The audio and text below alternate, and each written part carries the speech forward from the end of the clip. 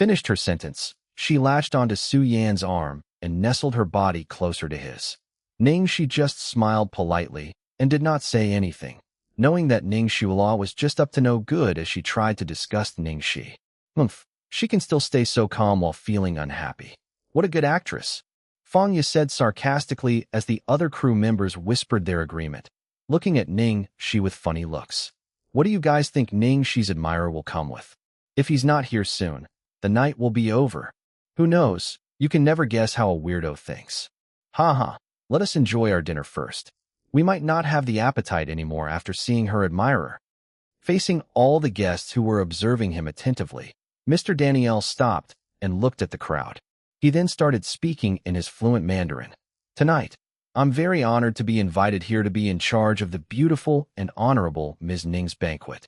For you, Miss Ning, and for your friends and guests, I'll surely prepare an enjoyable meal. The old man bowed towards Ning Xi and Ning Xiula, beaming as he said, To the beautiful and honorable Ms. Ning, I hope that you enjoy the night. Ning Xiula smiled happily and nodded at him. Seeing this, the older man's brows knitted in confusion. He had actually been talking to Ms. Ning Xi, but why did the woman beside her nod instead? But the elder did not care much. His mission tonight was to prepare the banquet. As for other things, it was none of his business. Chapter 361, Exclusive Dessert. Very quickly, with Danielle as the head chef and Alan as his sous chef, the first dessert was prepared. For the beautiful and honorable Miss Ning, this dessert's Chinese name is called the luxurious chocolate sundae. Please have a taste. After the announcement, Danielle actually personally held the dessert and walked towards the main table. All the gourmet journalists were starstruck. Not only did Danielle personally create the dessert, he was even serving it himself. What an honor indeed. I can't believe he's serving that dessert. My God, this is crazy. That sundae has close to 30 different types of cocoa in it, including 14 of the world's most expensive and most delicious cocoa.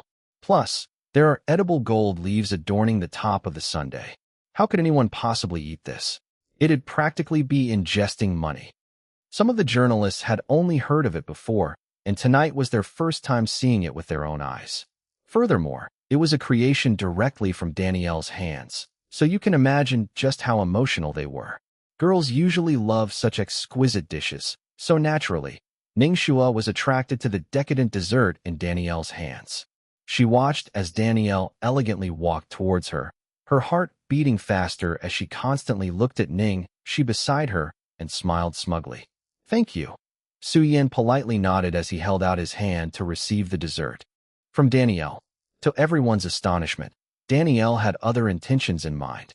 He had a straight face as he said, Mister, I'm very sorry, but this is an exclusively made dessert. It's not for you.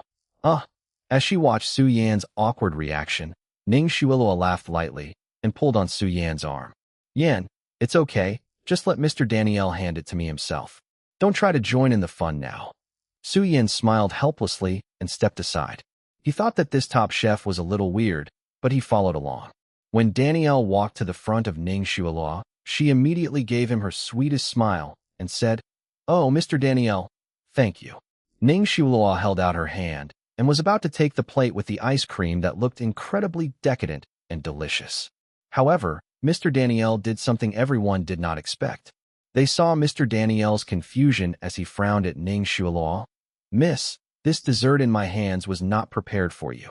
It's not prepared for me. Ning Xiula exclaimed in shock. Then, who is it for? Didn't you say earlier that it was for Miss Ning? I'm sorry, but the Miss Ning I'm referring to is Ning Xi. Miss Ning. Daniel's tone was firm, and he moved on from Ning Xiula.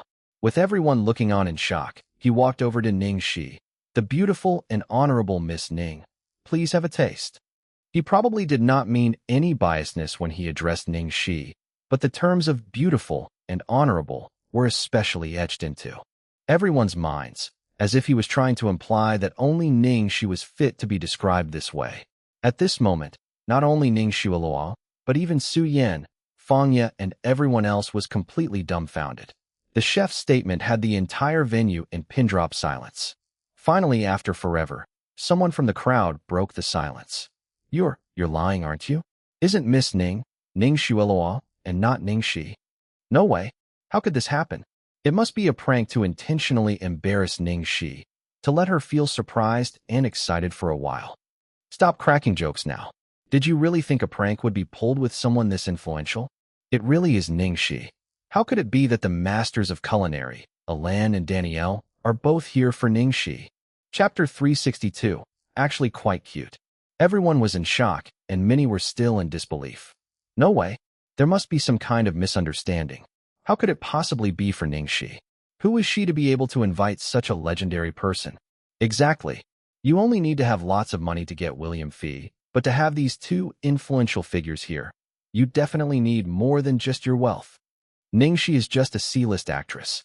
How can she be capable of inviting legends like these?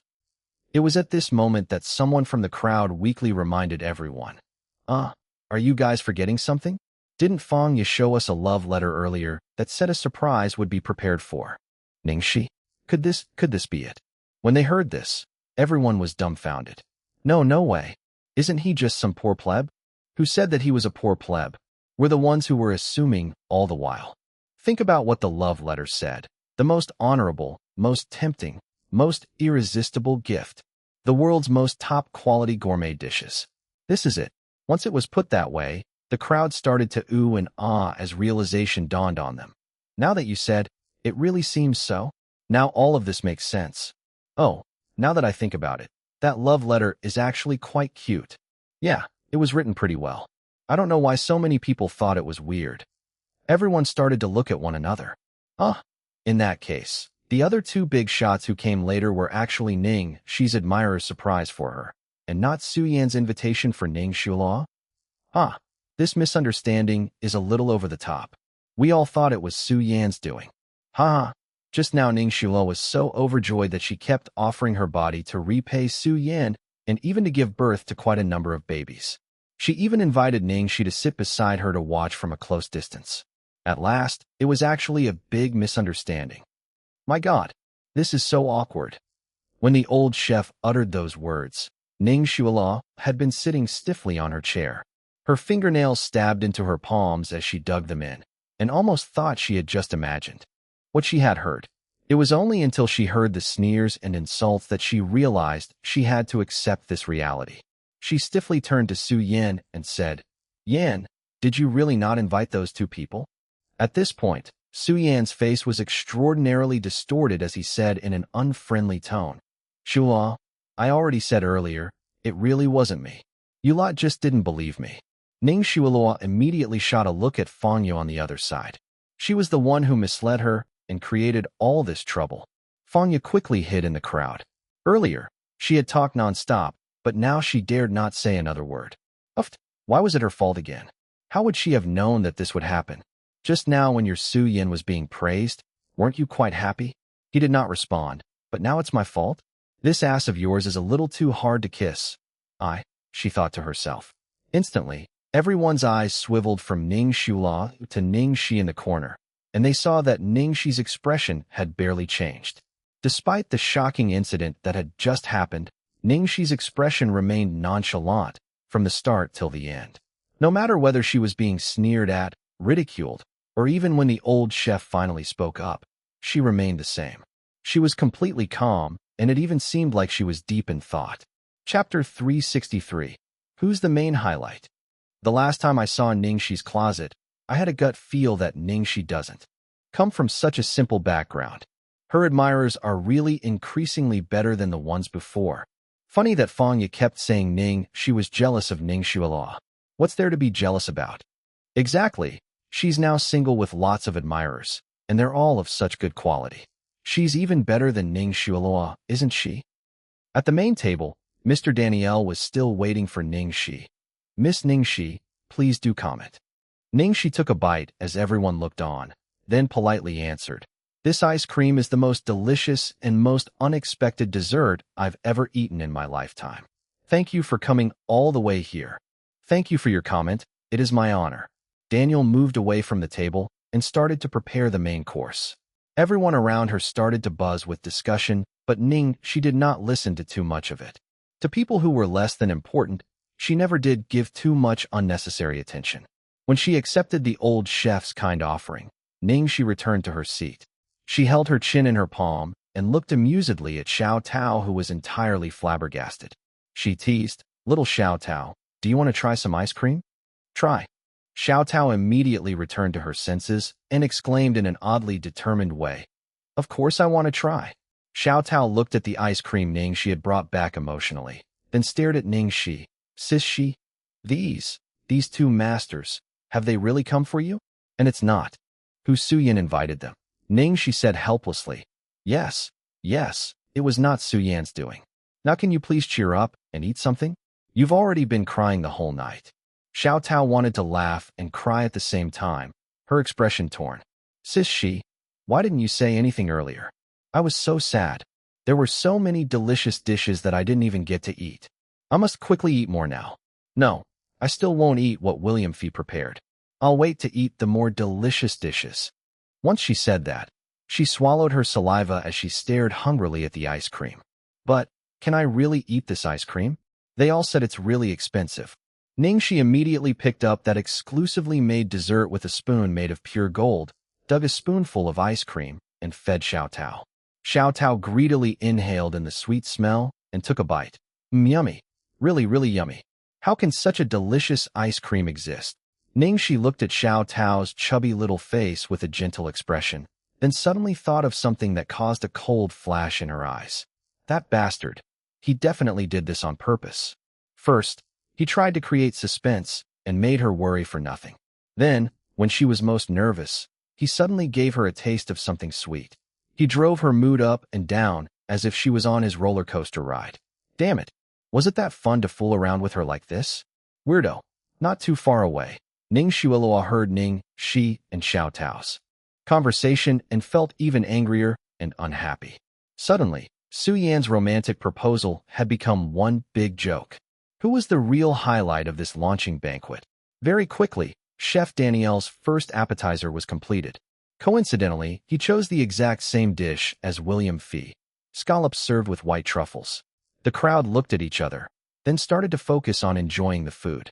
Shortly after, everyone's faces revealed a look of intrigue. Chapter 364, A Phone Call. Even I, as a layman, can taste that the food is made by the gods. It's too delicious. The exact same dish, but 100 times tastier than the one earlier. This is marvelous. How did they do this? Can someone please explain? We only know that it's delicious, but don't know what the trick is. Where's the journalist just now? Explain quickly, right? Give us a professional review. With the crowd's urging, the experienced food journalist tasted the food with a somber face, but he did not say a word. He then shushed them, closed his eyes, and said, "Don't say anything. I have to remember this taste. This is a once-in-a-lifetime chance." This journalist was really not exaggerating, as a few other journalists and food bloggers seemed like they were in the throes of pleasure as well as they chewed their food. In the corner, Xiao Tao's face was full of happiness. This tastes so good. I also really want to know how is this so delicious." Ning Xi looked at the truffles in the plate and said, "Firstly, the culinary method used is different. The two masters crafted this simple dish almost perfectly. The second reason would be the difference in where the food is sourced from. Just as you can't make an omelet without breaking eggs, the food source is also an important step in the culinary process. If I'm not wrong, the truffles in this dish come from the best truffle harvest region of Alba. Nicknamed the Fruit of God, you can only harvest so little each time, so it's extraordinarily expensive. You just have to take in the essence of it, and then you will now know how amazing they are after cooking it." Xiao Tao widened her eyes. "No wonder it's so delicious. Oh my, I feel like I'm eating gold." She looked at Ning Xi full of admiration. "Sis Xi, you know so much." Ning Xi smiled. "Because I quite like to cook myself, I do some research regularly. I can make some for you next time, but I'm afraid that you won't eat my cooking anymore after eating the master's dish." "No way. It's Sis Xi's personal handmade dish. It wouldn't be the same." As Ning Xi explained, people around were listening as well. They had a moment of sudden realization, and they waited for the journalist's confirmation. The food journalist nodded. "It seems like Ms. Ning, she knows her stuff. No wonder her admirer invited these two masters today." Aside from Ning Xiuelua, Su Yan, and Feng Ye's group, everyone enjoyed the dinner tremendously. Su Yan looked really unhappy. Tonight's celebration dinner was supposed to be for Xu. In the end, the spotlight shifted to Ning Xi because of the mystery admirer. Su Yan looked at Ning Xi out of the corner of his eye and saw that she had a very gloomy look on her face. But Su Yan could understand that anyone would have been upset. It was a once-in-a-lifetime proposal, but now all the romantic preparation had gone to waste. Shortly, Su Yan gritted his teeth and made a decision. He quietly walked to a secluded corner and made a phone call. "Father, this is the situation right now, so I'd like to have you ask Uncle He for help. If not, Shuo and I," Su Yan explained. Su Yan did not have a jolly expression on his face, and it seemed like the tone of voice from the other end of the phone was unkind. Chapter 364, A Phone Call. Even I, as a layman, can taste that the food is made by the gods. It's too delicious. The exact same dish, but 100 times tastier than the one earlier. This is marvelous. How did they do this? Can someone please explain? We only know that it's delicious, but don't know what the trick is. Where's the journalist just now? Explain quickly, right? Give us a professional review.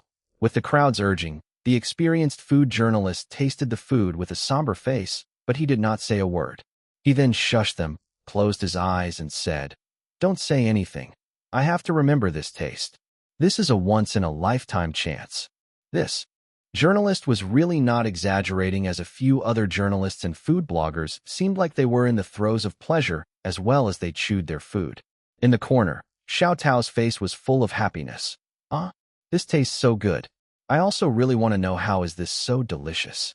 Ning Xi looked at the truffles in the plate and said, "Firstly, the culinary method used is different. The two masters crafted this simple dish almost perfectly. The second reason would be the difference in where the food is sourced from. Just as you can't make an omelet without breaking eggs, the food source is also an important step in the culinary process. If I'm not wrong, the truffles in this dish come from the best truffle harvest region of Alba. Nicknamed the Fruit of God, you can only harvest so little each time, so it's extraordinarily expensive. You just have to take in the essence of it, and then you will now know how amazing they are after cooking it." Xiao Tao widened her eyes. "No wonder it's so delicious. Oh my, I feel like I'm eating gold." She looked at Ning Xi full of admiration. "Sis Xi, you know so much." Ning Xi smiled. "Because I quite like to cook myself, I do some research regularly. I can make some for you next time, but I'm afraid that you won't eat my cooking anymore after eating the master's dish." "No way.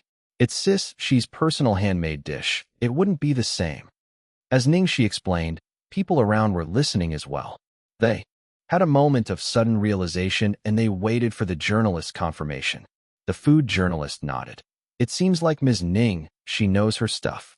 No wonder her admirer invited these two masters today."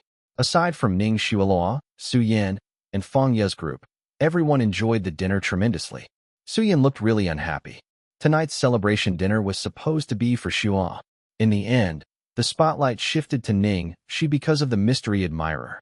Su Yan looked at Ning Xi out of the corner of his eye and saw that she had a very gloomy look on her face. But Su Yan could understand that anyone would have been upset. It was a once-in-a-lifetime proposal, but now all the romantic preparation had gone to waste. Shortly, Su Yan gritted his teeth and made a decision. He quietly walked to a secluded corner and made a phone call. "Father, this is the situation right now, so I'd like to have you ask Uncle He for help. If not, Shuo and I," Su Yan explained. Su Yan did not have a jolly expression on his face, and it seemed like the tone of voice from the other end of the phone was unkind. Chapter 365, Tonight Belongs to You. On the stage, Ning Xiuelua was staring at Su Yan with a grin, as she could easily guess the purpose of his phone call. There was indeed a master in the Su family these few days, the founder of China's best eatery, Green Lotus. He had prepared meals for ministers from Great Britain, France, and Germany before, and he was born into a family of renowned chefs. He had been achieving astounding results since he was young.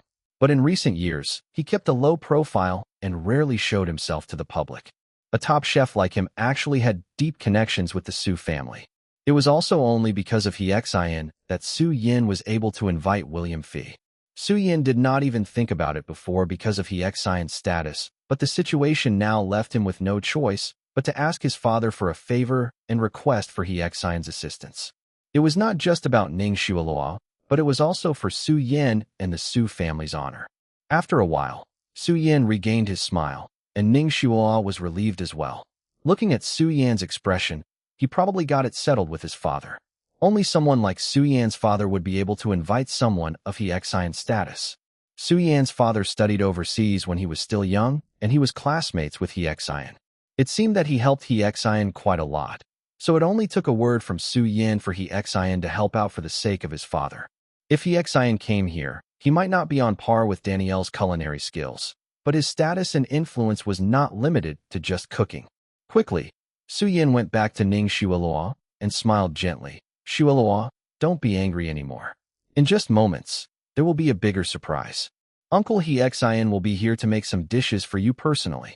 Ning Xi pulled a surprised face as she shook her head and said, My dear Yan, what are you doing? Why would I be angry? It is one of the few nights that my sister can enjoy herself. I don't want to compete with her or even fight with her for anything. I'm satisfied as long as I'm with you.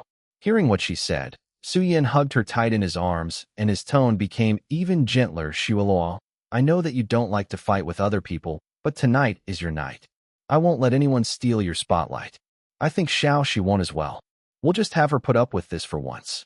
Su Yan sighed secretly, thinking about some time before this that he neglected Ning Xi and put her through a lot because of Cui Kaijing's incident. This was the girl he promised to protect forever. For such an important night, he wanted to make her happy. In the end, Ning Xi nodded obediently, glanced over to Ning Xi, who was still tasting the dishes, and let out a cold laugh, thinking that Ning Xi had no right to fight with her. Tonight's banquet was more lively than usual, with crowds of journalists surrounding the hotel, but the hotel had provisionally hired extra security and blocked off uninvited guests. At the moment, Ning Xi was having a conversation with Mr. Daniel, revolving around the topic of the sources of food and cooking methods. Mr. Daniel was very kind and equipped with his years of expertise and experience. He patiently answered Ning Xi's questions one by one. Thank you, Mr. Daniel. You're the best, Ning Xi happily expressed her gratitude. If not for the fear of objection from my peers, I might have taken you in as my student, Mr. Daniel said laughingly. Clearly, he liked this newfound friend who was passionate about cooking as well. As Ning Xi was about to say something, a loud, cold humph spread across the hall. Chapter 366, The Start of War. Humph. You lot are just blindly worshipping foreign ideals. What's so good about these dishes? It's not even half as good as our ancestors. Our Chinese food has a broad and profound historical background and has originated so long ago. Any one of our 8-dish series can instantly put these foreigners to shame, Fangya declared coldly on the stage. Her words were too harsh, and a guest started rebutting. Pretty lady, you can't put it this way. Sure, our food is awesome, but Country F is famous for their food culture as well. Simply put, we each have our own advantages. That's because you have not tasted the best of Chinese cuisine before. Otherwise, you wouldn't possibly say something like that. She stared at Ning Xi in disdain and continued. It's because of people like you lot who've been blindly worshipping foreign ideals that our ancestors' culture and history have fallen. You don't support your own country's creations and support other countries' stuff instead. Shallow, extremely shallow. Not just shallow. You're an embarrassment. In the corner, Ning Xi squinted her eyes. Without even needing to think, she knew that Fang. You would not be able to come up with something like that herself, but with Ning Xi behind Fangya. As expected, knowing Ning Xi, she would not be contented with the way things were going. As YS surprise had been revealed, Ning Xi was not afraid anymore. She had no mental burden now, so she was just enjoying her food relaxingly and watched them fretting over nothing. The atmosphere was terrific at first. Who expected Fangya to suddenly spurt out something like this, causing the situation to be awkward? The faces of the two foreign chef masters, in particular, who were fluent in Chinese, darkened when they heard what Fangya said. Tonight is a celebration dinner. We were shooting an ancient Chinese series. Why hire foreign chefs? What a joke. Fangya continued to taunt. Ning Xi had a superior expression and laughed coldly at Ning Xi. All of this was part of her plan. What was next would be seeing Ning Xi become the target of humiliation and wait for the arrival of China's top chef master, He Xian. Then everything would be complete. Tonight would still be perfect. Eventually, some people started to agree with Fang Ye's words. Actually, Miss Fang Ye makes sense. The top chefs of our country are just as great, so they won't lose to the two foreigners at all. Take Mr. He Xian for example. As the founder of our country's top eatery, Green Lotus, he has been invited by several countries' leaders, which makes evident that our chefs are great as well, not losing out to the Westerners. Not just He Xian, there's also the legendary Mr. Kai Fengxian too. His ancestors were all royal chefs who served the former emperors, until now.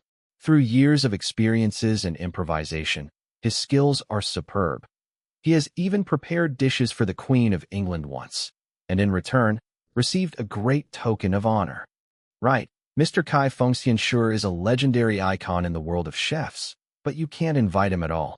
There is no way, so there's no point in talking about it. Even inviting Mr. He Xian would be extremely difficult. I don't think so. The romanticism of the Western world is something that the Chinese culture lacks. Nonsense. The Westerners are all cold and fancy. They do not have the human touch of the Chinese culture. Chapter 367. Carrots and Cabbages, to each their own. Slowly more and more people started to voice their opinions on who supported Chinese or Western cuisine. It was not just the experts, but even the non-experts were starting to express their patriotism, so increasingly more people started to join in the debate. Alas, the hall ended up being incredibly noisy beyond comparison. The most awkward person present was William Fee because he was of mixed parentage from both countries, so he did not even know who to side. As she watched both sides of the argument quarrel, Ning Xi, who had looked unhappy all along, shot Fang Ye an urgent look when she felt the time was right. Fang Ye received Ning Xi's hint and immediately knew what she meant, so she stood up and said, "To know who's more capable, wouldn't it be easier if they competed live? If Ning Xi was so amazing enough to invite Mr. Daniel, I'm sure inviting the famous chef He Xian would be an easy feat for her." Exactly. Let Ning Xi invite him. This would be perfect. Then you guys can stop arguing since a live show is better evidence than just debating. Suddenly, all eyes fell on Ning Xi. Ning Xi remained unbothered and did not give any response. Of course, when she saw that Ning Xi did not react at all, Fang Ye would not let her go that easily. She continued to ask, "Ning Xi, what's wrong? You invited this chef, and now everyone is making a hullabaloo over who you invited. How can you just look on indifferently?" Exactly, a nice banquet has turned into such a big mess, causing everyone to be so unhappy. Since Ning Xi has so many admirers, she could just make a call and someone would do something. Isn't that right? Xiao Tao pulled on the hem of Ning Xi's shirt weakly and said, "Sis Xi, do you think you could ask your admirer to invite Mr. He Xian?" When she heard this, Ning Xi looked at Xiao Tao and stuffed her mouth with a peach. She said calmly, "Xiao Tao, carrots and cabbages, to each their own. Just because some people prefer carrots, does that mean cabbages are garbage? If they prefer to eat something else, then let them invite him. We can just enjoy our meal." "Oh," Xiao Tao answered, slightly confused.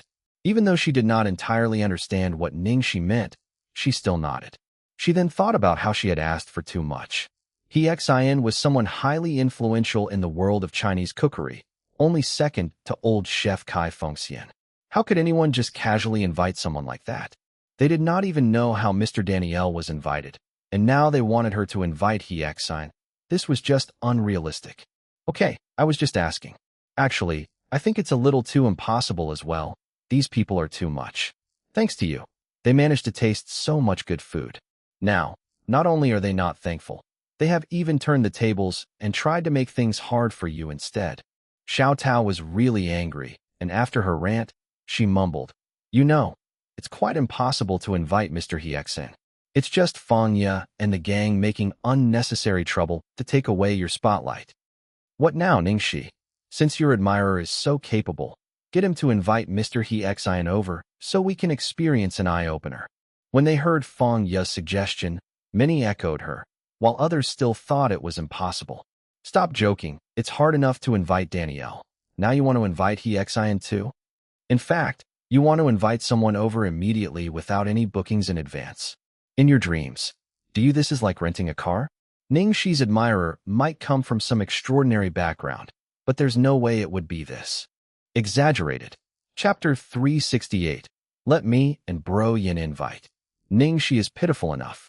It was hard enough to steal Ning Xiueluo's limelight, and now this incident has to happen, someone mumbled softly. Fanya casually continued. Who's to blame for that? Who told her to act as if she was so amazing? Su Yan was so romantically proposing here to Xiueluo, and she wouldn't let them be. She had to butt in to seek attention. Why doesn't she continue seeking it now? We're all waiting. What now, Ning Xi? Say something. Are you inviting him or not? Fanya became even more arrogant when she saw that Ning Xi kept quiet. At this moment, Ning Xiueluo, who was on the main table, suddenly said, "Never mind." Everyone's eyes then fell onto her. Since everyone wants to try Mr. He Xian's creations so badly, let me and Bro Yin invite him. Everyone can stop making things hard for Ning Xi now, Ning Xiueluo said softly. When they heard this, the crowd suddenly understood what Ning Xiueluo was trying to imply. The fact that Ning Xi's admirer could invite Danielle for her was probably the best he could do in his limitations, so now to invite He Xian too would be out of his capabilities. The crowd highly doubted that Ning Xi's admirer had the connections and power to do so. Hold on. Xiueluo, are you trying to say that you and Su Yan will be inviting He Xian? Suddenly, one of the gourmet journalists broke the tension and exclaimed, "Yes, I believe everyone will be able to meet Mr. He Xian." Shortly, Ning Xiueluo replied with confidence. All her previous unhappiness vanished. My God, Xiueluo, could you really invite Mr. He Xian? Am I dreaming? Fanya intentionally exaggerated her expressions and pretended to do a happy jig. Don't rush. Tonight is not only the launching banquet, but Bro Yan's and my engagement day as well. So Bro Yin and I will definitely try our best to satisfy everyone's request. Ning Xiueluo said elegantly. The crowd started to turn rowdy. Everyone was exceptionally emotional and excited. Since Ning Xiueluo had said so, then Mr. He Xian should definitely be making his way over. Not only did they get to try Mr. Danielle's top-quality Western dishes tonight, they would also be able to witness Mr. He Xian in the flesh shortly. This was definitely no ordinary day. In fact, it was a dream come true.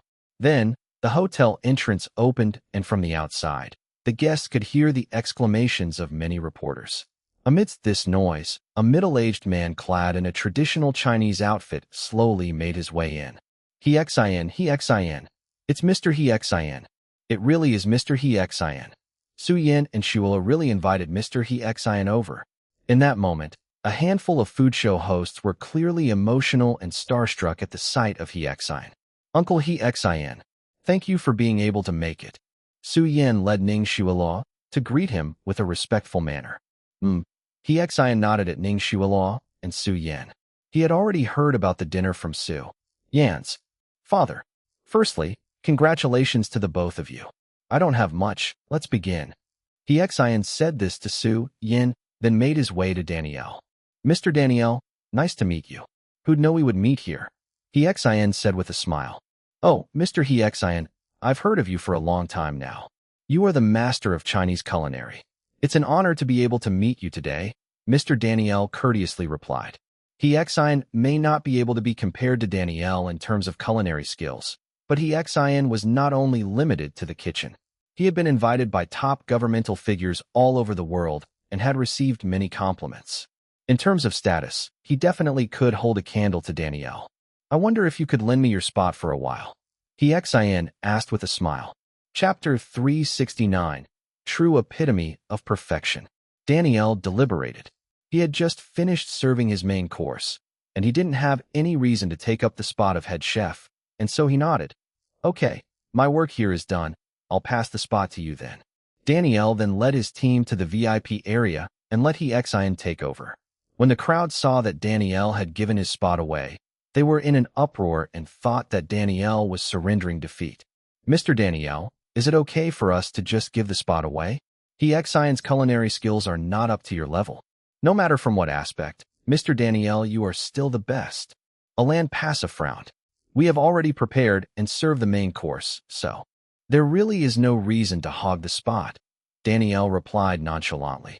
Since Danielle had already put it that way, Alan naturally did not say anything more. It was true that when one had reached Danielle's level of mastery, one would not care too much for the petty things. Within half an hour, He Xian had already prepared several unique Chinese dishes.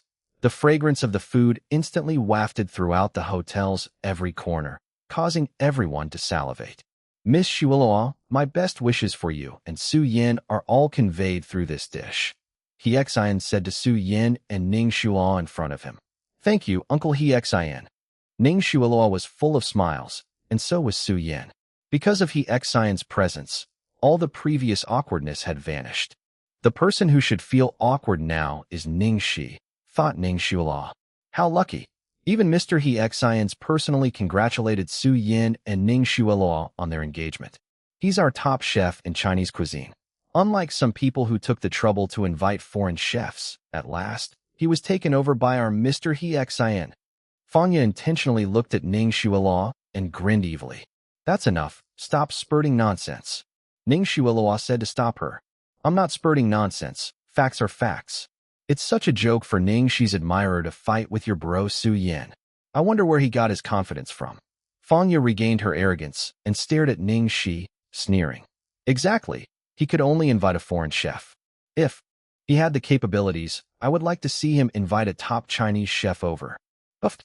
How dare he compete with Su Yin? That's blind confidence. Fanya and several drama team actors started to ramble on again. From afar, Ning Xi smiled and shook her head. These people were quite interesting. She even had a feeling that if she replied them, she would instantly become an idiot like them too. Mr. Daniel is a foreign chef after all, so there's no way he can be compared to Mr. He Xian on Chinese grounds. Exactly so. Even though Mr. Daniel's Western dishes are the world's best, we still like to eat our own Chinese delicacies. If you like to eat Chinese food, that's your own choice of taste. I like to eat Western food, and I feel that Mr. Daniel's dishes are the epitome of perfection. No one else can compare. Huh, that's too funny. The epitome of perfection, just like that? Do you even know what is the true epitome of perfection? As everyone started to debate boisterously, the sound of a door opened. The banquet's entrance door was pushed open from the outside. Under the sparkling chandelier, a young man held an older man by the arm and stood at the door. The old man was clad in coarse linen and had a head of white hair. He had a hale and hearty energy to him, with an aura of immortality. The guests were fighting, some were sneering at Ning Xi, and some were just looking on. The first to notice the old man was a young man. He was about to join in a fight, when he suddenly looked at the door speechlessly. Kai. Old man Kai. Chapter 370. Ning Xi is way too sturdy. Suddenly, everyone looked at the young man in shock, especially Fanya, who was just mocking Ning Xi a second ago. Her expression looked as if she just saw a ghost. That man. That old man looks really familiar. Oh, he looks like Kai Fengxian. Am I dreaming? Someone said, rubbing their eyes. What nonsense are you spouting? Are you mistaken? No, it's Elder Kai. He's Mr. Kai Fengxian. I've seen him on TV before, someone yelled in surprise. I've seen the young man beside him on TV before as well. Isn't he Elder Kai's eldest son, Kai Cheng? If you don't believe me, I'll search online now. A local channel produced a popular food show which created a big wave of food lovers. The last episode was specifically dedicated to Mr. Kai Fengxian, and it left a deep impression on many people. Aside from the professional food journalists, a lot of people knew about Kai Fengxian as well, including Fanya and her bunch of groupies. A young man was practically bouncing with excitement as he walked towards him. Elder Kai, do you still remember me? 8 years ago, there was a small restaurant in Tingxiao. You've personally mentored me before. The elder thought for a little while. Is it Lai Fu restaurant? Your little Lai Fu. The young man's eyes turned red with tears. You're right. It's Lai Fu restaurant. I can't believe that you still remember me. If it wasn't for your guidance, I wouldn't have been determined enough to leave my hometown and go on to study, and I wouldn't have been able to achieve what I have today. At this point, someone recognized this young man. Ah, I remembered this man. He is quite famous himself. Isn't he an executive chef from a high-class hotel in Imperial? I heard that he worked his way out from a small village. I didn't expect him to be acquainted with Elder Kai. After hearing his story, everyone's respect for Elder Kai grew. Elder Kai has students everywhere. That's how powerful his aura is. After the praises died down, everyone was confused about why Elder Kai was there.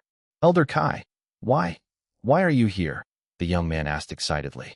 Father is here to celebrate with Ms. Ning Xi. Elder Kai's son, Kai Cheng replied. Everyone went dead silent after hearing what Kai Ching said.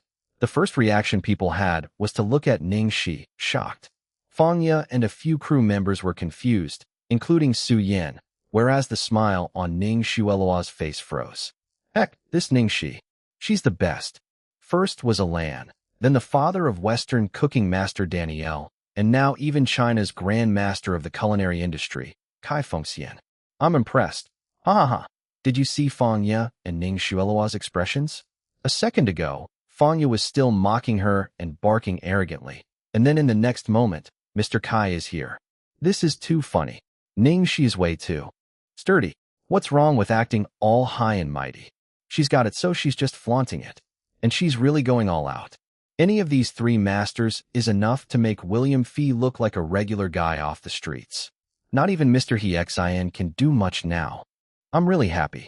This banquet tonight will really boost my headlines for the next few months. Chapter 371. Who's the one getting her out of the pinch? Doesn't your newspaper has a food column? Quickly summon your food journalists here.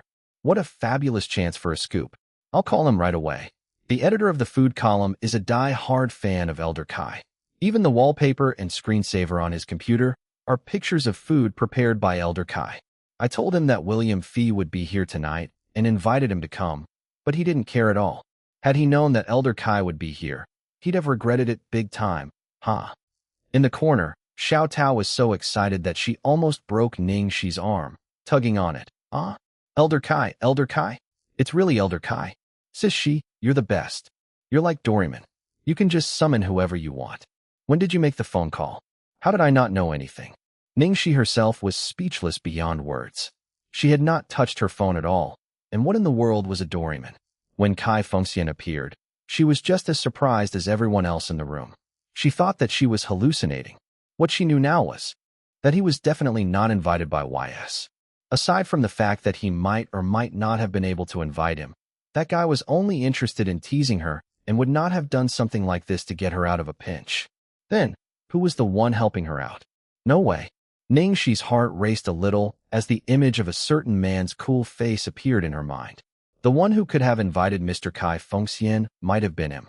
Seeing the two famous faces at the door, the hotel owner quickly went up and welcomed them warmly. Elder Kai, why didn't you let me know when you were coming? I could have sent someone to get you. This is terribly inhospitable of us. Kai Fengxian waved his hands casually. There's no need for the trouble. Kai Chung explained. Father had a request from someone, so he came here on short notice. I see. The hotel owner looked at Ning Xi. As everyone heard, most people thought that it was Ning Xi who gave the orders to invite him over, or else there would not have been such a coincidence. So what? We have Mr. He Xin. Mr. He Xin is the top one chef here, all right? Fang Ye said in a very disrespectful tone. Right, Mr. He Xin is the founder of the best eatery, Green Lotus. The few crew members went along to agree with her. Some food bloggers and food journalists looked at them with disdain as if they were looking at idiots. They were already doubting how silly those people were, but this further confirmed that. Fang Ye and the few other actresses were real idiots, morons from their head to their toes. They did not know anything but acted so ignorantly. What an embarrassment. Master Kai. He Xin went up to Kai Fengxian and greeted him respectfully. We meet again. Elder Kai nodded. I didn't expect that Master Kai would be here. I was a little reluctant to come here initially, but now I think I've come to the right place. If Master Kai has some time, I'd hope that I can learn something from you. He Xin smiled. Fang Ye and the crew members were shocked to see He Xin's attitude towards Elder Kai, and they were rendered speechless. On the other side, Danielle walked towards Kai Fengxian from the VIP area. Both of them looked at each other for some time. Danielle broke out into a wide grin. Old pal. Long time no see. Chapter 372, Battle of the Century. Kai Fengxian let out a long sigh. He recalled the old times. It has indeed been a long time. Our last meeting was 10 years ago at Country F. Yes, that's right. At our age, I'm afraid that we might not have another 10 years. Since it's a rare occasion that you come to China, do you want to pick up where we left off 10 years ago in the battle which ended in a tie? Kai Fengxian's eyes shined. Of course, Danielle agreed instantly. The hotel owner was very excited when he heard their conversation. At first, he was planning to boost the hotel's popularity using Su Yan's proposal to Ning Xi, and the development of the events that night was way unexpected, benefiting him.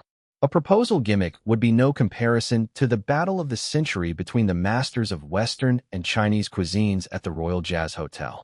What a great deal. He would really like to thank Ms. Ning Xi in person. Although she was quiet, she was not stingy at all. Suddenly, a big crowd of journalists came rushing in, trying to get into the banquet hall. The hotel's security team and the waiters helped to block them. Where are all of you from? This is a private banquet. You can't enter without invitation. I'm XX Food Channel's reporter. I'm a photographer from XX Newspaper. I'm an editor from XX Magazine. I heard that both Mr. Daniel and Elder Kai are here tonight, and I purposely made my way here. Let us in. The journalists begged tirelessly. The security team and waiters were troubled. Well, we can't. It's our rule. Rules are set by people. Be more lenient. Yeah, we're all experienced journalists, not just your random news reporter. You could go on and ask your manager. He would definitely agree. Please wait for a while. I'll go ask. The number of journalists was extraordinary, and even with the additional security, they could not fend off the journalists' passion. One of the waiters went to quickly consult the manager. This is good publicity for the hotel. But the two masters tonight are too important. We simply can't decide. The manager was not able to make a decision. He then proceeded to talk to the owner. There are a lot of journalists outside now wanting to come in. Boss, what do you think? The hotel owner was delighted, but he could not make this decision himself as well. So he then went to look for the organizers from the crew. Knowing the owner's intention, Wang Tai and Guo Qixing had a short discussion with the team. They all thought that it would be a good opportunity to promote their movie, so they agreed on the spot. And now, what was left were the opinions of the two involved party. The hotel owner rubbed his hands and walked towards the two masters, explaining the situation to them, and he asked nervously, "These journalists are here for the both of you. I was wondering if you'd welcome their attendance here." Danielle and Kai Fengxian looked at each other, then looked at Ning Xi together. Danielle spoke first. "I'm here for the beautiful Ms. Ning Xi and her honorable guests. If they are her guests, then I have no objections." Which meant that unless the journalists were invited by Ning Xi as her guests, Danielle would reject their presence. The hotel owner looked troubled. He then looked at Kai Fengxian. "Elder Kai, what about you?" Chapter 373, Completely Flawless. "I'm of the same opinion as Danielle," said Elder Kai. Okay. I guess, at this point I can only ask Ning Xi." The hotel owner rushed towards Ning Xi. "Miss Ning Xi, you heard what Mr. Daniel and Elder Kai had to say. They will only accept recording by your guests. There are so many reporters waiting outside. What do you think?" Ning Xi deliberated when she heard this. Since this was a joyous occasion for many parties, she would offend many people if she rejected now. Actually, there was no issue to do those reporters a favor, only. Ning Xi chose her words carefully and said, "This banquet is to launch the world, and it's not my personal banquet. Since producer Wang and the director are okay, then so am I. However, Boss Fong, please do filter all the reporters outside. Make sure they're of substance before letting them in. Also, they must not affect the flow of the banquet, or else we will need them to leave. Both chefs have come from afar. We wouldn't want any unhappy incidents. What do you think?" Ning Xi's reasoning had no flaws to it. Boss Fong's eyes revealed a light of respect that could have easily gone unnoticed. He was the one that had hoped the most for this banquet to go as planned, so naturally, he agreed. "Definitely. I will let them know and increase security to control the flow. It definitely won't affect tonight's agenda and our honorable chefs." Very quickly, a huge group of reporters swarmed in from the outside. The reporters were quite cooperative. They were professional food journalists after all, and acted respectfully purely based on the fact that they were in the presence of two top chefs. After they gave Ning Xi a look of gratitude, everyone quietly found a corner to set up their cameras. A battle of Chinese and Western delicacies officially began. Boss Fong was anxiously rushing for people to prepare the table when a waiter came over with a list. "Boss, these are the ingredients both chefs need." Boss Fong had a look at the list and was dumbfounded. How could I forget the most important thing?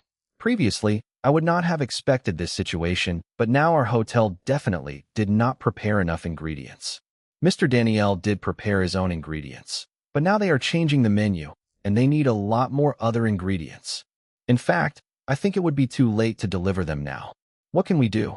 The manager was anxious as well, as he saw that both chefs had begun preparing, unaware that their hotel did not have enough ingredients. The hotel owner became increasingly worried. When they saw that the owner's anxious face, the guests started to whisper to one another. What's wrong with the owner? He looks pale. I think it's because there aren't enough ingredients. Because now they're about to battle, they will definitely need double the amount of ingredients. In fact, both chefs have very high standards for their ingredients. The regular ingredients won't do. No way. We've all been looking forward to this.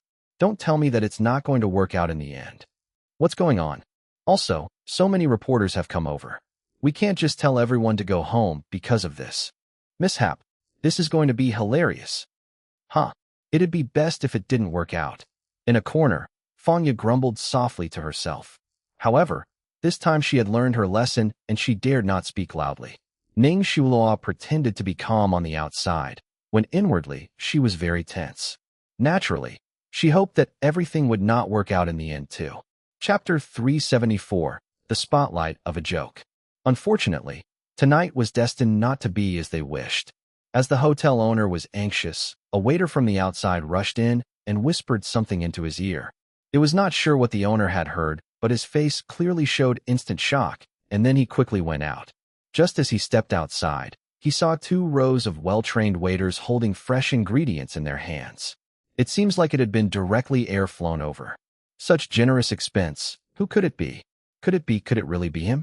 The owner's mind only entertained this thought briefly, then stopped and quickly let them deliver the items. The ingredients are more important. When one after another cooler boxes of ingredients were slowly delivered, the entire crowd was stunned at this scene. The last hope Ning Xi had in her heart vanished too. She sat looking crushed on the chair. Damn it! The remaining time was torture to her. Whenever there was a camera or phone camera pointing at her, she had to gather herself together. She should have been the center of attention tonight, and yet, she really was in the spotlight, but the spotlight of a joke. Daniel's sous chef was Alan, and elder Kai's sous chef was his eldest son, Kai Chung. The rest of the assistants came from their own team of elites. Both parties began intensively cooking. As time passed, the banquet hall started to be filled with the fragrant smell of food. Everyone was under the spell of the irresistible smell of the food and how delicious they looked, as their mouths involuntarily salivated. At last, both sides prepared 10 dishes each, including 2 desserts. On Elder Kai's end, he had prepared hibiscus jelly rolls, golden shark fin soup, 5 flavored abalone, Manchu pearl meatballs, royal bird's nest, tai chi vegetable, first-class ginseng, snow crab, sweet potato cake, and durian puff. Danielle, on the other hand, had prepared Hudson Valley duck liver pate, grilled squab with mixed herbs, fresh abalone with jellyfish, sweet sauce roast pork, Zhenjiang vinegar crisp eel, cherry apple lobster, garlic oyster tempura, baked vegetables with mussels, plum champagne float, and Gregor cheese puff. Both parties' delicacies looked unique, clearly translating and representing the food culture of their respective home countries. An actress who was recording live turned her phone camera to point at the table full of food in front of her and started telling the fans of mine, look, I'm going to start eating. You guys can just watch. The fans who were watching live immediately cried, releasing such poison at night, and the worst kind of poison too. How mean of you. I'm so angry that I started eating spicy strips. Please point the camera at my goddess Ning. No, wait, I had better clarify, it's goddess Xi. I want to see how a goddess eats. Same here. Goddess Xi is too cool tonight. Exactly. I'll watch you be cool quietly. I'd never disrupt you. In the next second, the cameras turned towards Ning Xi in the corner as the public had requested. Ning Xi was focused on tasting the food. As if she instinctively felt someone shooting her, she looked up and smiled out of politeness. Oh, I was electrified. Electrified by the goddess' smile. She's so pretty, I'm crying. No wonder Mr. Daniel kept emphasizing the beautiful and honorable Miss Ning. Indeed, only goddess Xi deserves these 2 adjectives. Ning Xi is elegance radiating from within her bones. I'm going to switch stands. Chapter 375, Hard to Compare. As she listened to the comments from the food critics around her, Xiao Tao said with her mouth full of food, "My God, it's all so delicious, and too hard to choose between the two. What about you, Sis Shi? Which do you think tastes better?" Ning Xi held her chin and thought, "Indeed, it is quite hard to compare the both cuisines. In terms of the dessert and the appetizer, the Western cuisine seems to fare better than the Chinese dishes. The desserts by Mr. Daniel not only show delicate craftsmanship, but the texture is also really good. However, the main course for the Chinese cuisine might win by a little. As what the food journalists previously said, you get a taste of the human touch of Chinese food. Just by listening to the names of those dishes, you'd know that every dish has a special meaning to it." Xiao Tao nodded. "If you put it that way, it really is too hard to compare." Under the crowded yet peaceful atmosphere plus the joy that good food brought, the banquet slowly came to an end. After the banquet ended, Ning Xi went to use the restroom while Xiao Tao waited for her outside. Just as she was browsing Weibo, someone called out for her. "Hello, are you Miss Ning's assistant?" Xiao Tao looked up and was surprised to see that it was the hotel owner speaking to her. "Yes, Boss Fong. Is there anything I can help you with?" Yes. Here is a small gift for Miss Ning from me. Please accept it on her behalf if it's not too shabby," Boss Fong said as he passed her a small card sincerely. Xiao Tao took a look at the gold-plated card and asked, "What's this?" Boss Fong explained, "This is our Royal Jazz Hotel's Platinum card. Royal Jazz Hotel has 3 types of cards: silver, gold, and platinum. Platinum is the highest-ranking card. Not only would you get up to 60% in discount, you will even enjoy the most honorable treatment. The hotel will exclusively reserve a VIP suite for platinum card holders. So no matter when you come by, we will definitely have room for you." Xiao Tao was shocked when she heard all of this, but she tried to maintain some calmness. From her experience following Lung Manyun, such occurrences were common. She knew that if she acted too emotionally, people would view Ning Xi lightly. She was currently not only representing herself, but Ning Xi too. Thus, Xiao Tao acted nonchalantly and said, "However, one only gets rewarded if one deserves it well. Miss Assistant, you're too kind. Thanks to Miss Ning this time around, our hotel was lucky enough to host 2 big chefs such as Danielle and Elder Kai themselves. I am thankful beyond comparison." Boss Fong gushed as something flashed in his eyes. He lowered his voice to add on, "Please ask Miss Ning to thank those 2 big shots as well." Xiao Tao blinked. She was confused. Which big shots? Who was he talking about? Xiao Tao did not understand, so she just ignored the question. "In that case, thank you, Boss Fong, for your kindness." Seeing that Xiao Tao did not give him an assertive answer, Boss Fong was slightly unwilling to leave. However, he knew that he should not ask too much, so he just nodded and left. Before leaving, Boss Fong turned around to look at the little assistant again. He had even more suspicions now. I can't believe I still didn't get it out of her. Were the figures behind Ning Xi's grand show the 2 that he had in mind? Never mind. No matter what, it was never wrong to be courteous. As soon as Ning Xi came out of the restroom, Xiao Tao immediately let go of the calm facade she put on and happily skipped over. "Sis Xi, let me show you something." "What is it?" Ning Xi asked suspiciously. "Royal Jazz's platinum card for you. Boss Fong just gave it to me." Chapter 376, Xiao Shi Shi. "You're the bomb. Boss Fong, why is he giving us this?" "Thanks to you, their hotel was able to be involved in this popular event, saving them a lot of advertisement fees. A platinum card is nothing compared to that." Ning Xi sighed as she could not explain what happened tonight to anyone, so she just accepted it. "Fine, then you should keep it." Me? Xiao Tao was surprised. "Of course, my matters in the future will be handled by my loyal assistant, you. It'd be much easier if you kept it." Xiao Tao's face reddened. Then I shall." Regal Riviera Hotel. When Ning Xi got back to her apartment, she just threw herself onto the bed without doing anything else. Tonight was really tiring. Her heart was tired. She had been worried since yesterday with various conflicts popping up incessantly. At this point, she just had no more strength. As she lay on the bed and tried to go to sleep, the doorbell suddenly rang. Ning Xi was exasperated. It was very late already. Who could it be? She was starting to develop a phobia for the doorbell. It was none of her concern, she thought. Ning Xi continued lying on her bed and did not move an inch. but the doorbell kept on ringing. Persistently, as if it was ringing for its life. Finally, Ning Xi got up and opened the door with a gloomy face. She heard a really urgent voice from outside. Xiao Shi, open the door. Xiao Shi, quickly open the door. Xiao Shi, quickly open the door. Ning Xi finally opened the door, angrily coming face to face with Lu Jingli. Second master. Stop being so loud. It's very late already. What do you want? Lu Jingli barged in without hesitation and he excitedly said, Xiao Shi, you're the bomb. Ning Xi rolled her eyes. You're the one who's the bomb. Lu Jingli paced around the living room, mumbling, crap. I really regret it. Ning Xi massaged her temples. Stop circling around. What are you trying to say? Lu Jingli said with a painful expression. What I want to say is, why did I go to that boring business cocktail party? It made me miss such a cool event. And now I can only search for live videos and cry while watching it. Ning Xi was annoyed. Because these boring cocktail parties are bringing you profit. How is gossip more important than profit? Lu Jingli justified himself. How is profit more important than gossip? Right? I forgot that you're filthy rich. Money is just a number to you. Indeed to you. Gossip is more important. Lu Jingli put a hand to his chest dramatically. And Danielle was there tonight. And Kai Fengxian. Do you know how difficult it is to have a meal prepared by these two? I actually missed it. Missed it.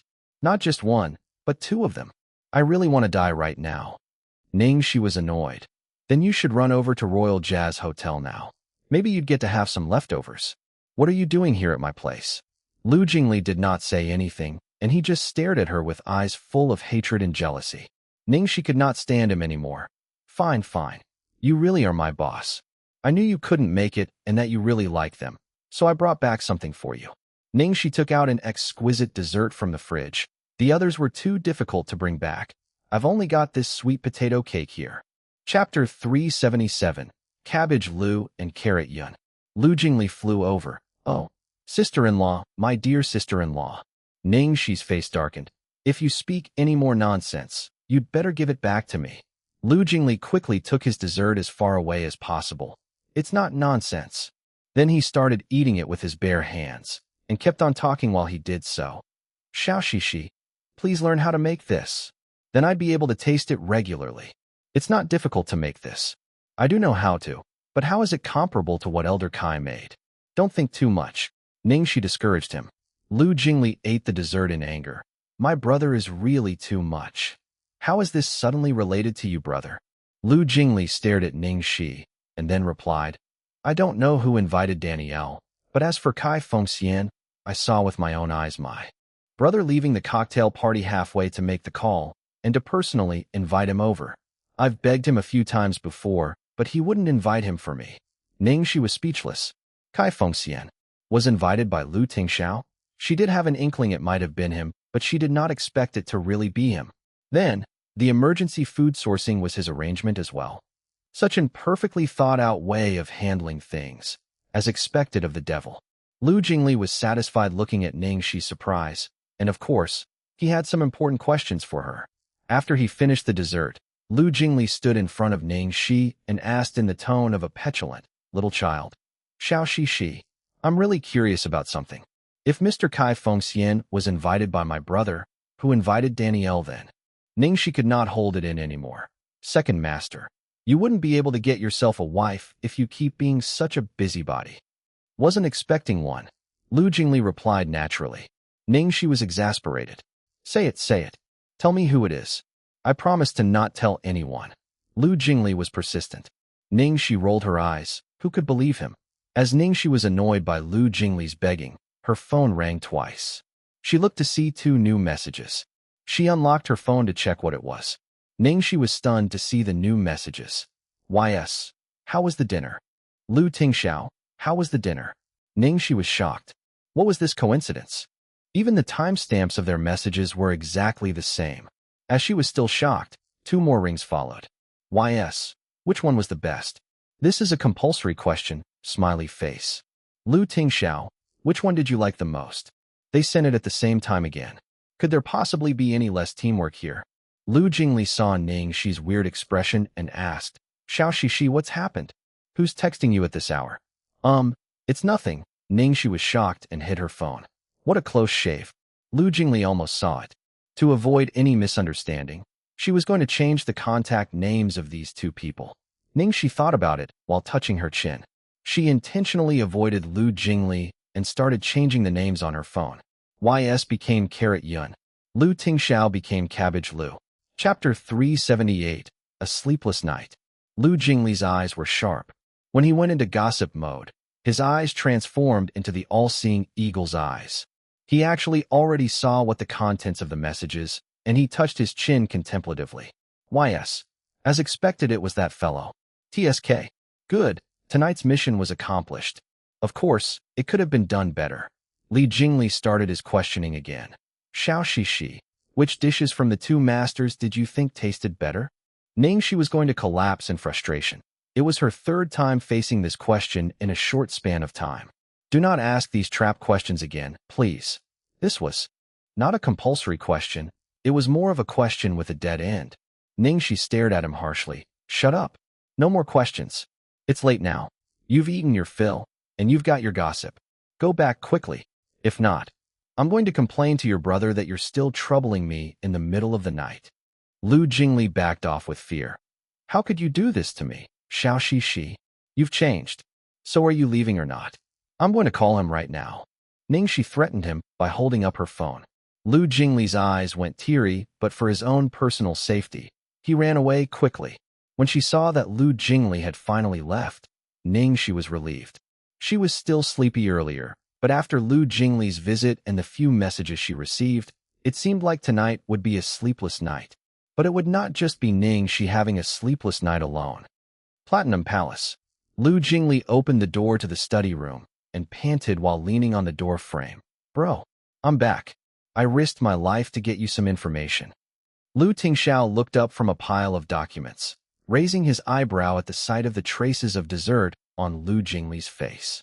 Lu Jingli quickly cleaned it up with his sleeves. It was sister-in-law. She's just too nice and brought back a box of desserts for me. I didn't want to eat it actually, but she insisted. Lu Tingxiao was speechless. Bro, I've got some really important information here. Do you want to hear about it? Lu Jingli gave a cheeky expression. If you invite Elder Kai to make a meal for me, I'll tell you immediately. Lu Tingxiao ignored him and continued to work. What?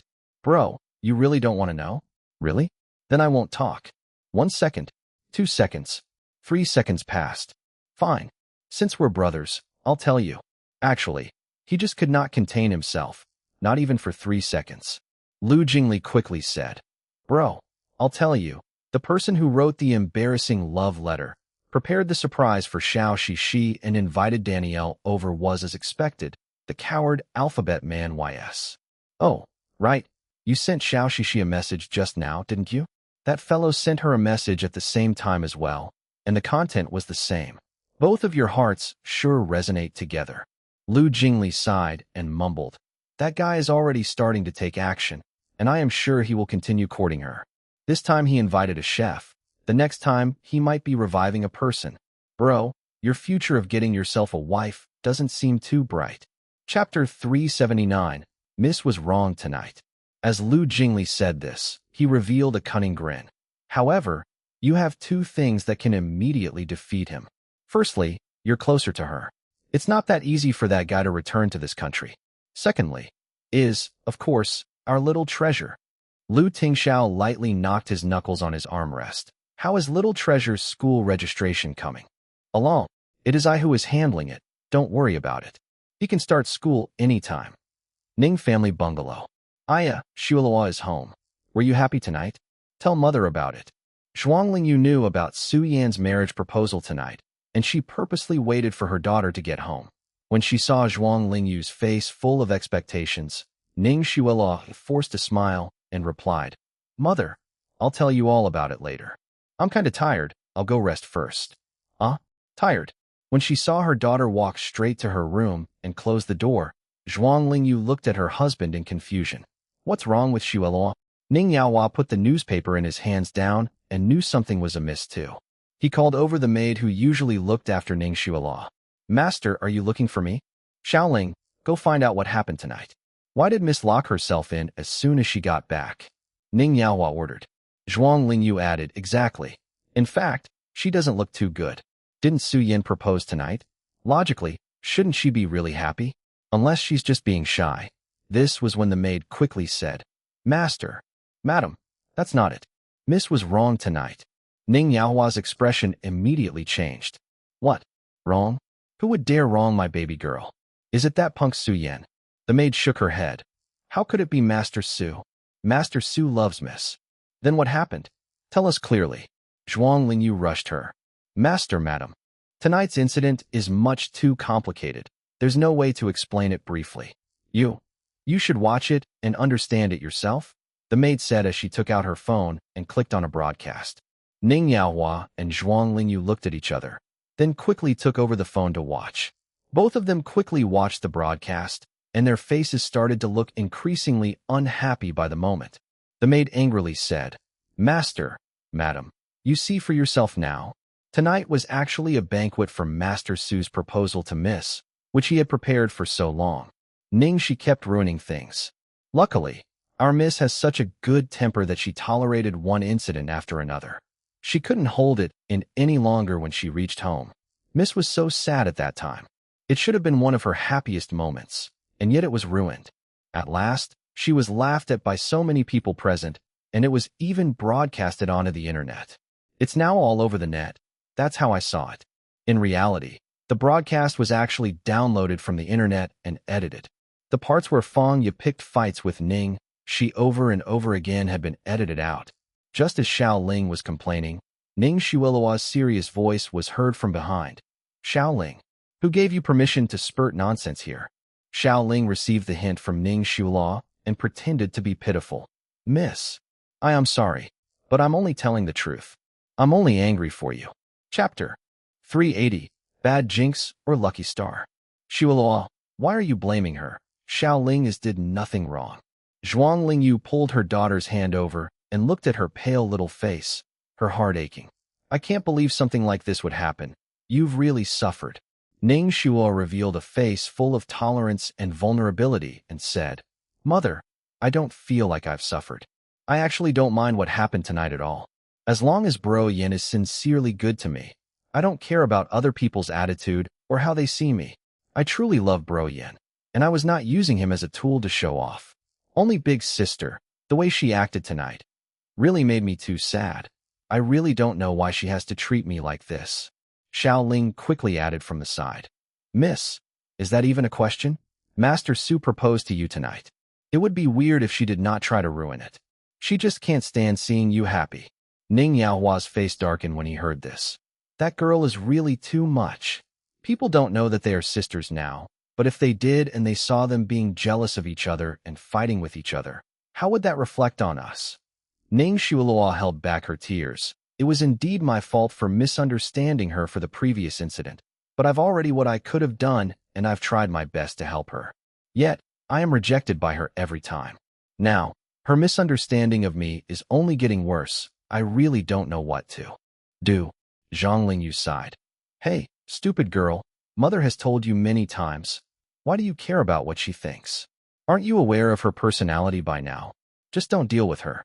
Ning Xiueluo's face immediately turned serious and said, Of course I must care. She's your daughter. As much as I care for the both of you, that is how much I must care for her. I would not hope that I am the reason the both of you would be in any sort of dilemma. Ning Yaohua was touched. Xiueluo, I don't really know what to say. If only Ning Xi was half as mature as you are, I sigh. Ning Xiueluo revealed a pitiful face and said, Sometimes I really think I should return to the Tang family.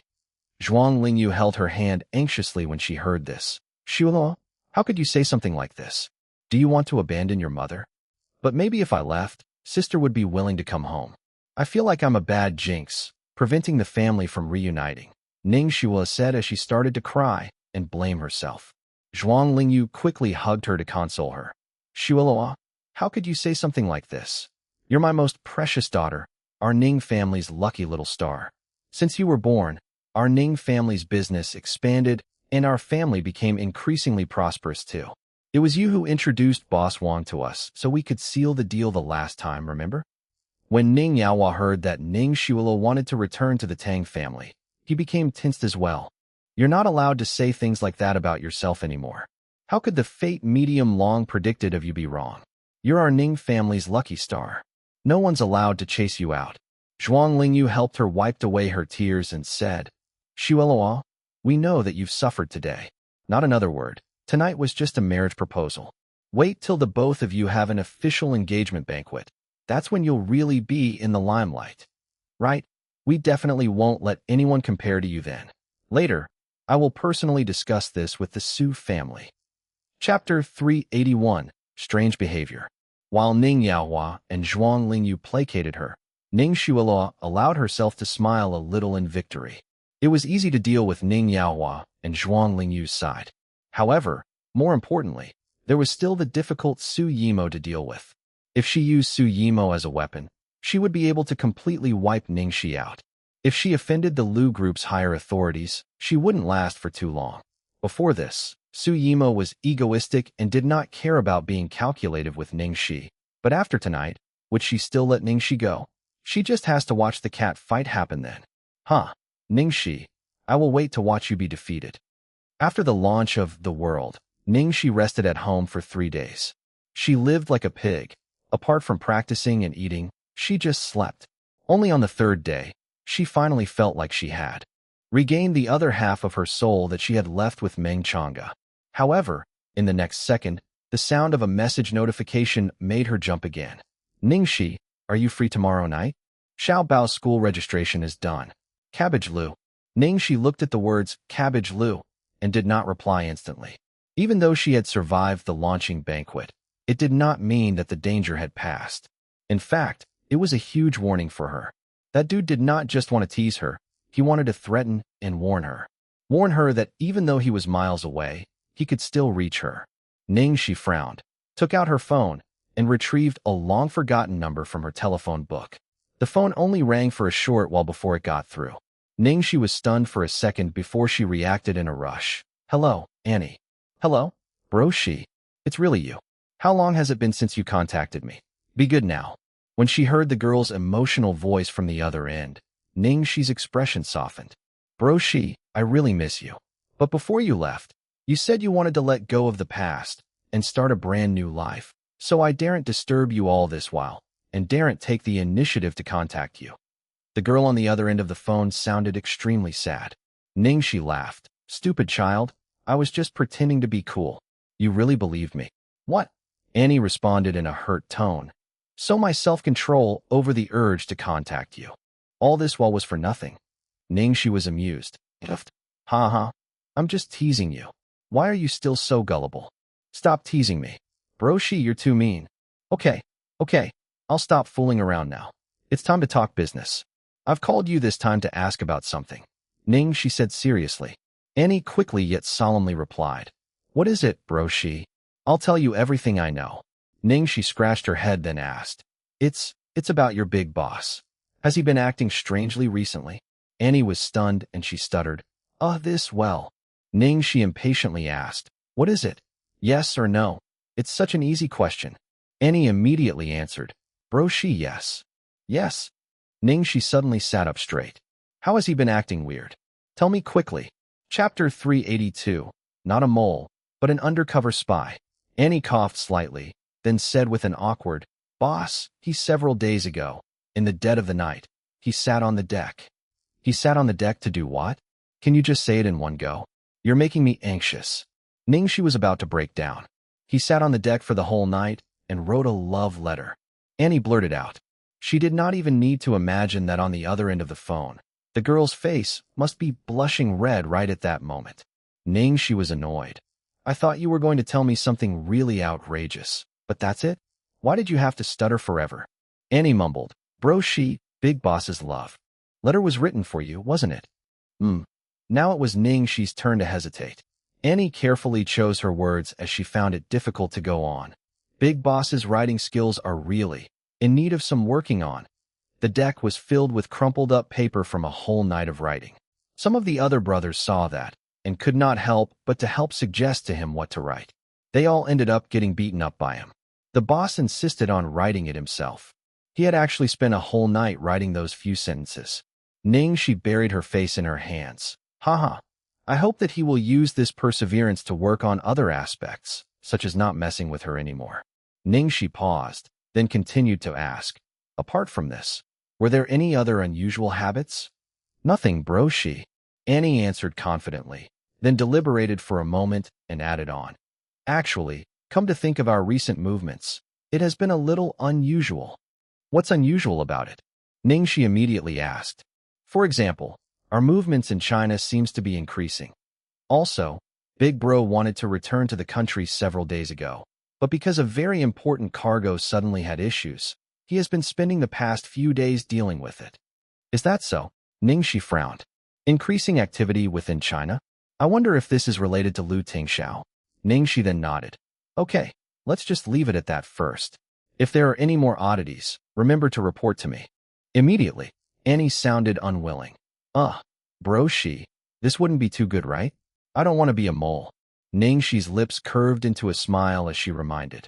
Annie, please, you only care about your big boss now. So Bro Xi is no more, huh? Who saved you once upon a time? Annie became anxious.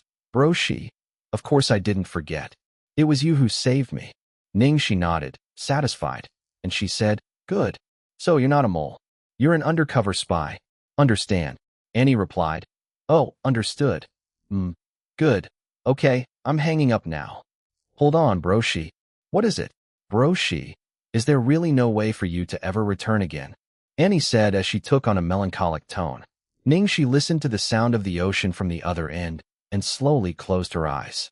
She mumbled, when someone has been in the dark for too long, it's inevitable that one will be drawn towards the light. The days in my past have indeed been very carefree, yet my heart was like a plant with no roots. I couldn't find meaning for my existence. Even though the days now are hard and restrictive, I'm enjoying this challenge, enjoying this feeling of having a goal. Do you understand? Bro Xi, are you serious? Or are you just pretending to be cool? The other end of the phone replied with Annie's uncertain tone. Ning Xi didn't say anything. Fine, it was her fault. She should not have messed with the naive little girl. Now she has really dug herself into a pit. Chapter 383. Little Treasure is not a man. After she hung up, Ning Xi lay on her bed again. She did not manage to gather much useful news through this phone call, although the fact that that dude's activities have been more frequent within China was confirmed. If it had not been for some incident with the goods, he was really ready to return to the country.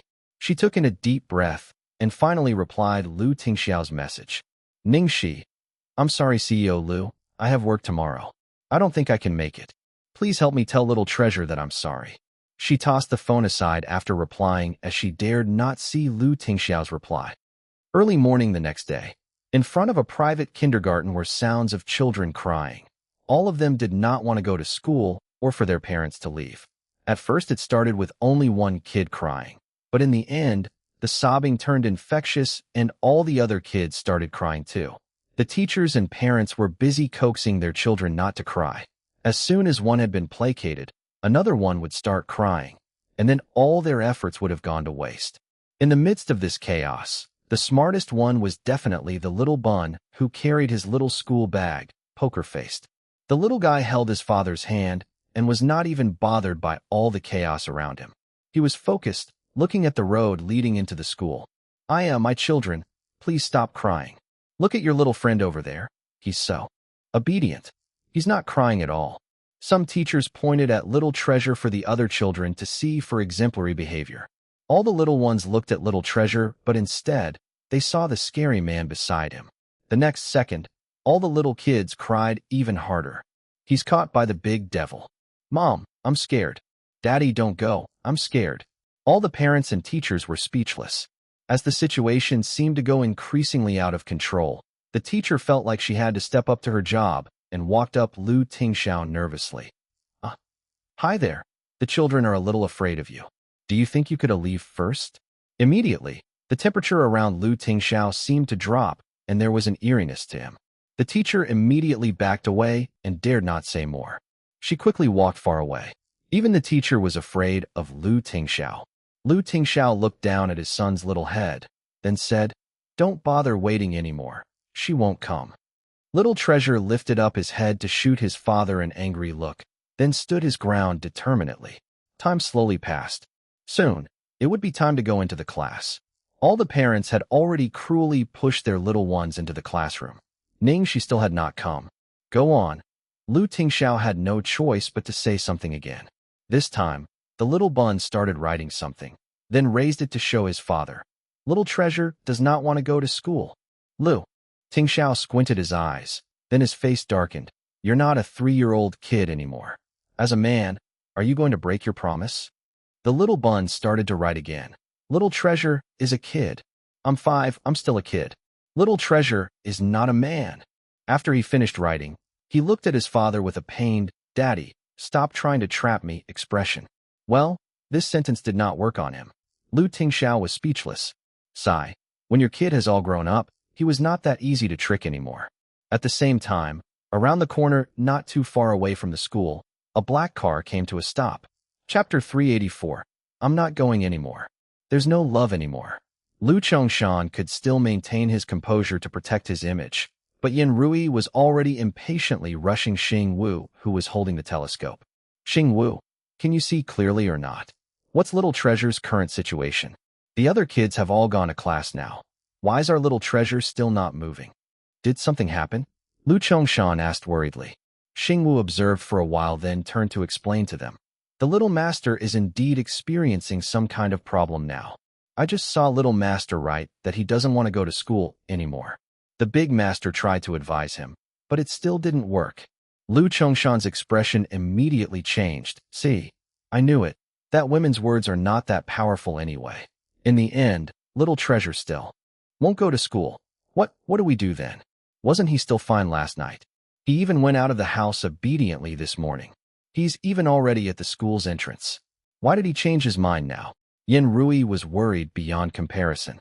When Xing Wu heard their conversation, he cleared his throat and said, the little master suddenly changing his mind about going to school seems to be because of Miss Ning Xi's absence today.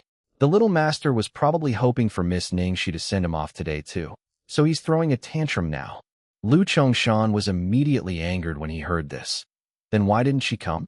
Did she need us to personally invite her? This is preposterous. How about we actually invite her? It's more important for Little Treasure to go to school. Yin Rui suggested. Lu Chongshan immediately rejected the idea. Definitely not. Don't come up with such bad suggestions. If there's a first, there will be a second time. If we ask for her help this time, the next time would be worse. She will use this incident to make even more ridiculous requests. Then what do you think we should do? Yin Rui did not know what to do anymore. She was initially full of hope, but now she was full of disappointment. Even if we personally invited her, I don't think she would come, because she knows that if Little Treasure were to fully recover, she wouldn't be of value anymore. There's no way she's hoping for Little Treasure to recover so quickly. Lu Chongshan said this with a firm voice. Well, if Lu Chongshan put it that way, Yin Rui finally understood. Not too far ahead, the conversation between father and son was getting worse. Tingxiao asked again, You're sure you don't want her to go to school?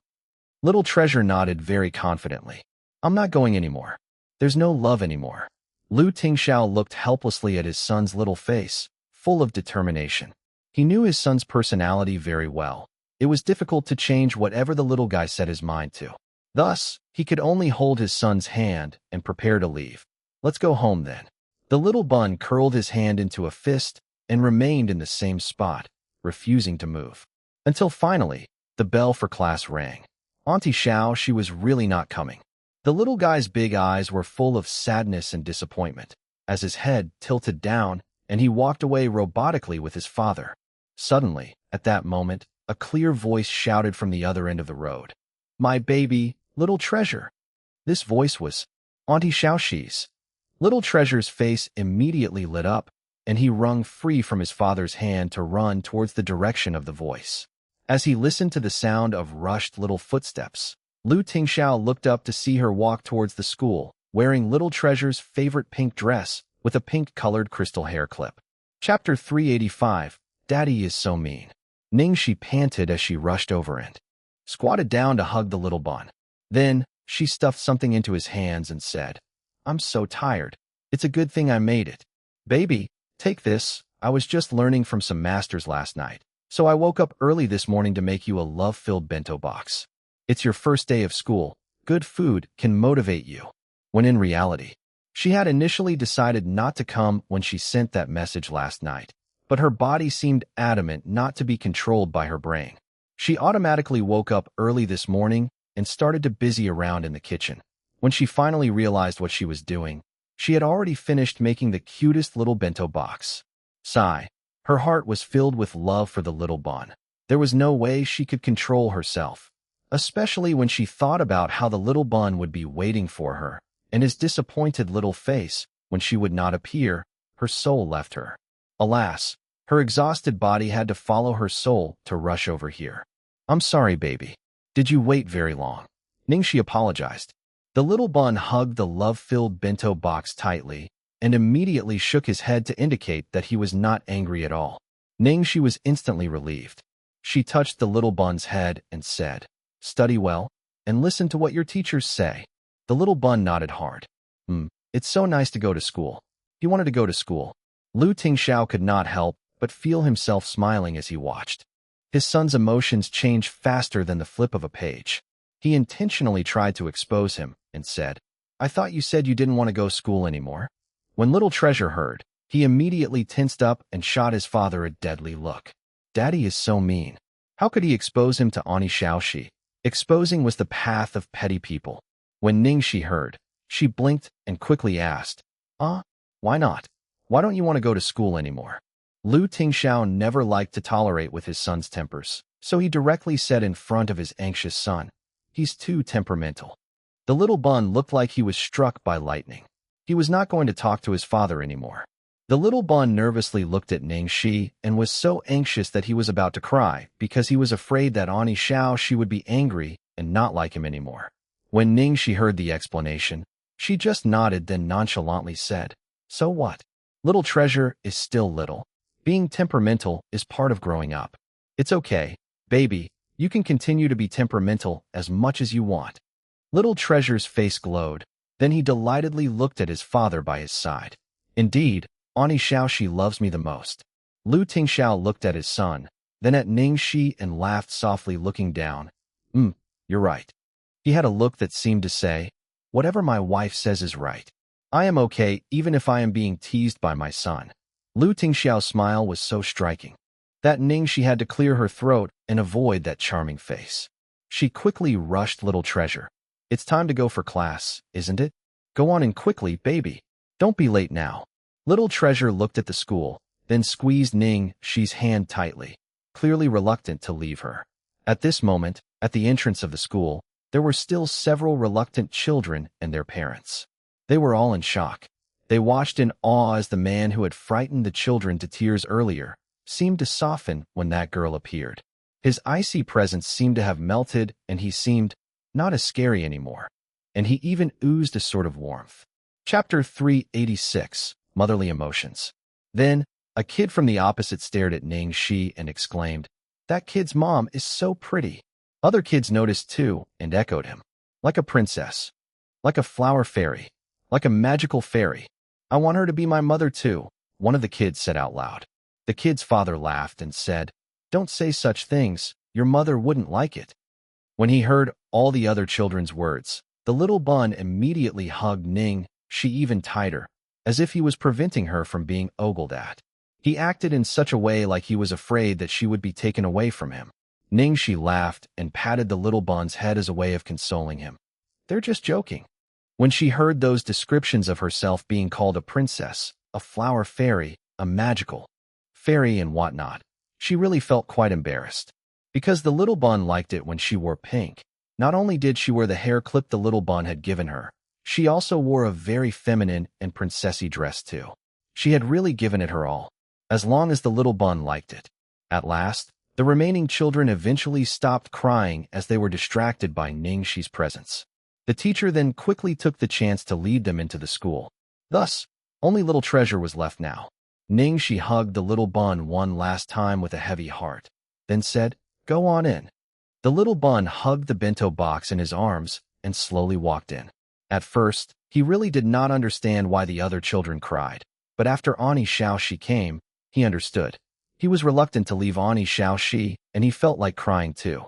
Ning Xi watched the figure of the little bun's back, carrying his school bag, and thought about how one day the little bun would grow up and become more independent. One day, he would finally, completely leave their protection and not need her anymore. Suddenly, she felt her eyes well up. Jesus, what was up with these maternal emotions? This was when a hand patted her on the shoulder. Don't be sad. It's a good thing. Ning Xi awkwardly nodded. Not too far away in a black car, Yin Rui had already gotten so emotional that she cried. God bless. God bless. No matter what, little treasure has finally gone to school. Smoothly. Probably because his prediction had been wrong, Lu Chongshan wore a stiff expression on his face. He coldly scoffed. At least this woman knew her position and she knew what to do. Yin Rui sighed with a hand on her chest. Hey, this burden on my heart is finally relieved. Lu Chongshan shot her a look. Now you can finally put more time and effort into his marriage arrangements, right? Yin Rui wiped off her tears. I know. I'm almost done with choosing the candidates. Didn't I show you some of them earlier? I just need to send it to the medium to check their birth date compatibility. Even though there were not many people who still believed in such superstitions, in reality, the feng shui element was still something sought after within the upper-class social circles. Usually, before a marriage union, they still checked on fake compatibilities. After all, it was best to believe in something than nothing. Don't delay it any longer. Get this done within the next few days. Lu Chongshan urged. But I haven't decided which medium to hire now. How about medium long? They usually look for him in Imperial for such things. He has quite a reputation. That way we'd feel more assured too. Yin Rui asked. Chapter 387. The Devil's Skills Upgraded. Lu Chongshan shook his head at the suggestion of medium long and said, No way. That Long Fanine does have some skills up his sleeves, but he doesn't have sincere intentions. It would not be good if someone bribed him to fake the readings. It's not like such a thing hasn't happened in the past before, so, no, let's not get him. Make a trip to Fahua Temple and look for medium Xianjing instead. Even though it's slightly more troublesome, but he's much more reliable. The Lu Group has been generous with donations for the adornment of the gold foil on the Buddha statue every year. If you go there personally, I'm sure he will do us a favor. Yin Rui nodded. All right. I'll look for medium Xianjing then. This is not a small matter, so it doesn't matter if it's more troublesome. It's best to invest on reliability. This was when there was a thump that came from the front seat of the car. The telescope in Xing Wu's hand had accidentally slipped and fallen. Master, madam. Big Master seems to have noticed us. Do we still continue spying? Xing Wu asked in a shaky voice. He felt like he would die 100 times if he was discovered on the spot, since he had been put in the position against the Big Master several times now. Lu Chongshan had already found out about the matter he cared for the most. He looked over and saw that Ning Xi seemed like she was waving farewell to Lu Tingxiao, and both parties were prepared to go separate ways. Since there was nothing much to see further, he was prepared to leave too. Okay, let's go back. Okay. Xing Wu breathed a sigh of relief and immediately started the engine. On the other side of the road, the first thing Ning Xi did after sending the little bun off was, of course, to quickly run away. Well, CEO Lu, if there's nothing else, I'll make a move first. I have to shoot an advertisement for a gaming company today, and I have to rush over together with Sis Gigi and the rest. After she said this speedily, she ran off without waiting for Lu Tingxiao's reply. Then, in the next second, when she had only gone 2 steps forward, her wrist was held in a vice grip, and suddenly, she found that she could not move forward anymore. Instead, her entire body was pulled strongly into a warm embrace. Lu Tingxiao held the girl's slim waist and hugged her tightly. He then said with a low and hoarse voice, Don't go yet. Ning Xi was shocked, speechless. Her brain lagged. This devil, his skills have upgraded again. At least, the last time he thought of asking for her opinion. Now he just immediately hugged her. Lu Tingxiao sighed helplessly and hugged her a little tighter. I wanted to have a proper conversation with you, but you keep hiding from me. Now it seems like this is the only way. Ning Xi questioned silently. So it is my fault now? Ning Xi, do you still remember? The last time you told me to be more careful and move around with more bodyguards, Lu Tingxiao suddenly said. When he mentioned this, Ning Xi's nerves immediately tensed up. Of course I remember. Why? Did something happen? Lu Tingxiao patted her back in consolation. Don't worry, it was nothing. I just wanted to tell you. Something. What is it? Ning Xi was confused. What she really wanted to say was, devil, please have mercy on me. I won't run away. Just let go of me, and we can have a proper conversation, okay? Ning Xi, when you said all those things to me previously, I intentionally used some tricks to make you worry about me, and also to be able to get close to you. Lu Tingxiao coughed as he confessed. Ning Xi did not reply. Actually, there was no need to explain. She was not that dumb not to have realized this. So what was he trying to say? Chapter 388. An initiated hug. As Lu Tingxiao continued to talk, his tone became serious. So, Ning Xi, don't overestimate my vulnerability. Don't avoid me because of that. I'll guarantee that no one can hurt me, and that no one can use this to threaten you to make you stay away from me. When she heard this, Ning Xi finally understood what he meant and felt her heart sink a little. Lu Tingxiao slowly let her go and held her shoulders to make her look into his eyes. He then said intensely, as if to carve his words onto her heart, Ning Xi, I've said so much just to tell you that no one and nothing can affect your decision. The only thing you need to decide on is me, and the only one thing to ascertain is if you like me. If it's because you can't love me, then I'll accept it, and this reason is the only reason I can accept. One more thing, and most importantly, Ning Xi, I am an adult. I can take responsibility for all my actions. No matter what I do, it comes from my heart, and it's all voluntary. Even though the person I like is you. In a way, my feelings for you have nothing to do with you. So you don't have to feel pressured at all. I will wait for you. Wait for the day that you fall in love with me. Understand? Ning Xi smiled bitterly as she buried her face in her hands. Whoever said Lu Tingxiao was not good with his words. He could practically participate in the national debate competition, since he was always saying things that hit her right in her soft spot. In her heart, a voice replied softly, Lu Tingxiao, you don't have to wait actually. I've already fallen in love with you. Only, she didn't have the strength to defeat all that had happened years ago, to tell him the truth, to reveal the fact that she had been raped and had given birth to a stillborn was but only one easy sentence. But what she could not handle was how he would react to the news.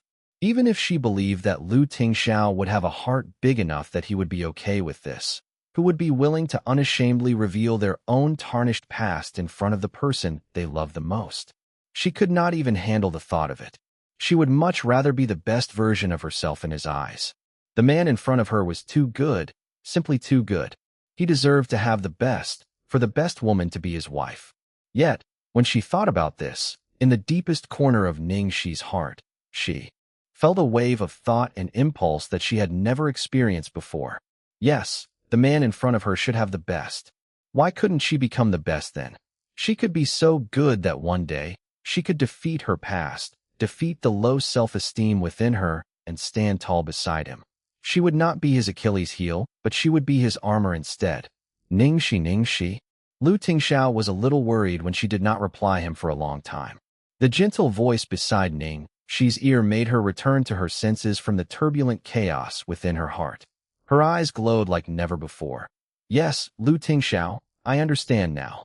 Lu Tingxiao was slightly stunned as he watched this girl glow fiercely, and his heart was moved.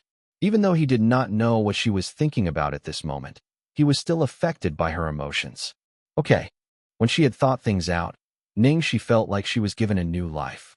Apart from her dreams, she now had another wonderful thing that was worth her hard work in life. Before her brain could react, Ning Xi's body had already moved in to initiate a hug with Lu Tingxiao.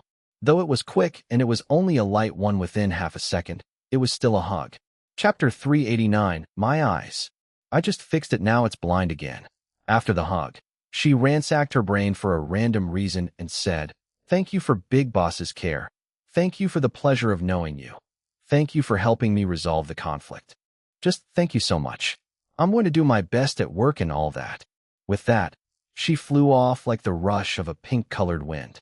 As for Lu Tingxiao, he stood stunned in the same spot as if he had yet to understand what had just happened. He returned to his senses after a long while and thought, did Ning Xi just hug him earlier? They have known each other for a long time now. Yet this was the first and only time that she made the first move. He felt like he just smelt the fragrance of freshly blossomed flowers for the first time after climbing endless mountains and crossing icy rivers. My eyes. I just fixed them and now they're blind again. Why? Why do I have to always witness such destructive images?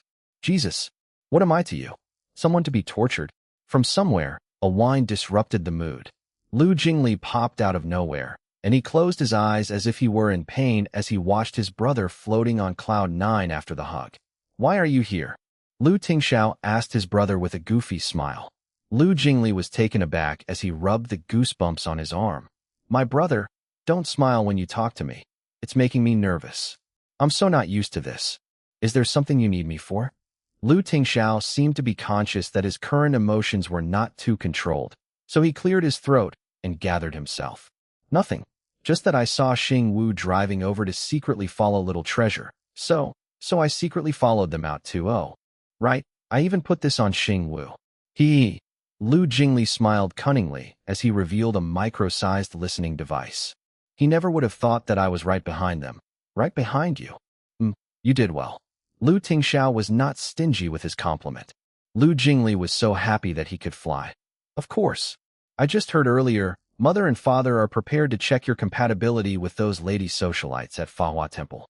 Bro, tell me, do we want to do something about this? For example, make those socialites' dates of birth to be incompatible with yours. Then make Xiao Shi's one be shockingly compatible. Who knows? This could make our parents change their mindsets. The old ones seem to believe this more. No need for that. Lu Tingxiao rejected the idea without hesitation. This is an insult to medium Xianjing. Xianjing was a genuine and sincere monk, and he would not partake in such fabricated ideas. Even though there was also Long Fanyin, based on his father's cautiousness, he predicted that the old man would definitely not believe his words. Such an action would backfire on him instead. Lu Jingli held his chin as he contemplated. Okay, if it's Xianjing, then it's best not to do this. Besides, who knows if you and Xiao Shi's dates of birth might actually be perfectly compatible? Lu Tingxiao actually nodded immediately, and he had a steady, focused expression. Lu Jingli held his hand to his chest in mock hurt. Okay, bro, I'm not going to talk to you anymore. In the days to come, I don't want to be tortured anymore. I just want to leave quietly and find a small island to heal. I can finally go on a holiday, feeling assured with your current situation. When he thought about a long break of 3 months, Lu Jingli returned to his energetic self. To leave this heartless land, the beach, the sea, the beauties. I'm coming. Chapter 390, The Attitude of a Hostess. At Glory World Entertainment. In the hall downstairs, Su Yimo, donned in a long white dress, had an annoyed expression on her face when she saw that part of her skirt was dirty. At this moment, a well-dressed woman was angrily scolding an older female artiste. Bai Lu, do you know how to do anything at all? How could you dirty Sis Yimo's dress by spraying water to wipe the floor? Do you know how much this dress costs? Su Yimo's manager, Zhao Meixin, crossed her arms and scoffed. Money? This is Chanel's limited edition from the current season. It's not even on the market for sale yet. Our Yimo only got this dress because she just signed the contract to be their spokesperson. You can't buy this with money. The artiste named Bai Lu immediately turned pale and apologized profusely. Sorry, Sis Yimo, Sis Meixin, Sis Bichin. I'm really sorry. It's all my fault for being careless. Or else, Sis Yimo, how about you take it off, and I'll help you send it for cleaning. I will definitely clean it so well that you wouldn't be able to tell it had even been dirted. Bai Lu was 30 years old this year, and had been in the industry for 10 years now. She was older than Su Yimo, Zhao Meixin, and the artiste who criticized her, Liang Bichin. However, she really had no fate for fame. All these years, she could not increase her popularity, so in recent years she had to resort to being an extra. It was not about how long you had been in the entertainment circle, but more about how famous you were. Even if you entered the industry earlier, in front of these people, you still had to respectfully call them sis. Initially, for a small character like herself, she did not care if people made life harder for her. Only recently did she realize her luck had improved, and she was spotted by a director to take on a more prominent supporting actress role which was also wanted by Liang Biqin as well. Li Biqin was Su Yimo's cousin, and she used Su Yimo's power in the company to do as she wished. This time, an extra got the role that she sought after. So how could she not want to mess with her? At that moment, there were more people watching in the hall. Everyone knew that Liang Biqin was obviously looking for trouble with her. Yet, no one even stood up for her or dared to say a word. Instead, many people took the opportunity to echo Liang Biqin and started to scold Bai Lu too. It was no exaggeration that Glory World Entertainment was Su Yimo's world. If anyone offended her and her posse, they had no hope of making it in the entertainment circle anymore. As everyone around looked on without helping, Bai Lu could only surrender and pick up the soiled skirt, begging, "I guarantee that I can wash off the dirt on here." Liang Biqin crossed her arms and mercilessly kicked Bai Lu. "Take away your dirty hands." "Wash? Are you kidding? How are you going to wash this? With your hands? Do you think we'd still want this expensive outfit after your coarse hands have washed it?" When she was done scolding, Liang Biqin suddenly had an idea and held Su Yimo's hand to flightily say, "Cousin, this woman has been in our company for 10 years, and she's still just an extra. Just doing such a small task turns into a clumsy job. It's too wasteful of the company's resources to keep someone like her, so we should just let her go." Liang Biqin's poisonous words and her cruel attitude made it seem as if Su Yimo really was the hostess of the company now. However, Su Yimo obviously really enjoyed hearing this. Her expression immediately became lighter as she started to contemplate the suggestion seriously. Chapter 391. This is Ning Xi. It was true that in this company, no one would dare reject doing her a favor. To chase someone out of the company was too easy. All she had to do was just had to talk to Bai Lu's manager. When Bai Lu heard this, she became anxious and immediately knelt down to beg for mercy as she clung on to Su Yimo's dress. "Sis Yimo, I beg of you, don't chase me out. As long as you don't chase me out, I'd do anything for you. Please, I beg of you." Bai Lu was still begging profusely when someone in a pink dress walked in. Because Bai Lu was kneeling in the middle of the walkway, Ning Xi could not evade her in time and accidentally bumped into her. "Ah!" Bai Lu stumbled and exclaimed. The part of Su Yimo's dress which she held in her hand was accidentally tugged on a little more. Bai Lu was so frightened that she turned pale. She did not care that she was knocked into. The first she did after getting up was to check the dress, afraid that she might have ruined it. This was when Liang Biqin held up the dress and urgently brushed the ruined part. She instantly turned to Ning Xi and shouted, "Are you blind? Watch where you're going. Where do you think this is that you can simply run around? Do you know that you have caused a huge problem here? Do you have any idea what you've just ruined? You wouldn't be able to compensate for this dress even if you sold yourself." Ning Xi's appearance spiced up the atmosphere for the spectators initially watching Bai Lu. "Ah, isn't that Ning Xi? She's dressed so pink today. It's not her style at all. I almost didn't recognize her. Haha, this is going to be good. I heard that she's being groomed to be the next Lung Man Yun. Her appearance in the headlines recently has been quite the fanfare as well. Say, what do you think will happen between them if they fought? Is that even a question? As bright as Ning Xi's limelight may be, could she possibly defeat Su Yimo? That is preposterous. I'm sorry for bumping into you. Are you okay?" Ning Xi was just apologizing to Bai Lu when she was scolded horribly by Liang Biqin. She frowned and listened to the whispering around. Then, she looked at the soiled skirt in Bai Lu's hand and roughly guessed what had happened. Initially, Bai Lu had accidentally dirted Su Yimo's dress, and now it seems like because she had accidentally bumped into Bai Lu, Su Yimo's dress had been ruined further. This was the point that Zhao Meixin reminded Liang Biqin who Ning Xi was, as the latter did not recognize her at first sight. Liang Biqin evaluated the pink princessy dress and crystal hair clip on Ning Xi from head to toe and laughed. "This is Ning Xi? I thought she would be someone more impressive, but just this? No wonder my cousin doesn't mind her at all. It's hard to." Indeed, Su Yimo barely spared Ning Xi a second glance. No matter how Ning Xi hopped about, she was just a joke in her eyes, easily killed with a finger. It was funny that people actually dared compare herself to her. Knowing that this woman was Ning Xi, Liang Biqin naturally did not want to let her off easily, since she now had the opportunity to kill two birds with one stone. So, she shouted at the two of them, "Bai Lu. And you, Ning Xi, right? Now, don't say that I'm intentionally making it hard for you. Everyone saw that the both of you tore this dress. Don't think I'd let you off easily just by washing it. Chapter 392. This request isn't too much, is it?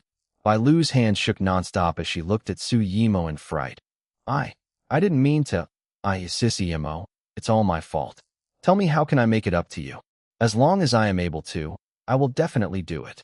Su Yimo naturally did not bother to talk to someone on such a lowly level, so she just shot her manager a look.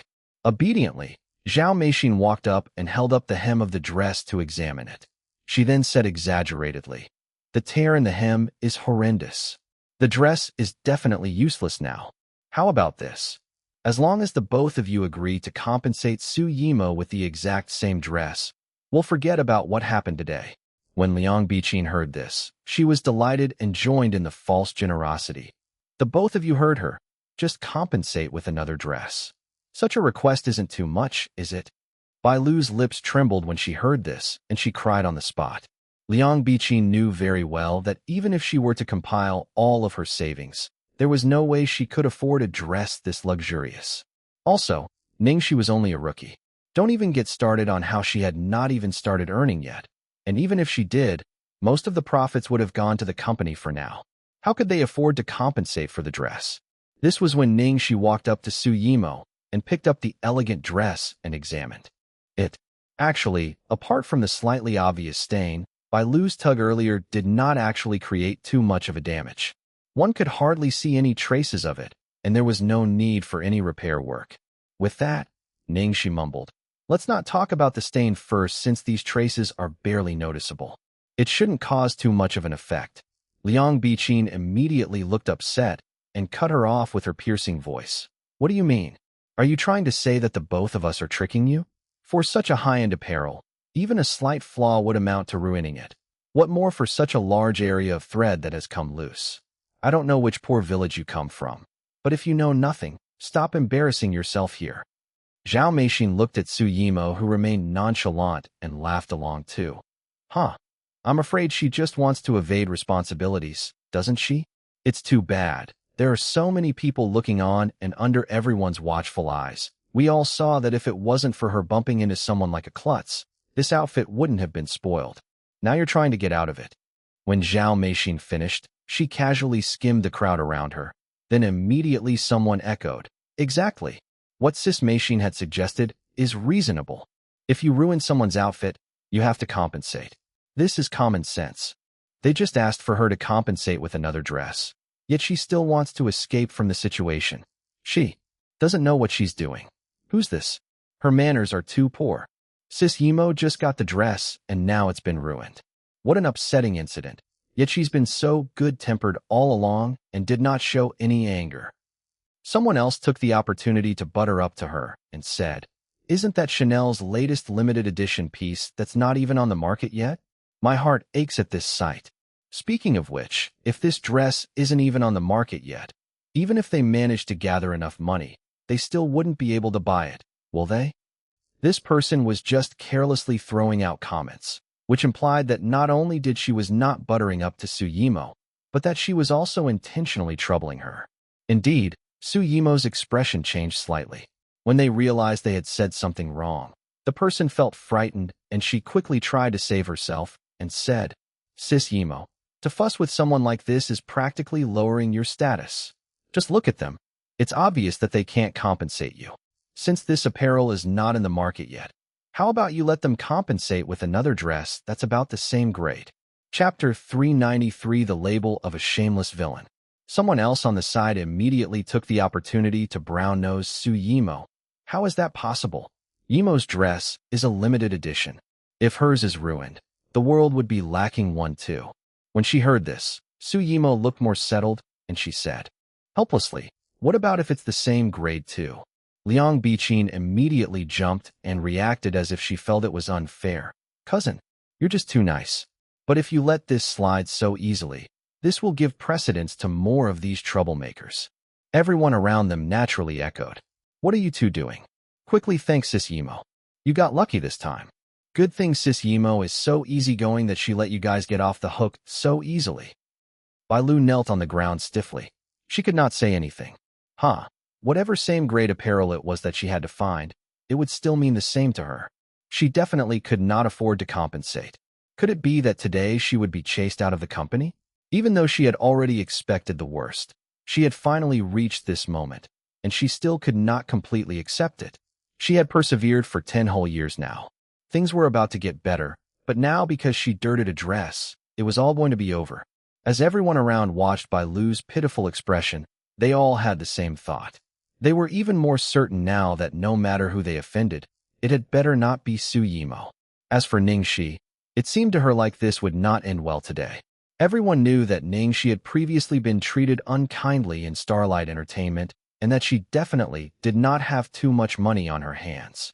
Up till now, even though she had signed the contract with Glory World, she had not been signed onto any new drama. She did win a small gaming company's contract as a spokesperson, but whether or not the fees would be distributed to her was unknown. Even if it was, it would probably only be able to afford the hem of that dress. At this moment, Ning Xi squinted as she thought about something. When she heard the echoing urges around her and Bai Lu's sobs, something flashed across her eyes, and she said, "Compensate with an apparel of the same grade. Was it? Just give me a few minutes. I'll go home to get it." It was a good thing the apartment was very near the company. Once she said this, everyone looked at each other doubtfully. She made it sound easy. Go home to get it. How on earth would Ning Xi have an apparel of such quality? If she did, I'll take my brain out and let you sit on it like a toilet bowl. She must be lying. For someone who likes to be in the limelight like her, if she really did have it, she would have worn it to show off. How would we have not seen it even once? She must be trying to save face and put up a facade, probably trying to delay time. Even if she delayed further, there's no way she can make an apparel appear out of thin air, right? Think about what the apparel of the same grade means. It means that every aspect of the piece must be similar. Look at Yimo's apparel. What grade is it? Don't talk about how it's not available in the market yet. Even if it was, it would be a global limited edition with not more than 10 pieces. Liang Biqin laughed a little. Haha, sure, we'll wait. However, you can't just go and not return. If you don't come back, my cousin won't be so petty as to chase you to the world's end for it. Then, you'd be leaving Bai Lu alone to compensate. These words clearly tried to label Ning Xi as a shameless villain. If she dared to not return, her reputation would definitely be ruined. If she did return and came back with nothing in hand, it would also definitely be embarrassing. Nevertheless, Ning Xi was far from worried if she would be able to hand over an apparel. Even if she sought for someone's help, she would not be able to make it within such a short period of time. Which luxury brand did not need a pre-order much further in advance before its purchase? 394. I'm back. Ning Xi Yu. Bai Lu wanted to say something, but stopped. She wanted to ask whether she really had a plan, but she did not dare ask. She was afraid that if she asked, she would lose her final strand of hope. Wait for me. I'll be quick, Ning Xi said to Bai Lu in a rush, then smiled a little at Liang Biqin and the rest. Without saying anything further, she ran out the door. Bai Lu recalled the look she had before she left. Even though she knew she should not, but she still involuntarily felt herself wanting to believe her. Ning Xi had not gone for too long when Zhao Meixin looked at the doorway and felt like she was forgetting something. But she could not quite put her finger on it. Time passed slowly.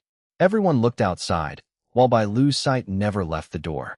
After all, she had already run out of options, and Ning Xi was her only hope. Buffed.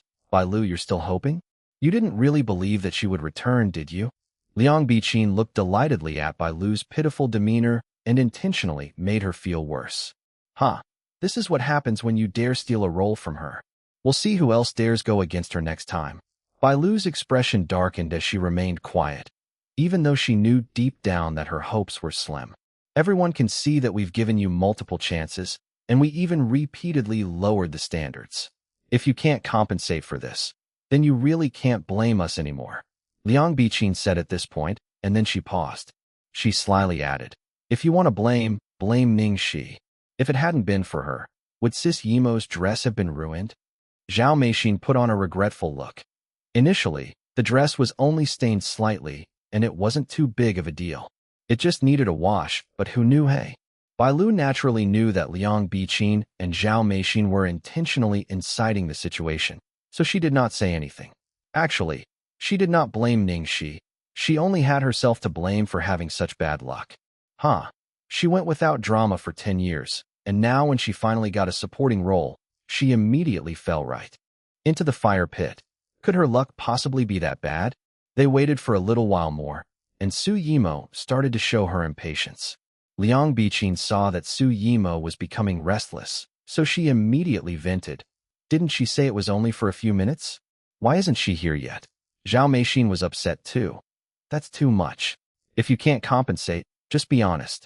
Now our Yimo has to wait for so long. Do you know how precious our Yimo's time is? Everyone around nodded. We knew that she wouldn't be able to offer something. We shouldn't have waited for nothing. We sure don't mind. But to make Sis Yimo wait this long is really plucky of her. Real nice of her, isn't it? I'll say, Sis Yimo, if she really ran away, don't let her get off the hook so easily. Exactly. Otherwise, it would be too nice for her.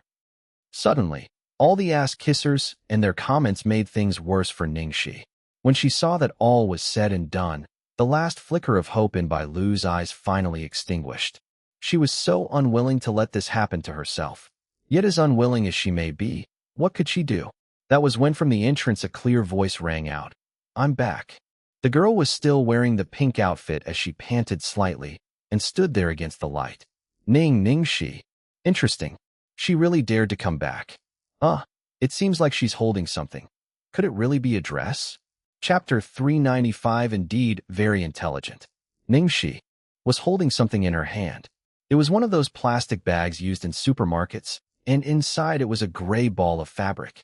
When Ning Xi came closer, everyone tried to clearly see what was in the plastic bag. In that moment, hysteric laughter started to come from the crowd. This is too funny. What is Ning Xi holding in her hand? Did she really go to the supermarket to buy a dress? Haha, my God. No way. I'm really amazed. What creative idea did she come up with?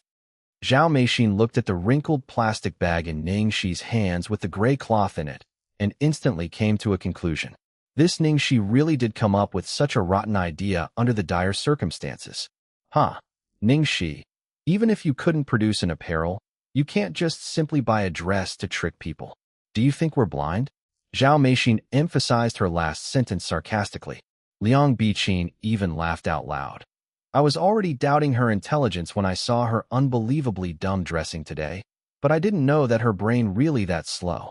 How did someone like her end up at Glory World? It's a good thing we're all from the same company. If this were let out, it'll definitely embarrass the company to no end. Ning Xi slowly took out a gray material that looked like an opaque gray shirt and said without haste, Oh, I didn't know that anything put into a plastic bag like this would mean that it was definitely bought from the supermarket. This logic makes perfectly intelligent sense. You, Liang Biqin, who was sneering instantly, turned angry and said through gritted teeth, You little village girl, you really don't know how to act. I'll teach you a lesson today. Sis Yimo's outfit is an authentic branded one. Even its packaging would be enough for you to buy your entire outfit. If this dress of yours was not bought from the supermarket, from where could it have been bought? Who would use such a pathetic bag to put luxury outfits? Ning Xi blinked and said matter-of-factly, Me. Do you have a problem with that? Whoever set the rules that it can't be put in this bag? You. Stop trying to argue nonsensically. You really are not afraid, are you? No one in this company dared to go against her. How could Liang Biqin stand being insulted twice? She immediately shot a look at the crowd.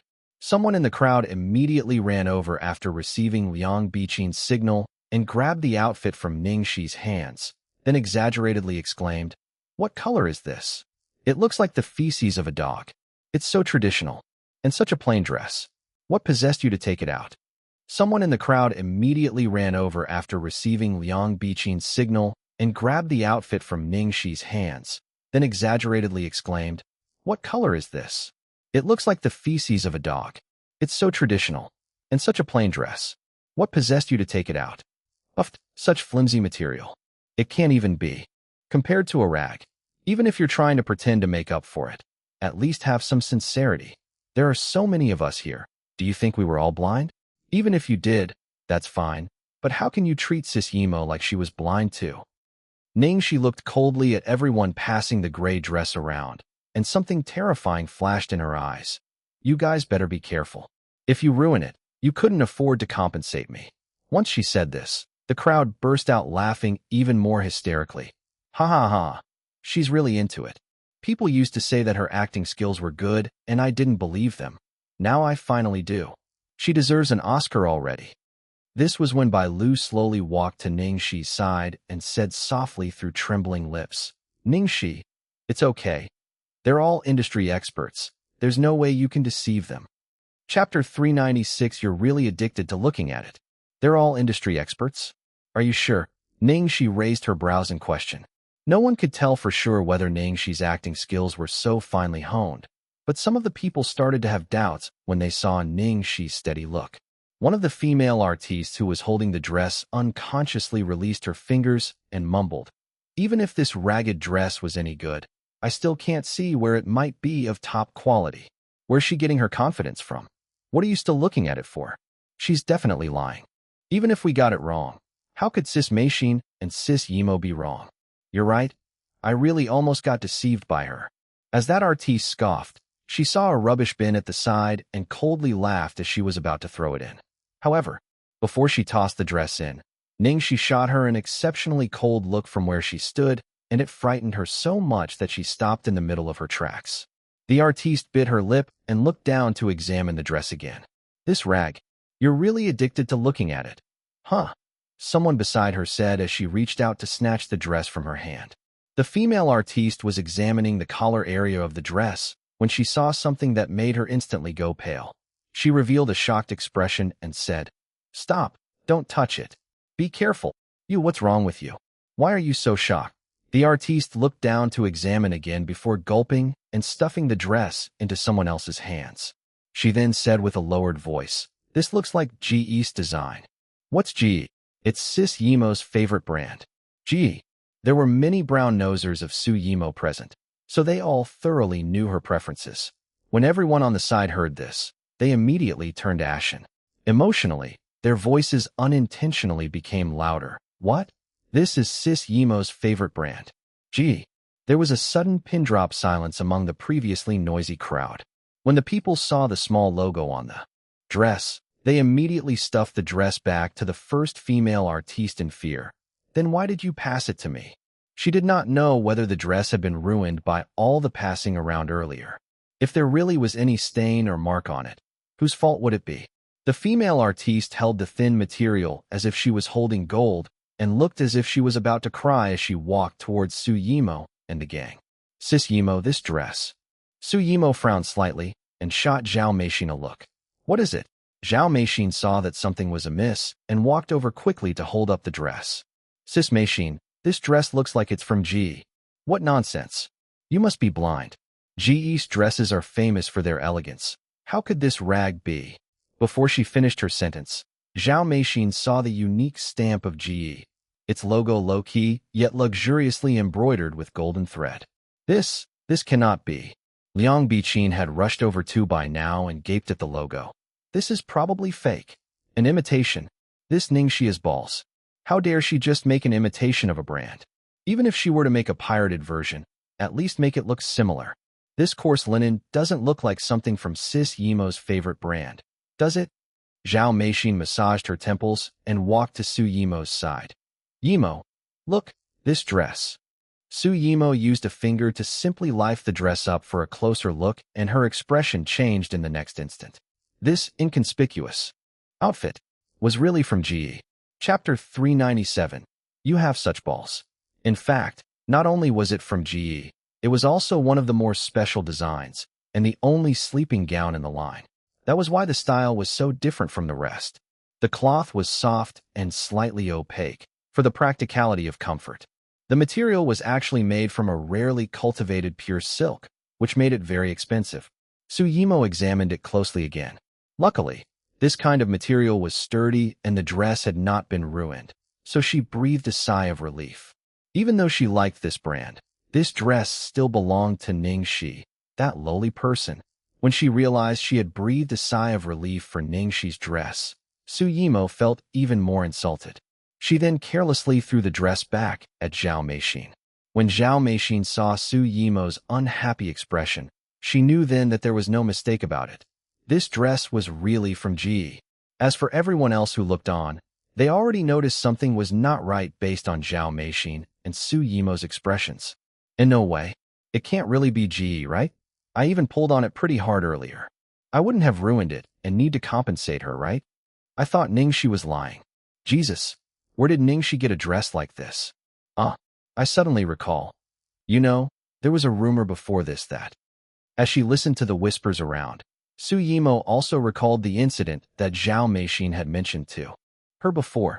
Rumor was that Ning Xi's apartment's closet was filled with lavish outfits from Ji. So now it was confirmed that this dress was definitely genuine. Su Yimo shot at Zhao Meixin a deadly look. How could she forget something as important this?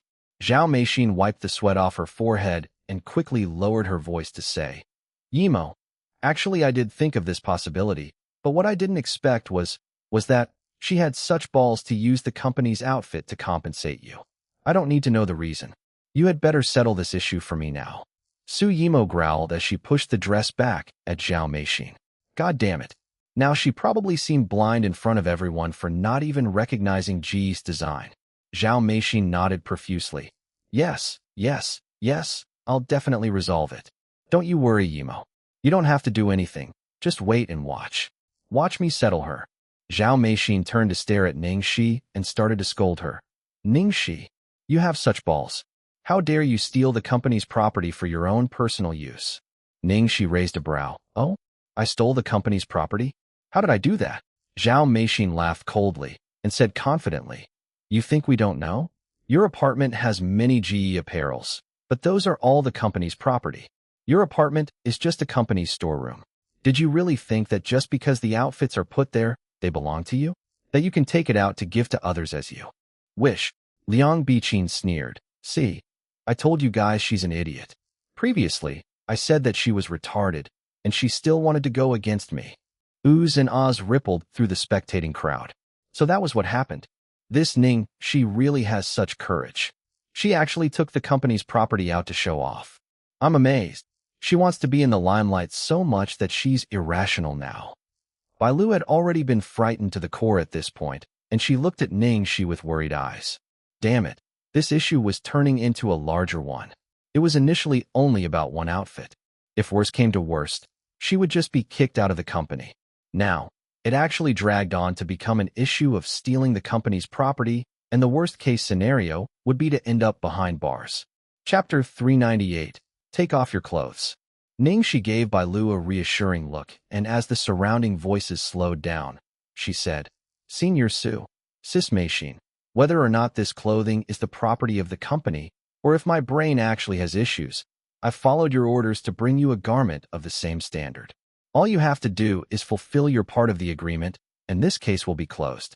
As for everything afterward, I will take responsibility, and that's none of your business.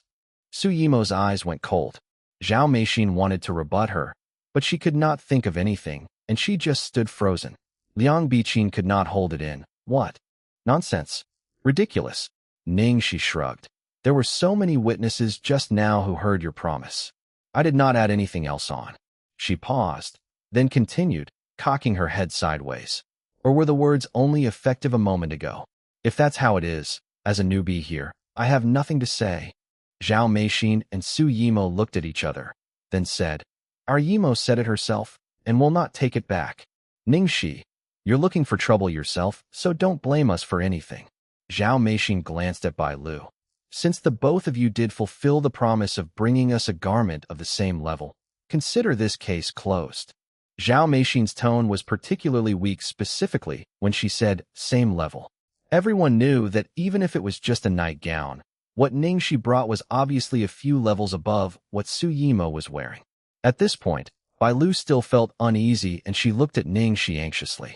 Even though she was off the hook for now, Ning Xi had gotten into big trouble. While she was innocent, today's incident was caused by her.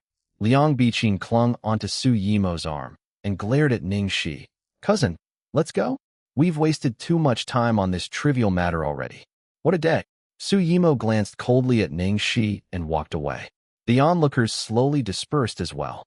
I sure did not expect things to turn out this way. While Bai Lu is safe now, Ning Xi is in deep trouble, isn't she? Of course. She committed such a huge sin. It's Just a matter of time before she gets payback. As Su Yimo's bunch were leaving, Ning Xi's voice was heard. Senior Su, please wait. Su Yimo was really annoyed, thinking about how much more time she would waste on this newbie. Liang Biqin replied with a harsh voice. Ning Xi, that's enough now, isn't it? Zhao Meixin sarcastically looked at Ning Xi. What now? Are you afraid? Or regretful? But as you've said, there were a lot of witnesses earlier, so it's too late to take it back now. Ning Xi gave a tiny grin. Sis Meixin, surely you are concerned about me, so why would I regret it? Then why are you asking my cousin to stay? Are you out of your mind? Ning Xi saw disdain on Su Yimo's face. I just wanted to remind Senior Su something. Senior Su, please take off your clothes. Chapter 399. I'm blind anyway. As she finished her sentence, everyone felt a chill run down their spines. Liang Biqin widened her eyes. Ning Xi, you, how dare you? Even Su Yimo, who had not bothered to talk to Ning Xi, spoke up. Ridiculous. Zhao Meixin was really angry. Ning Xi, are you mad? You intentionally said that to humiliate Yimo in public. Bai Lu was so terrified that she became mute, and everyone looked at Ning Xi as if she was a ghost. Such daring words from Ning Xi. She is behaving really oddly today. Is she cursed? Why does she keep on looking for trouble? Ning Xi's expression did not change at all, regardless of what everyone said, and she put on an innocent face. I don't really know what I've said wrong. To make Senior Su so angry now, I've done my part of the deal, compensated for the damaged clothing, so shouldn't what Senior Su is wearing right now be mine? Everyone was speechless. Even Su Yimo's group did not know what to say to her. Liang Biqin broke the silence. Ning Xi, are you that poor? You even want this poorly made clothing too? Ning Xi put on a troubled expression, scanning Su Yimo's clothing. Ms. Liang's words are too harsh. Senior Su's outfit is so precious. How could you say that it's poorly made? This is Chanel's latest exclusive edition dress, which is not even available to the public yet. Even if it was, there are only 10 of them in this world. One's with Senior Su, so that means one less in this world. For a garment of this level of exclusivity, even if it was just the bag that it came in, it would be enough to buy every single thing I'm wearing. How can you say that it's poorly made? Ning Xi's memory was superb, and she repeated what everyone's praises about the outfit. You. Liang Biqin almost choked on herself. Don't you misinterpret my words. I was saying that the dress is damaged, not that the dress is bad. Ning Xi nodded. It doesn't matter if it's dirty. Sis Meixin mentioned that it can be washed, and that the damage was just a little flaw. But since Senior Su can't stand it, plus my eyesight is pretty poor, I don't mind at all. While she was saying that she was blind, everyone knew who the blind one in the situation really was. Ning Xi worded it so flawlessly that Su Yimo and the gang could not come back with any reply, although they fully understood what she was trying to imply. The onlookers were really surprised by how quickly the matter escalated. Like a tornado, Ning Xi suddenly acted nervously and looked at Liang Biqin. Ms. Liang, your hands. Stay further away from Senior Su. Please be careful of your manicure. Don't hook your talons onto my clothes. This outfit is so expensive that I can't afford it myself. Some of them started laughing. Liang Biqin was very frustrated as Zhao Meixin stood up and spoke harshly. Ning Xi, how shameless can you be? You're such a jerk. Ning Xi shrugged helplessly. Jerks are usually unreasonable. Can you tell me which part of me just now sounded unreasonable? Chapter 400. Not embarrassed enough? You? Ning Xi was intentionally being very frustrating, especially with how she wove sarcasm within her words and left no room for rebuttal. After speaking to Liang Biqin and Zhao Meixin, Ning Xi turned to Su Yimo with an innocent face. Senior Su, I know that this is your favorite piece of clothing. I mustered quite some courage to ask you to give it to me. Actually, I've regretted what I just said. I shouldn't take away the things someone loves, so you know what? I'll just give the outfit you're wearing back to you. I don't want it anymore. Ning Xi, you. Ever since Su Yimo shot to fame, no one would ever dare treat her this way. She was infuriated. What did she mean by giving it back to her? This which made it sound like she was donating it to her. Cousin, are you all right? Liang Biqin yelled. Ning Xi, you claim not to be a jerk, but you're asking my cousin to strip in front of so many people. Are you looking for more trouble? Liang Biqin started speaking her mind angrily. Ning Xi put up a terrified face. How could I? Of course, Senior Su will change at a washroom or somewhere private. I'll wait here. I'll wait, however long it takes. Zhao Meixin comforted Su Yimo and looked at the gray garment in her hands. What you gave us is a nightgown. Are you asking Yimo to wear this right now? Ning Xi replied quickly. Impossible. Sis Meixin, you're really misunderstanding me. Then, if there isn't any spare clothing right now, I can wait for a few days. She was implying that Zhao Meixin and the others could not let go of Su Yimo's clothing, which was precisely why they were arguing with Ning Xi in the first place. Su Yimo calmed down, and with her pale lips and loud voice she declared, Return it to her. This garment, give it back to her. Zhao Meixin looked troubled, but, Yimo, if we give it back to her, then there would be no evidence of her misusing the property of the company. Before she even finished her sentence, Su Yimo glared at her. Did you not hear what I said? Was she not humiliated enough today? She had had enough of this. Zhao Meixin did not dare to defy her, so she quickly went forward to Ning Xi and gave her back the Ji nightgown. Fine. We're giving it back to you. It's just a piece of clothing. How anxious can you get? Like you've never seen anything better. In an attempt to regain their reputation, Liang Biqin went along. I told you she's from some rural area. So desperate for a poorly made dress. Almost taking it right off my cousin. She then glared at the onlookers, as if wordlessly ordering them to criticize Ning Xi together. The onlookers were already dumbfounded when Ning Xi stopped Su Yimo, so they were quiet the whole time. Only after Liang Biqin glared at them did they started talking. Right? Look how desperate she is. Sis Yimo is too generous. Such an expensive piece of clothing. And she just let them off the hook. Sis Yimo was just teaching them the rules without really caring about that piece of clothing. But look at how desperate she is. Su Yimo took a deep breath, returning to her glamorous persona, and with her bodyguard Liang Biqin and Zhao Meixin, they left without looking back. Chapter 401, An Unexpected Ending. Ning Xi allowed herself a small grin, carefully wiping off the dust from the garment. TSK. Now she'll need to give it a good wash as it was dirted by all their hands. This was a gift from the boss. How could she possibly give it to Su Yimo as compensation? She would still need to pay it back anyhow even if it was taken.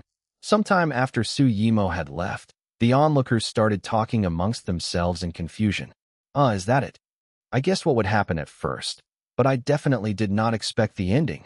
And, did you guys realize that in the end, Ning Xi just had to go back home, come back with a few words, and she got off the hook without needing to pay anything. You're right. As the crowd dispersed, Bai Lu came back to her senses, and she went up to Ning Xi anxiously. Ning Xi. Sis Bai Lu. Ning Xi carefully folded the nightgown and put it into her bag. Bai Lu's brows knitted. Ning Xi, even though the matter is settled now, you've offended them today. What if they trouble you later on? Ning Xi smiled. Sis Bai Lu, do you think that they wouldn't cause trouble for me even if I hadn't offended them? Bai Lu shook her head. Right? With the drama Ning Xi caused today, she had a conflict of interest with Su Yimo, so no matter how careful she was, trouble would be inevitable. Furthermore, you can relax now. Su Yimo cares about her image a lot. While the matter almost got out of hand today, it'd be very obvious if she got back at you too soon. So, at least in the short term, you're safe. What Ning Xi did not mention was that their ill feelings were probably focused on her now, and they would not have time to mind about Bai Lu. Bai Lu bowed to her gratefully. Ning Xi, I'm really thankful for you today. If not, I'd have been kicked out of the company. Sis Bai Lu, you're welcome. I didn't really do much. We're in the same boat. She noticed bruises on Bai Lu's knees as a result of the kneeling earlier. Sis Bai Lu, are you all right? Do you want to get those knees checked out at the hospital? Bai Lu quickly shook her head. It's okay. It's just a small injury. She felt a little uneasy. Ning Xi, you should just call me by my name normally. You don't have to add a sis in front. I'm not qualified for that. Ning Xi smiled. You're more senior than I am. Isn't it normal for me to call you sis? Furthermore, I really like your works. Crimson River, Green Mango, The Place Where the Wind Blows. I've seen them all. Your acting's great. Bai Lu was shocked. You've seen my films before? These works were the few that had featured more of her scenes, but they were too artistic and were not really favored by the public. Plus, she had bad luck and did not win any awards from these films. Ning Xi nodded. I've seen them. Your acting is really unique, especially when it comes to the details. I've purposely studied them before. It's too bad you have such a small portfolio, but it's okay. I've watched your new release, Listen, and I think that the chances of it winning an award are pretty high. You can then participate in more films to showcase more of your acting to the public. Bailu was really surprised by Ning Xi. She now believed that Ning Xi had really seen her work before, otherwise, she would not have known so much about her acting. Chapter 402. I'm just a girl. Suddenly, her hardship over the years came to mind, and a lot of mixed feelings welled up in her. She had always thought that what she had been doing all along was useless, that no matter how much effort she put in, no one ever saw it. But today she found out that there was at least one person who paid attention to her. Bailu was a little excited, and with a shaky voice, she said, "Thank you, Ning Xi. I'm really thankful. As for getting an award, I wouldn't even think about it as long as I can stay in the company and make ends meet." Bailu then smiled bitterly. "Actually, I've thought of a career change before, but I've realized that 10 years is far too long, and acting has already become a part of my life.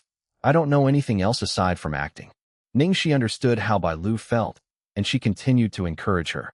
"Sis Bailu, I have a hunch. You'll get popular. My hunches are usually very accurate." Bailu smiled at Ning Xi. Even though she knew that she was comforting her, she still felt touched. "Hopefully, it'll come true. It's time. I'm already late. I'll talk to you next time. Goodbye, Sis Bailu." Ning Xi looked at her watch and realizing that she was already half an hour late. She quickly parted with Bailu and ran upstairs. "Goodbye." Ning Xi reached Ling Zizi's office, panting. Jiang Mai was really annoyed. When she saw her, he tossed aside his game console. "Ning Xi, you did this on purpose, didn't you? You make me wait so long every single time. Do you know how much money I earn every minute? Do you know how precious my time is?" Ning Xi said self-righteously. "Blondie, are you even a gentleman? I'm a girl. What's wrong with waiting for me for a while?" Jiang Mai almost fell off the chair. "Huh, girl? Now you realize that you're a girl. Why did she not remember that she was a girl when she hit him back then? I'll be one whenever I want to be." Ning Xi replied him indignantly. Then she walked towards Ling Zizi apologizing. "Sis Zizi, I'm really, really sorry. Something got in the way and made me late. Sorry for making you wait." Jiang Mai was already used to this biased treatment, while Ling Zizi was used to their arguments.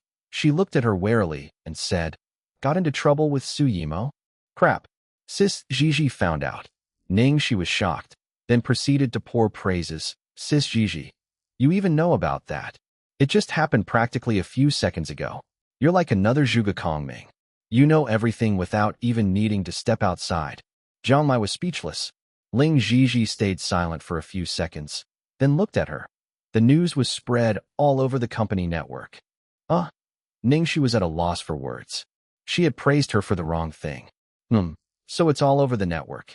Everyone just loves to gossip, don't they? What? Trouble with Su Yimo? What happened? Jiang Mai felt left out, and he walked towards Ling Zizi's table and took over her computer mouse. Because Jiang Mai came over, Ling Zizi appeared a little uneasy, but she returned to her usual calm expression quickly.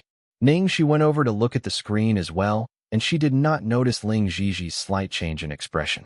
Chapter 403. Enter the Peak of Life. Jiang Mai scrolled through the network chats and looked impressed. His eyes shined. Then he gave Ning Xi a pat on her shoulder. "Ning good job. Well done. I'm relieved. It looks like you did listen to my advice after all. Not bad, keep it up." Ning Xi rolled her eyes, and then looked at Ling Zizi anxiously. "Sis Zizi, do you think my way of handling it was too high profile?" Ling Zizi paused for a few seconds before replying her. "Under that situation, you were almost flawless. But it sure was a little too high profile." Ling Zizi's worries were warranted since the whole company knew Su Yimo was backed by someone from the Lu Corporation. Despite Ning Xi's good relationship with Lu Jingli, it still felt dangerous. The thing she worried about the most was that Ning Xi's wings might be broken before the feathers could even grow. After all the time spent together, she really valued this girl and wanted to cultivate and groom her properly. Jiang Mai glanced at Ling Zizi and instantly knew what she was worried about. He then said, "You don't have to worry about anything. Ning Xi has someone backing her up as well. As a matter of fact, he's far better than Su." Before he could finish his sentence, Ning Xi took an apple and put it into his mouth.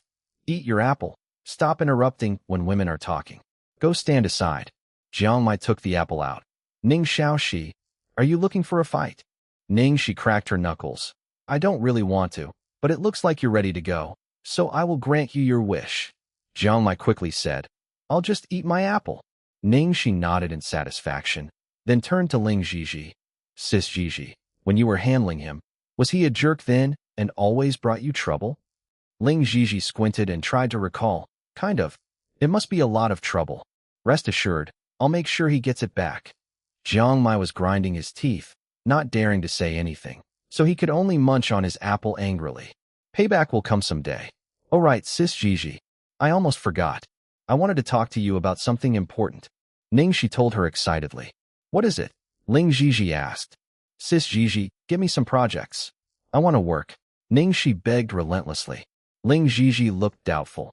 So soon? Your last job a tough one, so I allocated a month of holiday for you. Ning Xi wrung her hands. No need. I've completely recharged already. I want to work and earn money. Lots and lots of money. Then I'll get a rare cat to rear, stay in a grand house, open a grand company for charity, and enter the peak of my life. Jiang Mai laughed. Haha, the peak of life, huh? Then you'll get married to the young, rich, and beautiful? Ning Xiaoxi, are you high? It was a little creepy, given how excited she was. Ling Xi smiled. She actually really admired her Energizer Bunny attitude. But the rational part of her still advised, your attitude to work is honorable. But no. A month later, the world post-process will be finished, and you'd then have to start traveling to various cities to promote the movie. It'll be really tiring by then, so you'd better rest well now. Oh, Ning Xi looked down disappointedly. Chapter 404. The one above Lu Jingli. Ling Xi continued. But you don't have to be worried about not having anything else to do this month. Since you have some precious time now, aside from the shooting for the game endorsement, I've been selecting some scripts for you. After the shooting today, I'll give you the scripts. Take a good look at them at home, and see which one you like and pick one. I'll be looking for jobs such as live shows as well. When she heard that there were scripts to read, Ning Xi was energized again. Okay. Thank you, Sis Xi. You're the best. Jiang Mai rubbed the goosebumps on his arms. Are you done with your flattering? Can we go now? Go. Go. Let's go. Earn some money. A while later, they reached studio at the game company. Right, closer. Even closer. Ms. Ning, you have to be more feminine. Act like you're really dependent. No. Not this expression, more feminine. Movie star Jiang, you're really stiff. Gentler. Yes. Give me more emotions, even gentler. Listening to the photographer's request, Ning Xi grimaced painfully while shrinking her body into Jiang Mai's arms, dressed in a glamorous traditional outfit. Damn it. The sacrifice I need to make to earn this money is far too great. Dressed in a cool-looking swordsman outfit, Jiang Mai complained. You think I really want this to happen? I'd rather let you beat me up. After a whole day of hard work, they were finally finished with the shooting session. However, it was not the end yet. There was to be a promotional video afterward, and they would need to stream their gameplay for a few nights. Indeed, earning money was not that easy after all. Damn it, Ning Xiaoxi. Shooting an advertisement with you is even more tiring than shooting a fight scene. I'll go back to sleep. Bye-bye. Jiang Mai crawled back into the car. Ning Xi was really exhausted as well, but she brightened up at the thought of the scripts. Sis Xi, scripts. Script. Ling Xi took out a deck of scripts for her with a troubled expression. I'm just showing you these now because you have some free time. I actually have to request for permissions of the management. But the second master suddenly went on a holiday on some secluded island, and I can't reach him now. Ning Xi was surprised. Lu Jingli will go through the scripts that I'm going with first. Ling Xi nodded. Second master said so. He also mentioned that he needs to show it to the person in charge from the Lu Corporation. It's a good thing that they really did pay attention to you. Ning Xi touched her chin. Person in charge from the Lu Corporation? Could it be the boss? As she thought more about it, the likelihood of it grew. Anyway, it was Lu Tingxiao's idea to put her here. Maybe he wanted to control the themes of the movies she would be involved with. How long is second master's holiday then? Ling Xi sighed. 3 months. What? Ning Xi yelled. 3 months long. Even a tortoise would die. How can he be this irresponsible? If he doesn't come back, then I can't start shooting in movies? Ning Xi nodded helplessly. According to the procedure, it has to be this way. I'm having a headache now as well. I've tried everything I could, but I still can't contact him. What a nightmare. How could it be? She wanted to star in movies. She wanted to earn money. Ning Xi felt really desperate.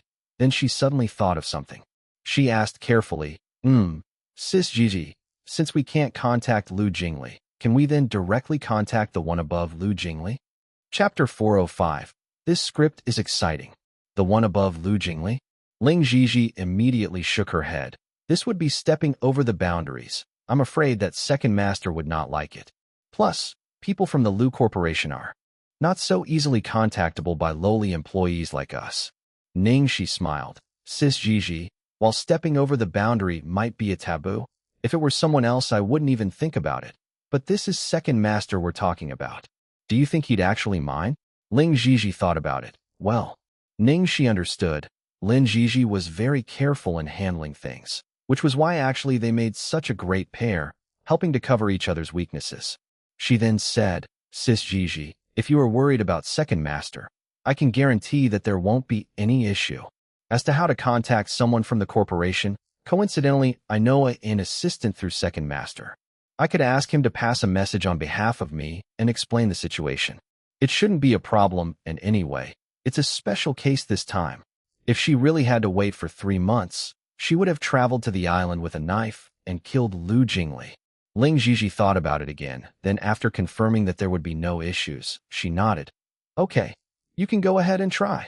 Okay, Ning Xi replied happily, as she put on her mask and sunglasses. Then I'll go back and read the scripts. I'll quickly select one that I like. Okay, be careful on the way back. Ling Xi also mentioned, it's really troublesome that you have no transportation, but just be patient for a few days. After The World has aired, I'll apply for a company car for you. Thank you, sis. Gigi, love you. After she got back home, Ning Xi sat on her bed and looked through the scripts. All the scripts that Ling Xi had picked out were really great scripts, and more importantly, they all suited her. In a stark comparison to Lung Manyu, who specialized in artistic films, Ling Xi's plan was for her to go down the commercial and credential route. The scripts she had picked were of high quality and had business potential. Ning Xi was reading through the scripts when midnight came. There were all kinds of genres were available: romance, comedy, fantasy, horror, and also traditional ones like The World. All the scripts were great, but for some reason, they did not pique Ning Xi's interest. There was not a script as fantastic as the one she had from The World that could get her really excited. Ning Xi flipped through again, and in the end, her eyes landed on a script she threw aside. The script's name was I Only Like You. Browsing through initially, it looked like a plain old romance drama, so she was not interested and put it aside. But all the scripts she had read were really creative and had their unique points, so maybe this script might turn out to be special too? As Ning Xi thought about it, she took the script up again. After reading through it, her face shone like a beacon. Wow, this script was exciting, and she had actually thrown it aside earlier. What a mistake. This script was actually your typical run-of-the-mill popular romance drama, and even used the cliché-dominant CEO in the storyline. What was different was that it was not the male lead that was dominant. It was a cross-dressing female lead. Chapter 406, Expert Flirter. In a nutshell, the female lead came from a rich family, in fact, the richest of all in the area. Her grandfather had 2 sons, but for some reason, it was difficult for both of them to bear a child, hence they did not have anyone to inherit their business. Finally, the female lead's mother became pregnant, and the scan results said that it would be a boy. The family was overjoyed. What happened afterward was kind of predictable. After 9 months, the child turned out to be a girl. Everyone was shocked. The female lead's mother could not bear the self-blame and stress, so in addition to the father's intention for the child to inherit the family business, they decided to have their child cross-dress. She cross-dressed for 20 over years. One did not need to know how the female lead could keep her secret for so long. Nevertheless, dramas like this did not need logic to work. Anyway, this topic heightened Ning Xi's interest. Not just the cross-dressing part, the female lead's personality was also interesting as well: expert flirter, playful, loves excitement. Now that she had looked at it thoroughly, it was a character tailor-made for her. The male lead's persona was not too bad as well. He was the assistant butler to the female lead, loyal and kind. He was hired by the female lead's grandfather to keep an eye on her. So the female lead hated him at first and pulled all kinds of pranks on him. It was during their time spent together that sparks were produced. I only like you. This is it. After she had decided, she was so excited that she could not fall asleep. She went to see Ning Xi in her office the first thing in the morning. Sis Gigi, I've picked one. Lin Gigi looked at her in surprise. That's quick. Which one do you like? This one. Ning Xi handed the script to Ling Gigi like a piece of treasure. Ling Gigi took it and looked at it. I only like you. It sure seems like a hot topic, and it was adapted from a currently popular novel. Yes, this is it. Ling Gigi thought about it for a little, then analyzed. Are you sure that you want this?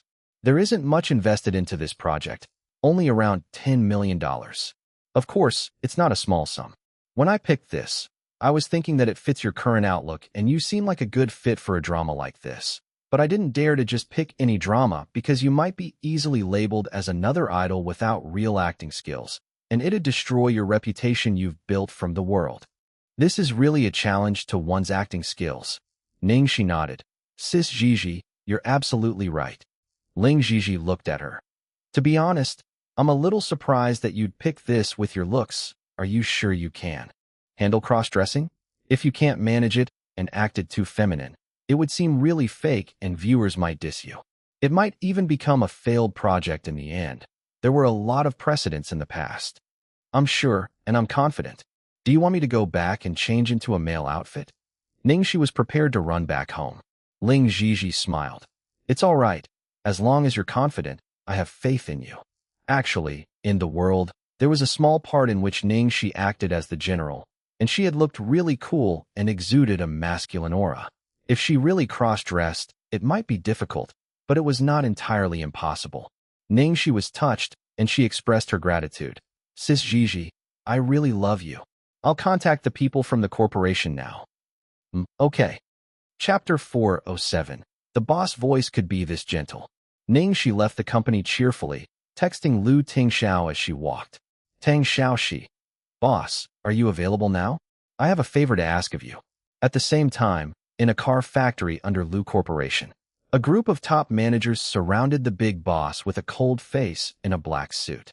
The factory head was blabbering nonstop to introduce the high-tech equipment in the factory, and he was bragging about his accomplishments.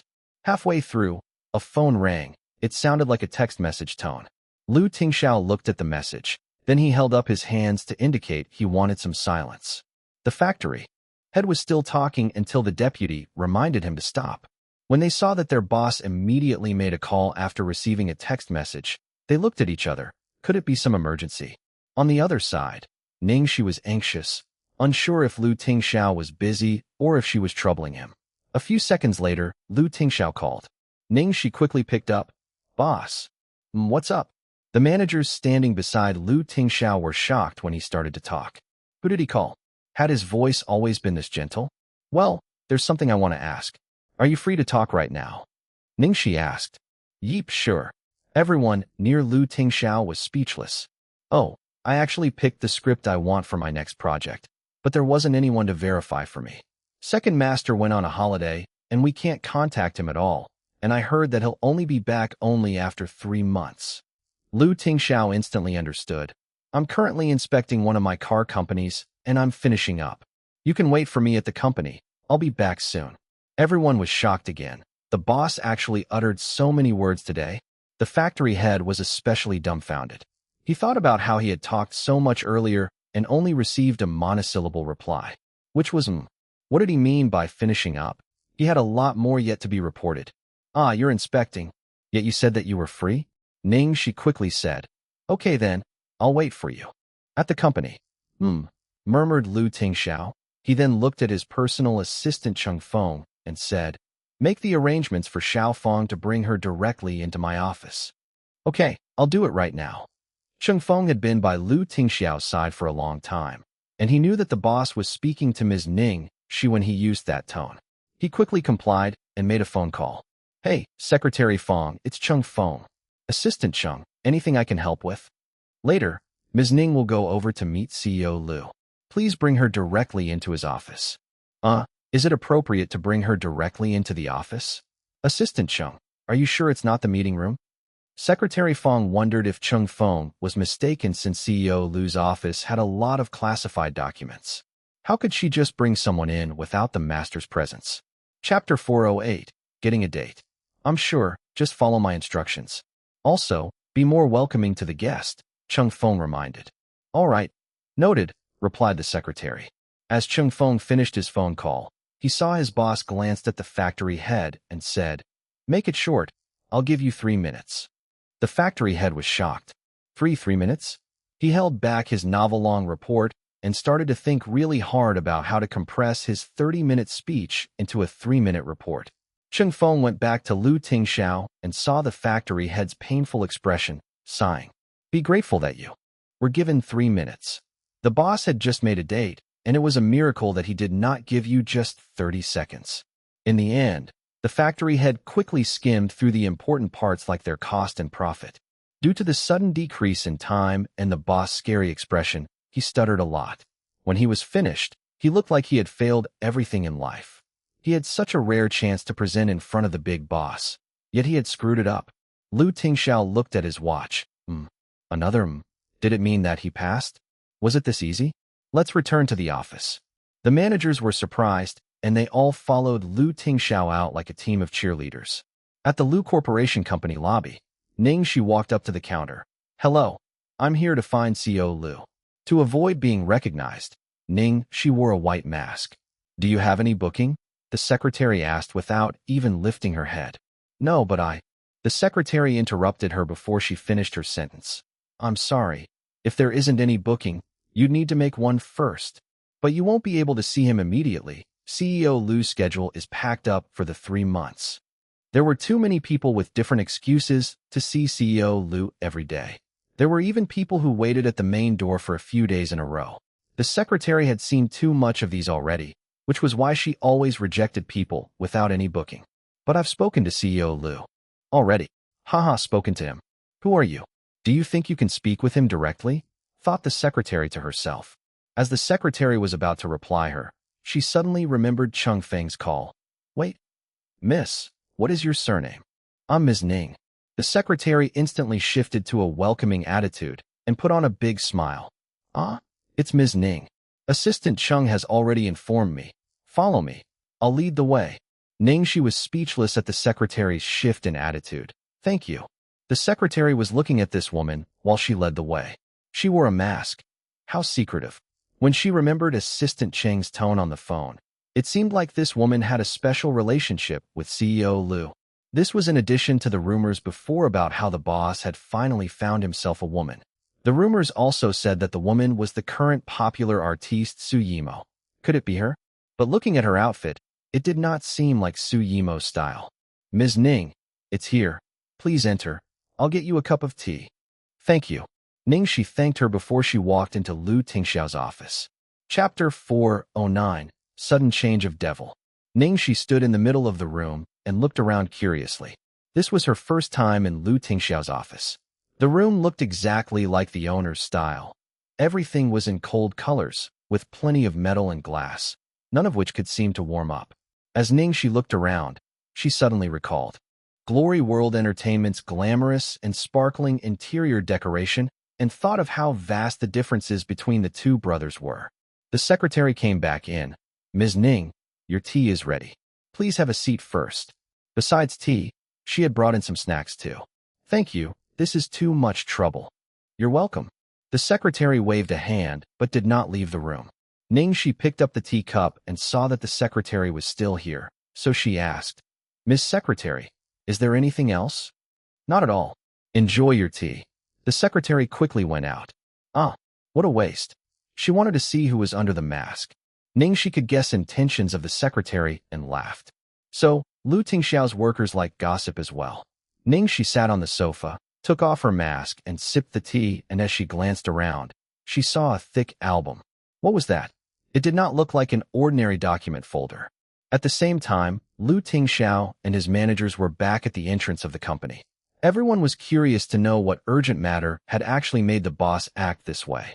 Lu Tingxiao got down from the car and walked into the building when he suddenly remembered something, and there was concern written on his face. While he was impatient earlier, he looked bright, but now his face looked as tempestuous as a hurricane, as if the sky was going to fall down. All the managers were really terrified seeing him this way. Was the company going to fall? Lu Tingxiao hastened his footsteps and walked towards the lobby counter. Hi, CEO Lu. Secretary Fong quickly greeted him upon seeing him. Is she here already? Lu Tingxiao asked harshly. She. The secretary got scared by the boss' scary expression. After a while only she recovered. Theo Lu. You mean Ms. Ning? Yes. She's already waiting for you in your office. What? Lu Tingxiao raised his voice. The secretary was terrified, almost to the point of crying. See? Theo Lu. Is there a problem? Assistant Chung told me to let her wait for you in your office. Chung Feng freaked out as well when he saw Lu Tingxiao's expression, as he remembered that it was him who instructed to have Ms. Ning wait in the office. Lu Tingxiao pinched the area in between his eyebrows. How long has she been there? The secretary was shaking and looked at the time. Around 7 or 8 minutes. Lu Tingxiao did not say anything, but his face darkened and he rushed towards the elevator. The secretary quickly held Chung Feng back. Assistant Chung, what happened? Did I do anything wrong? You're the one who asked me to bring her up.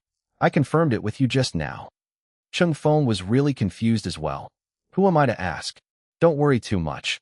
I'll check out what has happened and let you know. Please do. The secretary almost cried. A second of waiting was another second of suffering. After he got out of the elevator, Lu Tingxiao pulled his tie loose and ran all the way to his office. Along the way, all his employees were confused. The person that just ran through. Why did he look like our boss? Chapter 410, Seducing Me. Seducing me again. Finally, he reached his office. Bam! Lu Tingxiao opened the door with great force. He saw that Ning Xi was sitting quietly on the sofa while holding the red-colored thick album. When he saw that the girl was holding the album, Lu Tingxi's usual calm demeanor was replaced by a wave of anxiety, and even his voice shook. Ning Xi.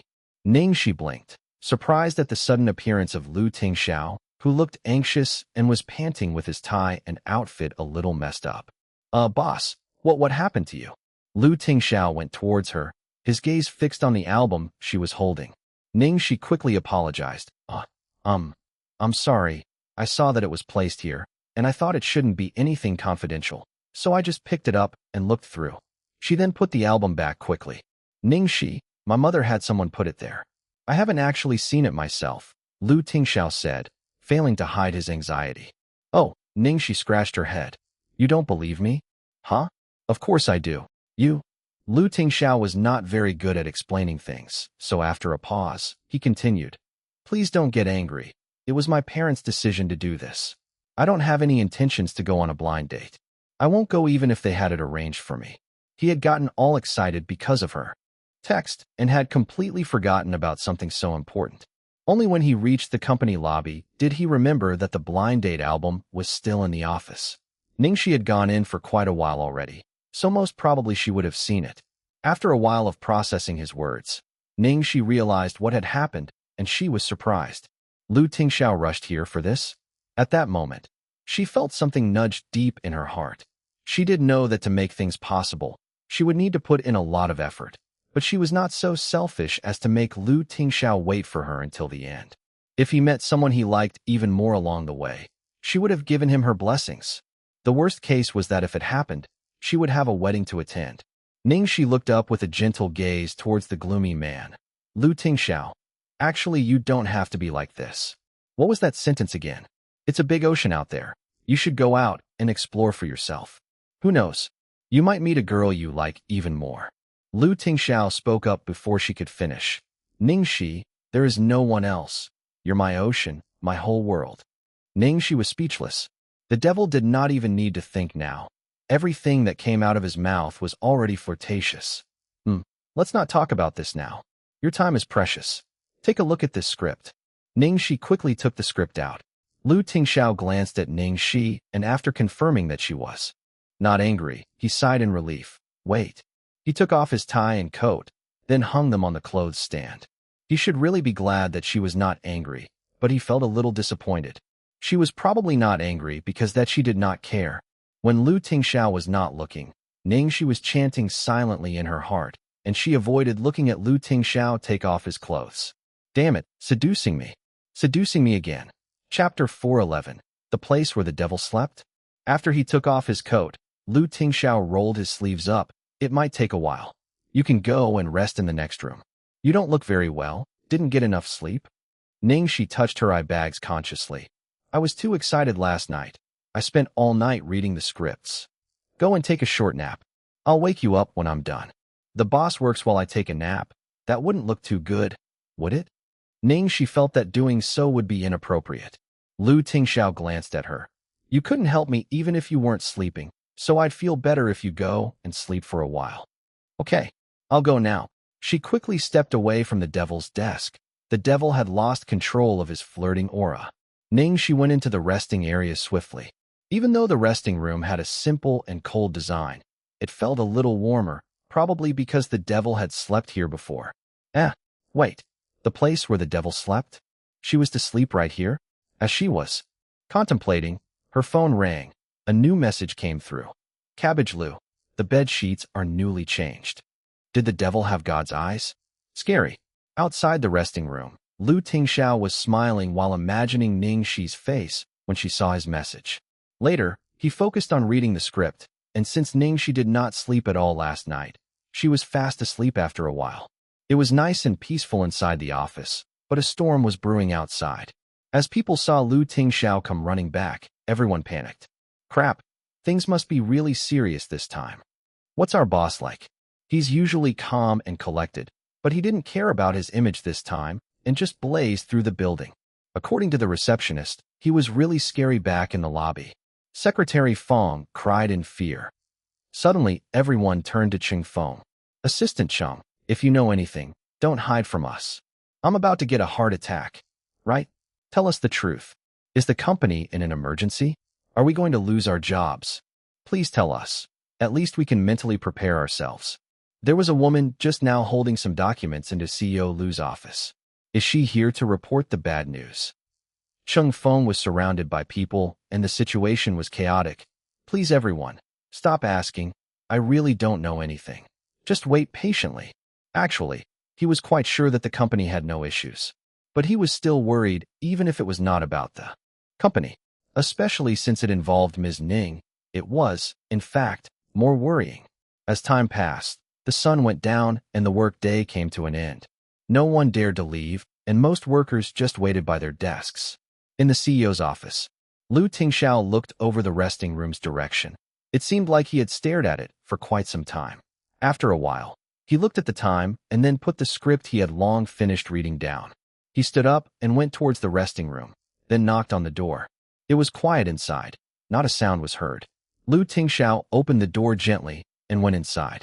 Chapter 412. The Kiss in Her Sleep. On the huge, soft bed, the girl was sleeping soundly with her flushed cheeks and jet black hair strewn across the white pillow under her head. Lu Tingxiao's heart automatically became calm as he sat lightly on the bedside with an urge to not do anything and just continue watching her like this. Not do anything? At this moment, with this view, it seemed quite impossible. Ever since she had left the Platinum Palace, it had been very, very long. Too long since he could watch her from such a close distance. It had been very long since he had gotten close to her. Even though he knew he shouldn't, all rationality and self-restraint went out of the window as temptation was king of the moment. Lu Tingxiao picked up a lock of the girl's hair and kissed it lightly. He then slowly lowered his lips to cover her soft, cherry-colored lips. He initially only wanted to give her a slight peck, but obviously, this was a wild wish of his. After the touch, those soft and sweet lips made him sigh, and he could not help but slowly caress her face. Then he used his finger to lightly hold her jaw and greedily invaded deeper to receive even more sweetness. The girl had trouble breathing and whimpered uncomfortably. Lu Tingxiao's back stiffened and he knew he should move away, yet his body did not listen to him. Instead, it became even more excited feeling her resistance as he held her lips and kissed her even deeper. Lu. When he heard her mumble his name, Lu Tingxiao became even more aroused as he held her waist. wanting to mold her body into his. Feeling the soreness on her lips, Ning Xi frowned and unhappily waved at him. Cabbage Lu. Lu Tingxiao was speechless. When he heard those words, Lu Tingxiao was stunned. When he returned to his senses, his head was buried in the warmth of her neck. He then started to laugh softly.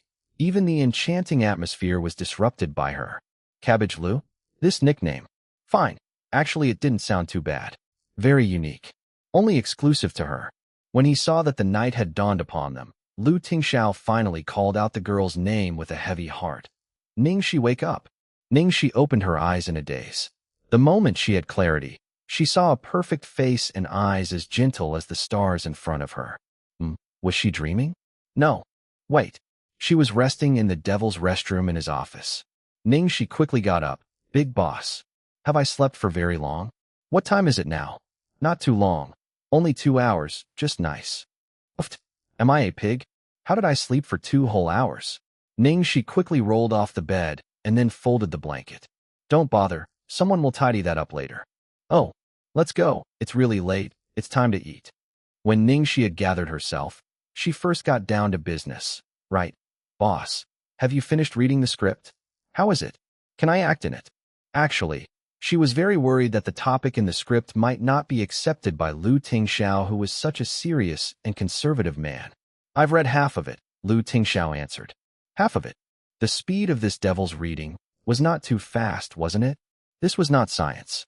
It was probably because he was going through it carefully, so he was more detailed about it, she supposed. Hey, this is sad. Did she have to wait for another day? How anxious. Ning Xi was an impatient girl, and she could not wait for another minute. What more another day? So she bitterly asked, what else can I do then? I'll wait for you to finish reading it, and look for you again tomorrow. Chapter 413, Follow Me Home. Lu Tingxiao took his coat from the rack and said as he put it on, I'm afraid that won't do. I have to leave the country for work, the first thing tomorrow morning. What? Ning Xi exclaimed. This is bad news. Why does the devil want to run away? Lu Tingxiao thought about it, then said, So, I have 2 propositions now. What are they? Ning Xi quickly asked. Lu Tingxiao continued. First proposition, wait for me to return after a week of workout station. 1 week. Even though it was not too long, a week was not that short either. What's the second proposition? Lu Tingxiao looked at her, then said, Second proposition, follow me home. What? Ning Xi was stunned. What do you mean? What I mean is, tonight you can have dinner at my place. After dinner, I'll start reading the remaining half. When I'm done, I'll discuss my opinions with you. We should be able to get it done by tonight, Lu Tingxiao explained. Ning Xi blinked, then said without hesitation, I choose the second one. Was there even a choice? Of course, she'd choose the second one. But, upon revealing her choice, why did she feel like she just got tricked again? Lu Tingxiao's eyes twinkled and he said, let's go. Ning Xi politely walked in front of him and helped Lu Tingxiao push the office door open. In the next moment, she was dumbfounded when she opened the door. At that time of the day, everyone should have been done with work. But all she saw was a place filled with employees.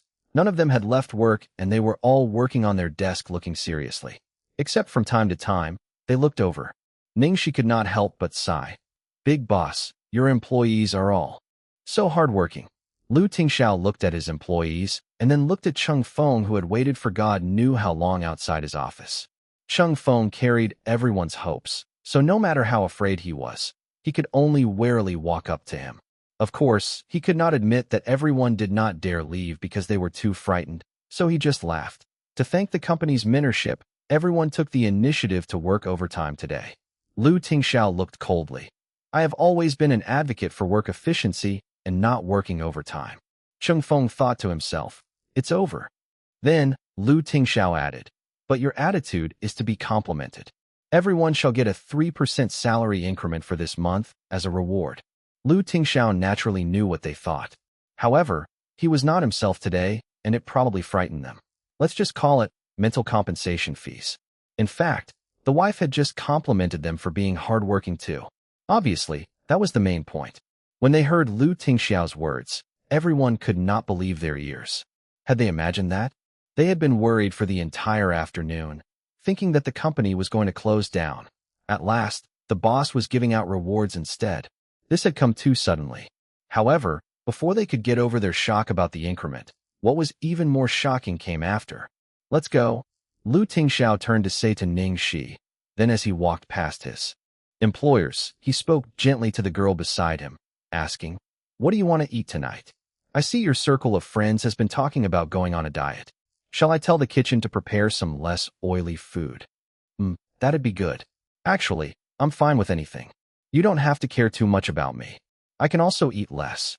You can go on a diet, but you have to take care of yourself too. What did you think of Qin Mufeng's recommended nutritionist the last time? If he's good, I can get her to prepare a suitable program for you. Would that be too much trouble? It won't. I'll help you make the call tonight. Behind them, the entire company was speechless. Chapter 414, caught off guard by the sweet couple. Jesus, what had they just seen? What did they just hear? They were caught off guard by this sweet couple. This sudden conjugal love. In that instant, everyone turned to look at Cheng Feng at the same time. It seemed as if it was going to turn into a frenzy. We are about to get a lady boss. Assistant Cheng, you're not loyal now. How could you keep such a huge secret from us? And not even leak a little? You made all of us shit our pants. Just now, the boss suddenly said he was giving us an increment. Only because the lady boss complimented us as hardworking, wasn't it? The boss has never liked us working overtime. It must be. Cheng Feng rolled his eyes. Even he was shitting his pants. It was a good thing the both of them were okay. And since the boss was giving out an increment and spoke so gently, the crisis must have been resolved, and the skies were clear again.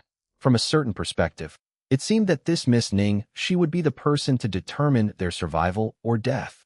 When everyone had calmed down, one of the female employees unhappily mumbled, "You lot shouldn't be all emotional for nothing now. Who knows if it was the lady boss or not?"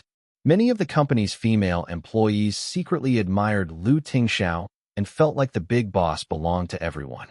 Now that he suddenly belonged to someone else, they naturally didn't feel happy and echoed, "Who knows? He could just be fooling around." One of the male employees looked at them like they were stupid and rebutted. From the perspective of a man, the boss is definitely serious this time. If the boss was really the kind of person who fools around, wouldn't there have been a woman beside him all these years? Didn't you see how the boss was not himself earlier? Have you seen the boss this gentle before? Have you seen the boss speak in complete sentences to anyone before? Not only that, from the moment I entered the company, I've never heard the boss speak this much. I almost thought that our boss had speaking difficulties. Alas, he did not have any difficulties at all when trying to coax girls. This is nothing. We all thought that the boss liked men. All the unwilling female employees looked aggravated but had no room to argue. Since they could not counter the arguments, they made other remarks. Who's the woman? She even wore a mask. Is she ugly? Even with the mask, you could see that she's a beauty. All you women who want a piece of the boss should stop dreaming. Bastard, who wants to have a piece of the boss? We're not used to watching witches hook up with our boss. It can't really be that Su Yimo, right? Actually, Su Yimo has quite a good reputation. She's like a goddess. She's quite a good fit with our boss. Are you blind? That Su Yimo's so fake. How could she be a suitable match for our boss? Stop arguing. All you women just admit that no matter which woman it is, you won't be satisfied. At Platinum Palace, once they got down from the car, Ning Xi looked at the bungalow in front of her absent-mindedly. To be honest, when she first left, she never thought that she would return, ever. Tingxiao saw her staring blankly and asked, "What's wrong?" "Nothing." Ning Xi shook her head, then walked into the residence. As she was walking, her phone rang. It was Jiangmai. "Hello, what's up?" "Nothing's up. I just wanted to remind you not to be late tonight. If you make me wait again, I'll really flip." Jiangmai threatened her. Ning Xi was confused. "Tonight? What should I not be late for tonight?" "Ning Xiaoxi, what's wrong with you?" Oh, I remember now. We're doing a live stream for the gameplay tonight, right?" No, I was just kidding. I definitely didn't forget. I definitely won't be late. I've got to go now." Ning Xi quickly hung up the phone, then looked a little guilty. In reality, under the big boss charm, she had forgotten about this. Ning Xi looked towards Tingxiao bitterly. "Big boss, you know I've become the spokesperson for a game. In conjunction with the promotion of the game, I have to do a live stream of the gameplay tonight. I have no choice. You can use my computer. Chapter 415, My Lucky Day. Ning Xi was taken aback. Use your computer? Tingxiao lightly ruffled her hair. Don't worry, the configuration on my computer is high enough, and the speed of the internet in my house is very fast too, so there shouldn't be a problem. Oh. As she watched the devil's reassuring expression and tone, Ning Xi blinked her starry eyes and nodded. The devil would definitely have a computer with the best specifications. As for the internet speed, she had experienced how fast it was herself. When she used to live here, she loved the internet speed the most. It was so quick that browsing web pages and playing games were an awesome experience. I'll bring you upstairs, so you can try using it first. Okay. The both of them talked as they walked into the house. Not too far away, Butler Yuan was shocked to see the both of them unexpectedly coming home together. He bowed and greeted respectfully. Welcome home, Big Master. Hello. Miss Xiaoxi, did you come today as our guest? The old butler looked at Ning Xi to clarify, clearly emotional. Hello, Grandpa Butler. I'm over to do some things. Ning Xi answered. Is that so? The old butler was obviously a little disappointed, but then he thought, if they could calmly coexist with one another, it was progressing well.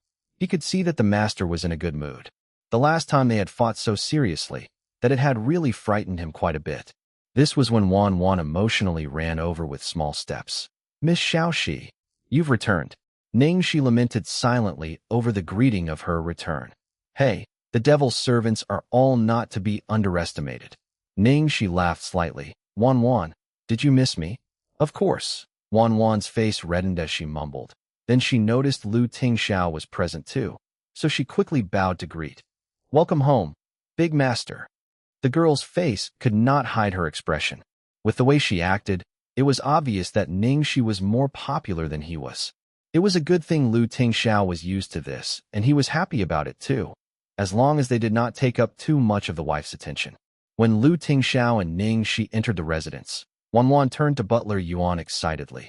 Uncle Yuan, why did Miss Xiaoxi suddenly come over? Is she and the Big Master? Butler Yuan shook his head. Don't make wild guesses. Miss Xiaoxi only looked for the Big Master for business. However, I could see that the chemistry between the two of them was pretty good.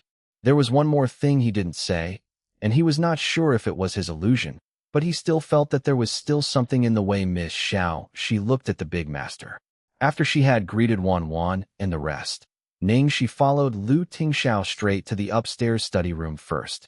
Tingxiao turned the switch on, then helped Ning Xi pull her chair out and indicated that she sit down. Then, he typed in the computer password in front of her. Ning Xi did not have enough time to look away, so she saw Tingxiao's password. Out of curiosity, she subconsciously mumbled, L-E-C-K-Y-712. She knew lucky, but what did 712 mean? It seemed neither like Tingxiao's birthday, nor was it Little Treasure's birthday. And of course, it was not her birthday either. Tingxiao put one hand on the back of her chair while the other hand controlled the mouse. When he heard her mumble, he nonchalantly said, the digits in the password symbolize my lucky day, the day we first met. After a moment of being dumbfounded, Ning Xi was so shocked that she started coughing profusely. Now that she thought about it, it really was the day they first met. She had not thought about that at all earlier. Chapter 416, What if I can't help it, and stumble? It was as if Tingxiao had just uttered a very common sentence, since his expression remained as stoic as usual as he opened up a browser. Download the game. Right away. Ning Xi quickly took over the mouse. However, Tingxiao's hand had not moved away yet, so she accidentally held his hand instead, then quickly let go again. Sorry. She had just straightened up to apologize when her head sank into Tingxiao's chest. Ning Xi was speechless. Tingxiao touched her head. Then, as if noticing her distress, he said gently, I won't bother you anymore. I'll go check out the kitchen downstairs. Just call me if you have any problems. Ning Xi nodded profusely. Okay. When she saw that Devil had left and closed the door behind him, Ning Xi could finally breathe a sigh of relief as she covered her face and laid on the desk. Tingxiao, if you do that again, I will not be able to help myself and I might stumble, okay? It was a while before Ning Xi could gather herself again. She went to the website of the game and started to download the game client. The internet speed was fast as always, so it only took 10 minutes for the game to finish downloading. She entered her account password and logged into the game. She skimmed through her list of friends and saw that Jiang Mai was online already. Almost immediately after she came online, Jiang Mai called to invite her into a game. Ning Xi answered to connect. "You're on so early?" Jiang Mai scoffed from the other. "You think I'm like you?" When he finished, she asked suspiciously, "Why are you so defensive today?" "Do you have to nag me when I'm defensive too? Quickly team up. Let's warm up with 2 games." "Okay, let's get it on." Jiang Mai immediately became energetic when he heard the game was about to start, forgetting everything else. Tragedy struck just as they started playing. Jiang Mai's shouts could be heard loudly from the other end. "Ning Xi, go on. Why are you zoning out? Uft, uft. Don't go. There's ambush. Geez. You're dead. Ning Xiaoxi, did you forget to eat your medicine today? Bastard. It's you who forgot to eat your medicine. Your reaction is so slow. Couldn't you warn me earlier? You're a swordsman. How could you scold me when you couldn't protect the nurse well?" Even though Ning Xi was guilty, but she definitely would not admit it. Jiang Mai was so angry. "Uft, you're really good at twisting facts. Ning Xiaoxi, are you even aware of what you're doing? Are you not in shape today?" When she heard Jiang Mai point out her condition, Ning Xi stuttered. With the numerous devil's tricks coming one after another today, her current level of playing focus was already considered normal. Ning Xi gritted her teeth. "Speak less nonsense. Let's go again." The second game began, and still, they died horrendously. The loss was so terrible that even Ning Xi was angry now, and she started to fight with Jiang Mai. "Jiang Mai, were you bitten by a dog? Why did you rush to the front? Did you want to die? Even if I was the reincarnation of Hua Tuo, I wouldn't be able to save you. Switch it back? I don't want to play the nurse anymore. I want to switch to being swordsman." Damn it. This was the gaming company's request, and not mine. Besides, the issue is not about which character we use. Even though you are more skilled with the attacker type of characters, there is no way you would play the nurse so badly. Tell me honestly, what's going on? The more Jiang Mai thought about it, the more he felt that something was not right. "Blondie Jiang, stop giving me excuses. Clearly, it was you who was messing things up, and yet you blame me." There was no way Ning Xi would admit that she was out of form because she had been charmed. She was determined on putting the blame onto Jiang Mai. Jiang Mai on the other end so angry, he almost puked blood. Ning Xi was scolding Jiang Mai when she looked up and saw that Tingxiao was leaning against the door frame and looking at her. She was not sure how long he had stood there.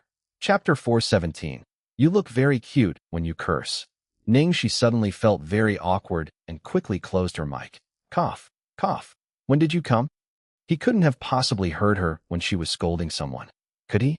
God, no. Actually, I'm not usually this irritable when I play games, and I won't simply scold people. It's mostly because Jiang Mai is playing way too horribly today. Ning Xi continued to push the blame on Jiang Mai. Tingxiao's lips curved into a grin. Very cute. Tingxiao's sudden words made Ning Xi slightly confused. "Ah? What's cute? The way you look when you curse." Ning Xi was speechless. "Devil, do you have any humanity in you? I have already been wounded so bloodily, and yet you will not let me go. Dinner is ready. Want to eat downstairs first?" Tingxiao asked. Dinner." She really wanted to eat cabbage. Downstairs. Ning Xi saw that on the table were 3 vegetable dishes and 1 meat, with a soup on the side. It was all home-cooked dishes that looked refreshing and appetizing. In fact, there actually was a big plate of cabbage. Did the devil do this intentionally? Are these enough? Tingxiao asked worriedly. Enough, definitely enough. To avoid danger as soon as she spoke, Ning Xi quickly picked at some dishes and started to scarf the food down. Eat slowly. Tingxiao watched her with a hardly noticeable nervousness in his eyes. Ning Xi did not notice how nervous he was as she continued to eat. However, as she was eating, she noticed something was odd. Tingxiao. What is it? Tingxiao quickly put down his chopsticks to ask. Ning Xi took a bite of the eggplant and chose her words carefully. Is your chef not in too good a mood today? Tingxiao deliberated, then answered confidently. No, his mood is very good today. Ning Xi blinked. Then why is his cooking today a little off? Tingxiao's back immediately stiffened when he heard this, but his face remained calm, Why do you say so? Ning Xi pointed at the plate of braised eggplant and said, "This eggplant clearly has too much salt in it." Then she picked up a piece of winter melon meat slice and said, "This dish has been overcooked. Even the sliced meat is burnt, and the tomato omelet is almost all tomatoes with barely any eggs. Most importantly, salt seemed to have been omitted from the soup." When she finished, she looked up to Tingxiao and was going to continue criticizing when she noticed that his expression was odd. Ning Xi paused slightly, then a thought flashed across her mind, and she had a look of disbelief on her face. After a while, she swallowed her saliva and asked weakly, Tingxiao, did you cook these dishes?" Tingxiao's expression was heavy as if he did not want to really admit it, but he did not want to lie to her either. Half a second later, he still nodded rigidly. Puffed. Ning Xi said in shock, "It really was you." She was in huge trouble. Why didn't he mention it earlier? She had just criticized the devil's cooking like it was nothing. Ning Xi buried her face in her hands and quickly tried to save the situation by saying, I thought it was your chef's cooking. By a professional chef's standard, naturally, I would expect much more. Who knew it was the big boss personally cooking? Hope you don't mind me asking. Is this your first time cooking?" "No, I have practiced a few times before." Tingxiao explained really unhappily. As a perfectionist, he was obviously hurt by this first-time failure. Chapter 418, For the Charmer's Smile. Oh, you've practiced a few times. Well, then you're still considered a newbie. I'm not intentionally complimenting you, but the fact that you can achieve this level for a newbie is really great already. Look at this eggplant. It's especially fragrant, and even though there is a little too much salt, it's definitely flawless. And this winter melon with sliced meat, the meat is only slightly overcooked. I actually like it like that, and this tomato omelet. I realized there were eggshells in them, so I threw away most of the eggs, Tingxiao explained. Ning Xi choked slightly, then continued to compliment with difficulty. "Oh, no wonder. This clearly means that you're really strict with your own cooking standards. Actually, a little bit of eggshells wouldn't really entire ruin everything. When I just started cooking, there would always be shells where there are eggs in my dishes. And this soup, well, soup is better when it's lighter, but most importantly, this cabbage dish. It's done so well. Even more delicious than my own cooking." Ning Xi complimented until her mouth was dry, and Tingxiao's expression finally did soften. I've practiced this dish for a long time." If Ning Xi had gone to the kitchen now, she would see that the rubbish bin filled with the failed cabbage dishes. The plate of success in front of her right now was built on numerous corpses of cabbages. It really is not bad. You'll improve if you practice more. Ning Xi worked harder to coax Tingxiao when she saw that he turned happier. Tingxiao looked at her more seriously. "I will, until you're completely satisfied." I didn't mean that. What did he mean by doing it until she was completely satisfied? Besides, what she really wanted to say was, as long as there was someone who knew how to cook, that would be enough, so he didn't need to learn at all. However, the fact that someone like Tingxiao had actually learned how to make soup for her was simply off the charts. Ning Xi had said the wrong things earlier, but in an instance, she was in the clear. Nevertheless, she still did not have the heart to see the devil feeling disappointed. She initially wanted to go on a diet, but at last, she finished all the food and even ate 2 big bowls of rice. When he saw that all the food had been finished, Tingxiao, who was gloomy at the start of the dinner, finally revealed a smile. Ning Xi touched her full tummy and sighed softly. For the charmer's smile, it would be worth it even if she died trying to holding herself up. "What times does your live stream start?" Tingxiao asked. Ning Xi looked at the time and replied, "There's still an hour to go. I was preparing to train for a few rounds first before the game. I am using a different computer after all, and I'm worried that I won't be used to it. I'll go read the script. Then, okay, thank you for your hard work, big boss." With that, both parties went their separate ways. Ning Xi returned to the computer, not sure whether if it was because she had been charmed to the point that she managed to calm down, but for the next few games, Ning Xi finally played to her usual standards. "You brat, you finally returned to normal. Otherwise, when we officially start later, we'd definitely be insulted by our fans. I'll say, Ning Xi, is it because you didn't eat earlier and was hungry?" "Let's just say I was hungry." Very quickly, an hour passed, and it was 8 p.m. sharp when the live stream officially started. Ning Xi was just being greeted the gamers and fans when her phone sounded with Jiang Mai's message. They were connected to the mic, so what was it that he needed to tell her through text messages? Ning Xi opened it up to see. Filthy Demon King, my God. Ning Xi, what are you doing at my uncle's? Ning Xi was taken aback, and she told the fans that she was going to reply a message before replying him very quickly. Chapter 419, Pulling Tricks Again. Sweet Xiaoxi, how do you know? Filthy Demon King, nonsense. You think I wouldn't be able to recognize my uncle's study room? Sweet Xiaoxi, the thing is, the background behind me is just a wall, okay? Filthy Demon King, just say if it is or not. Sweet Xiaoxi, it is. But it's a long story, I'll tell you later. Focus, we're starting soon. Ning Xi put her phone aside and concentrated on preparing for the live stream. After texting Jiang Mai for a while, there had already been many comments from the fans on the live stream. Ning Xi is so pretty. Is that nude makeup today? Shi, how are your standards? Are you good at battling? I'm playing this game too. I'm so happy. I thought that the goddess room would be pink, but it's actually metallic colored, so cool. Ning Xi skimmed through the comments, then played the game while replying them at the same time. Yep, I didn't go out today, so I was lazy to put on makeup. My standards, huh? Just watch later and you guys will know. As for the room, this is not my room. I had some errands to run today, and I could not make it back home in time. So I'm borrowing a crew member's computer. Ning Xi did not say a friend's place because this room was clearly a place where a male lived. If she had said friend, there would definitely be further questions. Indeed, when they heard her mention crew member, no one held on to the question. After waiting for a while, they finally entered the game. Ning Xi's playing condition was close to fully restored now, and she was ready to show off her capabilities when Jiang Mai pulled a trick again. This time, it was his turn to act oddly. In fact, he fared even worse than the previous horrible games when she had acted out. Ning Xi almost scolded him, but she remembered in time that this was a live stream, so she could only suppress it and say with a soft voice, Senior Jiang, go slower. I can't keep up. I can't heal you. Jiang Mai, are you rushing for incarnation? Stay right there. Senior Jiang, you must protect me. If the nurse is dead, everyone will be in danger. Stupid blondie. Are you a pig? Do you understand the human language? Senior Jiang, be careful. 3 people are coming from the front. We won't be able to defeat them. Let's run. Stupid blondie. Quickly run. If you want to die yourself, don't drag me down with you. After one game, Ning Xi was already mentally exhausted. They lost in this round as expected, and the live stream was filled with insults. Before this, they had complimented them previously when they saw the results of Jiang Mai and her past battles.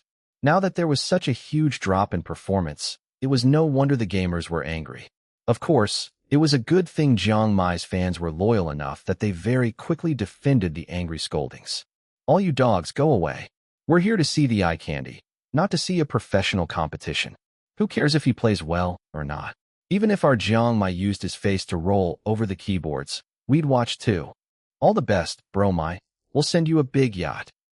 Even though Jiang Mai's fans did not mind, in order to prevent herself from exploding with anger, Ning Xi still used the intermission to call Jiang Mai secretly. Big bro, are you messing with me? I finally calmed down enough to play well to go online, and now you're going offline on me. Jiang Mai on the other end of the phone was silent for a while. When finally he asked, should I change the way I address you and start calling you auntie? What auntie? Jiang Mai, are you having auntie paranoia right now? I'm here on official business, all right? I'm waiting for your uncle to help me run through a script. Lu Jingli isn't here, and your uncle is leaving the country for work tomorrow too, so he only has time tonight. Really? Why would I lie to you? No. Wait, you played so horribly earlier because you were thinking about this nonsense. Chapter 420. Let's try the seduction move. I'm just deep in thought about the tragedy of being one level of seniority in the family below you. Fine. Hanging up now. Just watch. I'll bring you for a ride in the next round. Jiang Mai said before hanging up. Ning Xi was speechless. It was a good thing that Jiang Mai really did return to normal after that, and with their excellent chemistry, they managed to win 3 rounds in a row with all sorts of traps planned out for the opponent. They played a very beautiful comeback game. The audience viewing the game increased, and they incidentally broke the record for highest number of live streamers. What a beauty! I thought the commercial was just lying. Who knew that a girl could play a game this well? Don't judge a book by its cover. This beauty is obviously an expert, okay? Look at her mouse and keyboard. That set is enough to make up for several months of my salary. When she read the comments, Ning Xi took a step back and subconsciously looked at the mouse and keyboard she was using. The equipment's jet black appearance looked ordinary. Who knew it was so expensive? It was a good thing that she had not accidentally spoiled it. While she was still interacting with the audience, there were 3 knocks on the study room door before it was pushed open. Tingxiao stood at the door with the script in his hands and raised his eyebrows to ask if it was over. Ning Xi looked down and saw that she had achieved the gaming company's requested time, so she said goodbye to everyone and went offline. How was it? Smooth, Tingxiao asked. There was a slight issue at the start, but after that, it all went pretty smoothly. Just now one of the audience said that your mouse and keyboard set was really expensive. It's no wonder it was so nice to use.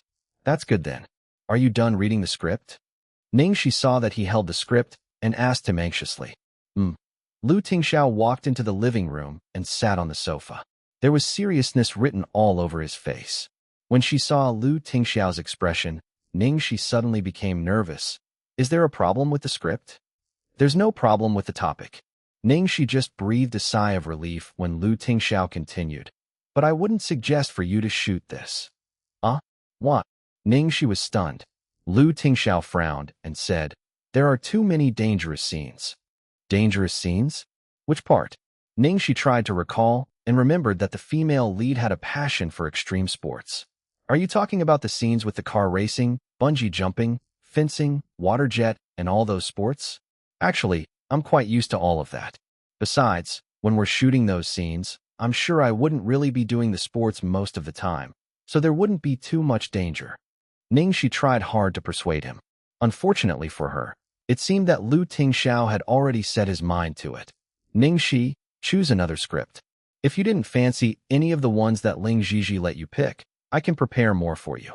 Ning Xi's heart instantly dipped and her expression changed. I don't want anything else. I like this one.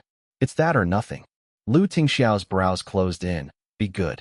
Ning Xi felt wronged. Tingxiao, why can't you just trust me?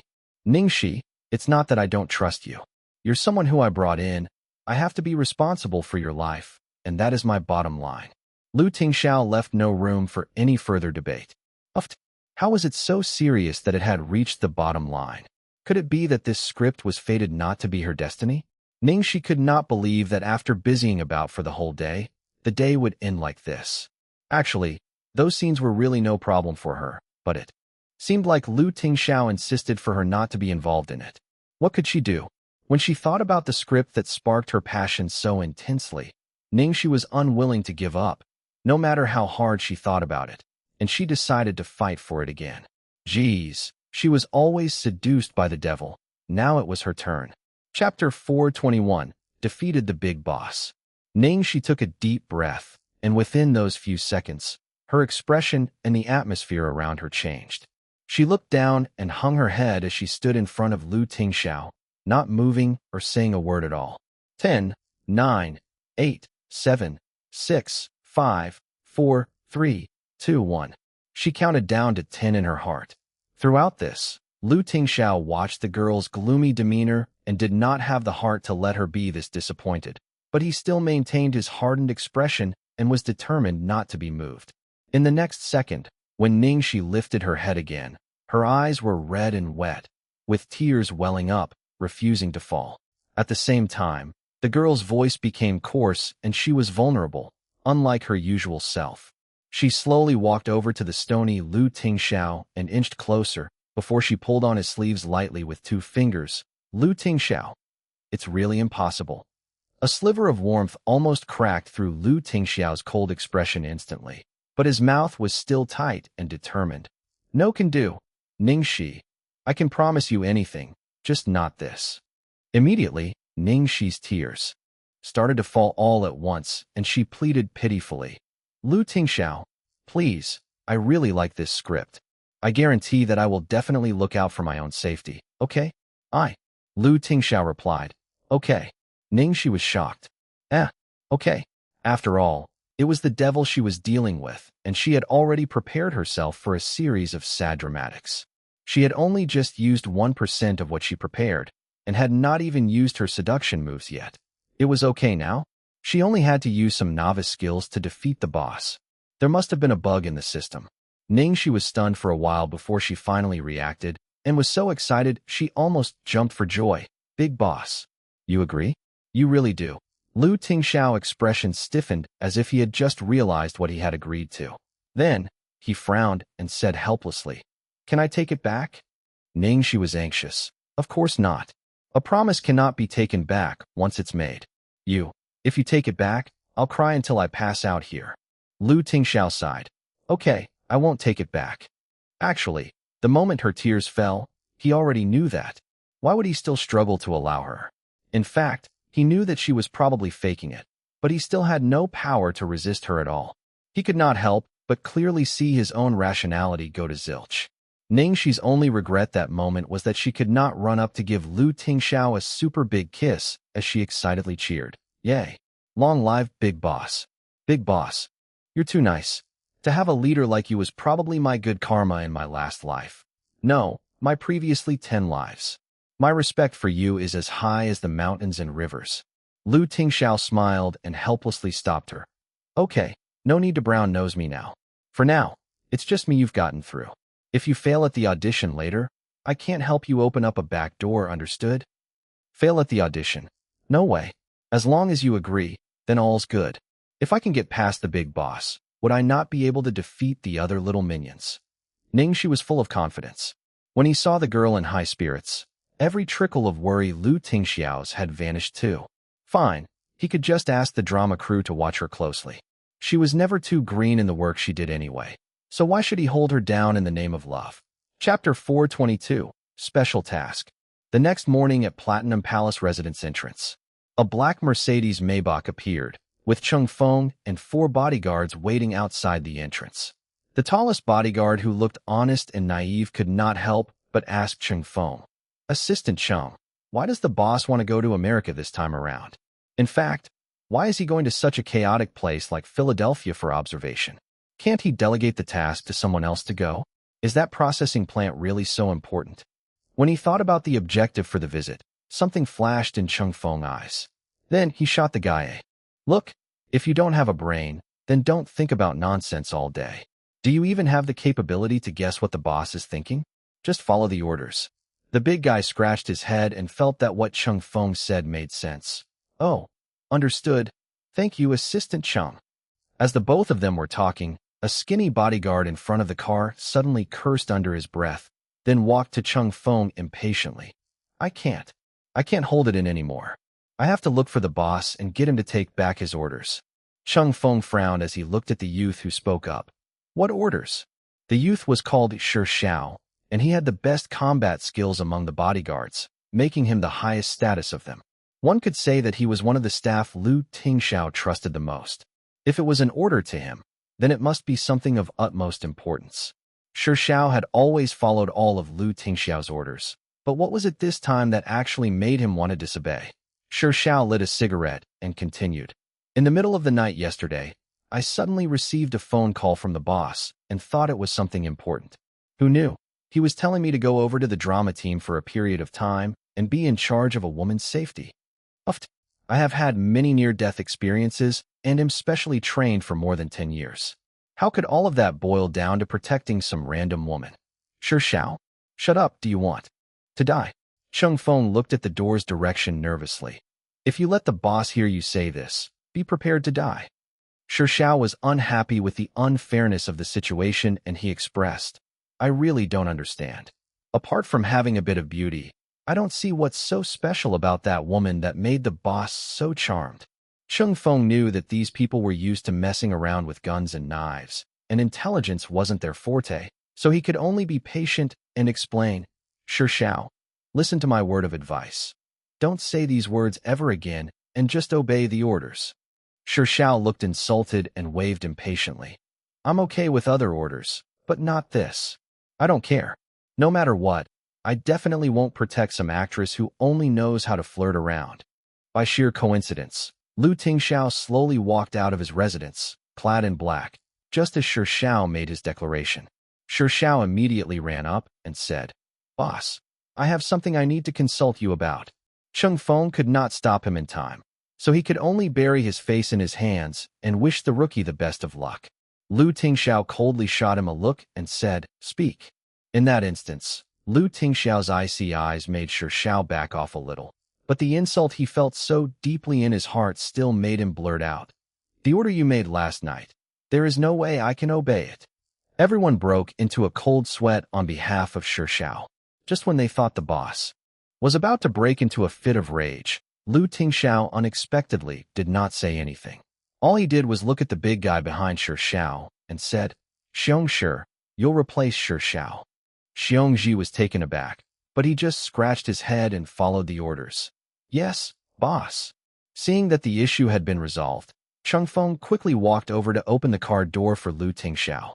Once Lu Tingxiao got into the car, Cheng Feng patted the big bodyguard's shoulder and could not help but lament, "Hey, fortune's certainly shone on the fool. That's Tingxiao." If one day he found out that the boss had given him a task as important as protecting the lady boss which he had rejected, he would regret to the point of puking blood. Chapter 4:23 Ning Xi's birth date. At Fahua Temple.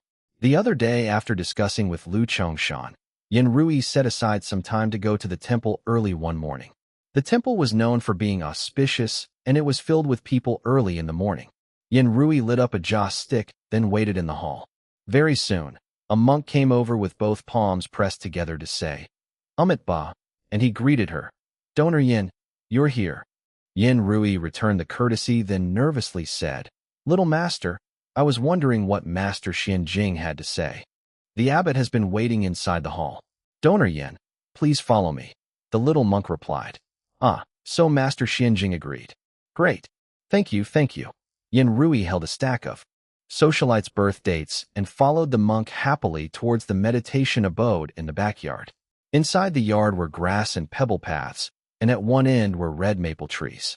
Standing in the lotus pond in front of the place were several herons ruffling their feathers. When she looked at the peaceful and quiet little yard, she calmed down much more. When they reached the entrance of Xianjing's meditation abode, the little monk stood still and announced solemnly, "Abbot, Donor Yin is here." After a moment, an old monk clad in a gray robe walked out with the help of a staff. His charisma and aura were extraordinary, as if he was not from this world. "Donor Yin, this old monk is lacking in being welcoming. Master, you are being too kind. We've really troubled you this time to use your time with Buddha for such a petty thing." As she watched the old monk and felt his strong aura, Yin Rui instantly trusted him, thinking about how lucky she was to find Master Xianjing. She had met Long Fanning once and thought that he was efficient the other time. Now that she had met Master Xianjing, she realized that Long Fanny was too impetuous and hasty. "Donor Yin, you speak too highly of me. This old monk is only giving due assistance. You and Donor Lu donate to the auspicious incense every year to repair the Buddha's gold body and aid the poor. That is true charity. Master, you compliment me too much. These are things we should do." After some more small talk, they started to get down to business. Yin Rui took out the stack of birth dates from her bag and put it on the short table. Then, she took out a single sheet of paper with Lu Tingxiao's date of birth and said, "Master, it's all here. I have to trouble you to skim through them." Xianjing nodded and picked up the birth dates to start going through them. Yin Rui dared not interrupt, so she quietly stood aside and waited. Xianjing looked at every one of them and made notations behind them. A moment later, he finally finished looking through all the birth dates. When she saw that Xianjing's expression had not changed much from start until the end, Yin Rui was a little anxious. She questioned, "Master, among these girls, were there any birth dates that were especially good or especially compatible with our Tingxiao?" Master Xianjing shook his head confidently and declared, "There are none." That meant that all these girls were all ordinary. Even though none of them particularly clashed in terms of compatibility, was there not even one compatible one? When Yin Rui heard this, she could not help but be a little disappointed. She unwillingly looked at the master's written remarks and realized that not only all of them were ordinary, there was indeed no one who was more outstanding than the rest. Yin Rui kept turning every piece of paper to look at the remarks many times. then finally accepted her son's fate and put the birth dates away. She absent-mindedly nodded. I've troubled you, Master. Donor Yin, not to worry. Then, Master, I won't disturb you further. I shall make a move now. Yin Rui was prepared to leave when her footsteps came to a halt. She suddenly thought about how there was still one more person's date of birth in her bag. It belonged to that girl named Ning Xi. She did not know what she was thinking, but before she left, she had actually grabbed the girl's date of birth too. Now, should she just casually let the master have a look at it? Chapter 424, This Birth Chart. However, if Lu Chongshan had known that she brought the girl's date of birth for evaluation as well, he would definitely fly into a rage again. Yin Rui was in a dilemma. She took out the date of birth for a look and did not know what decision to make. When he saw that she did not look right, Xianjing asked, Donor Yin, is there anything else unresolved? Yin Rui returned to her senses and was flustered as she tried to put the sheet with the birth date back. However, she was still worried that Lu Chongshan would get angry if he knew, and she felt that there was no need to evaluate the girl. So she quickly said, Nothing. Master, you can go ahead and attend to your other things. Then, she turned around to walk away. In her rush, a brownish paper flew out of her bag and dropped onto the floor. Yin Rui had not noticed and was still walking away. Behind her, Xianjing bent down to pick it up. Donor Yin, please. Hold on, you dropped something. As he said that, Xianjing stared at the date of birth on the paper in clear shock as his words trailed off. This birth chart. Yin Rui heard the master's voice behind and quickly turned around. She saw that the master held Ning Xi's birth date in his hand, and the astoundment on his face was apparent. Yin Rui saw this, and her heart skipped a few beats. Master, how about this birth date? Different from the confidence he had displayed earlier from looking at the other birth dates, Xianjing looked at Ning Xi's date of birth for a long time before saying, Donor Yin, could you let me please have your son's birth date for me to have a look again? Of course you can. Yin Rui said that as she took out Lu Tingxiao's birth date quickly and handed it over to Xianjing with both hands. At the same time, her heart was filled with worry. Xianjing held the two's birth dates and laid them flat on the short table. Then, he started to evaluate them carefully. Yin Rui stood aside to wait nervously, and she felt anxious. The master's expression was so serious. Could it be that this woman was a horrible jinx for Tingxiao and would cause harm to him? After a long time, Xianjing finally said, This birth chart has signs of loneliness, a robbed life with a series of unfortunate events. This person will inevitably jinx her son and kill her husband, and she is fated to be alone forever. Yin Rui turned pale at the sound of the reading. Isn't this the devil lone star? My God, jinx her son and kill her husband. Tingxiao, little treasure. Yin Rui was still deep in shock when Xianjing suddenly asked, I wonder if you remember that many years ago, I helped your son examine a similar birth date. I remember, of course, I do. Yin Rui's face lingered with fear when she heard this. That year, the reading of Tingxiao's birth chart was filled with terrible danger. Xianjing continued, Wherever dangerous fate lingers, it needs to be fought with danger. When the 5 elements are in danger, the lone star fate is formed. As the saying goes, it is hard to be all-round and harmonize all 5 elements. Without danger, a long life and a roof over heads are guaranteed, but when elements of danger come together, the passing of the jinx on to the kin is inevitable, and they will be fated to be alone till old age. Everyone knows that. But Master, after having little treasure 5 years ago, didn't you say our Tingxiao's fate has had a breakthrough? Yin Rui asked anxiously. Xianjing nodded. Indeed, 5 years ago, there were signs of a breakthrough. Then what does Tingxiao's birthday have to do with the devil lone star fate of this woman? Xianjing looked at her mysteriously. This girl's birth chart, very coincidentally, is the same as your son's. It also suddenly started to change 5 years ago. Changed. Yin Rui panicked and could not help herself but urge him. Master, please don't beat around the bush anymore. What fate does this woman actually have? Will it jinx my Tingxiao? Chapter 425. Good luck beyond comparison. Yin Rui obviously prepared for the worst when she asked nervously, Master, do you have any way to resolve it? As long as you can resolve my son's bad fortune, I am willing to do anything. Xianjing shook his head and consoled. Donor Yin, you don't have to be too worried. Please listen to this old monk explain to you slowly. He was worried that Yin Rui could not understand him, so Xianjing tried his best to use layman terms to break it down to her. From this diagram, this girl does have the fate of a devil lone star. However, donor Yin, if someone of this fate has a life blessed with longevity and enlightened kindred spirits, then they might have good fortune. Or they could practice Buddhism, do more charitable deeds to gain good karma, and really put in individual hard work. Their fate could change too. Yin Rui dared not interrupt again. As anxious as she was, she could only be patient and listen quietly.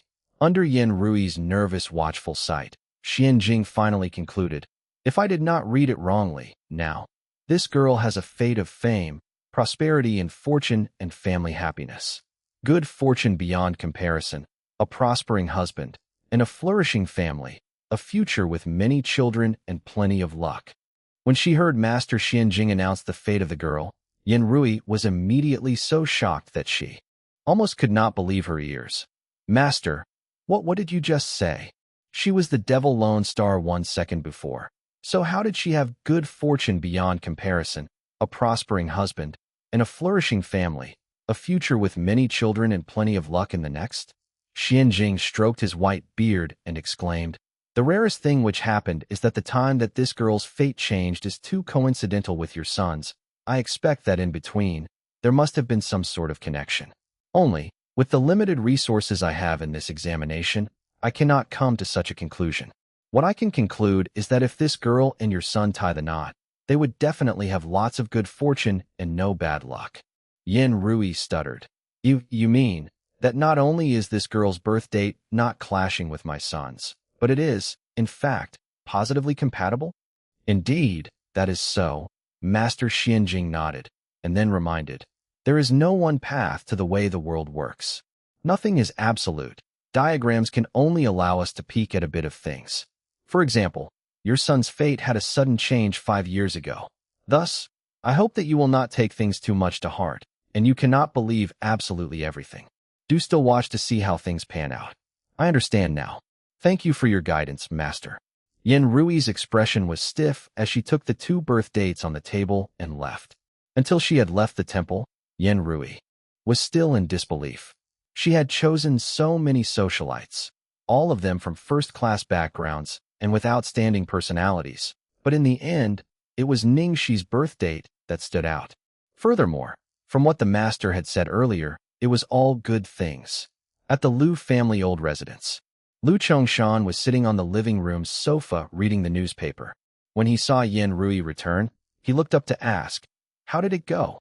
Yin Rui looked tired, and apart from Ning Xi's date of birth, she handed everyone else's over to him.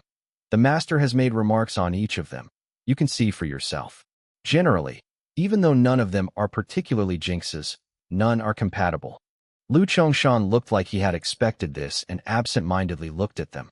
As long as they are not jinxes, it's fine. As she watched Liu Chongshan look through the socialites' birth dates, Yin Rui wanted to say something but stopped herself several times. Should she tell him about Ning Xi or not? Despite what the master had said about Ning Xi and Tingxiao being a match made in heaven, the master had also said that nothing was absolute. Knowing Liu Chongshan's personality, if he had known that she had secretly examined Ning Xi's birth date too, not only would he scold her, but he probably would not believe it too. When Yin Rui thought about this, she made a decision in her heart. Never mind, it wouldn't be too late if she observed first before saying anything. Chapter 426, Explore Later. In the morning, the first thing Ning Xi did after she woke up was to go to Glory World Entertainment to report the good news about the decision on the script to Ling Xi. Very coincidentally, Ling Xi had good news on her end too. Payroll time. Salaries out so soon? Ning Xi said, pleasantly surprised. Because the live stream of you and Jiang Mai's game went so well last night. The gaming company was very satisfied and brought forward the payout date, Ling Xi explained. Ning Xi exclaimed, overjoyed. That's wonderful. There and then, she decided not to hit Jiang Mai anymore. It should have been banked in already. Check your account later, Ling Xi said. Okay, Ning Xi replied when she received a new message. Coincidentally, it was a message from the bank about the transfer of the salary. Sis Gigi, I've received it. Ling Xi laughed. Excellent. It's a good thing you don't have work today. You should go out and relax. Lung Manyan used to be too cool for her own good. Especially after she became famous. She was so depressed that nothing could pique neither her interest nor passion.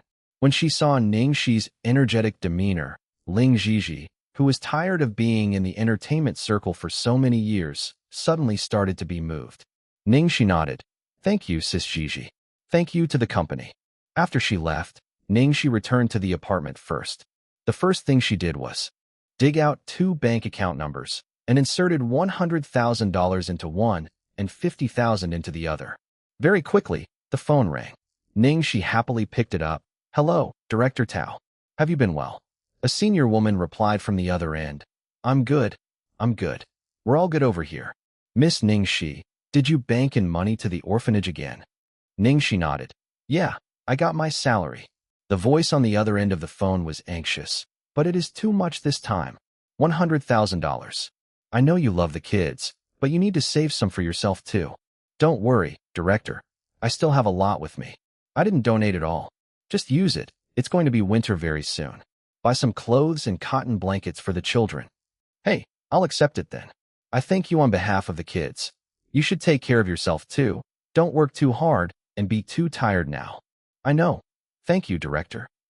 Ning Xi's heart felt warm after she hung up. She had started donating to this orphanage since 5 years ago. It was too bad she did not have much savings previously, but now she could finally contribute more. The other $50,000 were banked into her foster parents' account. She still felt guilty that she had not returned home all these years. She did not bank in more because she knew that they definitely would not accept too much. She calculated that she had half of her spokesperson fee left, which was $150,000, just enough for her. Explore. From her financial management standpoint, she always prioritized giving back instead of her savings. Usually, when the money got into her hands, she would use it up really quickly, only leaving some for food. She incidentally looked at the calendar and noticed that it was going to be grandfather's birthday very soon. Never mind. She should buy the birthday present first and be patient for a little longer. The Ning family was wealthy after all, and although the old man was not very close to his granddaughter like other grandfathers, he still cared very much about her.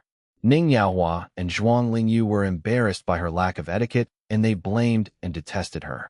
Only her old grandfather would privately correct her mistakes one by one. Even though he was strict, he had her best interests at heart. After she had left home, her grandfather had tried to advise her to go home numerously, but sadly, she could not obey the old man's wishes. Chapter 427. Gifts are not all about the price. At Imperial's busiest shopping center, after looking around, she decided to get some jade ornaments in the end. The old man was a Buddhist and liked jade, so it would only be appropriate to get him a bracelet made of jade beads. As the devil's biggest fan, and out of her unquestionable trust towards the boss, Ning Xi did not even look around other shops and headed straight for Jade Treasury. As Ning Xi walked in, a slightly chubby man with an old-school vest and small eyes came up to welcome her warmly. Hi, pretty lady. What are you looking for? Ning Xi wore a casual outfit today, the kind no one would really pay attention to. It was only with a closer look that people might be drawn to her cute face.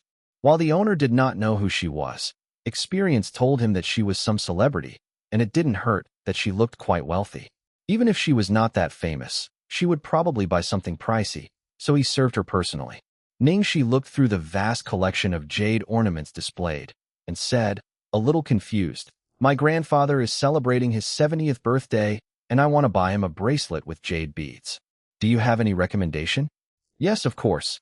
The owner quickly opened up the shelf and carefully took out a few bracelets. What a good timing that you're here now. We've just received a new batch of the latest items. Have a look at the colors. They're all top-notch quality.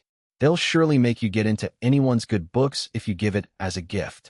Ning Xi did not really know much about jade ornaments, but according to the shop owner, they would cost quite a fortune, so she asked hesitantly, how much do each of them cost? The price is not exactly fixed, but they are around $1 to $2 million. Of course, they are better ones, so if you don't like these, I'll show you some others. The owner's eyes shone in glee, seeing that the owner persisted on recommending her. Expensive jade ornaments. Ning Xi smiled awkwardly at him. Did she look like she was rich? It's okay. Do you have something cheaper? Ning Xi interrupted the owner's rattle of recommendations. Cheaper. The owner stopped for a bit and assessed Ning Xi. He then kept all the bracelets, but still replied her with a smile on his face. Sure, we have something cheaper. Take a look over here. The colors are a little bit off, but they are pretty good and the prices are reasonable too. Only around $700,000 to $800,000. I'll even throw in a discount so you can get them at $600,000. Ning Xi pinched the area between her brows and went straight to the point. Something even cheaper. Do you have anything within the range of $150,000? $150,000? The owner's smile collapsed after hearing that, and even his tone changed. Pretty lady, while $150,000 might seem a lot to you, at most, you can only fool those who aren't very well versed with jade ornaments. Such a small sum of money can't get you anything good. Plus, you're buying a gift for an elder, so you should invest more, especially for things like a jade bracelet. It's not something you should cut corners with. Ning Xi smiled. You're right, but the gift is more about the effort and the meaning. Instead of the price, I'm giving my best, which means I've put all my heart into this gift. The owner sarcastically laughed, but of course, he hid his scoff behind a hand so as not to make it too obvious. He closed the shelf and told her, then, you can pick from this area. The items on this row here are all below $150,000. That row over there is cheaper if... Chapter 428, Lu Corporation's Lady Boss. Hee, if you want something even cheaper, I suggest you go somewhere else. We at Jade Treasury don't deal with low-quality goods. The owner walked away upon finishing his sentence. $150,000 might be a big deal for other people, but what a joke. He was the owner of Jade Treasury, where many rich people frequented, and he could usually close deals up to a few million. So a $150,000 deal was not worth his time and personal service. The shops like these usually had heirs, but thankfully Ning Xi was already prepared for such a situation. She did not really care and just focused on selecting the bracelet. Jade Treasury gave people assurance of quality, so even if it was cheap, it would still be a better product compared to buying from other shops. Suddenly, a familiar voice came through. TSK, what a joke. Just admit that you're too poor to afford them.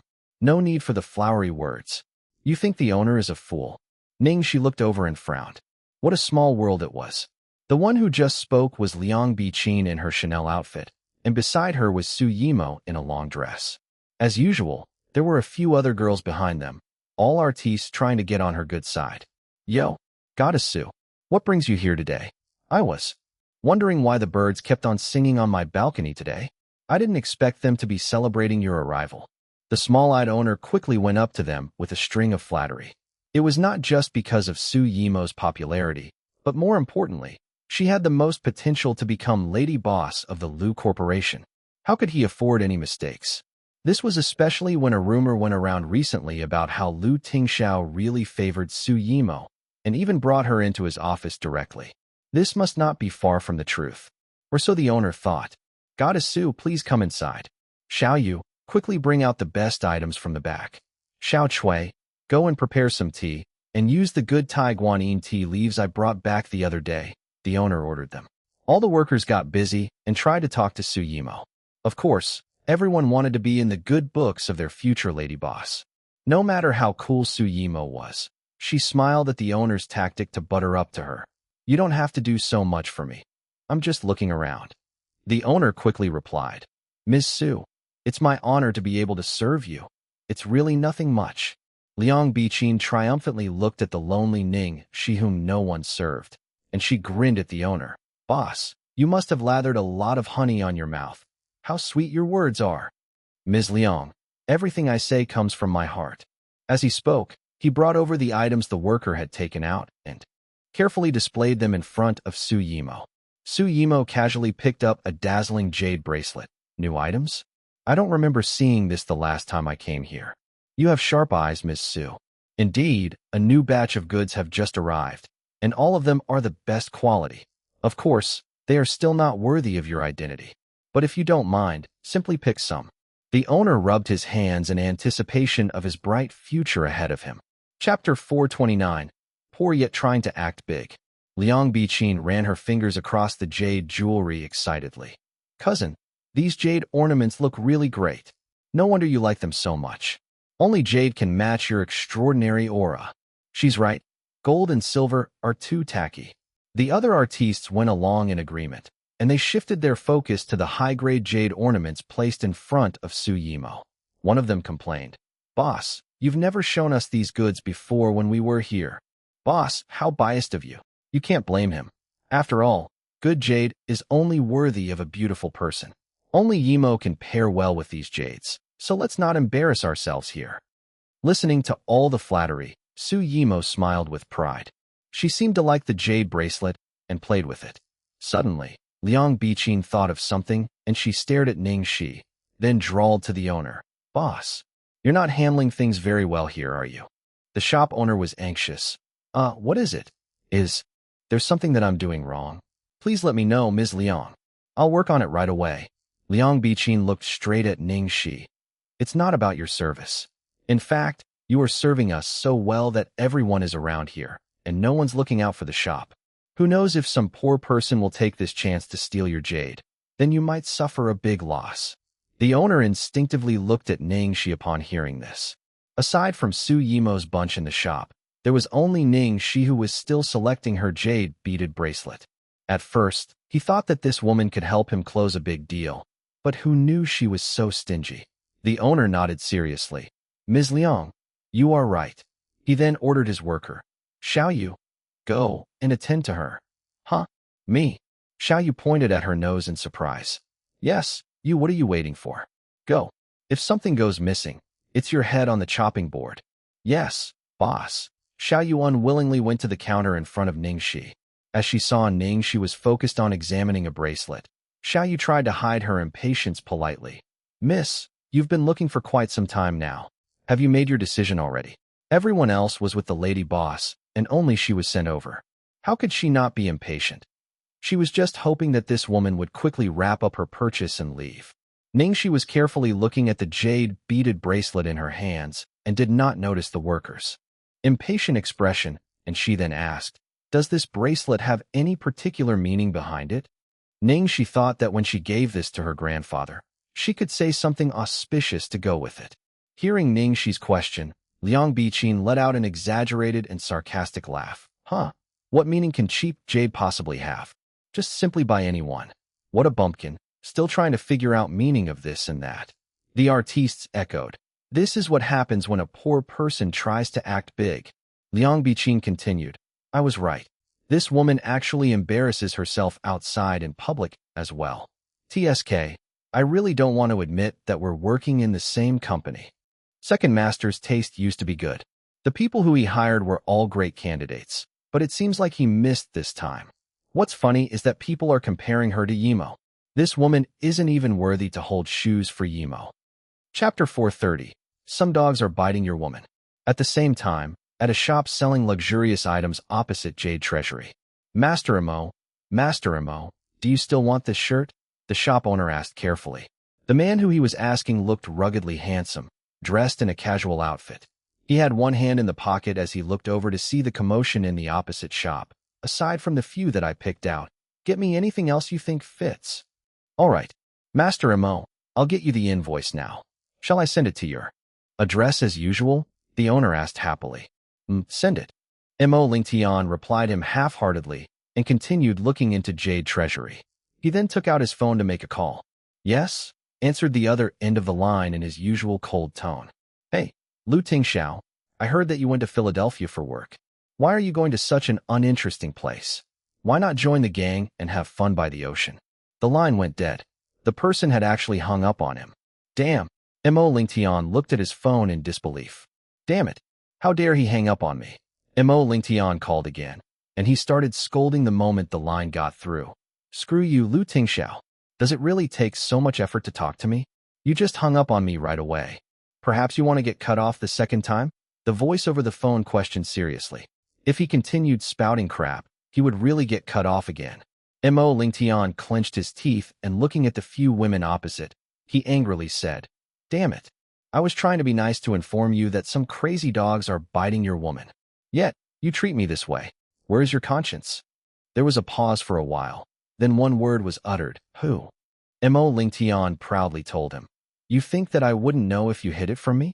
Isn't it the popular celebrity? What was she called again? Oh right, Ning Xi. Last night, I accidentally clicked into a hot streaming site, and guess what I saw? I freaking saw that celebrity streaming a live game from your study room. I tell you, Tingxiao's cold, hard voice interrupted him. Please get to the specifics. Yo, it's really her. You actually said 5 words. Mo Lingtian, the voice threatened with a growl.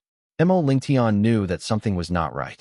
He guessed that he was probably handling some emergency situation on the other end, so he stopped fooling around and said, Venue, your Jade Ornament Shop Jade Treasury.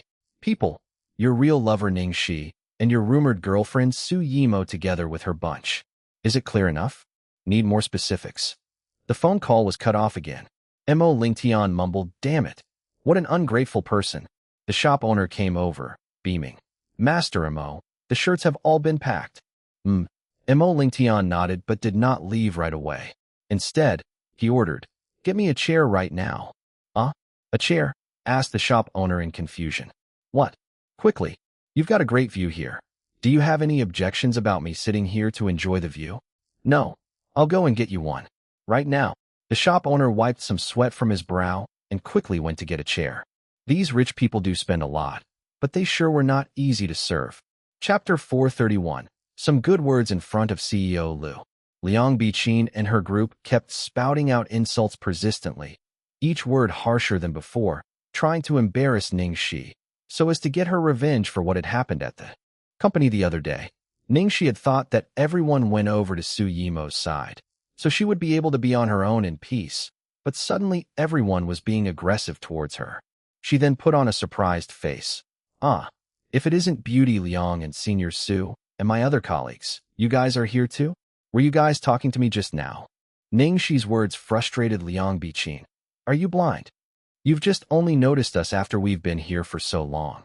So the whole time she was insulting that girl was practically a monologue? Somewhere opposite the shop, a man laughed while he sipped his tea. TSK, this girl looked like a weak little pristine bunny, but her claws sure were viciously strong. The artistes surrounding her comforted her. Let it go. Biqin, don't talk to someone as weird as her. Liang Biqin clenched her teeth. You're right. Not just weird, blind as well. Can't even get a peace of mind buying some jade. Su Yimo mumbled, displeased. She casually picked up the jade bracelet she saw earlier, and without even asking for the price, she said, Boss, please get me this one. The shop owner realized that his future lady boss was not satisfied, and his anxiety crept up a notch. He carefully said, Goddess Su, you have a good pair of eyes. This jade that you just casually picked is one of the best in our shop. I'll pack it up for you right now. He then quickly wrapped it in an exquisite packaging. Su Yimo let Liang Biqin hold the jade, then gave the shop owner her card. The owner smiled at her and said, Ms. Su, you don't have to pay. Su Yimo raised her eyebrows. What do you mean? The owner rubbed his hands together. Ms. Su, I felt bad about the lack of service today. Just take this jade bracelet as an apology, please. If you don't, I might not be able to sleep tonight. Gift for my cousin? Liang Biqin was shocked and stuttered. Did he just give away such an expensive jade bracelet? The Lu Corporation sure was generous. Even a jade shop owner under them was so magnanimous. If the man became her brother in one day, then... Su Yimo stared at Liang Biqin before returning to her calm self. What an understanding owner. We shan't make things difficult either, so I'll take the jade bracelet on behalf of my cousin. Su Yimo did not say anything else. Thank you, Ms. Liang. Thank you, Ms. Su. Thank you. The owner said profusely, then closed in and spoke in a deep tone. I hope someday, Ms. Su could help me to say some good words in front of CEO Lu. Even though the owner was upfront about his other intentions, Su Yimo was appeased. You want me to be your messenger for such a message? The shop owner broke into a sweat. Of course not. I don't mean it that way. Chapter 432. Out of this world flattery. Sensing his tension, Su Yimo felt superior and she calmed herself down. I won't say anything about anyone on purpose, but since you've been working hard, so Lu would have noticed it himself. The shop owner knew that his trick had worked, so he smiled and thanked her, trying to make her visit to his shop even more memorable. Thank you, Miss Su. Actually, we have a lot more other goods in the shop. If you're not short on time, take a look around. Before Su Yimo could say anything, Liang Biqing scoffed. Our good mood has been ruined. What else is there left to see? The shop owner instantly understood and stared at Ning Xi, then said coldly, Lady over there, you've been browsing for quite some time already. If you're not buying anything, then please leave. Don't hold up my business. Can't you see that I have a VIP to serve over here? Su Yimo casually said, Boss, anyhow she's still your customer. It's not so good to just chase her away, right? People who didn't know better would think that I was discriminating against her. The shop owner became nervous again. Miss Su, it has nothing to do with you. We have too much low-cost jade stocked up, so we're selling it off at a cheap price and it attracts a lot of customers like her. Usually, such occurrences wouldn't happen. Miss Su, you know that our shop is a very classy one, and the deals that we usually close are worth about $1 million. I've been thinking of taking these jades off the display counter these few days. Otherwise, we won't have enough people to serve our customers. What if I just take them off now? I promise that no such thing will ever happen again. What do you think? Ning Xi was touching her chin, impressed by the owner's speech, thinking that the devil sure hired a lot of talented people who could flatter the heck out of anyone. Su Yimo then replied him, You're the owner. You make the decision. Su Yimo said it amicably, making the owner relieved, so he confidently turned to Ning Xi and rudely told her off. Hey, I'm talking about you. Did you even hear what I just said? We're not selling these lousy jade ornaments anymore. Go to the other shops. As expected, Su Yimo practically preened herself hearing those words. The shop owner continued flattering his future lady boss and tried his best to chase away this useless customer. His small eyes suddenly spotted 3 men dressed smartly in suits walking straight towards his shop. As they got closer, the owner was shocked to see the leading man with close-shaven hair. How could it be? Why would this man suddenly come here? There had been no notice whatsoever from the management. Could it be a random visit? No. Could it be that they knew Su Yimo was here, so they came personally? TSK. It seemed like everyone received the news. It was a good thing that he had lavished her with compliments and praises earlier. It was too late for the others now. The shop owner smiled in relief and hurried towards the middle-aged man to welcome him. You.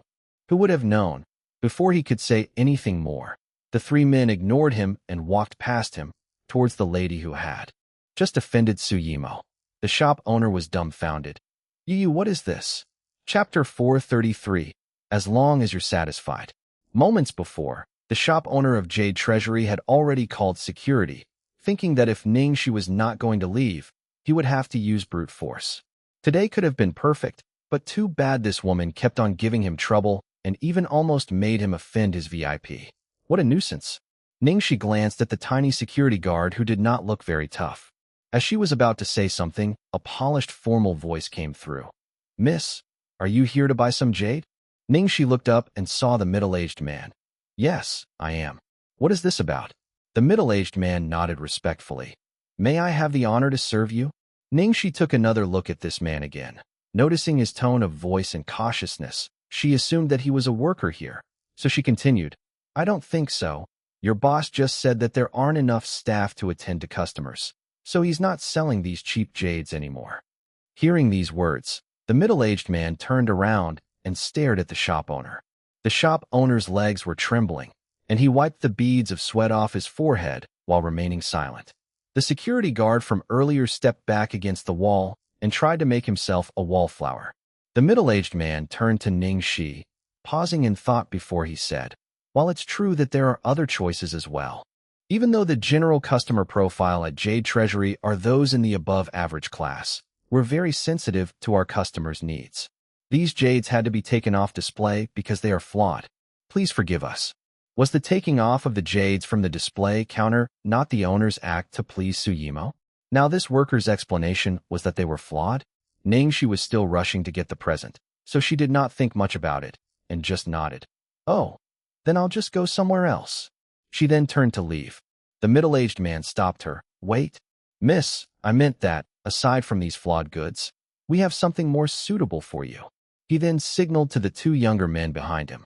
They both held a black suitcase each, and upon the signal, they opened their cases together, holding the cases up at chest level in their arms to display in front of Ning Xi. The middle-aged man gestured to Ning Xi to take a closer look at the goods and explained, "These are some replacement goods we've just gotten. Take a look and see if there's anything you like." "What a coincidence," Ning Xi said, pleasantly surprised. "Giving our best to our customers is our top priority," the middle-aged man answered seriously. Ning Xi browsed through the goods, and even though she was not very knowledgeable about precious stones, from just the outlook, she could tell that these jades were definitely better quality. She murmured, "They do seem better than the ones I saw just now." Tension left the man's body, and he explored. "As long as you're satisfied. May I know what you're looking for? Is it for yourself or for someone else? I can give you some opinions as a reference." Seeing the middle-aged man serve Ning Xi attentively, Liang Biqin was unhappy. "Owner, what's wrong with your workers? Are they trying to get on her good side? It's just a small deal over there. Is it really worth it?" How shallow. Like he has never seen money before. Chapter 434. It's my pleasure to serve you. The other artistes complained to the shop owner. "Why don't you look after your own workers?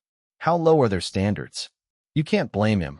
I can see that he looks quite old already and must have been working here for many years. Yet he's still a lowly worker. He sure has bad eyesight. His way of handling things are so terrible. Why are you still keeping him here? Listening to their conversation, the shop owner's chubby face turned red, and he tried his best to keep up a smile. "Ah, pretty ladies, let's forget about them over there. They aren't affecting us anymore. Have a look around. Don't let your mood get affected." On the other hand, Ning Xi realized that this worker's attitude was professional, so she let go of the thought of going to another shop. She explained to him, "Soon, it'll be my grandfather's 70th birthday. I'm thinking of giving him a bracelet made of jade beads." The middle-aged man confidently picked up a bracelet. "Miss, what do you think about this? This bracelet is made up of 29 crystal clear round emerald jade. All of them are made from the same, or the colors." Ning Xi ran her fingers over the beads and her eyes shone. "I actually don't really understand what you've just said, but I really like this one too. I've been looking around since just now, but none of them gave me the urge to buy it." The man smiled. "It means that you have an affinity with this bracelet, which is really rare. Please rest assured that the quality of this bracelet is guaranteed excellent." Ning Xi touched the bracelet. "I really do like this one, but how much is it? My budget is around $150,000. If it's higher than that, then I'll look at something else." The man replied, "What a coincidence. This bracelet costs exactly $150,000. Exactly $150,000. Ning Xi's heart leapt in joy. He nodded. "Plus, we're doing a promotion, so there's another 20% discount." Ning Xi was ecstatic as she was worried that all her money would go to the jade and she would have nothing left. Now, with the 20% discount, she would have a bit of money left. Ning Xi nodded excitedly. "Give me this one." Anxiety disappeared from the man's face. "All right, I'll pack it up for you right now." "Okay, thank you." "You're welcome. It's my pleasure to serve you." He personally processed her payment, issued her receipt, and packed the bracelet for her. Then, he handed it to her and bowed gracefully. "Please come again."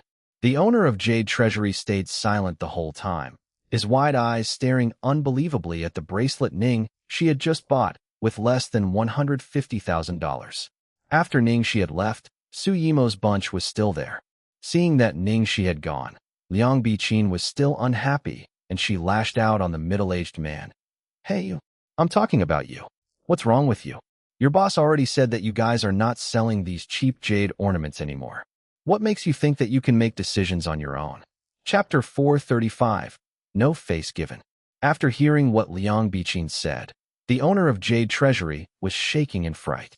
He tried to stop her from saying any further, but it was already too late. The middle-aged man only glanced at Liang Biqin dismissively. Then he shifted his attention to the owner of Jade Treasury. He was different from how he treated Ning Xi earlier. His aura was imposing, and any trace of friendliness in his voice had vanished. He questioned, "Why was I not informed about the taking of these goods off display?" The owner could not take it anymore, and stammered in terror. "Manager, it's not what you think. I didn't mean it that way." Su Yimo and Liang Biqin's group were shocked to see the owner cowering in fright. Liang Biqin, who was still scolding the man a while ago, was particularly stunned. "Manager Yu?" Su Yimo's expression changed as well. "His surname is Yu, could it be? The artistes whispered to each other. What? This worker? No. This man is the manager. What manager? I don't know. Could it be the CEO of the Jade Treasury franchise, Yuan Yin? Impossible. Hearing the name Yuan Yin, Liang Biqin's face went pale and she whispered, Impossible. At that moment, the owner was trying his best to explain himself. Manager Yu. I don't mean that I'm taking them off display permanently. It's just that there weren't enough workers today, so I thought of this. Not enough workers? The middle-aged man glanced at the few workers standing around. The owner knew that he was not able to get himself out of this one, so he went closer to the man and spoke in a hushed tone. Manager Yu, this Ms. Su is a VIP, and I had to treat her with extreme care. He then gave him a meaningful glance, seeking for his understanding. Liang Biqin's groupies broadened in pride after hearing the owner's flattery. Who cares if you're the CEO? Even the CEO has to give way to my cousin. Su Yimo stared at Liang Biqin. Don't be rude. Although she stopped her, she did not show any signs of displeasure.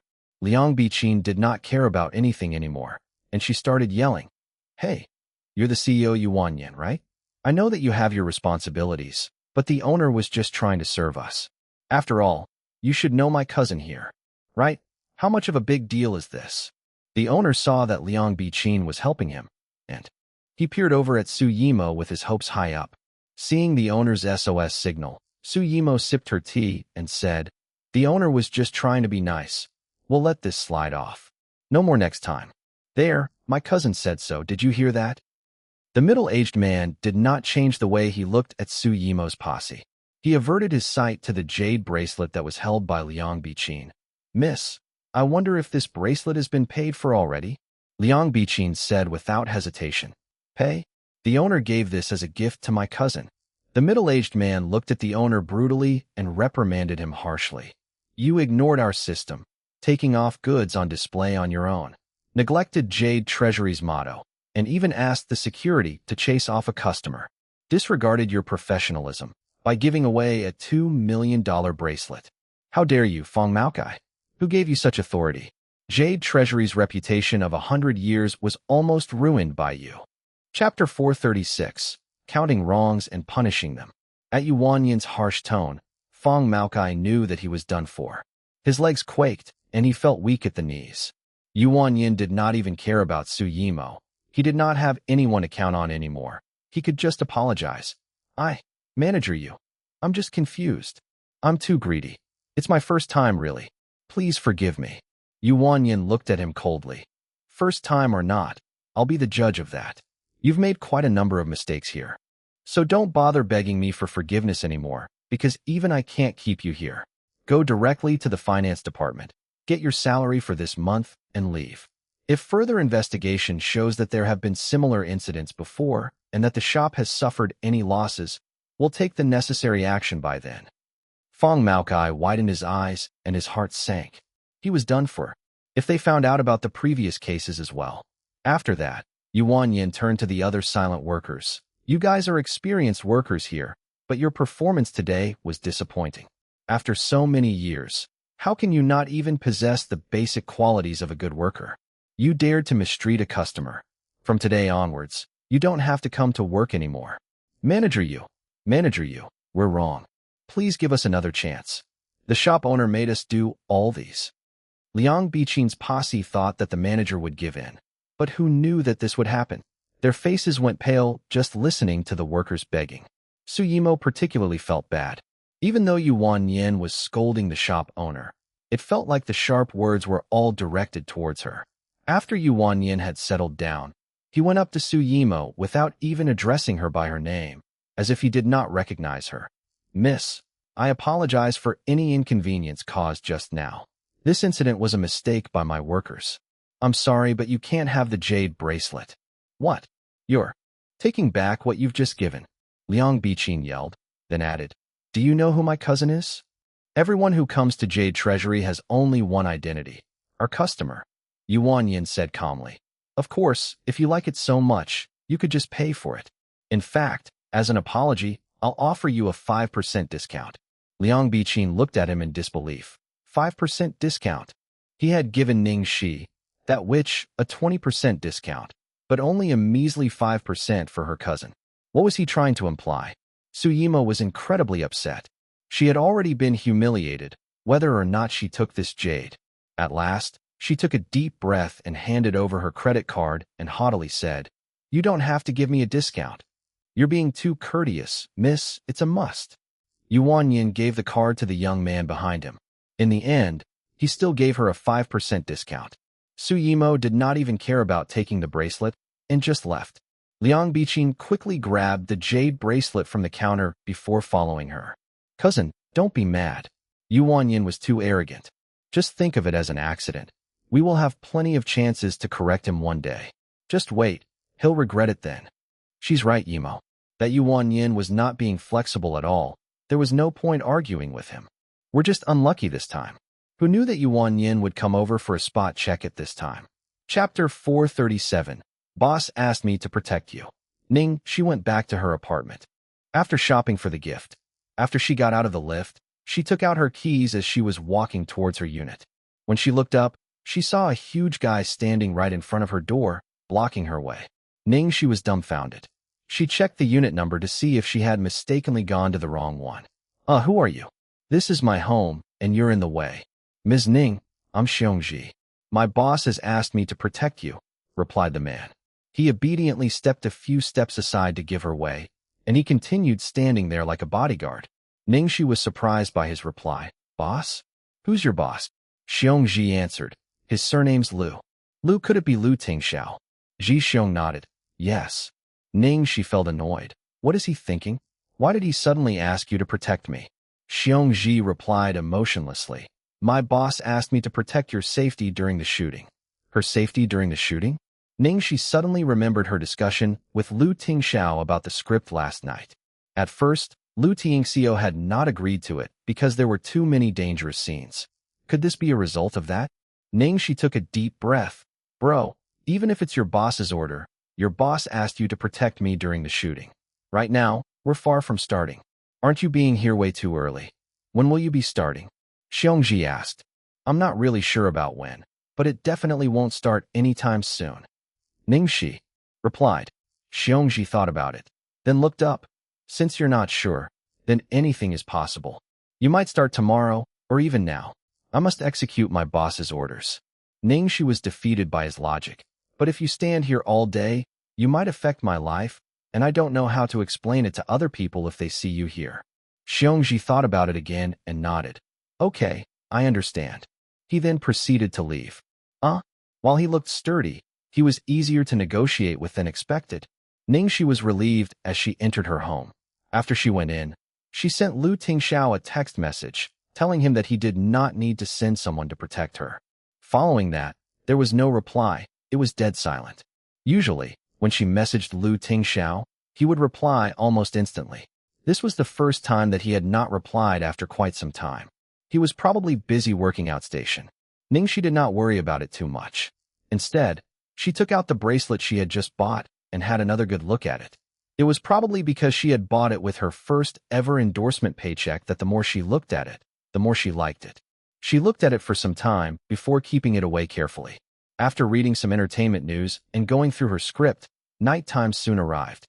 No notification from the phone at all. Lu Tingxiao still had not replied her. Ning Xi frowned. He should have finished work by now and was likely having dinner. Did he not notice the message? Or did he see it but did not reply? For some reason, Ning Xi felt worried. Damn it. She was being too sensitive. It was only half a day that he had not replied her. Why was she feeling that way? Ning Xi shook her head, put her phone aside, and went off to get her dinner to stop herself from overthinking. Chapter 438. Could it be related to YS? The next morning, there was no work that day, so Ning Xi went for a morning jog and bought breakfast for herself. As she was walking home, she felt uneasy. It seemed like someone was tailing her. Ning Xi did not freak out. Instead, she calmly took some rougher paths so that she could shake off the stalker and hide. Soon, a large shadow loomed in front of the walkway. Ning Xi timed herself just in time to rush forward and climb onto his back to lock the person's arms in a death grip. "Who are you?" The man turned around and she gasped. "You again?"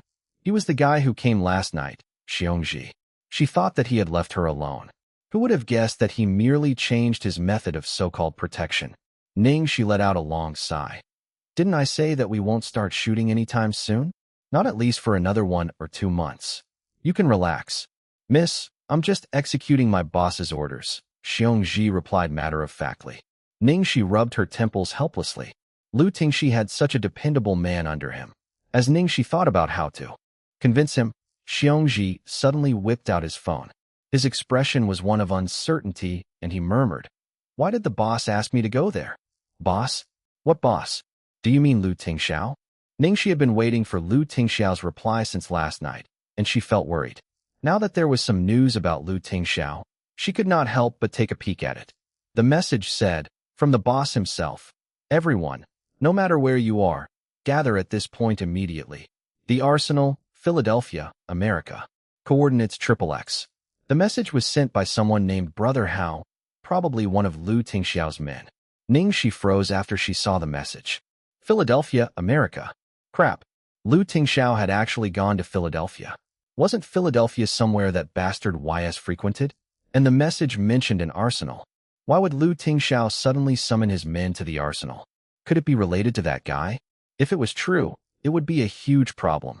Xiongji put his phone away and told Ning Xi in a hurried voice, "Miss, I need to go to Philadelphia now. Please wait for my return before you start shooting." Ning Xi was getting more and more anxious, and she raised her voice. "I've already said that it's not going to happen anytime soon." What happened to Tingxiao? Didn't he just go away for work? Why is it related to an arsenal now? Xiongji had a troubled expression as he realized Ning Xi had seen the content of the message. "Miss, I cannot tell you now. I don't have time to explain anymore. Please pardon me." He then ran away as fast as he could. While he was as sturdy as a bear, he actually sped off pretty quickly. Ning Xi was worried sick. Damn it. What could have happened to Tingxiao? A thought came to her mind. Instead of worrying and waiting, why not follow him? It would be best if nothing happened. At most, she would just come back quietly. However, if something had really happened, at last, Ning Xi looked at the direction Xiongji left and made a decision. She quickly ran upstairs to grab her passport and rushed to the airport without any further delay. Upon arriving at the airport, Ning Xi looked up the most likely flight Xiongji could have taken to Philadelphia. As expected, he had booked the next flight out to Philadelphia, so she bought one a ticket as well and followed him undetected. Cold air greeted them when they got off the plane. Philadelphia's weather that day was not very nice. It was drizzling, and Ning Xi could sense danger in the air with the ominous clouds moving across the sky slowly. After they got off the plane, Ning Xi hid her presence. It was probably because Xiongji was in a hurry that he did not notice Ning Xi following him. Chapter 439, Careful Conduct. In Philadelphia, America, Xiongji took out his .22 semi-automatic pistol. While the gun was small, it was destructive and had a lot of power. This pistol had saved Xiongji from numerous dangerous situations. From all the experience from his previous dangerous missions, Xiongji had a bad feeling about this. Like a beast, he could smell it in the air. Ning Xi hid in a corner, and she could sense something was wrong too. Watched carefully by the girl, Xiongji took a deep breath and went into the deserted pitch-black arsenal. Weird. Why would the boss ask us to gather here? A while after Xiongji had entered, a small car zoomed by and came to a halt. The passenger door opened after the car was parked, and out came one of Tingxiao's most trusted henchmen, Xiao. Soon, 2 other thugs got down and followed Xiao behind. "Leader, why do you think boss gathered us here? This place looks like an abandoned arsenal." I remember this arsenal. It should be an Italian mafia gang's site. Does boss have any relationship to the Italian mafia gangs? They looked doubtfully at each other. Italian mafia gangs? Xiao looked a little confused. These 2 men of his were pretty influential in Philadelphia.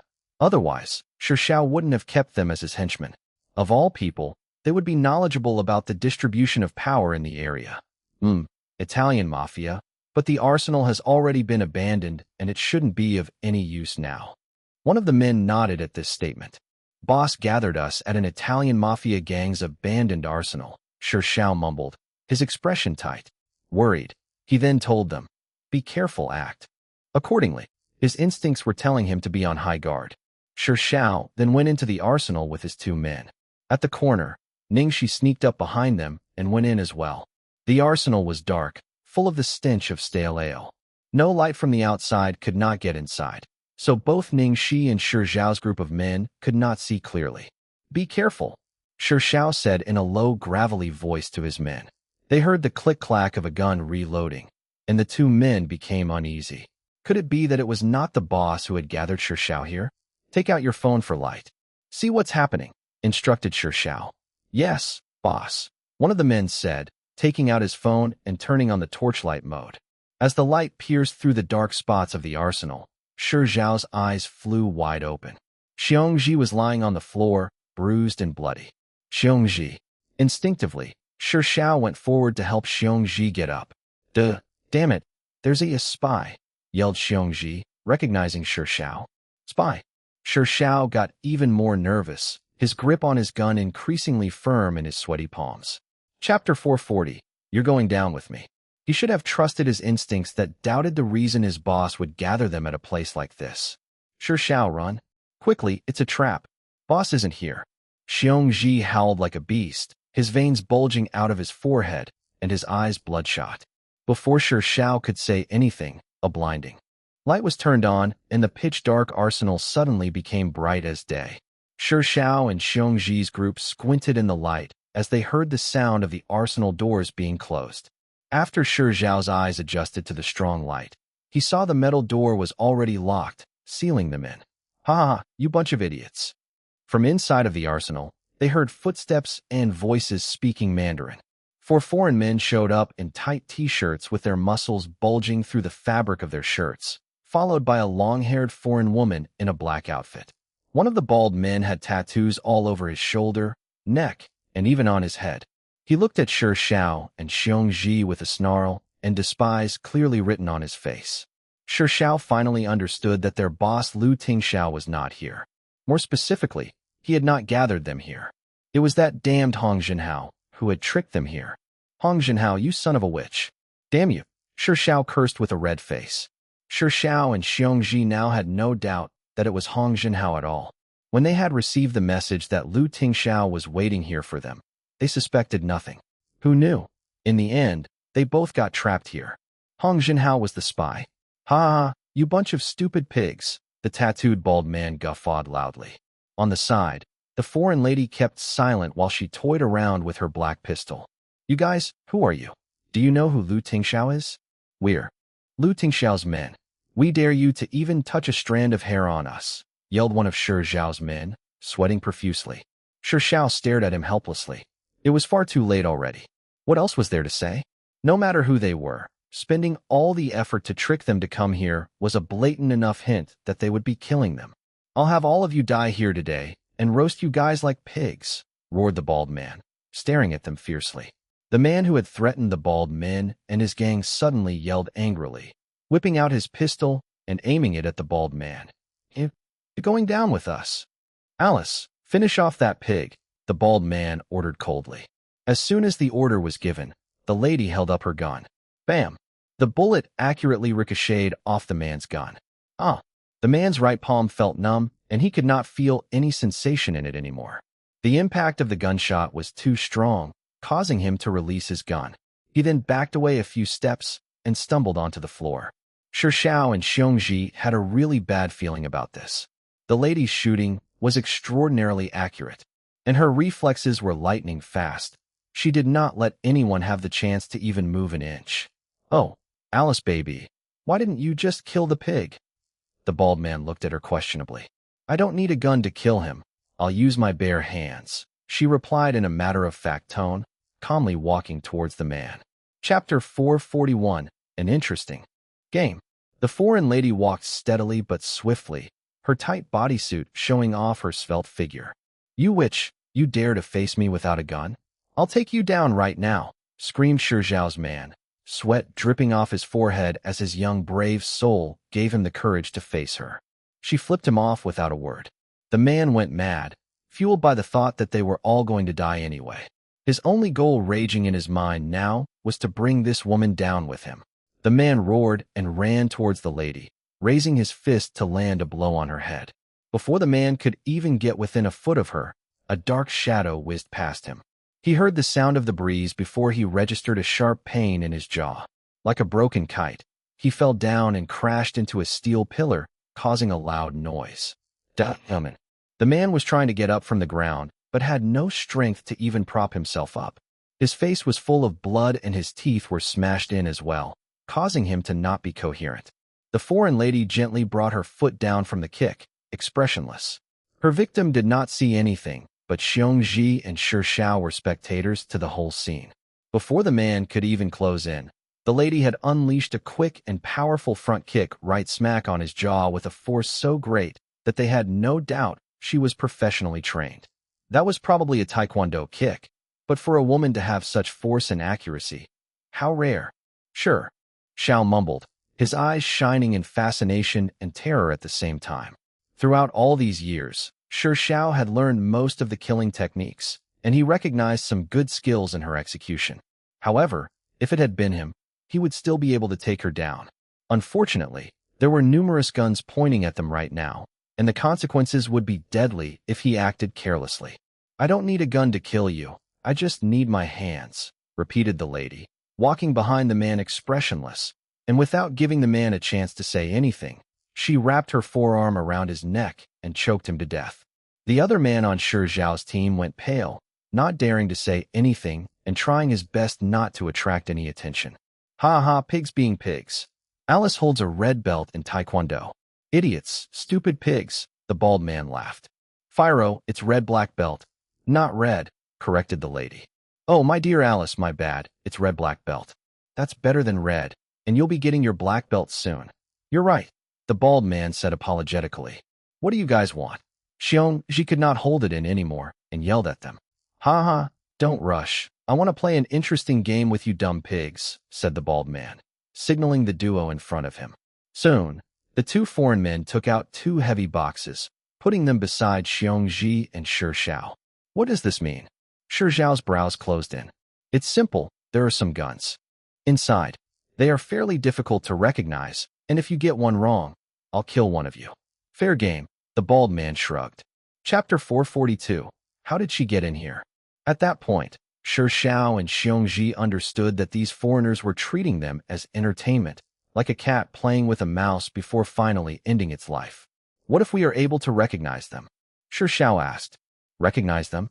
The bald man obviously had not thought about this. "Oh, if you guys are able to recognize them, then you get to stay alive for a little while longer, and you'll continue to look at more guns. I think eventually there'll be guns that are unfamiliar to you." "Huh?" The bald man laughed triumphantly. Although inside them was a storm raging with fury, they had to cooperate with these men and try to buy themselves more time. Otherwise, they might be killed immediately if they did not comply. But the moment Tingxi and Tingxiao opened the box, they were both dumbfounded. They had totally no clue what the firearms in the box were called. More specifically, they had never seen any of them before. Tingxiao felt helpless. "What now? Can't you recognize them?" "Ha ha ha. We'll play by the rules, so I'll start off by killing one of you." The bald man raised his arms and aimed his gun at Tingxi. Then, as if indecisive, he moved it to point at Tingxiao, and he repeated this a few times. Suddenly, a voice appeared from out of nowhere inside the arsenal. "I'll do it," Ning Xi announced, going up to the box. The foreigners were surprised by Ning Xi's appearance as they had not detected her presence and had no idea how she got in here. Apart from the foreigners, Tingxi and Tingxiao were shocked as well. "This woman, how did she get in here?" "You?" Tingxiao stared at Ning Xi in anger. "Finally," he yelled. "How in the world did you get in here?" Ning Xi ignored his roaring and focused on the guns instead, her face mesmerized by the firearms. "Tingxi, what's up with this woman? You brought an actress here at such a crucial moment. What's wrong with you?" Xiao roared at Tingxi. Tingxi was confused by what had happened as well. He had no inkling that Ning Xi had been here all along. Did she think that it was all an act? Damn it. Tell me, did she think that this was all an act? Xiao's face darkened. "I don't know. She followed me on her accord in secret." Tingxi tried to explain. "Bastard." Xiao cursed, then threw a glare at Ning Xi. "You're just an actress. What do you know? Get lost. Do you want to die?" Ning Xi suddenly spun around to face him and gave him a chilling stare. "Ha ha, conflict within your own team, great. I like it. Give me more, the bald man said in excitement. Poor things, fear made them lose their minds, the foreign lady said coldly. Her answers don't count, I'll do it. Tingxiao had no choice but to do it. How could he put their lives in the hands of this stupid actress? She might really think that this was all an act. The bald man shook his head. No, no, no. She already said she was going to do it. If you want to change the person who will answer now, I'll take it as a forfeit and kill one of you. Tingxiao's nostrils flared in frustration as he stared at Ning Xi fiercely and imagined killing her with his bare hands right now. He could not understand why would his charismatic boss, the great Tingxiao who convinced him to swear his loyalty, fall in love with this stupid actress. Ning Xi ignored Tingxiao and casually picked an exquisite pistol out of the box. She confidently spouted, Austrian Glock 17 pistol, exclusively used by the Austrian military. Total length 185 millimeters, around 600 grams in weight, and if I'm not wrong, the barrel length should be 114 millimeters. The magazine can load up to 17 bullets, and it has a shooting range up to 72 meters. Chapter 443. What now? Am I right? Tingxiao's men had despair scrawled all over their faces. To put it nicely, she could be called a professional actress, but in truth, she was just a freshie. How would she know about firearms? What a massive joke. You damned witch. You're trying to kill us. Just go and sleep with those directors and producers if you're looking for attention. What are you doing here, spouting nonsense? Do you think you're shooting a scene here? Raged one of the men whom Tingxiao brought. He almost wanted to kill Ning Xi. Right there and then. Yet, Ning Xi acted like she had not heard anything. Instead, she toyed about with the gun and said, Is this all you have? Most American FBI agents are using these anyway. Ning Xi then threw the Austrian Glock 17 aside. They really were unknowledgeable about pistols. Tingxiao and Xiongji would be the experts if there were any weapons with more penetrative power. Although Ning Xi had given a seemingly reliable answer, Tingxiao still could not believe her. In his eyes, Ning Xi was just a small actress with an irrelevant career. What would she know about firearms? So, tell me now, am I right? As Tingxiao's men were feeling anxious, Ning Xi prompted the bald man for an answer. The bald man grinned. The woman was correct. She had even stated the special features of the gun along with the pros and cons of an Austrian Glock 17. It seemed like she had handled a similar pistol before. Ha ha ha. It's a good thing that you have a smart woman there. Good. Go on. The game is just starting. The bald man laughed heartily. Tingxiao's men had a moment of confusion when they heard the mafia's satisfied reply. What? The actress got it right. Damn. So close. Tingxiao's man was sweating heavily, and he suddenly remembered something. Right. Since she's an actress, she might know about that Glock something pistol because of some shooting scenes she has acted in before. Tingxiao and Xiongji thought about it carefully. What the man said made sense. Ning Xi worked as an actress and would have come across some gunfight scenes. It was probably a coincidence that she had been in contact with a Glock 17 pistol model before, and she probably had familiarized herself with it due to the nature of her work. What a close one. Xiongji took in a deep breath. The consequences would be deadly if Ning Xi had said even one word wrong. We want a substitute, Tingxiao said suddenly. Ning Xi must have recognized the Austrian Glock out of sheer luck. If she continued this way, they might all just die here when her luck ran out. Yes, a substitute. Tingxiao's man agreed as well. It would be better for them to continue rather than put the fate of their lives in the hands of a silly actress. Even if they got it wrong, at least they could decide their own fate. Nope, like I said, if you substitute now, I'll take it as a forfeit. Are you sure you want to? If yes, then I'll start off by killing one of you pigs. The bald man leered unkindly. He was really enjoying this game of the cat and mouse. After all, when he got bored of this, all of them would still be dead meat. Chapter 444. Why don't we change the rules? The magazine can only load up to 12 bullets since it's one of the earlier designs. Even though I've never been in contact with it before, old designs like this are easy to guess. I'm pretty sure that this is the P229 that was acquired by the Germans in 1991. It should be the SIG Sauer P229 pistol. She finished, throwing the gun aside again. Tingxiao's men did not have any hope left, and they were praying that Ning Xi knew something about the gun from her previous acting experiences, just like the luck she had last round. But naturally, they were prepared for a fight. If things went south, They would all charge up to the foreigners, taking down as many as they could since they would not have been spared anyway. So, is my answer correct or not? Ning Xi looked at the silent bald man, expressionless. The bald man only replied sometime later with a cold tone. I heard he said that you're an actress. You're right. Ning Xi did not deny it. She was an actress now, working hard on her own, charging towards her own goal with her talents and effort. No wonder, as an actress you'd have been involved in gunfight scenes. So that's how you know about these guns. It's nothing too impressive. The bald man scoffed and took her knowledge for granted. Actress, what a useless piece of trash that only knows how to sell her body and get involved in dirty deals. Killing a disgusting pig like you would be best done with just my hands, sneered Alice, glaring at Ning Xi fiercely as she instinctively hated actresses. Hee hee, my dear Alice, I'm bored of this game already. Why not we change the rules? What's more interesting than recognizing guns? The bald man asked Alice suggestively. Didn't you like seeing them fight among themselves? Just let them kill one another off, and we can just enjoy their performances, replied Alice. Right? That reminds me, the bald man said and stood up with a smile as he looked at Shi Zhao's man. Stupid pig. Didn't you want to kill that woman just now? Here's your chance. Go on and choke her to death, and I'll consider sparing your life. What do you think? You don't get rare chances like this very often in your life. Shi Zhao's man, whose white shirt was soaked in sweat, had a shift in his expression. Are you serious? If you are. Before he could finish, the bald man laughed. Of course, my buddy. I'm someone who honors the rules. As long as you follow my rules, then you'll have a chance to live. All right, it's a deal. Shi Zhao's man said would be no different from stepping on an ant. I dare you. Xiongji roared at him like an enraged beast. Lu Tingxiao had strictly ordered him to protect the actress. Stupid pig, don't do anything reckless and just watch.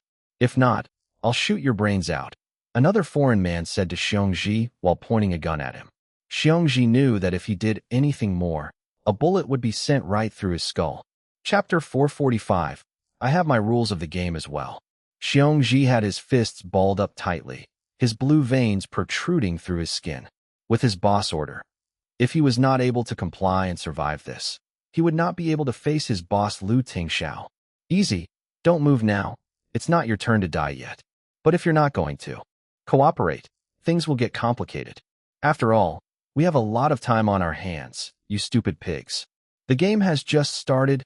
Ha ha, said the bald man smugly, as if he was fated to come out of this situation a winner. Shi Zhao, that's your underling. The boss gave orders to protect Ms. Ning's safety. Even if you're not helping, don't let your underling mess it up. Xiongji ignored the bald man's warning and yelled at Shi Zhao. Shi Zhao's brows furrowed. Even though he disliked the stupid woman, he didn't want her to die. Don't do it. Shi Zhao yelled at the man in the white shirt. Damn it. The man in white shirt spat on the floor with a ferocious look on his face. Don't bother me now? Leader Shi Zhao, you brought me here to the arsenal to meet boss. But look at what has happened. It's a trap. We're almost dead here. She's just an actress. She should be honored that my life can be traded for her death. Actually, he was not specifically against Ning Xi. As long as he could live, he would not have any doubts even if they asked him to kill Xiongji or even Shi Zhao at this point. Don't worry, you have your rules. I have mine as well. Ning Xi smiled, and she took out a pistol from the box. Stupid pig, you're looking for trouble. The rules of the game have changed. Don't you dare touch the guns. Put it down, shouted Alice as she stood up. My dear Alice, don't mind her. The guns have no bullets in them. All the magazines are empty, bragged the bald man, laughing as everything was under his control. Seeing his nonchalance, Alice shrugged and sat back down. Do you guys know that this is an Italian Beretta 92F pistol? Ning Xi said lightly as she took out the magazine. You're right, it's an Italian Beretta, but what about it? The game is long over. Whether you can recognize the guns or not doesn't matter anymore. You're going to be killed by one of your own. Ha ha, I'm already excited just thinking about it. Looking at you stupid pigs killing each other, spilling blood everywhere. How wonderful is that? The bald man threw his head back and laughed like a psychopath. Ning Xi shook her head. The main point of this pistol is that it can use the same bullets. Before she could finish, the man in white shirt charged at her like the wind. You damned witch, go to hell, the man in white shirt roared. As most small pistols, Ning Xi mumbled to herself, at the same time she leaped. With everyone looking on unbelievably, she rammed her knee into the abdomen of the man. Ugh! His face spasmed as slimy liquid was excreted from his mouth, and he fell backwards upon the impact of Ning Xi's knee attack. Before he could hit the ground, Ning Xi caught his shoulder, a fistful of his shirt in her hand. Bam! Without realizing what just happened, Ning Xi had tossed him onto the floor. At the same time, Ning Xi had a few bullets in her hand, and within a blink of an eye, she loaded the magazine she was holding all along with astonishing precision. Chapter 446. What sort of marksmanship was that? Ah! Shi Zhao's man moaned while holding his head in his hands. Ning Xi's extraordinary fighting ability had far exceeded his expectations, so much so that he could not even do anything about it. Killing that actress? What a joke! She had such excellent capabilities hidden under her soft demeanor. How could that be? At that moment, Ning Xi had already loaded the Italian Beretta 92F pistol with 7 bullets. Long before, Ning had already noticed that all the guns in the box were all emptied of their magazines. The foreigners were not stupid enough to give them loaded firearms. So when Ning Xi was looking at the first gun, she had already formulated a plan.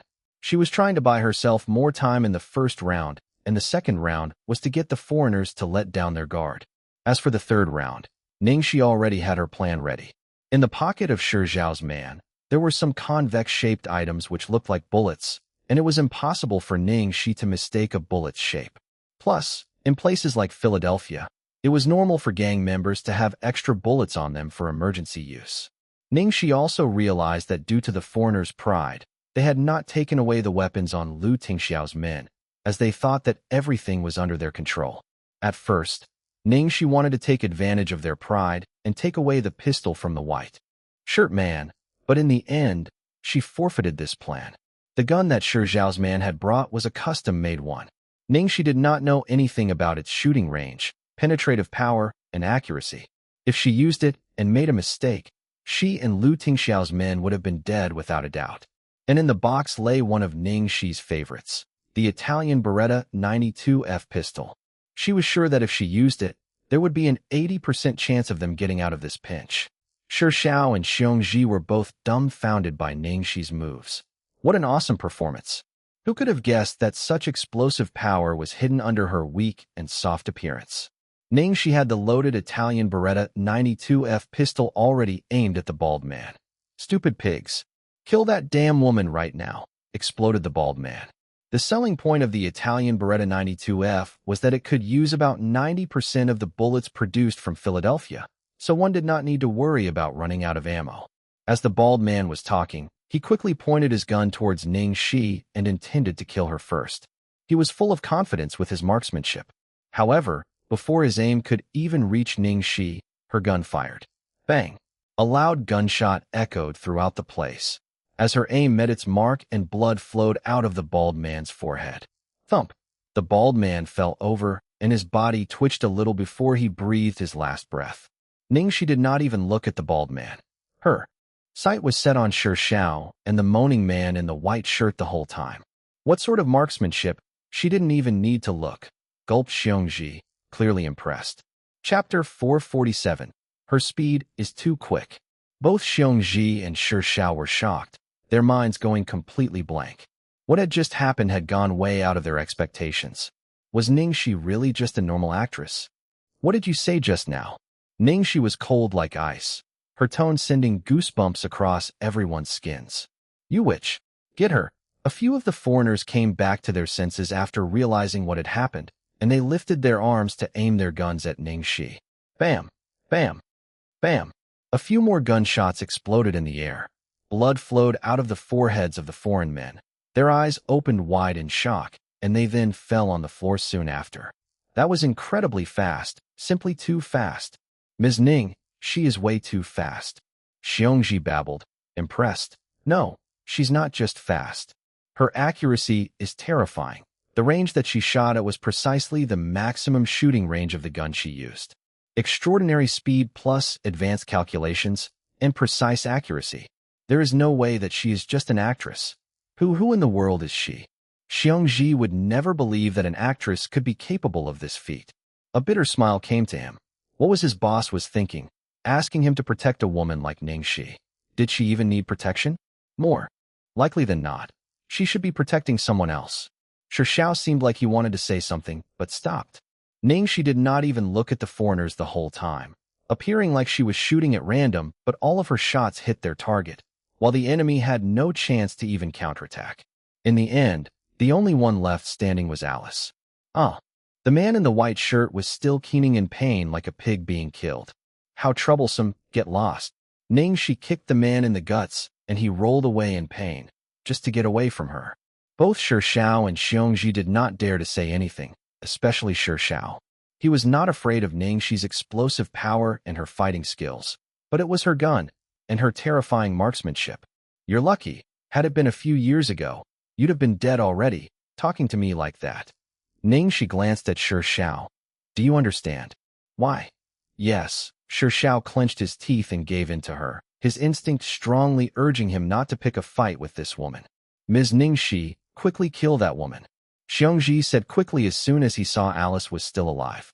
Ning Xi looked at Alice and said, What was it you said just now?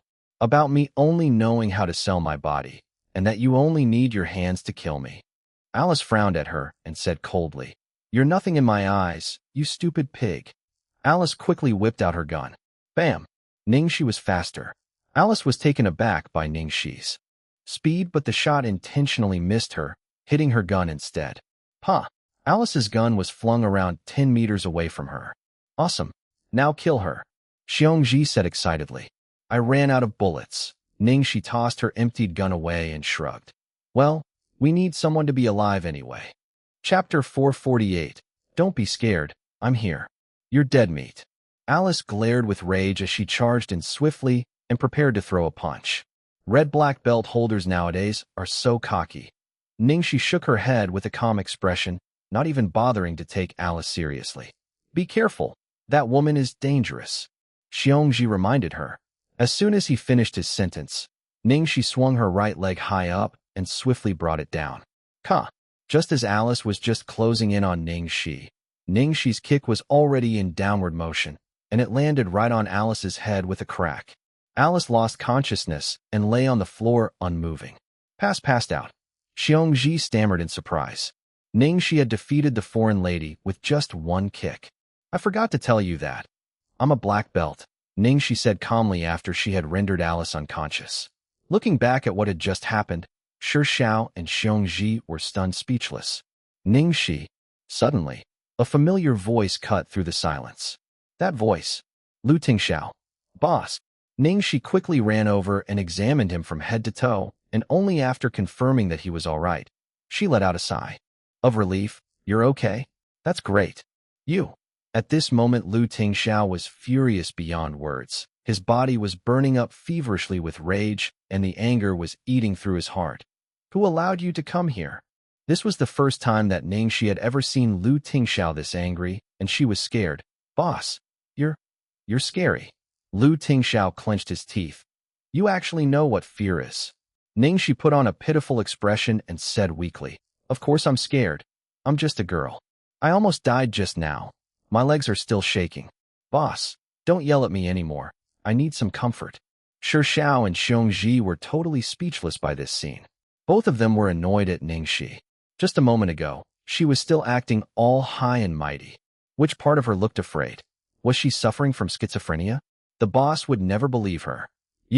When Tingxiao saw the girl's panicked expression, he just restrained his inner rage and decided not to bother her with the issue anymore. He took a deep breath and pat the girl's head with his wide palms to comfort her. Don't be scared. I'm here. Ning Xi let out a long sigh and secretly patted her chest as she had just skipped a major disaster. Boss was really scary when he was angry. She then continued weakly. I'm not scared anymore after I saw you, boss. As long as you don't yell at me. Tingxiao looked apologetic. I'm sorry, my bad.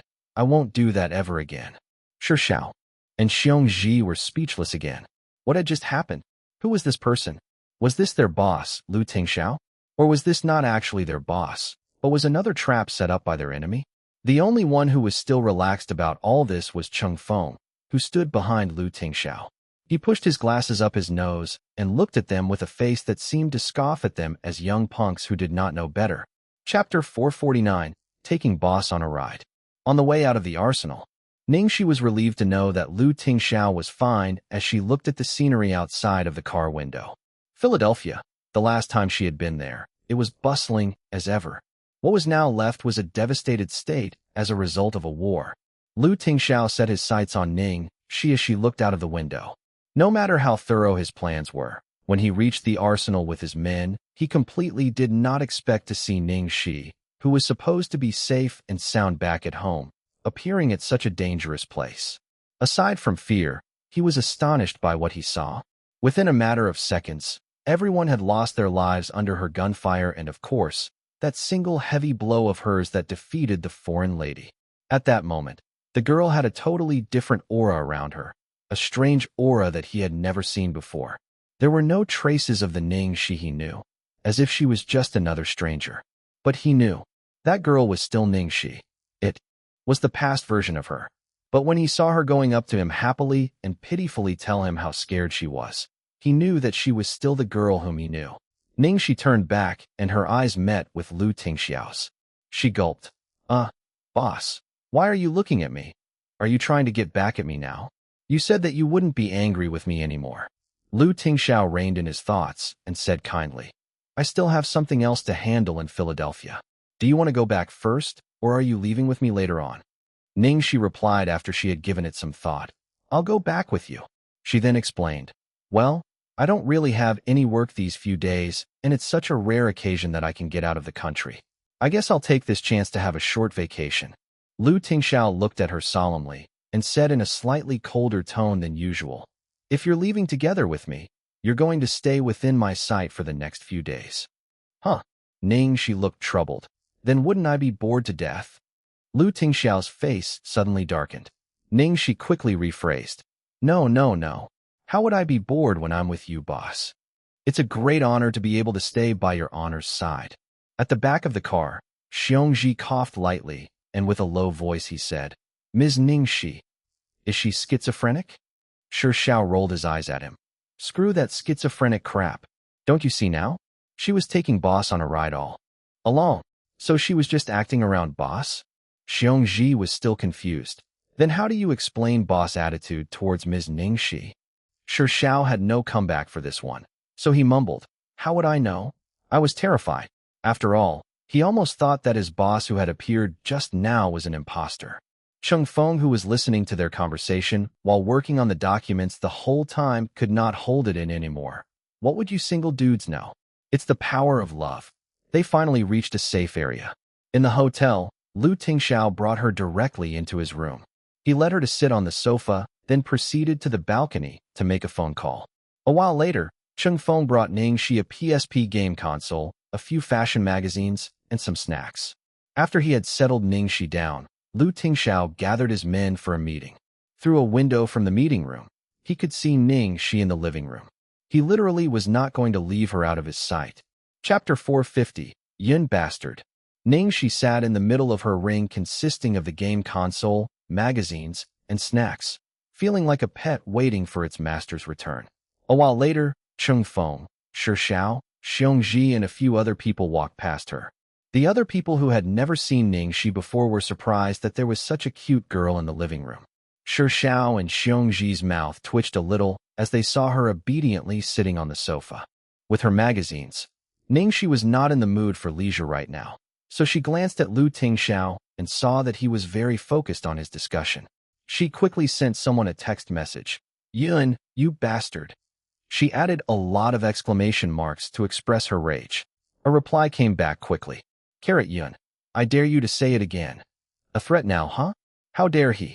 Ning Xi tapped on her screen. As you wish. Yun, Youbastard. Yun, Ning Xi, are you looking for trouble? Ning Xi was boiling with anger when she saw this message.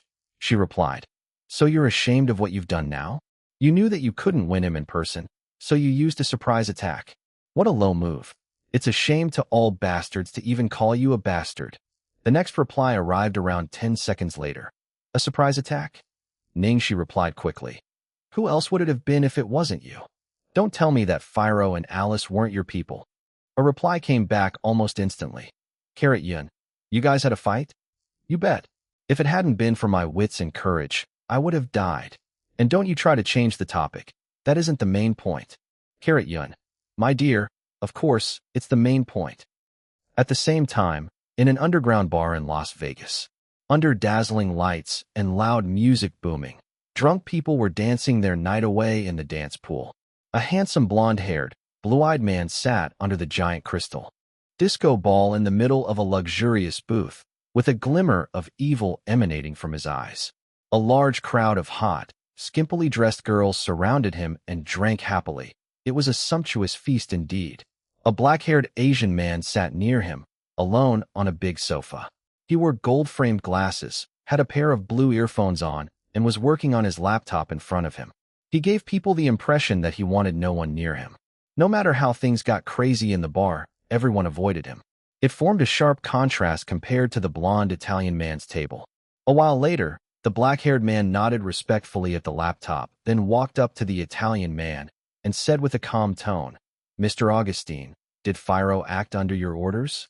The blue-eyed Italian man with blonde hair looked up drunkenly. Phiro? Oh yes, those were my orders. What's wrong, my dear buddy? The black-haired man said matter-of-factly. You've gone against someone that you shouldn't have. Someone that I shouldn't go against, the man asked, still confused. However, it looked like something dawned on him, and he had realized something. You mean that woman? Chapter 451, Just for a Woman. The Italian man said innocently with both his hands wide open. My dear buddy, you can't blame me for this. My target was Tingxiao. She went there on her own, and then killed everyone, and even captured Alice. She destroyed my plans. The Italian man had a steely look. Even the hot girls, who were dancing around him earlier, were now afraid of him. The black-haired man seemed not to notice and continued to speak without any expression. Mr. Augustine, you've breached our agreement. The Italian man staggered up as he smiled and wanted to pat his shoulder. Hey buddy, relax. I'm just trying help since I saw that Satan wasn't doing anything yet. The black-haired man dodged Augustine's pat before he could touch him. With a poker face, he said, Mr. Augustine, I regret to tell you this, but due to your unauthorized actions, I'm afraid that our alliance ends today. The Italian man was shocked, and his expression darkened. In a deep tone, he said, Do you know what are you talking about? Who gave you such instructions to end our alliance? Satan. The Italian man pushed away a pretty lady and stormed in front of the Asian man with a spooky face. Have him talk to me personally. Who are you to tell me this anyway? The next second, the black-haired man turned the laptop screen towards the Italian man's direction. On the screen was the silhouette of a man sitting on a wide couch in a dimly lit house. His face and his pair of long legs barely made out in the dark. Satan, are you really ending our alliance? Just for a woman? The Italian man released all his rage towards the screen, like an enraged lion. In contrast with the angry Italian man, the man on the screen sounded as if he had just woken up. He spoke lazily. Just for a woman. You're messing with me. The Italian man kicked a table nearby, his handsome face turning ferocious. You better think about the consequences of ending our alliance. The man on the screen smiled lightly. Consequences? Tingyi, tell Augustine the consequences. Yes.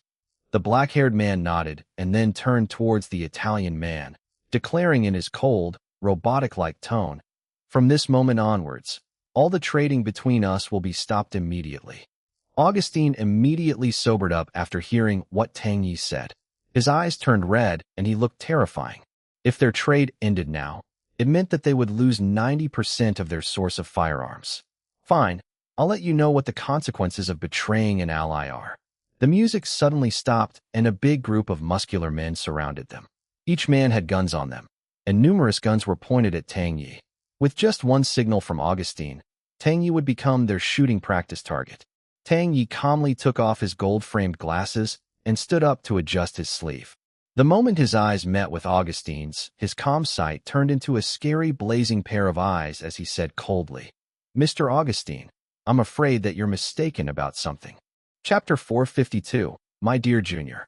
You weak chicken. What am I mistaken about? Augustine yelled at him. A delighted laughter came through from the other side of the screen. Haha, what an interesting nickname for him. I hope you'll have fun tonight, Tang. Yi. The screen went black after he finished his sentence. Augustine felt uneasy about what the man on screen had just mentioned. The black-haired man, Tang Yi, was Satan's right-hand man.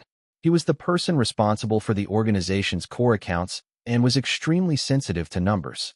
He required protection as he could not do anything on his own. Augustine had such a weakling on his turf now. What danger could there be? Even though he had never seen Tang Yi in action before, it did not mean that he was not skilled, did it? Humph. Even if he was skilled, there were so many guns aimed at him right now. What could he do? Augustine's expression became even more ferocious as he signaled his men to attack him. Suddenly, after Tang Yi had taken off his glasses, he seemed like a different person. As if like a shadow, he sneaked out with at the speed of lightning. In the blink of an eye, he evaded the bullets that sprayed at him. Augustine felt creeped out, shivering as if an evil entity was trying to take over him. All of a sudden, he felt the cold steel of a dagger on his neck, the pain waking him up from his shock. Mr. Augustine, you'd need at least a fully armed special ops team to kill me. Are you looking down on me? Or have you overestimated yourself? Tang Yi's psychopathic gaze peered at him without the glasses shielding the scary eyes of his.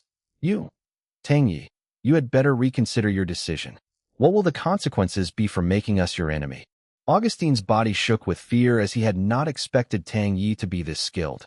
Mr. Augustine, allow me to remind you that this is Las Vegas, and I've said that it was only you who needed to consider the consequences. As Tang Yi finished his line, his dagger flashed, and Augustine screamed. His ear was cut off. Blood spilled everywhere on the ground. Tang Yi licked his lips, enjoying the metallic taste of blood. You should thank God that my junior was not hurt, and that your trashy henchmen were dead, if not. Before Augustine had the chance to say anything, a group of men in black suits rushed into the bar and killed Augustine's men with guns. All of Augustine's men were dead in just a few moments. Augustine fell into complete despair. As expected, one should not be careless when dealing with people working for Satan. Augustine had made a deadly mistake this time. Tang Yi put on his glasses again and took a white towel handed over by one of the men in black. He wiped his hands and regained his polite attitude. Mr. Augustine, this is a warning. I hope that you'll remember this. Augustine nodded profusely while covering his wound with fear in his eyes. I understand. I'll leave Las Vegas now and never come back. Chapter 453. I'm impressed. I appreciate your cooperation, Tang Yi expressed as he started to lead the men in the black suits out of the bar. Augustine was filled with fear and anger. He would get back at them one day. You damn bunch of Asians. I'll make all of you go to hell one day. The moment he finished uttering his words, a slight movement from Tang Yi was detected. He had unsheathed his daggers and slashed out with it in the blink of an eye. Augustine still did not know what had happened. It was only until he put his hand to his left ear to find that it was cut off as well. Mr. Augustine, it seems like ears are nothing more than an extra accessory for you, Tang Yi declared, then walked out of the bar with satisfaction, leaving the screaming Augustine and a pile of corpses back in there. In a hotel in Philadelphia, Ning Xi was annoyed after she was done text messaging. No more messages came after the last one. It felt really terrible to feel manipulated and afraid at all times. She was lucky this time, but what if there were more formidable enemies the next time? She looked at Tingxiao through the window and thought to herself that she could not just sit here and not do anything. Tingxiao was focused on listening to his subordinate's report, but suddenly, he raised his head and looked at Ning Xi. Ning Xi sat up straight and acted obediently. She then took a paper and wrote a few words on it with a pen. Boss, may I go to the toilet? If yes, then you can pick up your pen. She showed the paper to Tingxiao after she was done writing. Tingxiao smiled after he noticed the paper in the girl's hand and saw what was written on it. His subordinate was confused and stopped. For a while, Tingxiao slowly picked up the pen on the table and changed his pose before reminding his subordinate. Continue. Ning Xi ran off right after she got her reply. She felt like she had gone back to her primary school days when she still needed to get permission from the teacher to go to the toilet. The meeting adjourned late in the evening. Xiao was talking to Chung Feng as they left the room, still feeling a little surreal about what had happened. He said, So, Boss already knew that Hong Jinhao had issues, but he let him be, and he purposely came to Philadelphia to lure out the one who was pulling the strings. Cheng Feng nodded. Yeah, but the results were different from what we expected. The enemy that appeared in Philadelphia wasn't who we thought it was. It was another group of people instead. Our plans were delayed. If it wasn't because of Ning Xi's sudden appearance, you guys probably couldn't have hung in there for so long. And I'm afraid that you won't be talking to me now. Shi Zhao's face reddened. It's my own fault even if I really died there. I have to say that I'm impressed and thankful that that woman saved my life. Even though it was all within the boss plan, he still felt embarrassed. The boss had reminded him multiple times to not be reckless and think it through properly before taking actions, yet he had trusted Hong Jinhao so easily. Chapter 454. The devil is too dirty. He did not expect this to happen to him. Taking Xiongji aside was a big mistake for Shi Xiao, and the boss had expected him to make these mistakes. It seemed that the boss still could not fully trust Shi Xiao yet.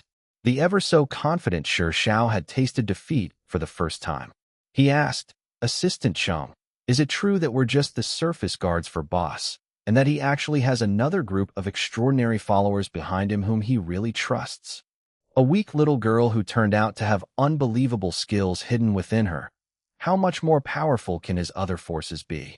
He actually doubted boss' judgment in people and had even insulted her several times. In the end, it showed that he was the ignorant and helpless one. Don't overthink it. You guys mean very much to the boss. You're still young and have a lot of room for improvement, so be patient. Cheng Feng gave him a pat on his back and comforted him while sighing at the same time. Shi Xiao actually possessed a great amount of potential. It was too bad that he was too impatient, and it was this impatience that caused him to stop growing. It might not be a bad thing at all if he could change this bad habit of his after this incident. Thinking back about the moment when he had reached the arsenal with boss, he could only see the moment when Ning Xi shot everyone down and defeated the foreign lady. He did not really know what had happened before, but it was not easy to impress someone as prideful as Shi Xiao. One could know that she was not just your average actress. Xiongji scratched his head. Assistant Cheng, who exactly is Ms. Ning? She definitely isn't just an actress. Was boss kidding when he asked me to protect her? Does she look like she needs protection? I really don't understand. Cheng Feng replied. I don't really know much about Ms. Ning Xi as well. I'm as shocked as the both of you after I saw what happened today. Just act as if you did not know what happened today, and remember not to mention it in front of boss. As for boss's orders, just follow his instructions. Shi Xiao and Xiongji nodded with no objections. Ning Xi had just gotten up from her nap when she saw that Tingxiao was finished with his meeting. She asked him, Boss, are you done with your meeting? Tingxiao pinched between his brows tiredly. Hang around for a bit. I'll go and take a shower. Oh, Ning Xi blinked her eyes innocently. Boss, then do you still need me to stay within your sight then? Tingxiao was a little taken aback. He turned around and said, If you want to, I don't mind. Ning Xi was speechless. Damn it. She still could not tease the devil. And the image of the devil in the shower started to appear in her head. Oh dear, stop. Tingxiao went to her and teased her hair as he saw her embarrassed face, playfully reprimanding her with a hoarse voice. Don't simply say things like these. My self-restraint is a lot weaker than you think. Again, what had she just said? She was very innocent. It was him who was dirty. Chapter 455. Don't you miss your father?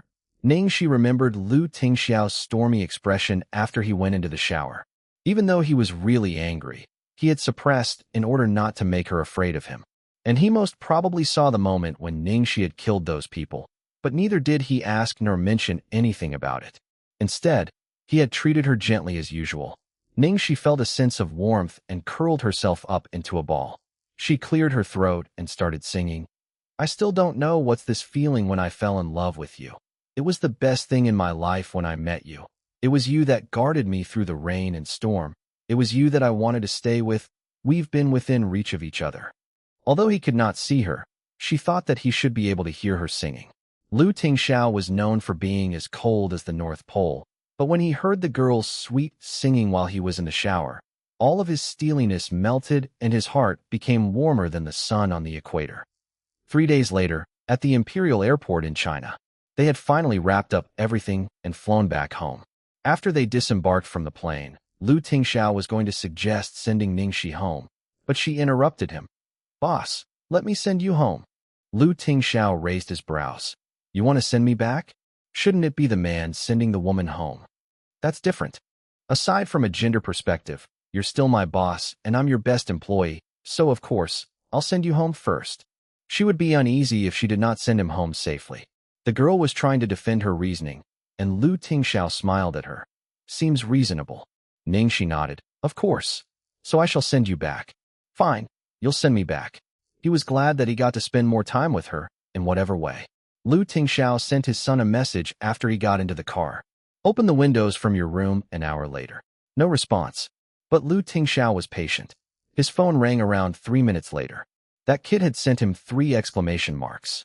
Tt. Tingxiao smiled. He knew that his son understood what he meant. An hour later, they reached home.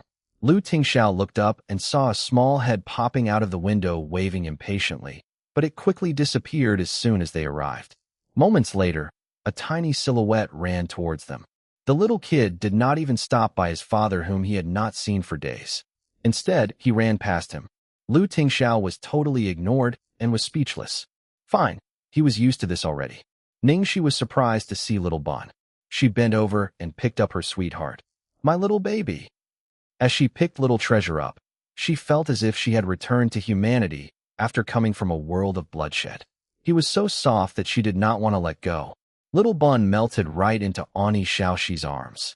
Like a boat docking home, like a bird flying back to its nest, and he felt satisfied, happy, and safe. As Ning Xi hugged little Bun happily, she noticed Tingxiao standing alone. She patted little Bun's shoulder and spoke gently.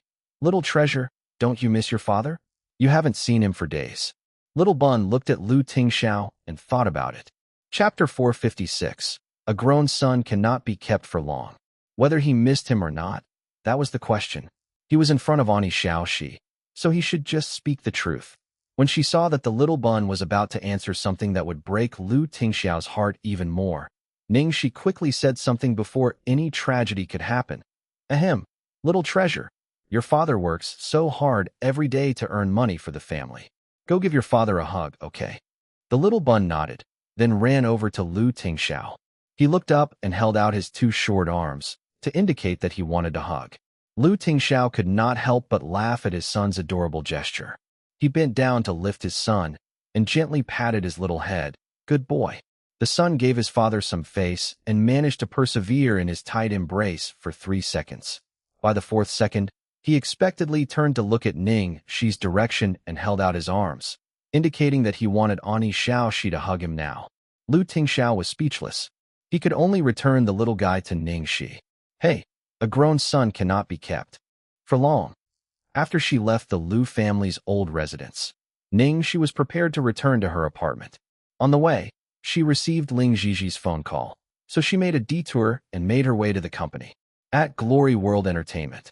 When she reached the ground floor of the building, Ning Xi nonchalantly looked up and saw Su Yimo on the huge LED screen above her head. It was playing Su Yimo's latest advertisement for Chanel as part of her ambassadorship for the brand. In the advertisement, Su Yimo changed into a total of 12 of Chanel's most classic outfit designs, which was really cool.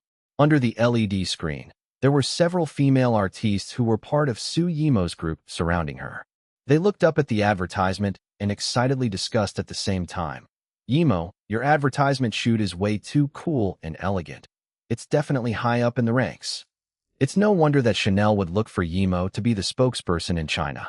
Not only is our Yimo's popularity high, but by the looks of the entire entertainment circle right now, how many other female artistes can embody Chanel's elegant charisma? This was when someone saw Ning Xi walk by and intentionally spoke up louder. Unlike some people, whose head is about to fly to the clouds for accepting a low and trashy gaming endorsement gig. Last time, we even saw her going to a place like Jade Treasury to buy jade. Are you talking about Ning Xi? Who else could it be? With her measly endorsement fees, she dared to even visit Jade Treasury. Right?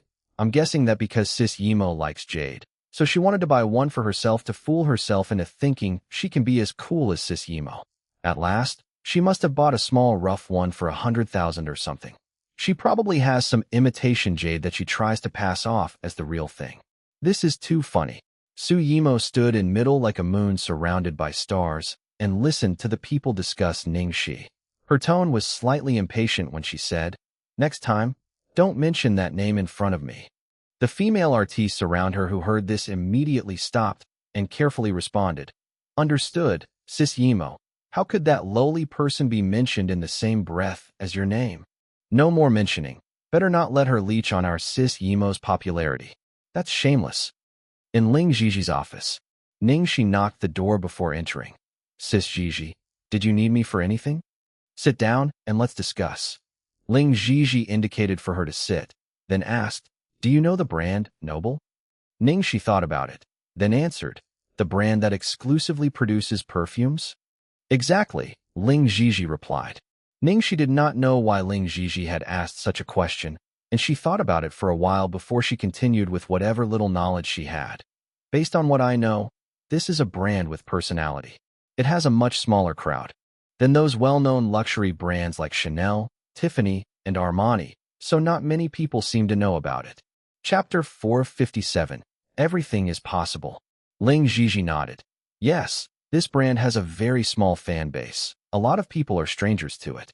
In reality, Noble is a 2-decade-old well-known perfume brand and has always been the favorite of royal families and popular stars. Until now, there have been more than 240 types of privately customized and publicly available perfume. It can be said that every fragrance of theirs is a legend. Before this, Noble has never been broken the retail scene within China, so they're not very well known within the country. However, I received news that Noble is preparing to expand their market to China and that they are choosing a spokesperson within Hongxing, Taizhou, and Suao, the entire inner country." Ning Xi blinked. "Cici Ziji, are you trying to sign me up?" "I've already helped you sign up. I sent them a clip of you from the world. I was just simply trying our luck. Who would have known that I would receive their notice that you've been chosen for the preliminaries?" Ling Ziji said. When she heard Ling Ziji's answer, Ning Xi's eyes immediately shone. "What? I've been selected for the preliminaries? But wouldn't these kind of luxury brands usually look for currently popular artistes like Su Yimo to launch their expansion into China's market?" "That's true. So the fact that you were chosen was a shock too." "Me too." Su Yimo didn't join the auditions because she had already accepted Chanel's contract. Chanel's brand includes apparels, cosmetics, and perfume too, so there is no way she could take on Noble. However, without Su Yimo, there is still the elites from all the other entertainment companies all around the country. They are practically all A-list and super A-list stars, and the pressure is on for you. So, even though this is a rare opportunity, you don't have to be nervous. This has been a surprise. After all, if you could get the stint, that's awesome. But even if you don't, it's all right, Ling Ziji consoled. Even though she had managed to get into the preliminaries, she did not have too much hope, and she just wanted to let Ning Xi have more exposure. For such a high-end brand, even if she only managed to enter the preliminaries, it was already considered good exposure for a small rookie like Ning Xi. I know, Sis Ziji. I will remain neutral and just go for the experience," Ning Xi humbly said. In reality, she was beyond ambitious in her heart. Even if it was a situation that was not really on her side, anything was possible until the very last second. "Right, Sis Ziji, I wonder what the theme for this perfume's endorsement is?" Ning Xi asked. "Only one word, Noble. You have 3 days to prepare. After 3 days, the final audition will take place in Los Angeles, Country M," answered Ling Ziji. Ning Xi mumbled to herself. 3 days, it's enough. I will seriously think about how to express this theme over the next few days. As for Country M, she was very familiar with it, so there was no pressure at all. The theme for this time is Noble. You'll definitely need a lot. If you need anything, I will try my best to apply for it from the company, Ling Ziji said. "Okay, I'll let you know then." "Thank you, Sis Ziji. I'll go back to prepare now." 3 days later, at Los Angeles Airport in Country M, Ning Xi took off her sunglasses and looked at the strange yet familiar surroundings. She looked around and felt her smile broaden even more. 1 year later, she had once again returned. 1 year ago, she was still loitering around with no proper home. 1 year later, her dream had started to take off. This time, Even though Sis Gigi did not hold too much hope, she still personally accompanied her over. Expectedly, the venue would be full of the big shots around the region, and she was worried that Ning Xi would not be able to handle it. Ning Xi, do you really not need anything at all? Ling Zhizhi asked again worriedly. Ning Xi determinedly nodded. I don't need anything. What I need are very simple things, and I've prepared them myself. Chapter 458, Crazy Style. The next morning, in Noble's company building, they took the lift to the highest floor and walked past many glass displays of various classic perfume fragrances to reach the audition venue. Ning Xi followed behind Ling Zhizhi. As soon as she stepped in, she was blinded by what she saw. The place was filled with superstars, each of them well known in the industry, and there were only a few slightly newer rookies. In fact, to suit today's Noble theme, everyone was dressed in very shiny, attractive outfits. Most of the people knew one another, and they were all courteously having small talk and networking. The rookies, on the other hand, utilized time by brown-nosing some superstars. It was very lively inside indeed. The moment Ning Xi appeared at the door, everyone was stunned. The entire waiting room was in pin-drop silence. Of course, there was no way a newbie like Ning Xi would be so famous as to shock everyone with her presence. It was actually because Ning Xi's outfit was entirely unexpected as compared to the glamorous outfits and heavy accessories those popular artistes were wearing. To say it was crazy would not be the right term. Ning Xi had on a nude makeup look and wore a dress colored in what seemed like a dirty soil palette, with slightly old, brown leather shoes. She did not have any accessories on her, and she did not even do anything to her hair, her slightly messy hair simply flowing down her back. Everyone looked at her oddly. Because the place was filled with mostly big brands, they spoke without constraint. They did not bother lowering their voices when they started to directly discuss Ning Xi in front of her. Who's this? Why is she dressed like a beggar? Has she lost her way?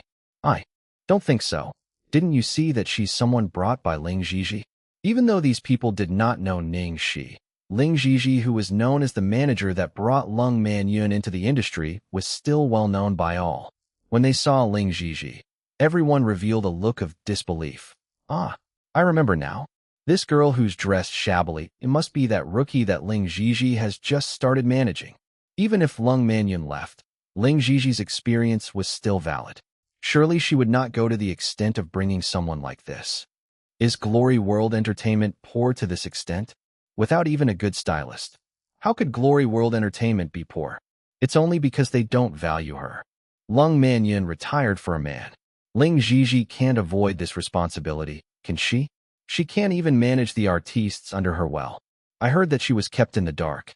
As her manager, it was only when Lung Manyun publicly announced the news on Weibo did she find out. It looks like Ling Zhizhi's capabilities are limited. Glory World's best manager is still Zhao Meixin.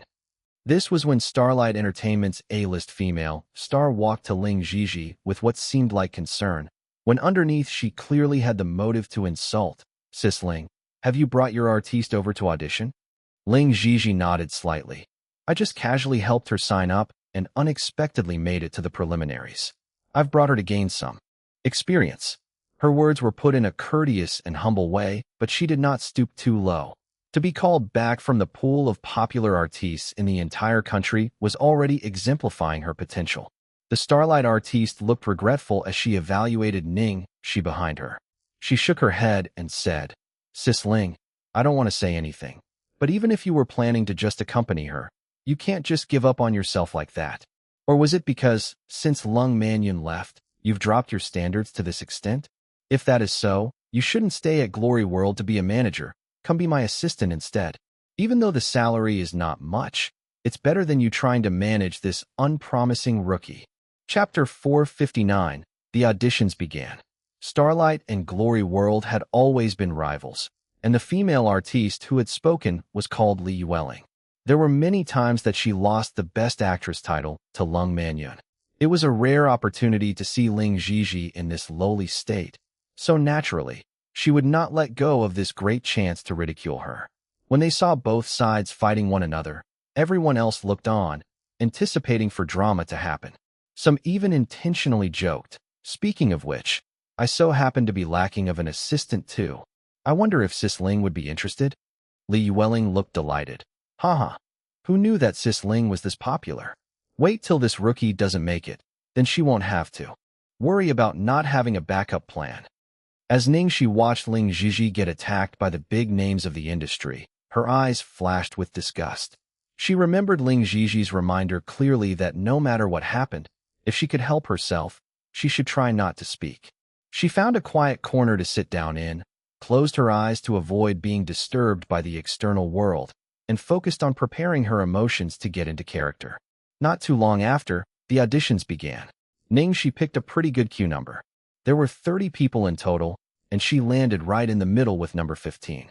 Li Yueling got number 14, and she looked at Ning Xi's number card and sighed as she shook her head. Puffed. Such a good number. What a waste. Very quickly, the first candidate went in for her audition. The first candidate's potential was already scary enough. Even though her family background and academic qualifications were not too high, and she did not come from a family of actors, she had relied on her own potential to win the award of Best Actress. When they saw that Fang Xiaowen was the first, many female artistes who auditioned looked nervous. Li Yueling, on the other hand, looked nonchalant as she dismissed, it was just a primary school farmer girl. How could she understand the meaning of nobility? Even though Li Yueling did not have any especially attractive titles, apart from being very popular, her biggest advantage was her bountiful family background. Her father was a senior official, while her mother was a famous figure within the fashion industry. She had received an aristocrat education since she was young, and was well versed in piano, chess, drawing, and more. Among all of the stars present, there might have been people more popular than her, but almost no one could compare to her familial advantage. Just from Li Yueling's looks, even nobles' endorsement fees might not be able to afford her. No wonder she was so confident. In under a minute, Fang Xiaowen made her exit. Her manager immediately went up to ask her how it was, and Fang Xiaowen looked gloomy as she shook her head. The manager was slightly disappointed, but still consoled her. Li Yueling looked on with her arms crossed as if she had expected this. Puffed. I knew it. You're just a village nobody. How could you be noble?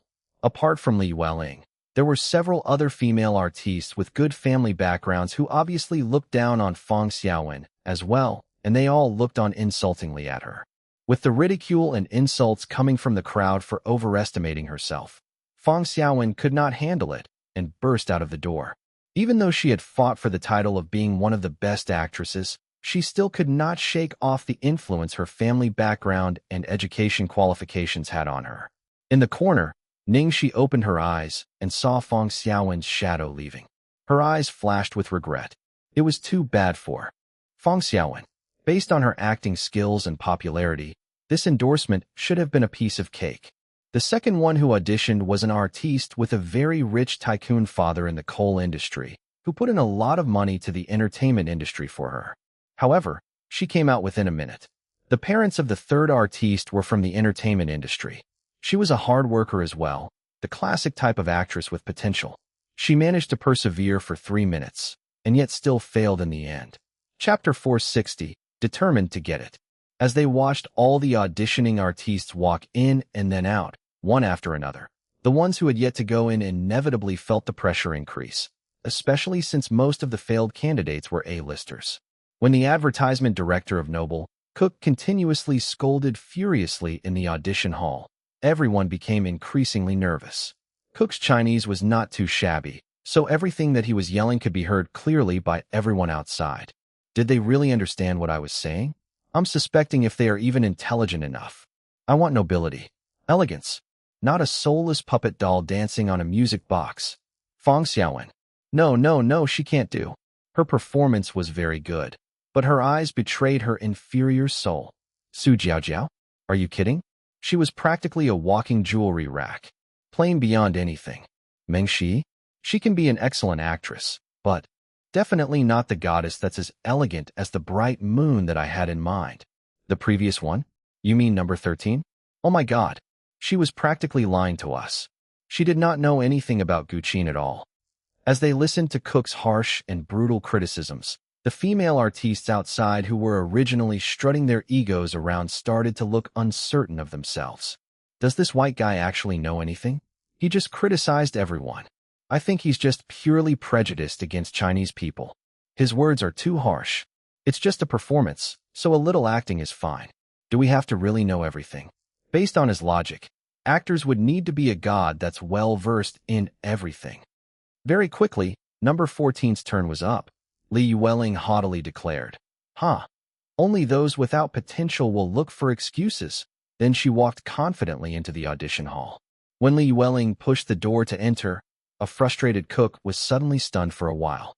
Li Yueling donned a luxurious vintage Chinese cheongsam, with an expensive pearl necklace draped on her neck.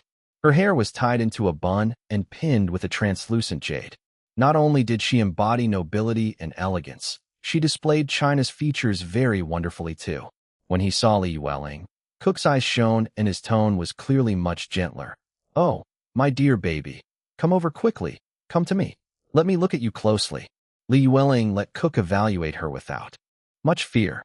She was highly educated since she was a child, so every word, move, and smile of hers naturally revealed the charisma of nobles, and she did not need to act at all. After Cook had examined her, he was very satisfied. He said, "Miss Li, you can begin your performance now." The audition hall was very big, and it was filled with all sorts of props including the guzheng, piano, calligraphy pen, Chinese chess, needle and thread, fans, handkerchiefs. Li Yueling casually skimmed and touched the guzheng. As compared to the guzheng was more difficult to play. It had a 4-octave range and 2 tones, with 7 open strings, 91 harmonics, and 147 stop strings. The techniques of playing it were abundant. If one were to simply pretend to lie to Cook, that would not impossible, as Cook had lived in China for 20 years and loved the Chinese culture deeply. He was someone who was well-versed with Chinese culture. Before this, a female artiste who tried her luck with the instrument was insulted harshly by Cook.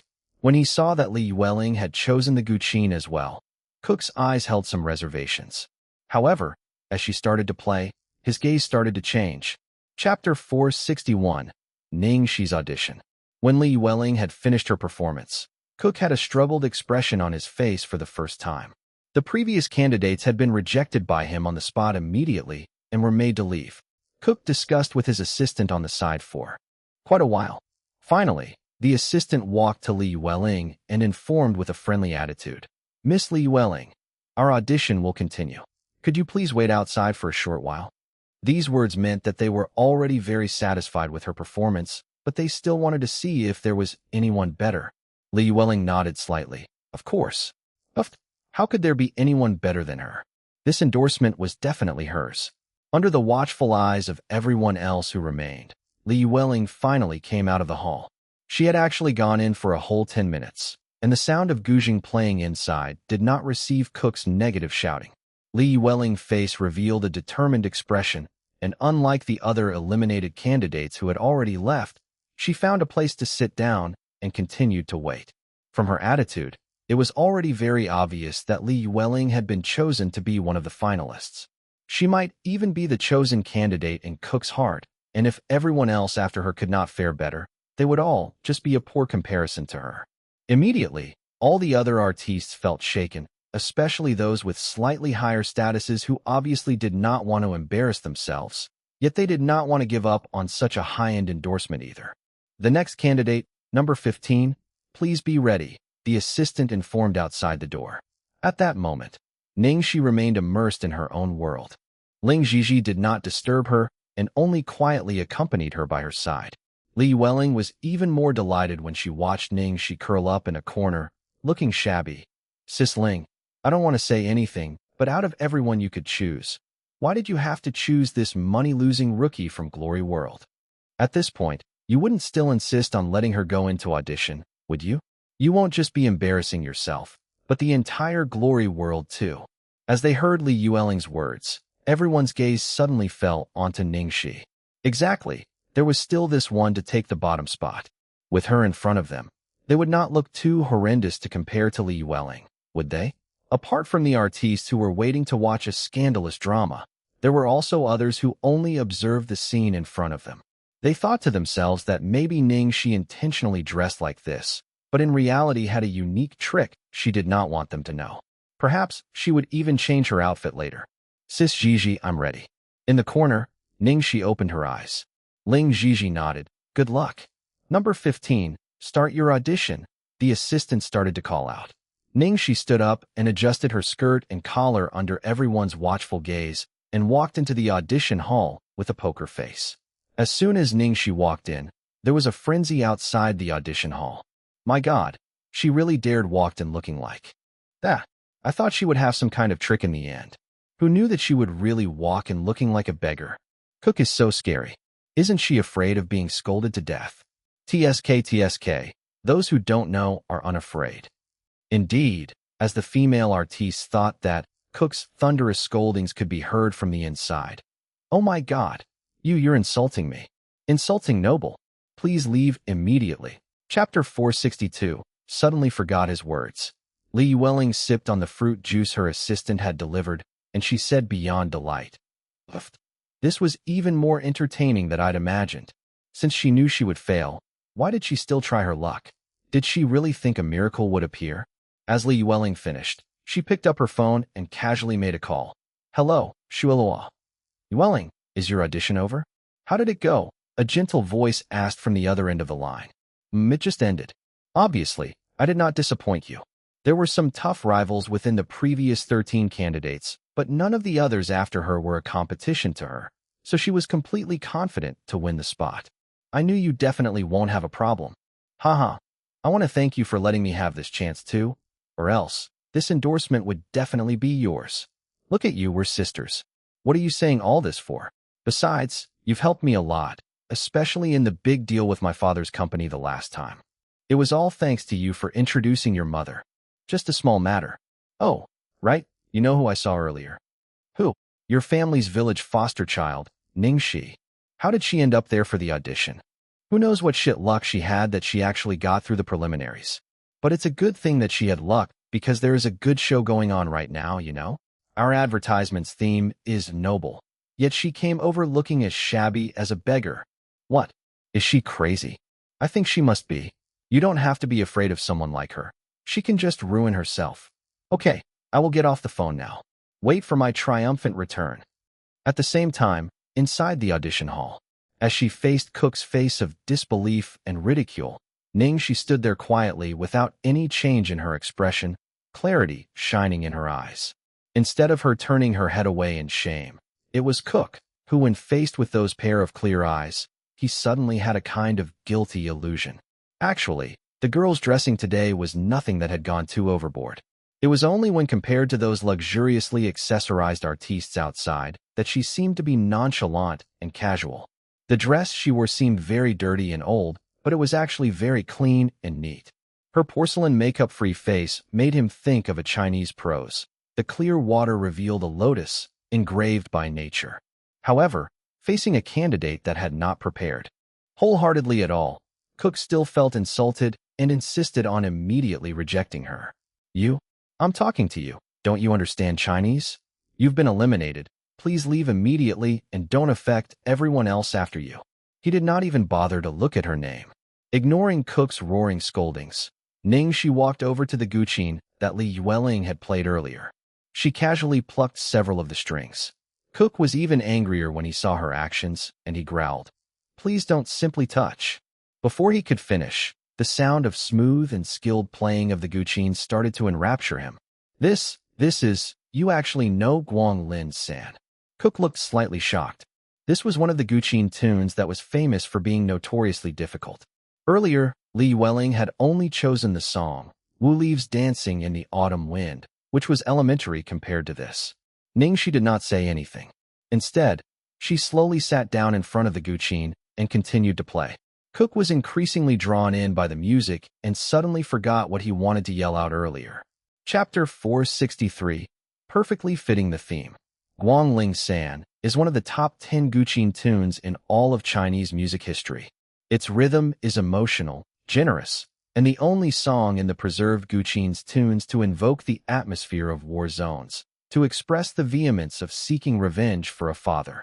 It was a tune full of thought and artistic personality.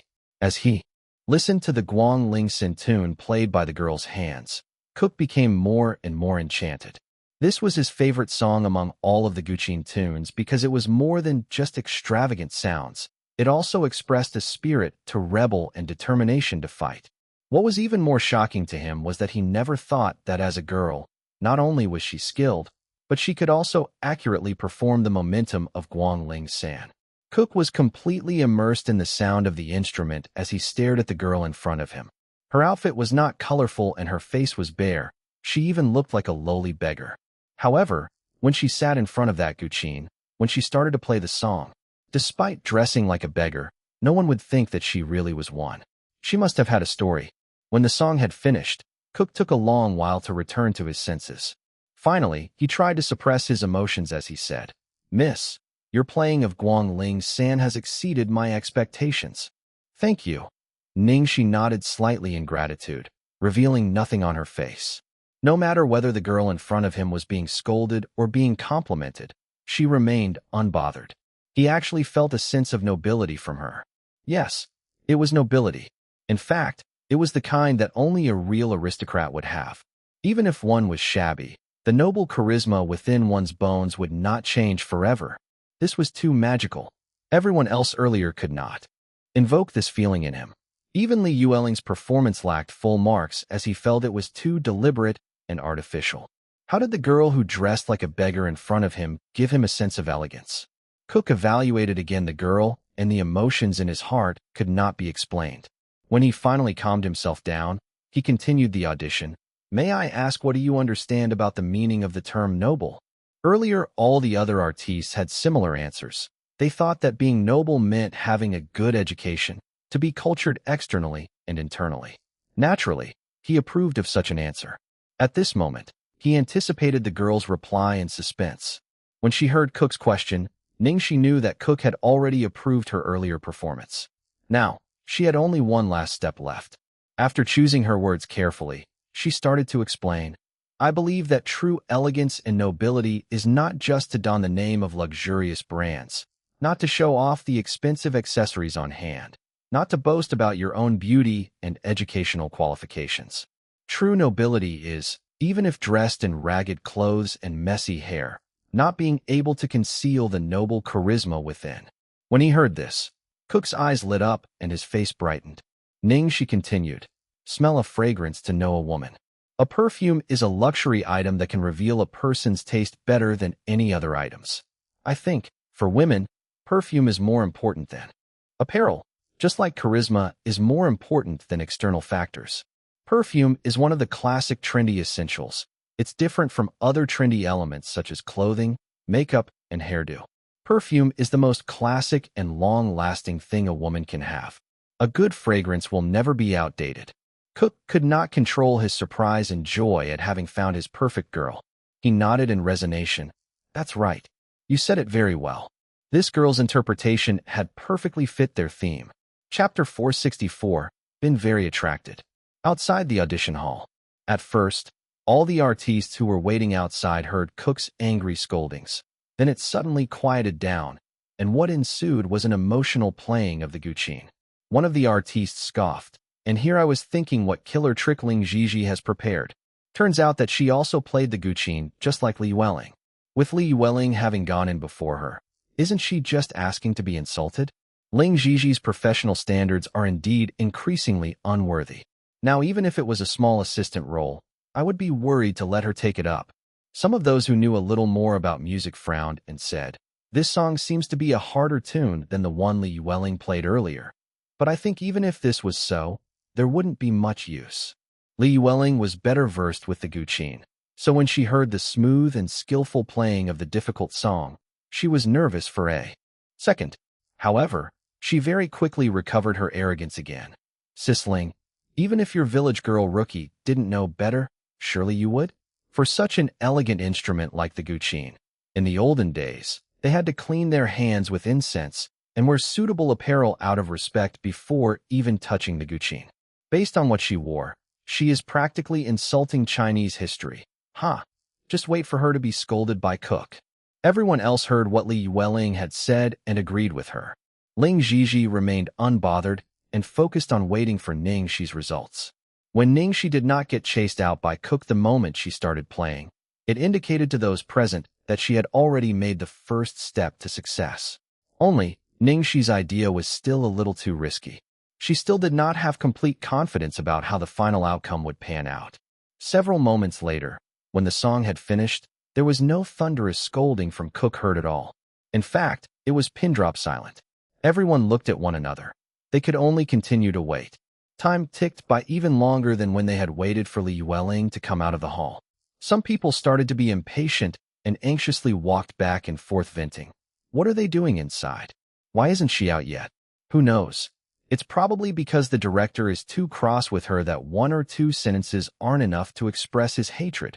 Cook is one of the top 10 advertisement directors globally, and he is known for his temper. I think this time, even Glory World will be dragged down. At the same time, inside the audition hall, after Ning Xi had finished explaining her interpretation of nobility, Cook approved of her and finally decided to dig more about Ning Xi's identity. He took the candidate details from his assistant and saw a familiar name that made him gasp in pleasant surprise. Ning Xi. Oh my God. You're Meng Chang'e. Meng Chang'e. Yes, that's a character for one of the films that I was involved in, she acknowledged. Ling Xi mentioned that she had sent in her clip of the world, so Ning Xi was not too shocked by his reaction towards her name, but she wondered if Cook's expression was a little over the top. Dearest Miss Ning, the first time I saw Meng Chang'e, I was very drawn to the character and could not wait to watch this movie. Could you please tell me when it will be out in the theaters? Cook looked slightly guilty for having even thought of her as a nuisance at the start. She looked vastly different when dressed in olden-day outfits and more contemporary clothing. He could not recognize her immediately and had almost chased her out at the start.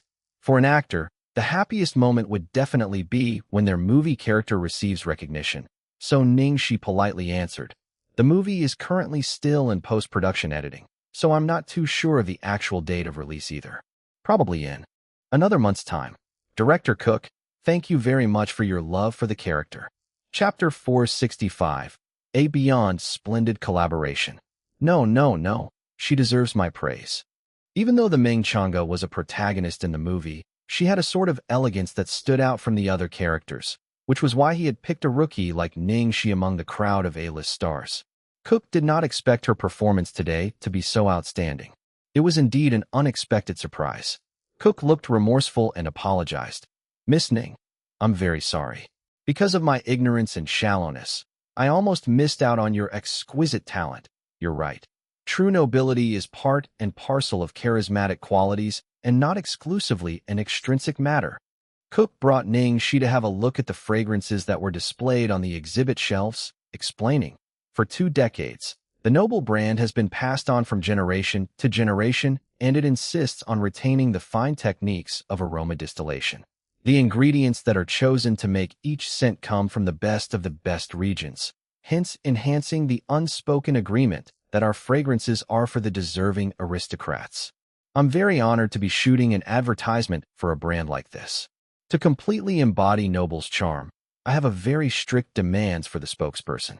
Thank God that we have crossed paths, you and I. I am confident that this will be a splendid collaboration." As he watched Cook chat nonstop with Ning Xi, the assistant had to walk over from the side and remind him softly, "Director, there are still many people waiting outside. Should I inform the next candidate?" Cook suddenly stopped and quickly said, "No need. Miss Ning is the spokesperson I want. You can tell everyone else to leave." Outside the audition hall, the artistes watched anxiously as the door finally opened and Cook's assistant walked out. "Honorable ladies, Noble spokesperson has been chosen, so today's audition ends here. Thank you, everyone, for coming all the way here. After this, the Noble Group will arrange a grand 3-day vacation for everyone. We hope everyone will enjoy the happy memories." Everyone was stunned, especially those who had not even gone in to audition. "What? Already chosen? But we haven't even auditioned." Even though it was hard to accept the fact, most of them had seen it coming. Many high-flying artistes were even relieved that they did not have to embarrass themselves in the auditions. They courteously walked over to Li Yueling and greeted. "Yueling, congratulations to you. If it was Yueling who got this endorsement, I'd be convinced." Li Yueling stood up elegantly and bashfully accepted the congratulatory wishes from the crowd. She then walked over to the assistant to say, Thank you for Director Cook's recognition. I won't disappoint him. Even though the assistant's Chinese was not as fluent as Cook's, he could sense that something was wrong. He corrected. No, no, no, beautiful ladies, I think you've gotten it wrong. Wrong? What's wrong? Everyone was confused. The noble spokesperson whom Director Cook has chosen is not Miss Li Yueling, but Miss Ning Xi. The assistant slowed down his speech and used whatever Chinese he could to answer them clearly. What? Ning Xi? The one who dressed like a beggar? Are you kidding? When Li Yueling heard this, her face fell flat and she probed. Mr. Assistant, has there been a misunderstanding? Are you sure Mr. Cook said it was Ning Xi? She had already reported the good news to Ning Xi, but now they were telling her that the spokesperson role had not gone to her. Not even anyone else, but that village girl Ning Xi who she had been ridiculing? The assistant confidently nodded. I'm not wrong. It was indeed number 15, Miss Ning Xi, who just entered earlier. Chapter 466. Use it to look cool. Li Yueling took a deep breath, then said seriously, Mr. Assistant, I'm barely convinced by the outcome of this audition. We need a proper explanation. The assistant looked helpless and feebly said, Miss Li, this is Director Cook's decision. I have no say in it. Then, let me meet Director Cook. I want to talk to him face to face. Li Yueling insisted. Now the other female artistes were shocked as well, and they were all suspicious of whether the assistant had made a mistake. Even Ning Xi was taken aback by the results. The assistant had no option but to say, Okay, I will convey your message. With the crowd anxiously waiting, the assistant disappeared into the hall and came out very quickly to announce to everyone, Miss Li, Director Cook told me to tell you and the other ladies present to wait for Noble's advertisement to be released. Then everyone will naturally know that Miss Ning, she is the perfect fit for the brand. When he was done, he bowed like a proper gentleman and did not say anything further. He looked towards the corner of the room and questioned, May I ask if you are Miss Ning's manager, Madame Ling Xi? Director Cook has invited you to enter to discuss the collaboration details in concrete. Okay, thank you. Ling Xi was stunned for a while. Then she got up and followed the assistant into the audition hall. Left in the waiting area were a flabbergasted Li Yueling and a group of outraged female artistes. Wow, is it really Ning Xi? We actually lost to someone like her? This is such a joke. Actually, I wanted to say earlier, setting aside the fact about what type of person Ning Xi is and how she dresses, she's an artiste under Ling Xi. So how simple can she be? Ling Xi would not be so stupid to make such a rookie mistake. Alas, they really came prepared. We were too careless. TSK, it looks there's another black beauty in the entertainment circle. Uffed. Li Yueling was really humiliated this time. Before this, she was overthrown by Lung Manyun. And now that Lung Manyun has finally left the scene, yet another one of Ling Xi's artistes has knocked her off her pedestal again. After they finished discussing the collaboration, on the way back, Ling Xi looked at the girl beside her thoughtfully. The more time they spent together, the more she felt like she was unfathomable. Before this, Ning Xi kept to herself and did not even have lunch or breakfast. Now, she was wolfing down at a hot dog. When she saw Ling Xi watching her, she asked with stuffed cheeks, Sis Xi, why are you looking at me like that? Don't you feel lucky to have a smart partner like me? Ling Xi laughed slightly. Before this, I kept thinking that this way was very risky because Cook is very familiar with China. I was worried that your acting skills would reveal loopholes. Who knew that you could play the guqin so well? To reach such mastery, you would need at least 10 years of experience, but I don't recall seeing this skill in your portfolio. Ning Xi almost spit when she heard that. Sis Xi, you think too highly of me. Do I look like someone who would spend such a long time cultivating skills? She put up her index finger and said, I'll tell you honestly, I only learn it for a month. In fact, this is the only song I know. It's a good thing that I've got a pretty good memory. I tried very hard to memorize every single string and note. When I first learned it, my only thought was to use it to look cool. When she heard Ning Xi's answer, Ling Xi blinked in surprise. Then she giggled uncontrollably. So that's the story behind the song. Ning Xi nodded. Yeah, I like to learn a little bit of everything. I like to learn many complicated things, but actually, I'm not very good at any of it. If the skills can be achieved in a short time, that's fine, but I can only touch the surface level of those skills that need years and months to cultivate. She did not have time to be cultured. Her only goal was survival. From her experience in the Ning family before this, she felt like only if she could crazily learn every field and every bit of knowledge possible, then only would she feel a sense of security. Chapter 467. To visit someone. Due to the upcoming perfume advertisement shoot, Ning Xi needed to stay for a while in Los Angeles. Riding on this opportunity, she had something very important to do. She wanted to visit someone. Ning Xi traveled to St. Bernard City, nearby Los Angeles. No one would recognize her in such an area, so she did not bother to disguise herself or even put on any makeup. She simply changed into a plain and comfortable white t-shirt and jeans. St. Bernard City had been named the most dangerous city of Country M for 5 years in a row now, where low-income groups gathered, and the city was the main path of smugglers. It was deemed the most violent area in the entire country. Ning Xi had to pay double the usual fare before the driver was willing to go there. In fact, he only drove till the border of both cities and dared not continue forward. He waited for Ning Xi to get down from the car, then immediately sped off. Abandoned ruins proliferated the city, where most of the place was filled with short, dilapidated buildings and abandoned landfills. In the dim alleyways, black market dealings were a common sight. However, the entertainment industry there was booming. Even though it was already late at night, it was still very lively, and everywhere were the sights and sounds of drinking, games, and gambling. The pedestrians on the pavements were mostly muscled men with ferocious-looking tattoos, and they looked viciously at anyone who walked past them. The women, on the other hand, wore as little as possible to display their lithe, sexy bodies, their faces heavily lined with smoky Gothic makeup. When Ning Xi walked into St. Bernard's late at night dressed as innocently as a schoolgirl, she was practically a little white bunny walking among a pack of bloodthirsty wolves. By the roadside, a pair of watchful eyes evaluated this stranger who had suddenly walked into their territory. In Ning Xi's mouth was a lollipop, and she had her earphones on. She walked through the alleys nonchalantly, as if she was walking on a normal, safe pavement. Because of how carefree she looked like she belonged to the neighborhood. The eyes that watched her were merely evaluating, and no one actually went up to her to find fault.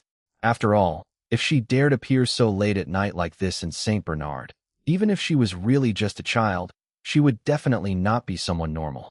She probably had a lot of strength behind her, and the tiniest of conflicts would turn deadly for whoever took her on. She walked through a maze of complicated slums. Then her view of the area surrounding her started to expand. She was not far from the town center, and the nearer she approached the central region, the more modern it was. That was where St. Bernard's most respected figure lived. With only a year apart since she last went there, the changes were not terribly significant. Based on her memory, Ning Xi soon reached a building that stood independently of the others. This building was surrounded by a thick-set jungle. It looks dark, as if it was the witch's palace in a fairy tale world. The building was dark with no lights turned on. Could they be sleeping? Or was the owner not around? Ning Xi pushed the courtyard gate open to reach the building door, and she rang the doorbell. The ringing in the still night was extremely abrupt. She waited for a while, but there was no response at all. She rang another 2 times, but it was quiet inside, and no one opened the door. Ning Xi scratched her head, then looked at the flower pots under the windows and counted the 3rd pot. Then, she felt for the keys from beneath the 3rd pot. Hey, this standard of hiding the keys really never changed. When she retrieved the keys, Ning Xi unlocked the door to enter. She found the house lights to switch them on, then walked up and down the entire house to look. Indeed, he was not home. Ning Xi looked at the time on her phone, then sat down on the sofa in the living room. She decided to just wait there until the owner returned. Chapter 468. Uninvited Guest. In the cold house, Ning Xi waited for quite a long time, but the owner still had not returned. After a while, Ning Xi got up and was attracted by the cartoon figures on the table. Her curious eyes evaluated the cartoon figures, then she smiled. That person still had not changed much, just like living in a 2-dimensional world. But these are pretty exquisite. Ning Xi picked up a figure and played with it for a while to kill some time while waiting. The figure was very lovely. Every millimeter of it seemed like it had been refined to detail, and the style of the character was special, with an arrogant yet lazy posture, both hands holding 2 very realistic-looking guns. I have 2 guns. When Ning Xi accidentally touched a subtle switch on the figure, the cartoon figure suddenly spoke. Ning Xi was caught off guard and was frightened by this, subconsciously letting go of the figure in her hand. I have two guns, one is called shoot, and the other is called ah. When she heard the cartoon figure that she had thrown to the floor still continue to call out, Ning Xi returned to her senses and shook her head to get a grip on herself. She suddenly remembered that the owner was once crazily obsessed with an esports battling game, and these cartoon figures were the main characters of that game. Even the dialogues of the characters were exactly the same. She wondered what other people would think if they knew that this fearsome man who was notorious in the underground world had such a cute side. When the cartoon figure had finally finished its dialogue, the house went into dead silence again. Ning Xi's mouth twitched, and she slowly walked up to pick the cartoon figure up. If they saw how she had treated their beloved figure, Ning Xi shuddered to imagine the consequences. She dared not think any more about it. Just as she thought about retrieving the figure, Ning Xi's eyes skimmed the lower floor and noticed that the door knob was slowly turning. Ning Xi was joyful, but within a few seconds, the smile froze on her face and left very quickly. Initially, she thought that the person she had been waiting for had returned, but when she looked closely, it was not him. The door knob continued to turn. It did not look like the owner had returned, but rather it was robbers breaking in. In a place like St. Bernard's, robbers were aplenty, to the extent that it was commonplace for them to rob and kill in broad daylight. Especially in places where the wealthy lived, these deadly thieves were very active. Ning Xi did not hesitate and immediately walked back to put the cartoon figure onto the shelf again. Then, she opened the drawer. Indeed, he is still the same. Ning Xi mumbled to herself, her gaze falling onto the black pistol lying unassumingly in the drawer. German pistol, it really is their style. Ning Xi murmured as she took the gun out and quickly loaded it with 10 bullets. In this city, even if those thieves had brought a lot of guns with them, even if they were skilled at combat and were fast, they could not be faster than a gun. As she loaded the bullets, a sound came from below. Ning Xi frowned and looked down. She saw that below her were 6 men in black slowly walking into the house silently. Whether it was the way they held their guns or the way they acted, it seemed like they had professional training and were not common thieves. Unless they aren't robbers. Ning Xi was even more suspicious. If they were really robbers, did they really need 6 guns for 6 of them? And they seemed to be dressed in uniforms. Ignoring the professional training they seemed to have, these robbers wore expensive-looking Chinese apparel. Chapter 469. Innocently take the shot. In a place like St. Bernard, would there ever be a robbery team of people who wore expensive Chinese apparel and have professional training? It did not matter whether anyone else would believe it, but Ning Xi had a hard time fathoming it. The 6 armed men below continued to sign to one another in the still darkness, and they looked around with hawk eyes to examine the entire building. Very quickly, the first floor had been scoured by them. They probably could not find what they were looking for. Then, the leader pointed his index finger upwards at the second floor. When they saw that, the other men nodded in understanding and followed after their leader. They walked stealthily towards the second floor. Little did they know that from the moment they had walked in, their every move was being watched by a certain girl. At this moment, Ning Xi thoroughly understood that this group of well-trained men were definitely not common robbers. If she guessed correctly, it was the enemies of that particular person. They had come to seek revenge now, neither for money, nor for a woman, but for life. Unfortunately, that person was not at home, and instead, she would have to innocently take the shot now. Damn it! Why does it always turn out like this? Ning Xi gritted her teeth. She had faced a similar situation twice before, making today the 3rd time. What a charm. That person's enemies were really all over the world. They probably had to deal with revenge seekers from time to time. Ning Xi returned to the room and thought quickly. Then, she instantly picked up the cute cartoon figure and flicked the switch on before throwing it down the stairs. The leader went trigger-happy. It didn't take long for the cartoon figure's bottom half to be shot beyond recognition. The other half of the cartoon figure fell carelessly among the men. "Oh, you're shot? It really hurt my feelings," the cartoon figure started to say. The men looked suspiciously at the cartoon figure that had been shot into half. At that moment, the cartoon figure continued. "Bro, did you grow up in the crematorium where they sell barbecue? This will be a massacre. Let's get some magic going first. How about that? Damn it. The lead man scowled, then viciously crushed the figure that would not stop talking into pieces. At the same time, Ning Xi's body flashed across the void. Ning Xi's eyes were sharp as an eagle's and cold as ice. It almost seemed like she had become a whole different person. Anyone who did not know her well enough would definitely be shocked to see her now. The Ning Xi right now was like the Ning Xi from a few years ago. Her steely eyes held no fear of complicated emotions, but only precise calculations. Bam! When Ning Xi fired the first shot, a loud sound rang across the entire building, and the lead man's miserable scream was heard. His breathing turned rapid as his body retreated backwards to avoid the attack. However, his attempts were as feeble as wet mud collapsing pathetically. Ning Xi's shot had hit him right in the heart. The other 5 men watched on in horror and did not even care about their leader, who was shot. Instead, they separated to look for cover. At the same time, gunfire blasted another 3 times. Chapter 470, Nerve-wracking Confrontation. Before the 5 men could find a place for cover, Ning Xi continued to pull the trigger thrice from the second floor. Bam! Bam! Bam! The gunshots rang out, as if confirming the end of the lives of 3 unfortunate souls. At the same time, 3 men on the lower ground had collapsed on the floor, and their blood soon turned the floor into a bright carmine color. Outside the house, many locals quickly shut their doors and windows tight. If such a thing had happened elsewhere, panic would have ensued. But this was St. Bernard's, and they were used to it. After all, St. Bernard's was impressive for its crime rate. At this moment, only 2 armed men were left standing in the house, and they had both found a good cover. The 2 guys had calmed down from their earlier panic of being caught off guard. They were well-trained assassins after all. Even if one of them was the last man standing, he would not act like a headless chicken. Ning Xi took the chance to fire a couple of shots and then decided to temporarily hide in the room. How could they not be back yet? Ning Xi took a deep breath. She had already left the dark underground world for a long time, and this sudden incident was a little hard for her to adapt to instantly. Nevertheless, at least her earlier actions were all within her precise calculations, and she managed to get rid of 4 people.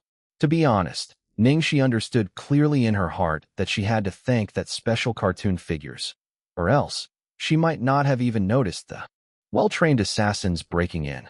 If that was so, had she not, the consequences would be unimaginable. Now, there were 2 more assassins left. For Ning Xi, they should not be too much of a problem. Very quickly, Ning Xi found the main control panel of the building and chose to turn it off. Instantly, the house turned pitch black, as if they were in the darkest peak of the night. The entire world seemed as if it had fallen into a deafening silence. There was not a single sound. The 2 remaining men below were very careful too.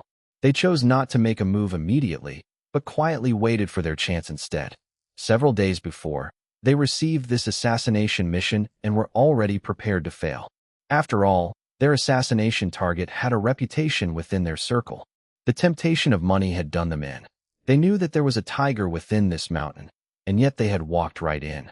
It was too late to regret now that their presence had already been noticed by that person. The chances of escaping from that person's hands was practically nil, so they could only fight with their lives. Maybe there was a ray of hope to leave alive. Cold sweat soaked the 2 men's entire bodies, but they did not have any anxiety or worry on their faces. Well-trained professional assassins were prepared for such situations. Every day, they walked the borders of St. Bernard's and practically smeared blood on their knives to make sales with their brains. A situation like today's had happened to them countless of times before. Looking on from the second floor, Ning Xi did not make any moves either. Before this, she had some luck as an advantage, but now, the remaining 2 assassins were already much more alert. A moment later, Ning Xi took the broken cartoon figure from the table and switched it on, then threw it to the floor. She had to say that the cartoon figure seemed to be a high-quality customized one. Even if it were thrown down from the second floor, it did not break easily. Ahaha. I think you guys are aunties.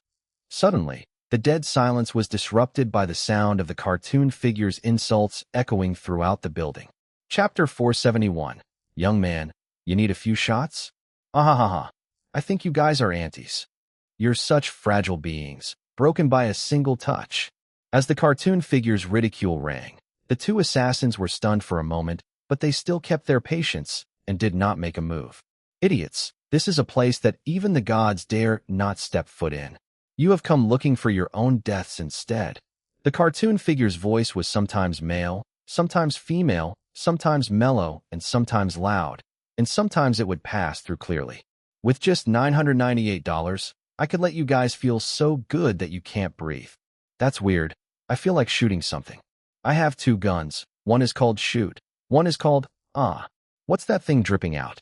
The figure kept spouting out annoying insults, and Ning Xi smiled from the second floor. Even though the dialogues came from a game, listening to the figure alone continuously felt weird, very weird. After the cartoon figure rambled on for a few minutes, one of the assassins could not handle it anymore.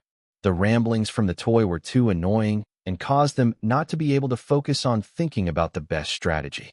The man initially wanted to signal to the other guy, but because the house was plunged into complete darkness, apart from the cartoon figure that emitted a dim light, they were left blind. Damn it! I knew I should have brought my night vision glasses. The man scolded himself silently, holding his right arm out carefully to shoot the cartoon figure. Bam!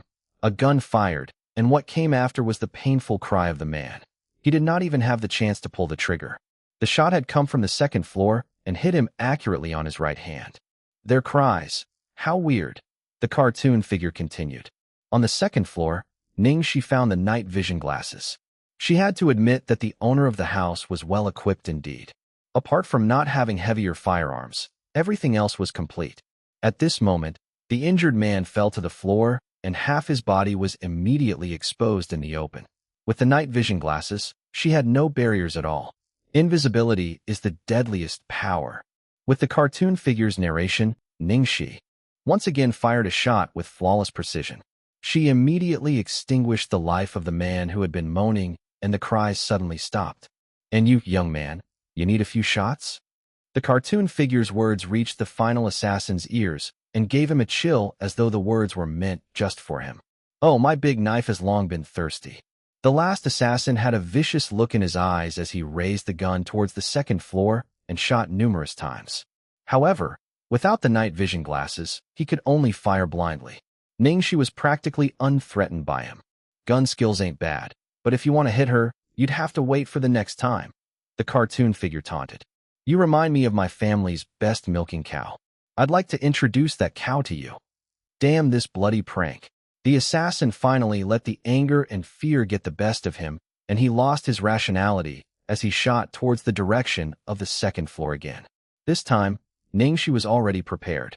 Just as the assassin was getting into position to make the shot, Ning Xi chose the perfect timing to pull the trigger with her agility and precision. Someone as handsome as I am would usually be the main character in other games. The final dialogue of the cartoon figure was the curtain call for the black-clothed assassin as he fell to the floor and took his last breath. Chapter 472. I'm super-duper cool. Since she did not know if the assassins had called for backup, she kept the lights turned off. With her night vision glasses on, she walked down the stairs carefully. She looked through the dead assassin's belongings to find more information about their identity. B rank, Ning Xi mumbled in surprise. These people were B rank assassins from a group called the Sins. The history of the Sins traced way back to the end of the Middle Ages. It was a universally known rank of assassins whose existence rose to the peak during the last World War. Aside from being the forces behind powerful families, some small countries hired top assassins from the Sins as well. One exists as the Sin. The Sin exists to destroy. The world is full of sin, humiliating worldly desires. How pathetic. One shall use the power of the Sin to destroy the world. These words were known as the holiest Bible of the Sins. B-class assassins belonged to the average category among the Sins, only bested by the A-class. Haha, the person who hired B-class assassins to kill that person, said Ning Xi as she shook her head. They were all trying to get themselves killed. The Sins wasn't some killer organization with a complete system. It was just a list, and all the world-class assassins were listed on it. One could look up the rank of the assassin on the Sins before hiring them. Ning Xi was having doubts about the person who had hired B-class assassins to kill that owner of the house. Someone as handsome as I am is usually the main character. In games, the cartoon figurine that had been thrown to the first floor started laughing, baring its teeth, and giving a thumbs up as well. Ning Xi smiled and picked up the figurine. You must be my lucky charm. Thank you. I'm super duper cool.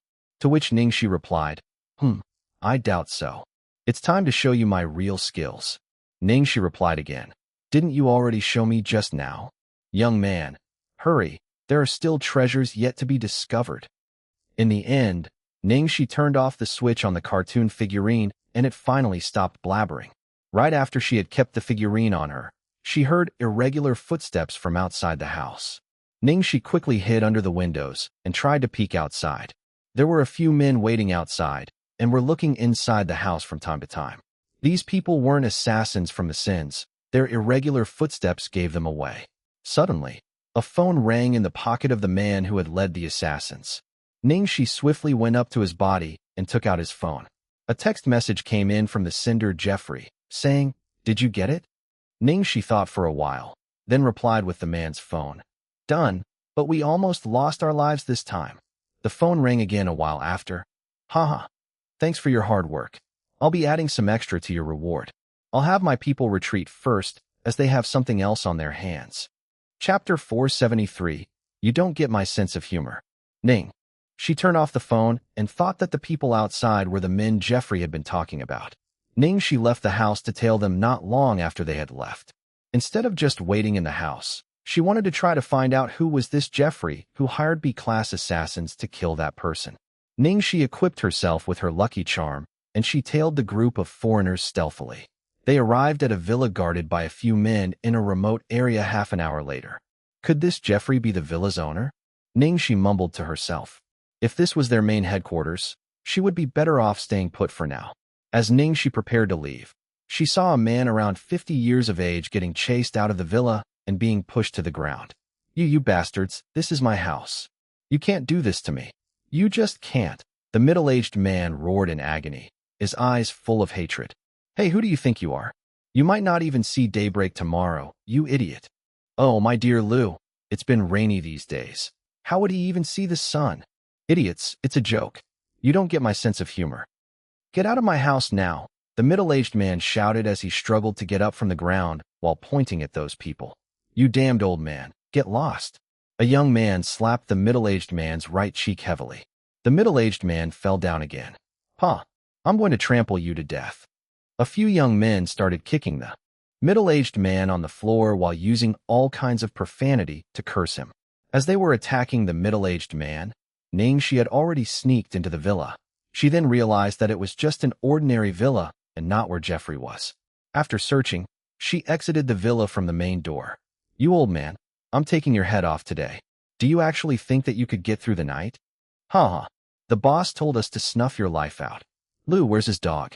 Let me do it. Bastard, you watch too many movies. You're just looking for trouble now, laughed the young man named Lu. Haha. They suddenly saw a lady step out of the villa. Lu's men were confused. Who was this woman and why was she in the villa? You? Lady? Yes, I'm talking to you. Don't look anywhere else. Look at me. Lu stopped kicking the middle-aged man and blocked Ning Xi's path. Ning Xi stood there expressionless. Who are you and why would you be in the villa in the first place? Lu asked as he assessed Ning Xi, and when he saw her adorable face, he smiled maliciously. Is this your house? Ning Xi asked him instead. What did you say? Lu's expression changed. No one had ever talked to him in such a tone. Lady, I'm Solomon's new boss, Jeffrey's brother. Lu, don't you know who I am? If you don't, I can tell you in detail in bed with me tonight. Lu said fiercely. Chapter 474, Silly Leader. Ning Xi was a little surprised by the man's words. So he was Jeffrey's younger brother. In the blink of an eye, the woman elbowed his face and he was scowled unhappily. What did you say earlier? I didn't hear it clearly. Ning Xi asked Lu, who was moaning in pain. You witch, you dare to hit me. Lu covered his swollen face and glared at Ning Xi. He then yelled at the people behind him. Kill her. She's mine to bed tonight. Everyone sprung into action with Lu's roar, after being momentarily mesmerized by how swiftly Ning Xi's perfect elbow attack had taken the tough Lu down. Lu, so do you want to kill her, or do you want to sleep with her? Can you still sleep with her if she's dead? One of the bald men asked in confusion. Damn you, Barty. Get on it now. Lu yelled angrily. Barty and his men surrounded Ning Xi. Wait. Ning Xi shook her head. Little miss, are you trying to beg for forgiveness? Barty yelled at her. Ning Xi went to the side and picked up a few steel bars to give them to the people in front of her. Ning Xi left them dumbfounded and confused. Okay, come at me. Ning Xi clapped her hands and nodded with satisfaction. How boring if the opponents were too weak compared to her. Much better now. Damn it, you're going to die. You witch, are you looking down on us? Ning Xi was obviously provoking them, especially since they were elite members from the Solomon group. They would not let her get away with this. Of course, the title of elite member was self-appointed. Under the leadership of the bald man, they started attacking Ning Xi with the steel bars. Don't hit her too hard. I'm still going to sleep with her later, and I don't want her performance to be affected. And don't hit her face. Lu yelled at them while looking after the middle-aged man. Right after he yelled at them, Ning Xi gave Barty a powerful kick, and he fell beside Lu, moaning in agony. Like lined-up dominoes, they all went down one by one, defeated by Ning Xi. The steel bars were all lying haphazardly on the floor. Duh, damn it, who is this woman? She's powerful, the bald man gasped in fear. Shoot her. Barty, kill her with your gun. Lu noticed something was wrong and instructed Barty to take out the threat. Only Barty had a gun. Although Lu was Jeffrey's brother, he still did not have any say in this matter. Barty quickly took out his gun and aimed it at Ning Xi. Ning Xi was calm despite having a gun pointing at her. In her pocket, her hand was already grasped around her gun. She was confident that she could kill the bald man first if he did fire at her. Shoot her, Barty, you idiot. Lu yelled at him for not firing at her. The bald man was embarrassed and answered him. We're done for. I've always been afraid that I might lose the gun in a fight, so I never loaded bullets in them. Lu's men were all dumbfounded by this statement, and Ning Xi almost laughed out loud. Chapter 475. Useless Boss. An unloaded gun. Lu launched into a tirade and cursed Baldy endlessly. Lu, I'm still the leader for our team, and I have my pride as leader. How can I expect any respect from my team if you are always scolding me? Barty stared at Locke, his mouth curled downwards. Screw your pride. Lu kicked Barty. Barty backed off and fell into a punching stance. Before Lu could react, he threw a punch and hit Lu's jaw. I cannot stand you anymore, Lu. Now see for yourself what I can do. Seeing Barty's counterattack, the middle-aged man quickly got up from the floor and started hitting Lu as well. The others wanted to help Lu, but Ning Xi knocked them out with a strike of her knife-armed hand. Hey Lu, check out my combo punches. Barty threw his punches swiftly like rain droplets splattering onto Lu's face. A while later, Lu's face was swollen and badly bruised. Huh, Barty shouted and unleashed his final attack, gesturing like a boxing champion. He held both his hands up high and did a victory dance, pumping both hands up and down while chanting. Oh yeah? Oh yeah. Ning Xi snatched his gun away while he was celebrating his victory against Lu. Barty looked at Ning Xi and his triumphant look soon faded. It's really not loaded. Ning Xi laughed awkwardly, finding the bald Barty very interesting. My dear savior, I'm Zeus. Thank you for saving me, the middle-aged man said in excitement. I'm the boss of Solomon and I was betrayed by my second-in-command, Jeffrey. If it hadn't been for you, I wouldn't live to see tomorrow. Hey, to the most useless boss in history, midnight has just passed. You wouldn't have lived till today without her, Barty told him seriously. Ning Xi was speechless as she did not expect that she would accidentally save a gang leader. It was probably because the boss and his henchmen were so useless that she had thought that this unheard gang was just a group of people fooling around. She only found out some time later how big of an influence the Solomon had, and that the middle-aged Zeus in front of her was one of the weakest leaders amongst all of the previous bosses. However, currently Ning Xi was focused on the safety of a particular person, so she quickly told them, You guys, bring me to Jeffrey. Jeffrey is ruthless. Going to him now is like looking for your own death. Barty shook his head. Ning Xi shot him a threatening stare, and he quickly said, I think you'll be fine though. I'll bring you there. Zeus thought for a while and said, I know of a shortcut that can reach directly into the heart of his base. Follow me. They reached a manor in the outskirts half an hour later. Apparently, Jeffrey was here. That's weird. No one's guarding the area. Could it be a trap? Zeus doubted. Ning Xi did not give it much thought, and she went straight inside the manor. She was not sure if the person that Jeffrey sent assassins to kill was safe, and where that person was. Inside the big manor, there were 13 armed muscular men patrolling around. As Ning Xi was coming up with a plan, an odd sound came from above. A helicopter appeared on top of the manor. All the armed men in the manor were on alert. As she looked from afar, Ning Xi saw a voluptuous woman with brown-colored hair in a tight black suit.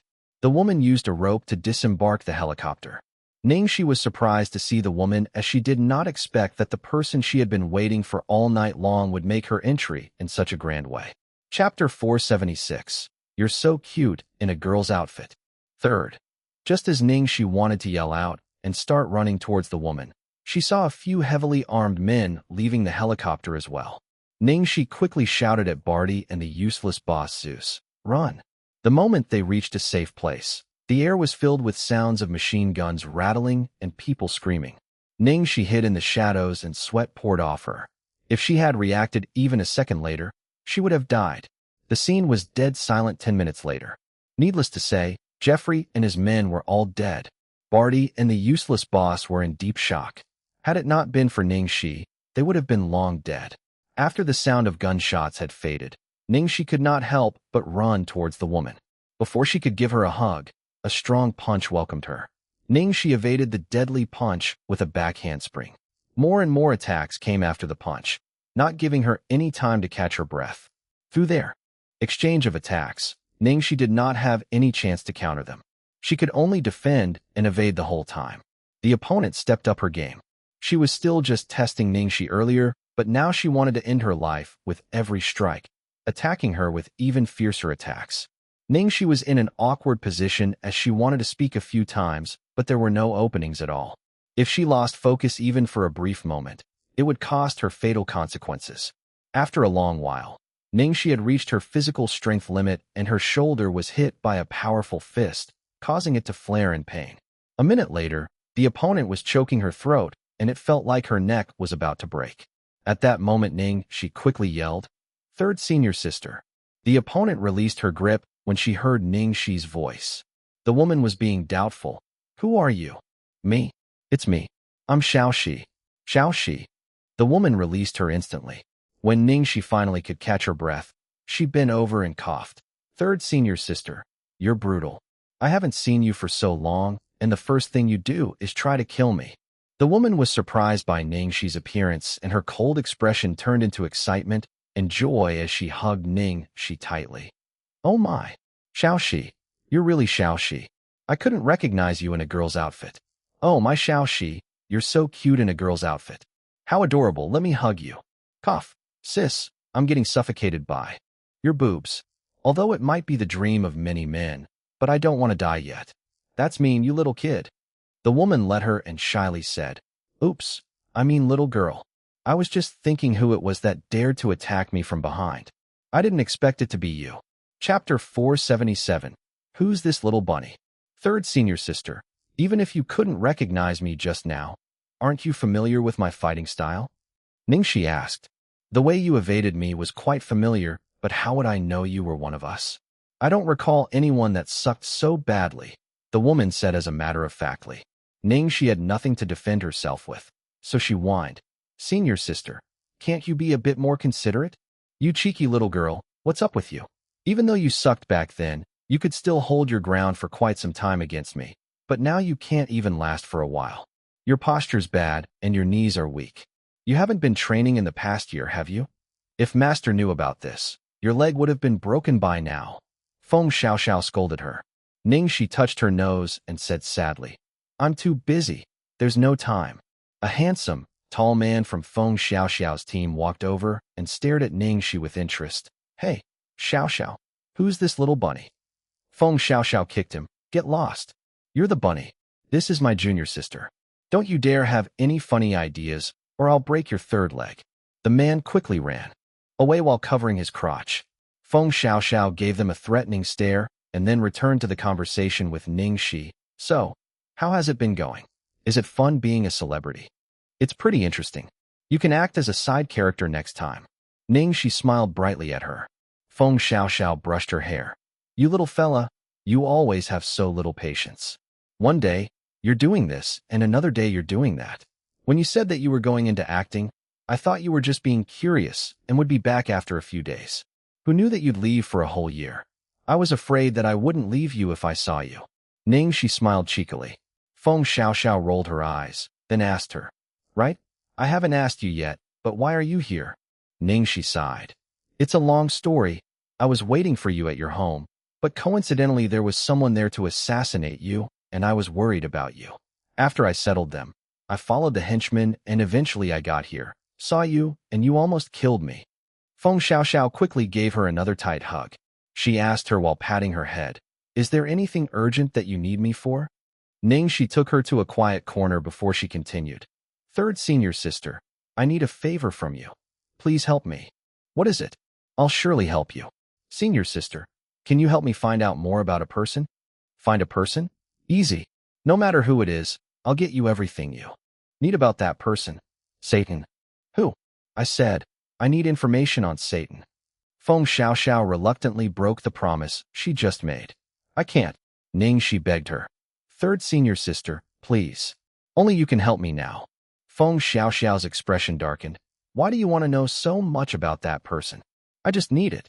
Ning Xi continued begging. Feng Xiaoxiao held her temples in frustration. It's not that I don't want to help you, but I can't do anything about it. If you really want to know, why not ask him personally? Chapter 478. I know you love me the most. Would I still need your help if I could ask him directly? Then go and ask your first senior brother.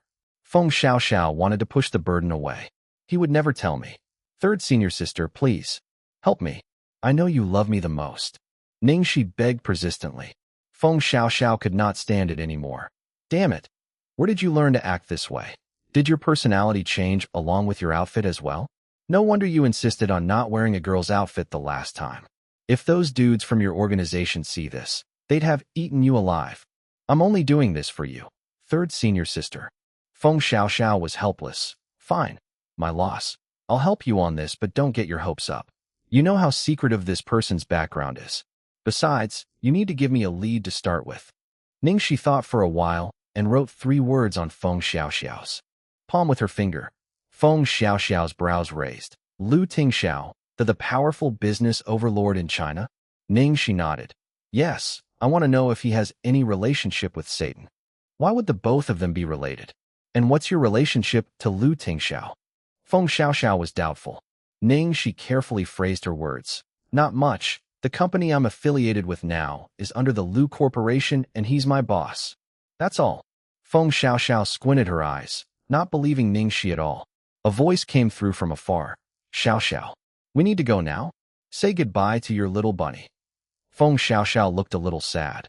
I'm sorry, my dear. I have to go now. Ning Xi was not all that happy as well. Be careful. Oh, right. There's another important thing, wait. As Feng Xiaoxiao entered the plane, she took out her phone and snapped a picture of Ning Xi. Ha ha.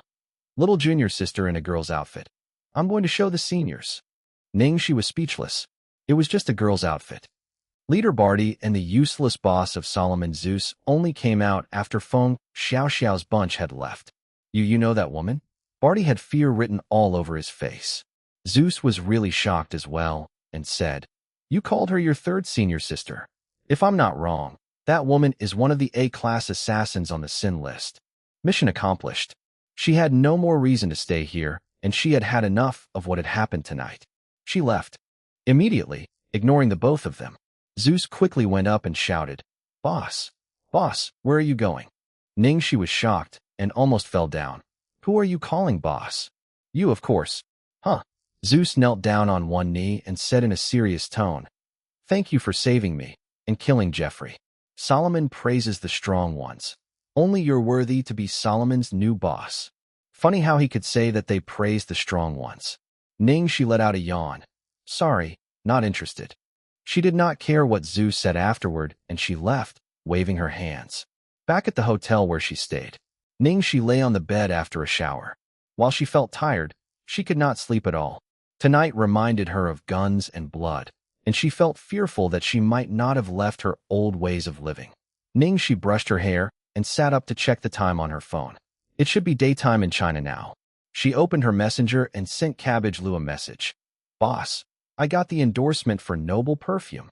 As she wanted to put the phone down, A text message returned almost instantly. Congratulations. Ning Xi felt as if she had returned to the human world after she saw the message. Another message came through again. Have you not slept, or are you up too early? Ning Xi dared not admit that she had not slept for the whole night, so she sent, I'm just up early. We'll be going to the studio to discuss some details with the director. When are you coming back? Ning Xi reported genuinely.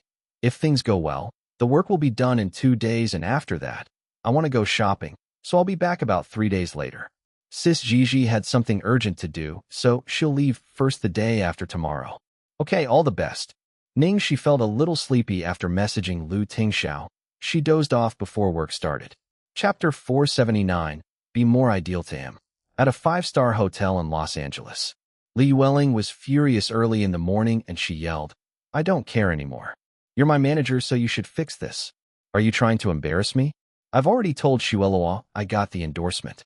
The manager said helplessly, Welling, I've been utilizing all my networks and doing all I could since they released the result. Cook isn't just the director of this advertisement. He is also currently the art director of Noble. The endorsement is totally up to him. There's nothing I can do. Why don't you contact Cook directly? It doesn't matter how much money he wants. The manager quickly advised, Don't be reckless, Welling. Do you think I haven't thought about this? Things are different here. These foreigners don't care about money, especially an art enthusiast like Cook. I've asked his assistant. He's been completely charmed by Ning Xi. She's his goddess muse. It's impossible to change his mind unless... Unless what? Li Welling quickly asked. Unless you can be an ideal model compared to Ning Xi in his eyes. The manager was telling the truth, but she had touched a fresh wound. So Li Welling exploded. If I can do it, then what would I still need you for? Useless. Idiot. You can't even settle something like this. This is why Ling Xi is always above of you. The manager was really unhappy, thinking that she had been below Ling Xi all this time because of Li Welling's lack of ability. After investing so much money and resources, she still could not even win a presentable award. Suddenly, the doorbell rang. The manager opened the door, surprised to see who it was. Ms. Ning? Why are you here? What? Shuelua is here. Li Welling quickly went to the door and was surprised to see Ning Xi standing outside. Shuelua, why are you here? Come in. Ning Xi sat down on the sofa, then looked at Li Welling. I've already heard about the Noble endorsement. Li Welling's expression froze. I'm sorry, Shuelua. I messed up the opportunity that you gave me. Ning Xi signaled for Li Welling to sit beside her and comforted. Don't blame yourself, Welling. It's not your fault. You didn't want this to happen. Li Welling looked at her and Shuelua and thought of something. Shuelua, why don't you go and talk to Director Cook? You gave up the auditions for me, but since things went south, we can't just let Ning Xi have the advantage. You can surely defeat her with your talent. Ning Xi said numbly, It's not just about talent. Ning Xi loves to use dirty tricks, and innocent ladies like us don't stand a chance against her. It was all my fault. If I had known Ning Xi would join the audition beforehand, I could have reminded you to be more careful. Actually, Ning Xi did not even get through the initial audition, and she had lied in order not to embarrass herself. On a side note, she could get Li Welling on her side by doing her a favor, striking 2 birds with 1 stone.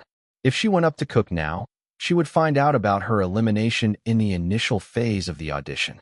Chapter 480, Getting Rich Overnight. Li Welling did not notice anything odd about Ning Xi, so she continued to complain. I knew that she must have used some dirty tricks. I almost thought that I really lost to her. What should I do now, Shuelua? I'm too embarrassed to go back. Ning Shuelua gave it some thought and said, Noble has already announced the results, and it's impossible to change that now, but we can minimize the spread of the news. This audition happened in a foreign country, so not many people know about it. If we pull some strings, they might not tell the whole world. And it wasn't just you who are embarrassed. In fact, all of them are far more experienced than Ning Xi, and yet they still lost to her. Li Welling had a moment of realization. You're right. So just relax, you're on the same side as them. Coincidentally, History has just opened a headquarters in Los Angeles. We'll invite all of them over tomorrow and buy them some dresses there. After some bonding and hints, they'd surely understand. The manager spoke up as well. That's a good idea. History is quite popular among the entertainment circle recently, and many celebrities will be proud to own a dress designed by the lead designer David. Li Yueling held Ning Xi's arms intimately and flattered. Of course, Xiuelo, you have great taste, and you picked that designer to set up a brand for him and make him popular. I was just lucky, Ning Xiuelo said humbly. On the third day since Ning Xi came to Los Angeles, Noble's advertisement shoot ended without a hitch, and she was going home tomorrow. Her endorsement fees amounted to $3 million, 10 times more than what she had received the last time. It felt awesome to get rich overnight. Finally, she could buy whatever she wanted. A not lesser-known brand that Ning Xi liked, Neon, had been bought over recently and changed their name to History. It seemed that its popularity was rising and it had gotten a lot of attention in the entertainment field with many celebrities and socialites loving it. She felt a little sad that suddenly everyone knew about the treasure that used to be only known by a few, but of course, she felt happy for the brand itself. As the brand had progressed, more classic designs were made. She heard that History had opened a shop in Los Angeles and had a lot of pieces that were not available back home, so she wanted to take a look. Ning Xi felt refreshed stepping into the store. There were a lot of designs that were not available back home, and all of them piqued her interest. What was regrettable was that the prices were almost tenfold to how much it had cost before. Miss, see anything that you like? Try them on. You can only see how it really looks when you try it on yourself, the salesperson told Ning Xi. I'll look around for a while. All of them look gorgeous. The salesperson smiled. Miss, are you from China? Yes. I think that although our brand is popular in Western countries, only a Chinese can bring out the real potential of the designs. After all, it was made by a Chinese designer. You look really pretty and you have a unique aura. Most of our garments would suit you very well. I've always been a fan of this brand, even before it was named History. Chapter 481. Totally charmed by her. Ning Xi tried on 10 different outfits and loved every one of them. In the end, she generously bought all of them. As expected, the best solution when faced with a dilemma with too many choices was to be rich. By being decisive and buying them all, then one need not be burdened by having to just choose one. There was a retro-themed dress with Chinese elements that Ning Xi loved it the most. She had the salesperson pack up her clothes, and she immediately wore that outfit. The salesperson was glad that she got herself a big deal, so with a big smile she said, "Thank you for your patronage. Please come." Again, Ning Xi held on to all her bags and was stepping out when she saw a big group of celebrities entering the shop, with Li Yueling as the lead. The woman in a long mint green dress beside Li Yueling was Ning Xiuelo. She did not see Ning Xiuelo at the Noble audition the other day, so why was she here? Suddenly, every salesperson in the shop and the manager went up to them, bowing to Ning Xiuelo. "Welcome back, mistress." Ning Xi frowned a little. Mistress? Because Ning Xi was on her way out, all of them saw her at the entrance. Li Yueling saw Ning Xi holding all the bags and said, "I didn't expect that you'd like History too." Ning Xiuelo went up to Ning Xi. "Ning Xi, I didn't know that you'll be here. You could have let me know beforehand so that I could have them give you a discount." Ning Xi's brows frowned even more. Was it Ning Xiuelo who bought over Neon? As far as she knew, Ning Xiuelo usually liked European styles and had always thought that brands with Chinese element like Neon were too tacky. So why would she suddenly invest in Neon? Ning Xi just mumbled something and left the shop. Li Yueling sneered with despise. Even if she wore a dragon robe, it can't cover up her countryside stink. "Why do you say so?" one of the artistes asked. Li Yueling raised her brows. "Didn't you guys know that just like Feng Xiaowen, she came from a fairly remote village where people reared cows, goats, and poultry?" All the artistes were surprised. "I can't believe this. Has Director Cook gone crazy? Having someone like her to endorse the renowned Noble famous for its elegance? If consumers knew that the ambassador was a countryside girl, who'd still buy their products?" Hee, I don't think Cook is crazy. He was just totally charmed by her. Ning Xiuelo tried to settle them down. "Okay, we're here to shop. Let's stop talking about business. Right, Xiuelo? Is it really true that we can get the designer to design a dress for each and every one of us?" an artiste asked with excitement. Li Yueling answered happily.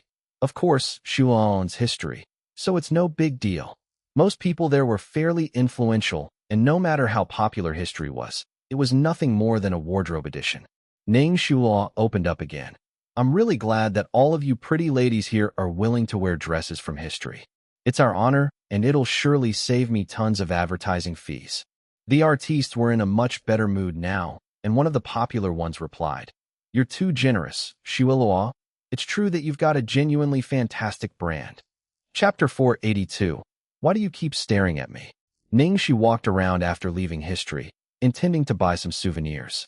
She was tired halfway through, so she bought herself some snacks and sat down on one of the long chairs.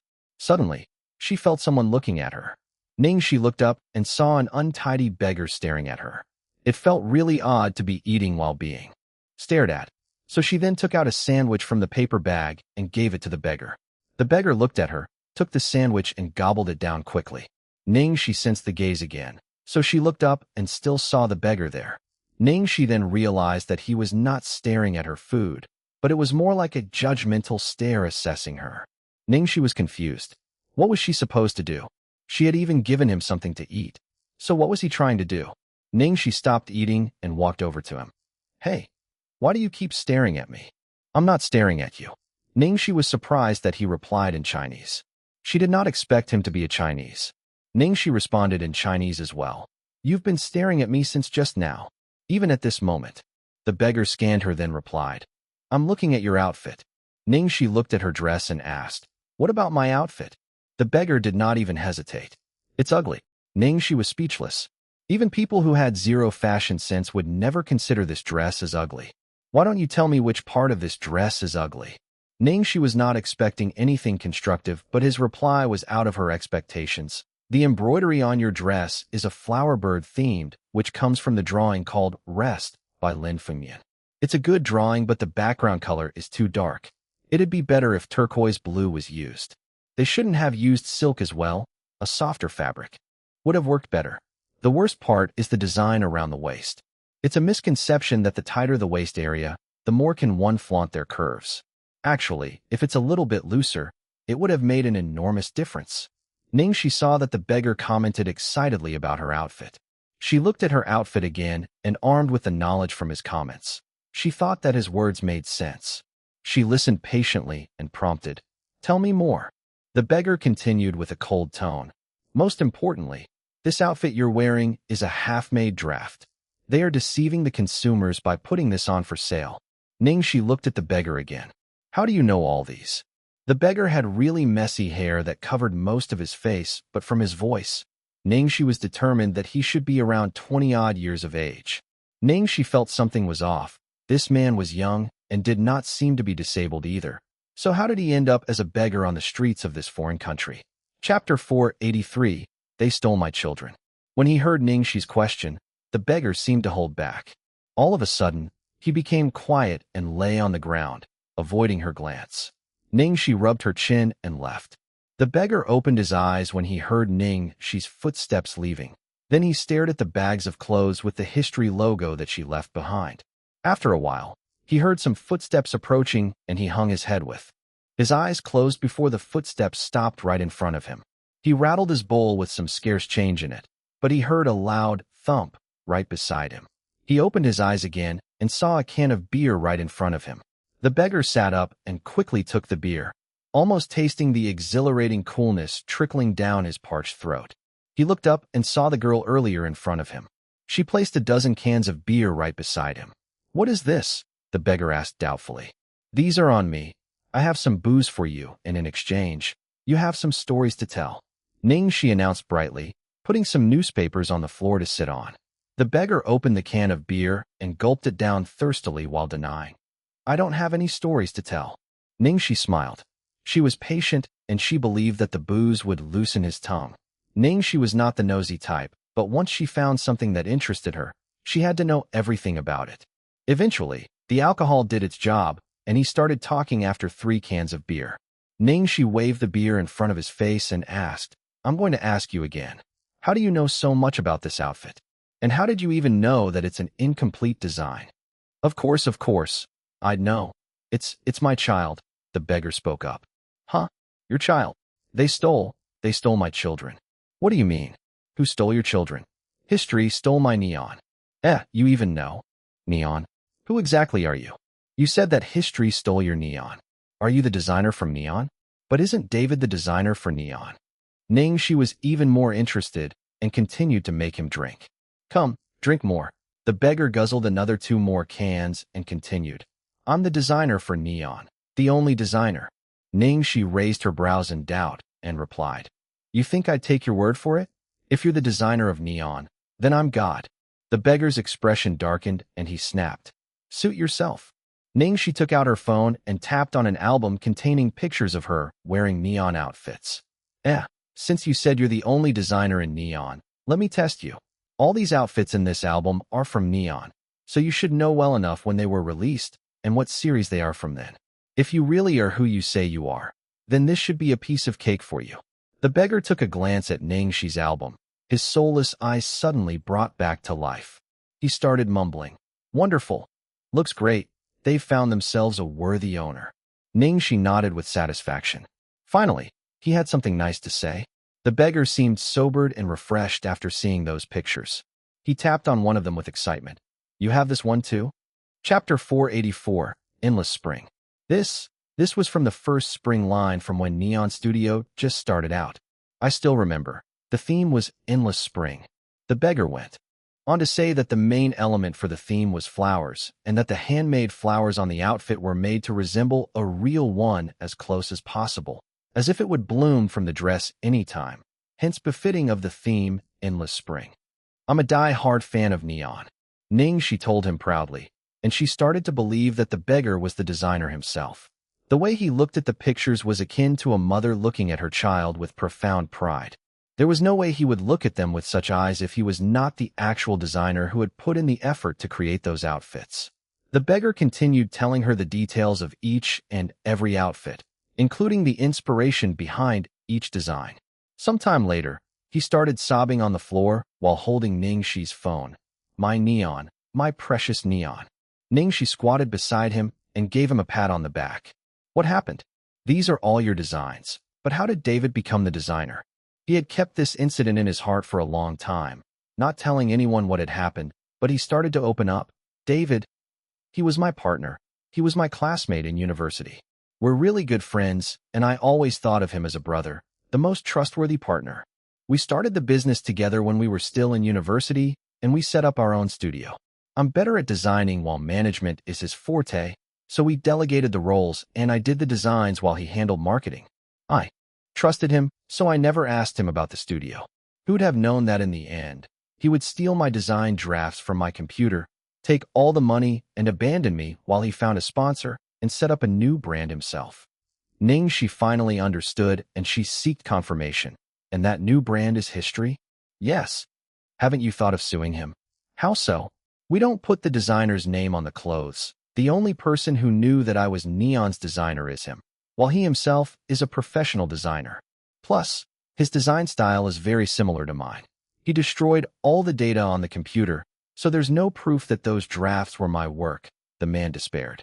Ning Xi gave it some thought, and then asked, how many drafts did he steal? The man clasped his hand to his chest as if he was in pain, and with red-rimmed eyes, he said, all of it. All of my drafts, including the half-finished ones. Ning Xi pointed at her temple with her finger and questioned, then, what about the ones here? What? The man was confused. The design drafts in your mind. Did he take them away too? The man was surprised. Then he replied with a bitter laugh. Are you suggesting that I make a comeback? Ha, impossible. Ever since he betrayed me, and I saw my Neon become history, my mind, I lost my inspiration. I can't be a designer anymore. I just know it. I'm done for. But you still have your passion, don't you?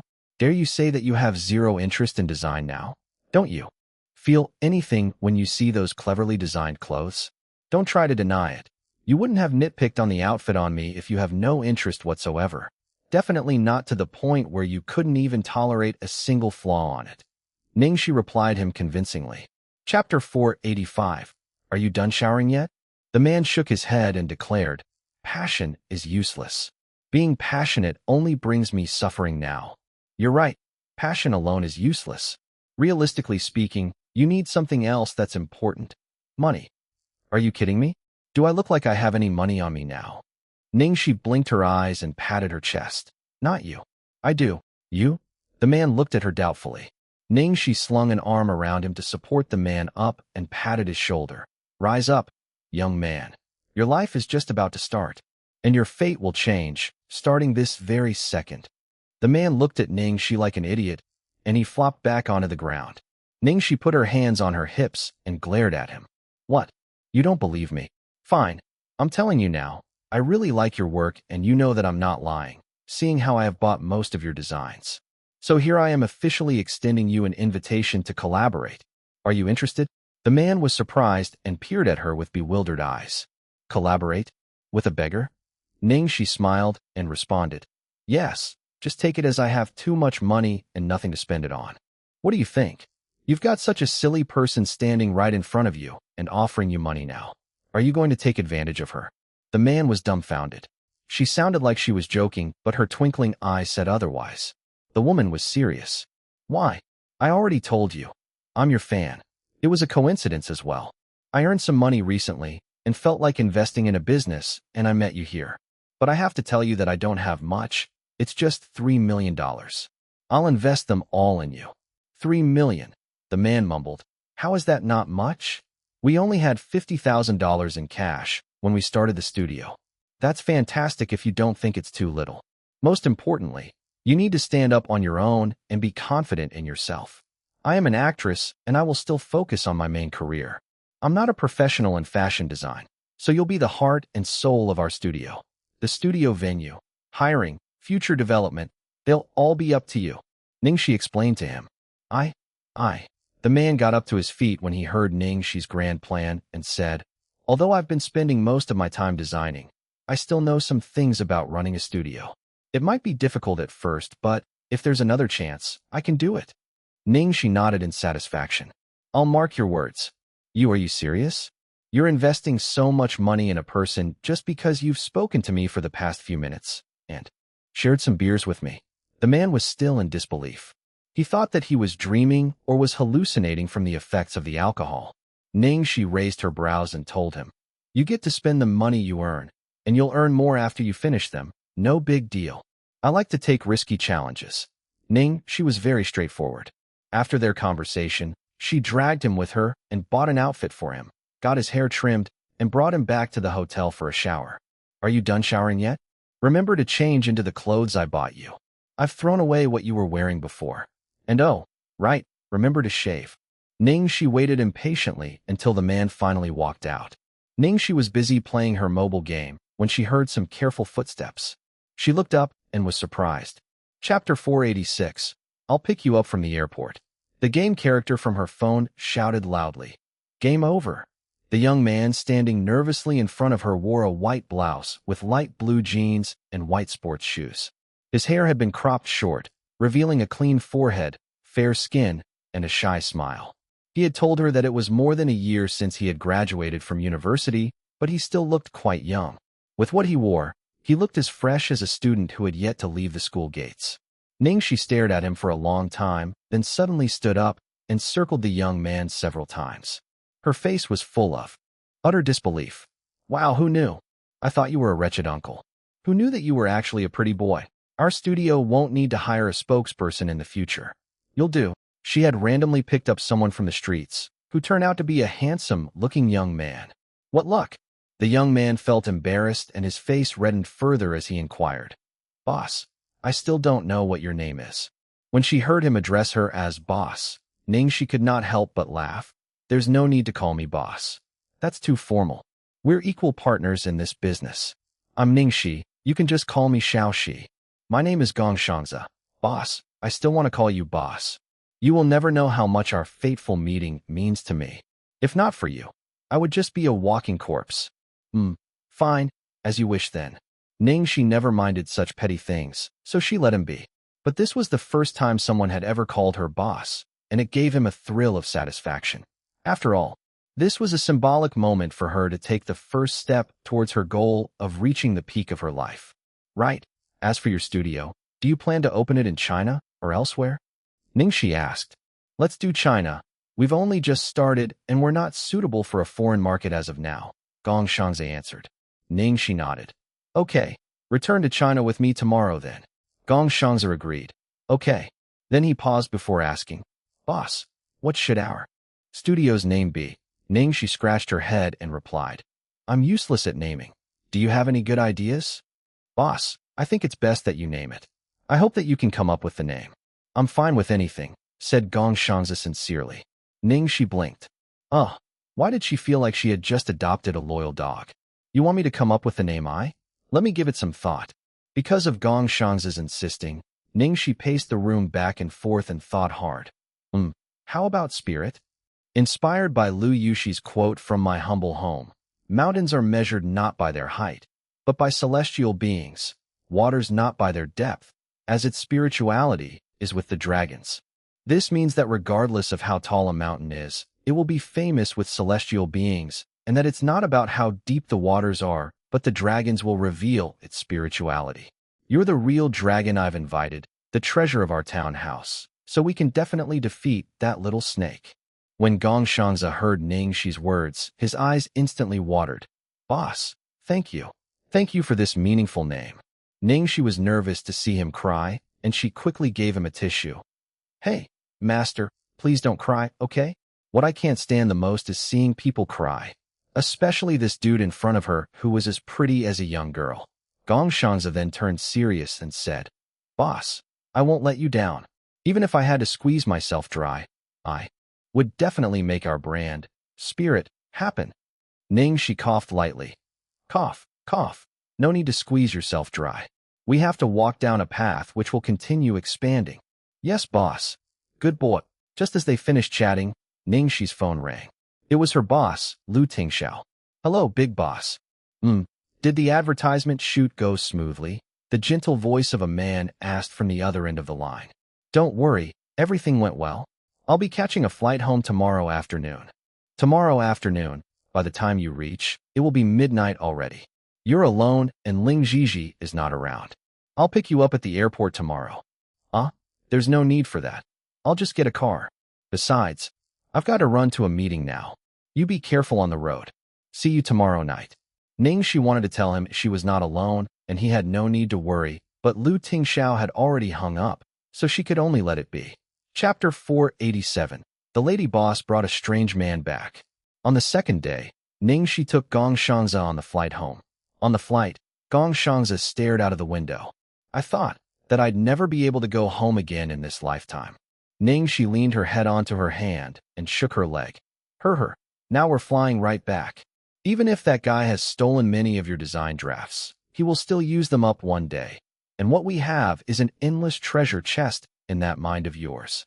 Gong Shangzi's initially gloominess was easily perked up just by looking at the girl who was in high spirits beside him, and he nodded. After that incident, he had hated the entire world, hated the unfairness that life doled out to him, and even hated himself. With such negative emotions roiling about in his heart, don't even talk about continuing to design, his entire being turned useless. He would never have thought that on such an ordinary afternoon, he would meet someone as miraculous as her. His coincidentally meeting her suddenly had relieved him of all hardships and unfairness. His brain, which had become dormant for far too long, suddenly became active again. Gong Shangzi quickly took out his notebook and started to sketch speedily, recording his inspiration. Ning Xi was shocked and said, You already have inspiration so soon?" "I suddenly thought of a theme," Gong Shangzi said enthusiastically, as she watched the eyes of the boy beside her shine and look entirely different from before. Ning Xi was stunned. Then she laughed and asked, "What's the theme?" On the plane, Ning Xi and Gong Shangzi discussed design inspirations and the operations of the studio. They roughly decided on the blueprint for the days to come. When the plane reached China, it was already late at night. The Imperial had recently been rainy and the temperature at night was really low. As soon as Ning Xi walked out of the airport, the freezing cold wind that greeted her made her sneeze. Gong Shangzi, who noticed this, quickly took off his coat and put it on Ning Xi's shoulders. "Boss, careful not to fall sick." "Thank you, Ning," she said gratefully. "Boss, should we get a car? We shouldn't wait for a taxi out here at this hour." "No need for that. Someone's coming over to pick us up." "Hold on, let me make a call," Ning Xi said as she took out her phone from her purse. She wasn't sure whether the big boss had arrived or not. Not too far away, a black Maybach car was slowly driving over. Cheng Feng, who was at the wheel, felt his hands shake nonstop. Was this a joke? He was initially happy to accompany the boss to welcome the lady boss at the airport. But why was there a strange man beside the lady boss? Wasn't this a deadly move she was making? He carefully looked at the back seat through the rearview mirror, and after a swift glance, he quickly looked to the front again. His boss had the fiercest look on his face. Gosh, scary. However, you couldn't blame the boss for being so angry.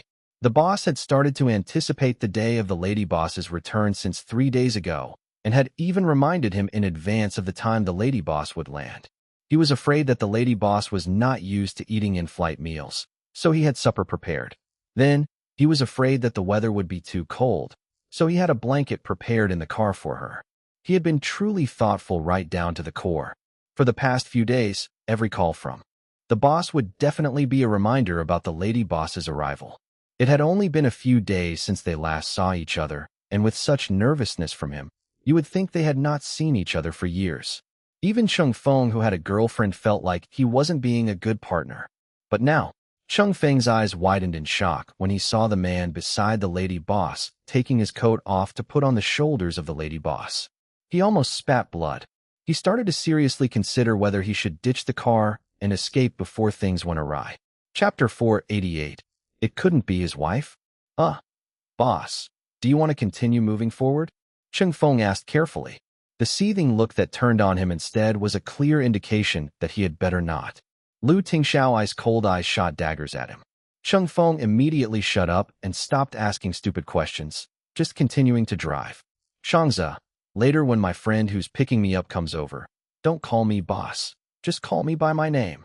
Ning Xi reminded Gong Shangza. She was in front of the big boss after all, and to be called boss by someone else would be a little shameless. Okay, understood. Gong Shangza obediently answered. Because Ning Xi was busy looking for her phone in her bag, she did not notice that a black car had quietly rolled up beside her. The door opened with Cheng Feng alighting first. He walked quickly to open the door of the back seat, and out came a pair of long legs. When the man got down from the car, the atmosphere around seemed to have dropped a few degrees colder. Gong Shangza looked at the cool man opposite him and sensed danger. Out of his protective reflexes, he subconsciously pulled the unbothered Ning Xi closer to him. However, this very action was followed by waves of tension emanating from the man in front, and the air was frigid. Gong Shangza felt a shudder travel through his body, and even his palms started to sweat. This man, what was up with him? Ning Xi finally found her phone, and after turning it on, she looked for Tingxiao's number and immediately called him. As she telephoned him, a familiar ringtone rang opposite of her. Ning Xi was shocked, and she looked up to see the stony Tingxiao in front of her. Tingxiao. Ning Xi subconsciously mumbled, then rubbed her eyes, thinking that her vision might have failed her. At this moment, behind Tingxiao, Cheng Feng nervously covered his face, prepared for an explosion. When she had confirmed that the person in front of her was really Tingxiao, clear joy spread across the girl's face. She happily skipped over and greeted, "Big boss. It really is you. I thought I was mistaken. I was just calling you." Gong Shangza did not think that Ning Xi would ever be acquainted with someone who looked obviously dangerous and unfriendly from the first glance. He could not help but be slightly shocked. "Oh, Xiaoxi, you guys know each other?" Cheng Feng sharply noticed the man's words. "Oh, It couldn't be this man's wife, could it?" The lady boss had only gone overseas for a short period of time. Had she started secretly dating already? This was a nightmare. If Cheng Feng had caught on to it, obviously Tingxiao would have realized it too, and his expression instantly fell flat. While Tingxiao and Cheng Feng had thought of something way beyond the truth, Ning Xi was still oblivious as she enthusiastically pulled Gong Shangza over to introduce him. "Shangza, this is my boss's boss's boss, Tingxiao. The point is, he's my biggest big boss, my friend, and my mentor." Tingxiao's expression did not change at all. In fact, it darkened further. Even though Ning Xi had introduced him as someone of importance, obviously none of those labels were what he wanted to be known as. Gong Shangza was in a dilemma when he heard this. His boss's boss, so how should he address him? "Nice to meet you, Mr. Lu." Gong Shangza finally greeted courteously. Tingxiao had to struggle to maintain his gentlemanly demeanor. He nodded slightly by way of greeting. Chapter 489. Could he possibly be jealous? Gong Shangza did not know if it was him overthinking things, but he felt like the man in front of him gave off a strong vibe of hatred towards him. In fact, from the moment he had appeared, he already felt increasing tension. Ning Xi continued to introduce him to Tingxiao. Big boss, let me introduce. This is Gong Shangza. He's my... At this moment, Ning Xi finally realized that Tingxiao had a fierce look on his face, but she did not know what was wrong either. She hesitated slightly as she continued. He's my friend whom I met in Los Angeles. He's a very talented fashion designer. What was going on? Not only was Tingxiao looking unlike his usual self, but why did it seem like even Cheng Feng was behaving oddly? Was it something wrong that she had said? Ning Xi immediately changed the topic. Big boss, you came to pick me up even though it's quite late already. Thank you for going through the trouble. It's no trouble, it was on the way. On the way? How could the airport be on the way to anywhere? Ning Xi had no response to him when she noticed that Tingxiao's gaze rested on her shoulders. What was up now? Tingxiao reached out and naturally took the coat off her. Then, he took off his own coat and covered her shoulders again. This one is thicker. Oh, thank you, Ning Xi nodded, stunned. Tingxiao looked at her and managed to hold his annoyance in without any further questions. He opened the car door for her and said, "Get in the car, it's cold outside." Cheng Feng followed suit and opened the door to the shotgun seat. "Mr. Gong, how about you sit here? There are some things in the back seat, so there's probably no space for you." Okay. Gong Shangza was naive and he did not think much about it, immediately taking shotgun. The car started to slowly move and there was an awkward silence. Tingxiao started at the youth in the shotgun seat. He looked clean and handsome, probably close to Ning Xi's age. When he saw the two of them standing together earlier, they looked like a good match, as much as he did not want to admit it. To confirm their relationship would only take a sentence, but no matter what, he could not bring himself to ask it. He was a nobody. What right did he have to ask about her private matters? As slow as Ning Xi might be, she could still notice that Tingxiao was not in a good mood that night, so she dared not to start talking again. Thus, the car was filled with an eerie silence, making everyone feel uncomfortable. At that moment, from a corner of the car, Cheng Feng could only sigh internally. "Second master, come home soon. I cannot handle this on my own." Achoo, probably due to the chilly wind earlier, Ning Xi sneezed. Tingxiao frowned, then finally broke the silence. "Cheng Feng, please adjust the temperature slightly higher." After that, he brought a blanket over and passed it to Ning Xi so she could cover her legs since she wore a dress. Then, he gave her the supper he had prepared much earlier. Ning Xi was shocked by Tingxiao's actions. Big boss, you came well prepared.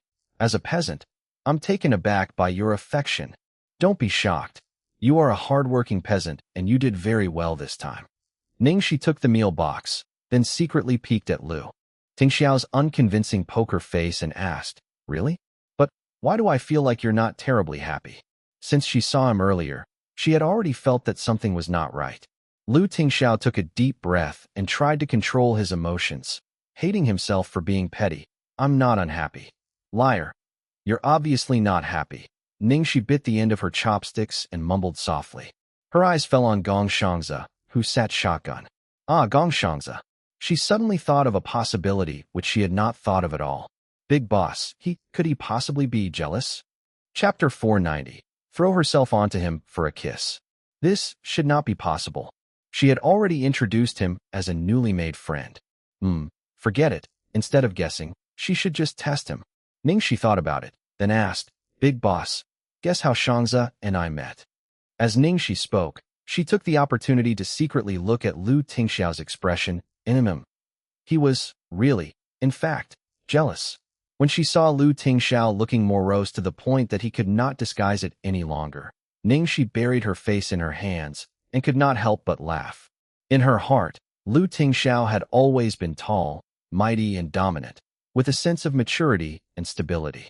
The fact that he was jealous of a beggar was something she had never even thought would happen. Okay.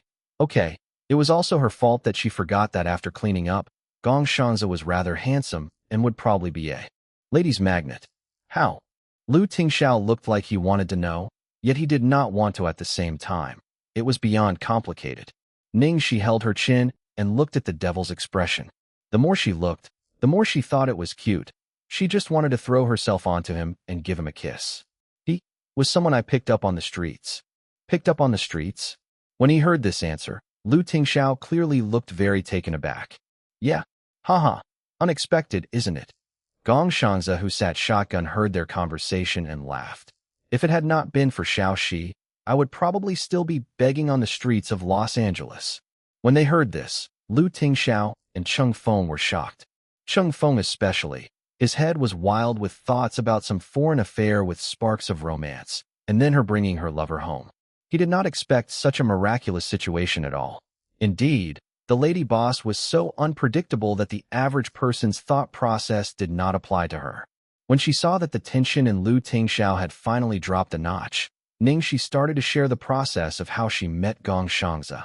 After the advertisement was wrapped up, I was prepared to go shopping. I was happily wearing my new dress when suddenly a beggar came up to me and said one word, "Ugly." I swear I was so angry. Ning Xi described the story in detail to Tingxiao, and he listened patiently with a focused expression throughout the story. He suitably responded and asked questions interjectedly, even inviting Gong Shanze to say a few words here and there. The atmosphere in the car suddenly turned from winter to spring. Cheng Feng breathed a sigh of relief. The danger had been resolved, and the boss's rationality was back online again. That's what happened. So, Shanze is not only my new friend, but also my future business partner. We have decided to start a fashion design studio, whereby I'll provide the funds, and he'll do the work. Tingxiao's tightened expression for the entire car ride had finally relaxed at this point. No wonder the two of them had returned to the country together. Why did you suddenly want to start a studio? Tingxiao asked. Of course it's for you. Apart from acting, she suddenly had other ambitions, and it was all because of him. Ning Xi thought about it, then answered. Well, it's not a sudden urge. I previously have had such plans already. It just so happened that this time, the perfume advertisement fees were released, and then even more coincidentally, I picked up the designer I have been a fan of for a long time while shopping. This is fate. She herself felt that her luck was off the charts. Chapter 491. Did something happen to Little Treasure? Ning Xi's sparkling eyes looked at Tingxiao. So miraculous. Big boss, I noticed that ever since I have met you and Little Treasure, my luck has started to be positive, and no matter what I do, it all goes. Well, the two of you must be my lucky stars. One small lucky star and one big lucky star. Tingxiao could not help but laugh. Is that so? Cheng Feng was in tears. The lady boss was amazing. The boss was actually laughing. Because Gong Shanze did not have a place to stay in Imperial, Tingxiao accompanied Ning Xi to look for a hotel near Regal Riviera Hotel for him to settle down. Ning Xi stood at the door and waved. Shanze, I'll leave now? Rest well tonight. I'll come looking for you tomorrow. I'll bring you to buy new clothes, bags, handphones, and as for whatever else you're lacking, we'll see. Gong Shanze was touched. Actually, there's no need for so much trouble. All I need is a place to stay. Ning Xi immediately pouted. How can you say that? I'm now responsible for you. Gong Shanze teared, and he said, Thank you, boss. Hey, Gong Shanze's vulnerable demeanor really made it too easy for people to feel protective over him. Ning Xi said gently, Good, go to sleep now. Once they walked out of the hotel, Ning Xi lamented, Big boss, I only now understand that it feels pretty awesome to be a boss. To be your employee would be pretty awesome too. Tingxiao subconsciously mumbled to himself. What? Ning Xi had not heard him. It's nothing. Have you chosen the location of the studio yet? Tingxiao asked. Ning Xi scratched her head as she answered. Not yet. This is not a small issue. I need to properly give it some thought. Later, let me know your requirements and budget. I can help you list down a few suitable locations, said Tingxiao. Ning Xi naturally felt bad when she heard this. It would trouble you too much. Tingxiao was such a busy person. How could she trouble him for something small like this? Tingxiao shot her a look instead and said carefully, It's not too troublesome. You're my responsibility. Ning Xi coughed. Okay, devil, you win. The car reached Regal Riviera Hotel very soon. Ning Xi was just about to bid Tingxiao goodbye and get down from the car when his phone suddenly rang. Tingxiao indicated for Ning Xi to wait a while, then picked up the phone. I'm still out what? When did this happen? Okay, I'll return immediately. When she heard Lu Tingxiao's slightly panicked voice, Ning Xi immediately asked worriedly, "What's wrong?" Lu Tingxiao remained controlled as usual. He patted her head and said, "Nothing. Go rest now." Ning Xi did not get out of the car. Instead, she sat in the same spot and stared at him. Lu Tingxiao laughed. "It's really nothing. There's just a slight problem at the office. I'll go over to have a look." "I'm not lying to you, go now." Ning Xi still did not move, and her gaze looked even sharper. "Did something happen to little treasure?" Lu Tingxiao clearly looked a little shocked, as if he did not expect her to guess. When she saw Lu Tingxiao's expression, Ning Xi knew that she had hit the nail on its head. Actually, she did not know why she was so confident either, but she just had a gut feeling. What's wrong with little treasure? Suddenly, Ning Xi's heart lurched in her throat. Lu Tingxiao gently consoled her. "It's a small thing, just a little fever. You know how it is. It's very common for a child to get a fever. The doctor has already been sent over, and I'll immediately go home to see him now too. It's not too much of an issue." Even though Lu Tingxiao said it casually, Ning Xi did not feel assured at all. She held her hand to her heart that was beating faster, and she had an unexplainable bad feeling about this. Chapter 492, Little Treasure's Old Troubles. Even though Lu Tingxiao had said it casually, Ning Xi did not feel assured at all. She held her hand to her heart that was beating faster, and she had an unexplainable bad feeling about this as she pleaded. "Lu Tingxiao, bring me with you. I won't make things awkward for you. I won't go in, I'll just wait outside, and if there's nothing, then I'll come back. If not, even if you let me go home now, I'd definitely not be able to fall asleep." He saw the girl's unbelievably determined attitude, but Lu Tingxiao still held himself back, as if there was something he could not say. "Okay." Ning Xi tugged on the hem of Lu Tingxiao's sleeves and was pretty much begging as she shook her head stubbornly. Lu Tingxiao frowned, and his expression became more serious as he contemplated it. At last, he looked at her and chose his words carefully before finally saying, "Okay, Ning Xi, listen to me. Little treasure. He's not just having a simple fever. Actually, it might be a little serious. I can bring you along, but you can't be too emotional." As soon as Lu Tingxiao said that, Ning Xi's tears started to fall. "Little treasure is in a serious condition? What is it? How can he be in a serious condition when he was fine before? Didn't you just say it was only a fever? Why is the fever serious? And you said you weren't lying to me. Is there anything else you're hiding from me?" Lu Tingxiao did not expect that Ning Xi would cry instantly, and he did not know what to do. He quickly told Cheng Feng to drive to the old residence, while he fumbled for tissue to let her wipe her tears. He said helplessly, "I was afraid that you would be exactly like this, so I did not dare bring you along. Look at you. We're not even there yet, and you're like this. How will you be when you see little treasure later?" Ning Xi cried even harder and could not even speak coherently anymore. Lu Tingxiao's heart was about to break at her cries, and since he was not good at cheering people up, he could only hug her in his embrace and pat the back of the sobbing girl. "If I knew, I wouldn't have told you." He did not expect that Ning Xi's reaction would be even worse than he thought. In front, Cheng Feng, who was driving, was also shocked speechless. He was not only shocked because someone with a strong personality like Ning Xi could display such a vulnerable side, but he was even more shocked by the gentle side of his boss. He had really broken the record today with these new insights. What shocked him the most was the fact that the feelings between the two of them were really like a pair of husband and wife who were worried for their beloved son. Not a single feeling of violation. Ning Xi was already feeling remorseful. Why had she only seen little treasure in a rush when she sent Lu Tingxiao to the old residence back then? She had left so quickly. Why didn't she care for little treasure more? Why was she afraid of contacting little treasure too much for the sake of the two oldies? Why was her skin not thicker?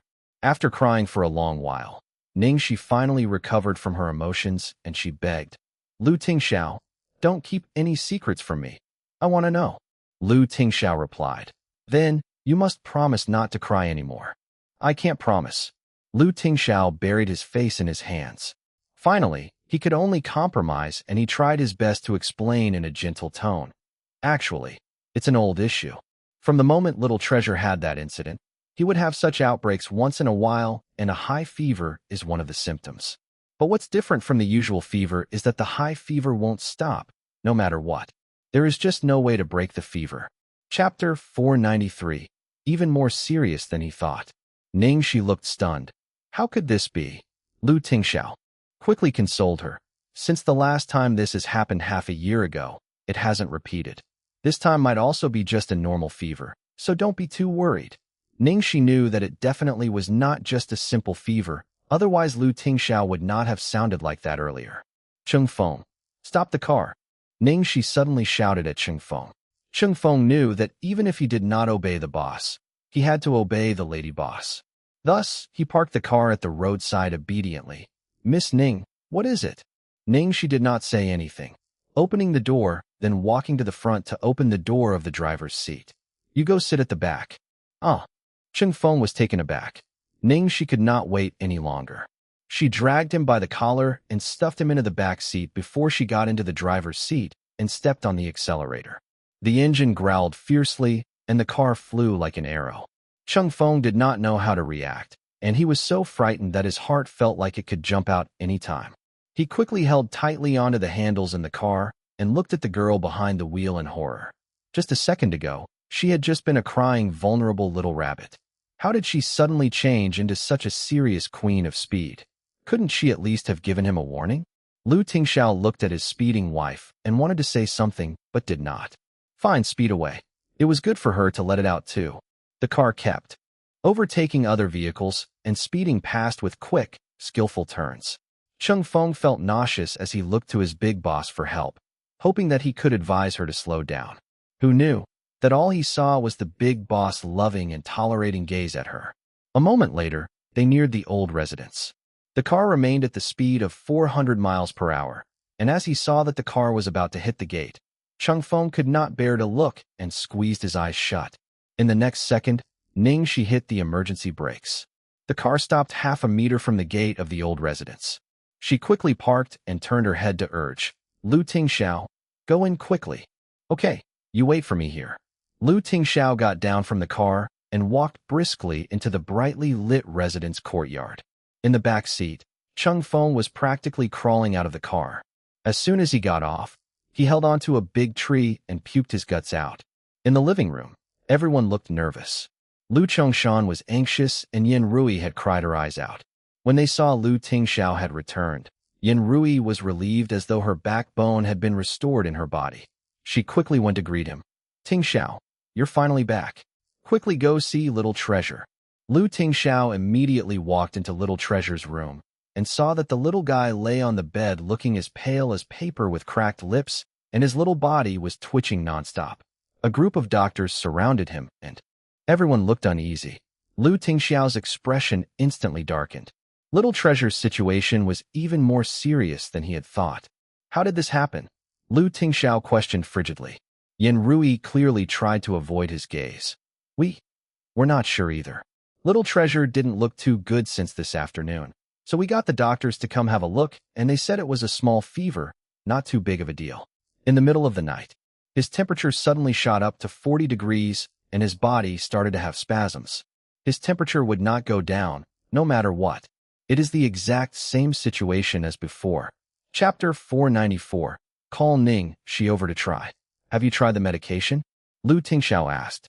Qin Mufeng, who was trying to reduce Little Treasure's temperature with alcohol, wiped the sweat from his forehead and straightened up.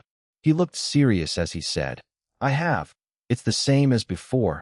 It's helpful immediately, but very soon, the temperature went up again. Little Treasure's body is too weak, and he is not used to the frequent use of such strong medicine. Sedatives are out of the question as well, or else it would be of further harm to him than the illness. Yin Rui cried as she watched the body of her dearest grandson twitch helplessly. Well, we can't watch Little Treasure continue like this. All you doctors, aren't you all of top-notch quality? Why can't you treat a fever like this? Qin Mufeng said, his head aching. There are many things that even the medical field can't explain. We've already done many checks on Little Treasure before this, and his body showed no other changes. Without any changes, the doctors have no reference point to deal with. Little Treasure is already so ill. How could you say there was no change? Clearly, it's your medical skills that are not up to par. Yin Rui said exasperatedly, refusing to listen to any further explanations. Lu Chongshan held his wife's shoulders and said, Rui, calm down. Little treasure is already so ill. How can I be calm? You should have listened to me and invited people over to chase the demons away. These doctors aren't useful at all. Little treasure looks like he's been possessed by the devil, the more I look at it. Either that or he's lost his soul.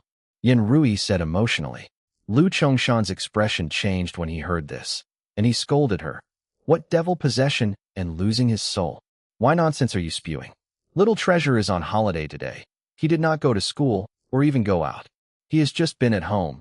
What devils could he have possibly met? Yin Rui still would not give up. Then, explain to me, what's the reason? I would much rather believe it to be the truth. Lu Chongshan's face hardened, and he could not help but remind her. The last time Little Treasure had an outbreak, I listened to you and invited some medium to call his soul back. And in the end? In the end, it turned out worse than Little Treasure's illness, and you almost.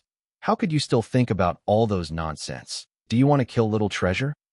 Then, let's go invite Master Xianjing. Do you think Master Xianjing is some wizard? You can try to invite him if you want. He never intervenes in things like this, and you know that. Then you tell me what to do. While the two old ones fought, Qin Mufeng pulled Lu Tingxiao to a corner and said in a lowered voice, Actually, I still think the main cause is psychological. I'll tell you secretly, the reason Little Treasure is like this is not unfounded. They were just afraid you'd be angry, so they did not dare tell you. Weren't your parents busy looking to set you up with a partner for a while now? Well, today Madame Zhuang came to visit your house and brought their daughter, Zhuang Kuer, along. I'm guessing Little Treasure accidentally bumped into them, and he felt provoked. Lu Tingxiao's veins on his neck bulged out in vexation. Those two were his closest family members, and yet, this incident was technically caused by them. Now, the two old ones were so frightened that they could get sick any time too. He could not say a single word of unkindness. Little Treasure is important. Just call Ning Xi over to try and help. Qin Mufeng expressed his final opinion. Lu Tingxiao frowned and sounded slightly frustrated. I'm afraid that if she comes over, there would be 2 sick people instead of just 1. Just from hearing about this, she could barely handle it. If she really saw Little Treasure in this state, how sad would she be? Chapter 495. Lightly held the little bun in her embrace. Qin Mufeng rubbed his nose after being scolded, but there aren't any other better options now. Sigh. Actually, he knew that his suggestion was a hard one to pull off. It was very difficult for him to even blurt it out. Only after an intense battle of his thoughts did he say it. As a psychologist himself, he eventually had to rely on someone like Ning Xi, who was not from the industry. He was truly ashamed of himself. As she watched Little Treasure's condition become increasingly serious, Yin Rui cried until she was about to faint of exhaustion. Lu Chongshan too was shaken and could not hold on any longer. Lu Tingxiao cursed under his breath and called Ning Xi in the end. Xiao Shi. Lu Tingxiao. How's Little Treasure? Is he okay? Is it not too big of a deal? Ning Xi impatiently asked in one breath. It was hard for Lu Tingxiao to say. You just come in. Wait, I'll go outside to get you. After he hung up, Lu Tingxiao quickly walked out of the door. Yin Rui became anxious when she saw Lu Tingxiao actually walking out. Tingxiao, Little Treasure is already like this. Where are you going? Lu Tingxiao did not reply, continuing to make quick and long strides. He did not even turn around and just walked out. At the courtyard gate, Ning Xi had gotten down from the car and was walking back and forth outside. She would look at the courtyard nervously from time to time. She finally saw Lu Tingxiao's shadow. Lit. Before Ning Xi could say anything more, Lu Tingxiao had opened the courtyard gate and grabbed her hand to walk in with him without saying anything further. Ning Xi was speechless as she watched Lu Tingxiao hold her hand tightly, and she could roughly guess what the situation was inside. Little Treasure was probably in an even more serious condition than she could ever imagine. A wave of fear that she had not felt before rose from her feet to her heart. At this very moment, Little Treasure's room was in a state of chaos. Then, from behind them came the sound of footsteps. Everyone turned around, and that was when they saw Lu Tingxiao had brought a girl along with him. Lu Chongshan's expression immediately changed into one of fury. Why did you bring this woman here for? Do you think Little Treasure's condition is not serious enough? To Lu Chongshan, Ning Xi's presence was probably worse than a witch or a medium. Even though Yin Rui was not happy, She did not reject her as intensely as Lu Chongshan did. She had entirely lost all rationality. Lu Chongshan breathed heavily and roared, "Get her out of here immediately!"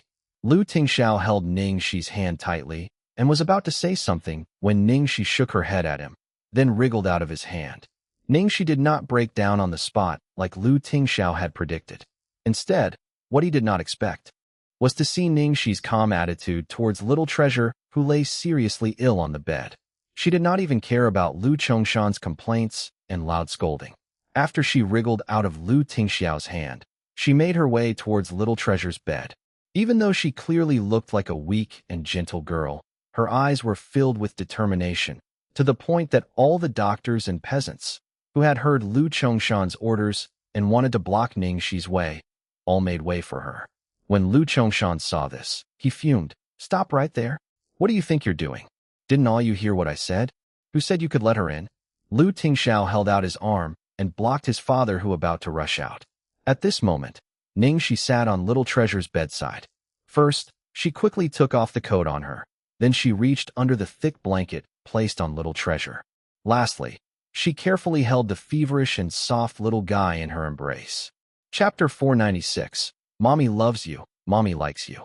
Lu Chongshan was so angry to a breaking point when he saw this girl who was so daring as to not listen to his warnings, even using her filthy hands to touch Little Treasure as she wished. He was about to roar at her, but he did not know why he suddenly shut up. Even though the little bun had long been in a state of confusion due to the fever, once Ning Xi held him in her embrace, it was as if he knew who was hugging him in his subconscious. He immediately used his warm little hands to hold on tightly to the hem of Ning Xi's clothes, and his feverish little face was buried into Ning Xi's embrace. Ning Xi was only pretending to be calm, but because of Little Treasure's subconscious little action of pulling himself closer to her, her facade faded for a moment. Because there were still too many other people present, she could only force herself to hold it in, and her eyes became slightly glazed over with stubborn tears. At this moment, Ning Xi had already completely stopped caring about the gaze of everyone around her. She didn't care about the doctors, or Father Lu and Mother Lu, who were looking on angrily. Her eyes and heart were only reserved for the weak and suffering little bun in her embrace.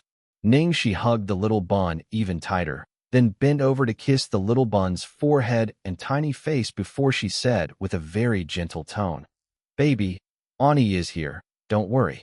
It was as if that voice of hers held a special power to calm a person down, because not only Little Treasure, but everyone else present felt like their frustration and chaos subside at the sound of it. Lu Chongshan still stood there unmoving, and he forgot about his anger momentarily. The little bun was curled up in Ning Xi's embrace, while his little body continued to shiver slightly. However, the expression on his face was clearly different from the one earlier, when he was akin to being tortured in a nightmare. Right now, he seemed assured and contented. Ning Xi adjusted her posture, stood up, and let the little bun's head rest on her shoulders. Lu Tingxiao helped Ning Xi adjust the little bun into a comfortable position, then picked up the blanket on the bed to cover his son. After that, Ning Xi started to walk around the room, and as she walked, she started to sing gently, "Sleep, sleep, my dearest baby, Mummy's hands will gently shake you. Sleep, sleep, my dearest baby, Mummy's arms will protect you forever. Sleep, sleep, my dearest baby, Mummy loves you, Mummy likes you." This woman, she actually had the nerves to call herself Little Treasure's mother. How shameless.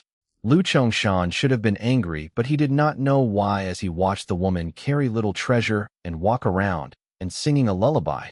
The raging fire in him did not lash out. Instead, he felt like he did not want to ruin the moment and disturb them. All the doctors and servants on the sidelines, especially the female ones, started to have tears well up in their eyes as they watched the little bun's head rest on the girl's shoulder, his face filled with assurance and love. Sigh.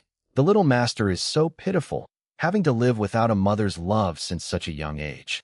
Actually, at a time like this, a mother's hug, kiss, and gentle lullaby should work even better than any miracle medications. They even thought that if this woman was really the little master's mother, it would be perfect. Yin Rui had the oddest look on her face as she watched her dear grandson who lay on Ning Xi's shoulder while he slowly calmed down and even his body stopped the spasming. She suddenly recalled Master Xianjing's words from the other day. Beyond good luck, beyond good luck. Chapter 497 still could not leave Ning Xi. Ning Xi was not a doctor, so there was no way she knew how to cure illnesses, and she could only use the best of her abilities to console the little Bon. Apart from that, there was a strand of telepathy between them that even she could not really understand. When the little Bon made a slight movement, cough, frown, or even had a difference in breathing frequency, she would naturally know where he was uncomfortable. She would change her position or let Tingxiao cover the little Bon with a blanket, or mumble something into the little Bon's ear to indicate that she was still here. Before Ning Xi had arrived, the little Bon lay on the bed while his entire body was in an unstable state. No matter how many people took care of him and fussed about him, he still could not calm down. Now that he was in Ning Xi's embrace, his little head leaned on her shoulder, and he looked so calm and comfortable. He even entered into a sweet slumber. The doctors who were watching on the sidelines looked at one another and all breathed a sigh of relief, but at the same time, they all kept utter silent, afraid to make a single sound, worried that they would wake the little guy up again. If anything had really happened to the little master tonight, the entire house would be slaughtered. The most serious part of Little Treasure's current situation was not the fever, but his emotions that continued to be high-strung when his body was at its weakest state and needed rest. If he could not fall asleep, it would be hard for him to recover, no matter what illness it was. However, Ning Xi's presence had clearly resolved the most vital problem. Ning Xi had been carrying and coaxing the little Bon for a while now, and Tingxiao observed that she had moved her arms slightly uncomfortably. Of course, how could her arm not be tired?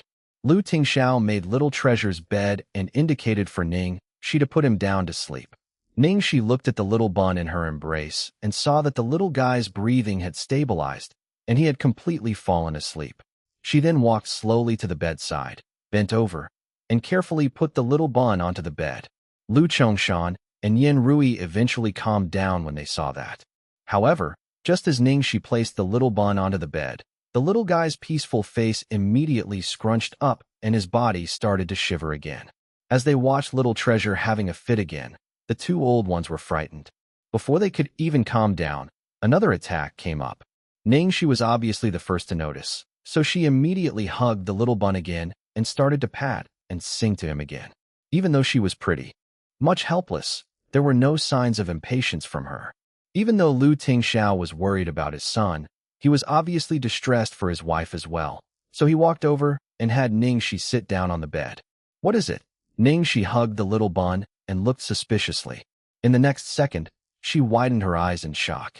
Tingxiao squatted down and started to personally take her shoes off for her. Of course, even more shocked than Ning Xi was everyone else who stood quietly in the room, as well the devil's parents. Only Qin Mufeng rubbed his nose, and even though it was an unexpected sight, he was already used to it. After Tingxiao had helped Ning Xi take off her shoes, he lightly put her legs onto the bed and stacked two soft pillows behind her to let her lean on the bed frame. He then adjusted her into a comfortable position before covering her with a blanket. He looked serious when he said with a stern tone that would not tolerate rejection, "You get some sleep for a while too. You rushed over immediately after getting off the flight, and you haven't even rested yet." "Oh." Ning Xi hugged the little Bon on her lap and nestled into the soft pillow. She was indeed feeling much more comfortable.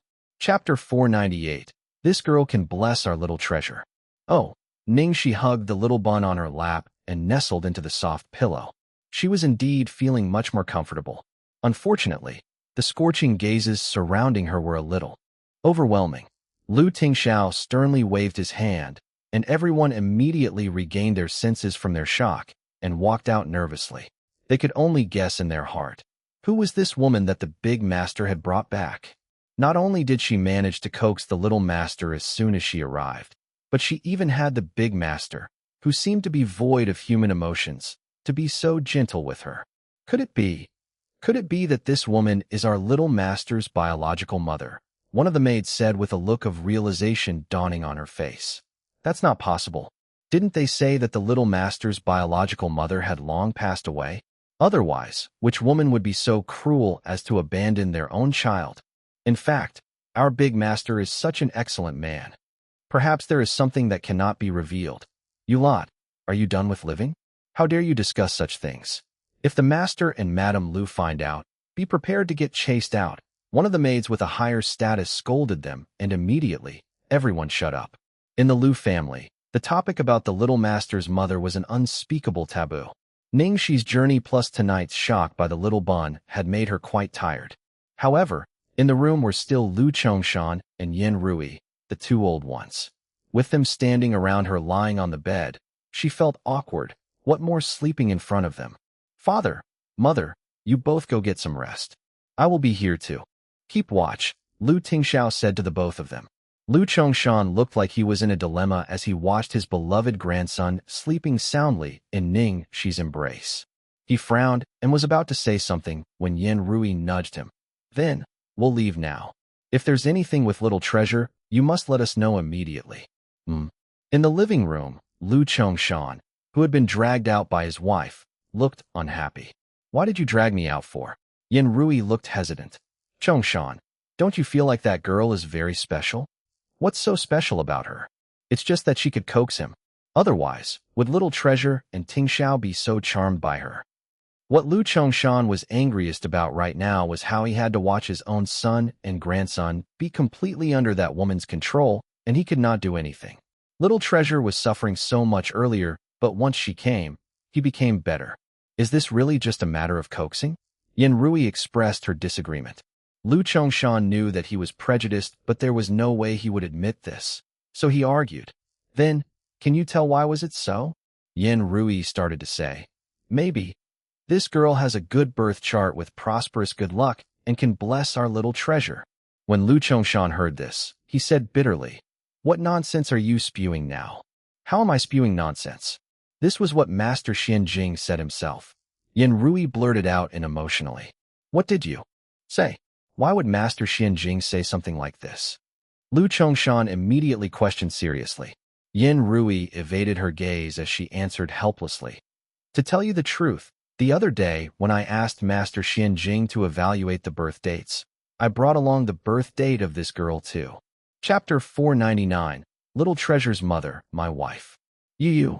Lu Chongshan was outraged when he heard this. Why did you bring that girl's birth dates over for? Unless you want to let her into our family? Yin Rui's shoulders shrunk, and she said, No way. I was just worried whether this girl would jinx our Tingxiao and little treasure, so I wanted to let the master evaluate. Lu Chongshan still felt doubtful, and after cooling down, he shot her a look and asked, What were the results then? Yin Rui looked slightly emotional as she recalled. We chose so many girls from good families for such a long time, and no one stood out. Only Ning Xi, as Master Xianjing said, had a birth chart which showed good luck, a happy family, prosperity, and lots of children. Although Lu Chongshan was mentally prepared, he was still shocked to hear the results. How could this be? Did Master Xianjing really say this himself? Why would I lie to you for? This were Master Xianjing's exact words, not a single word missing. Master Xianjing even said that this girl's birth chart is very compatible with our Tingxiao's. Initially, I did not believe too much in it either, and I was afraid you'd scold me, so I didn't tell you.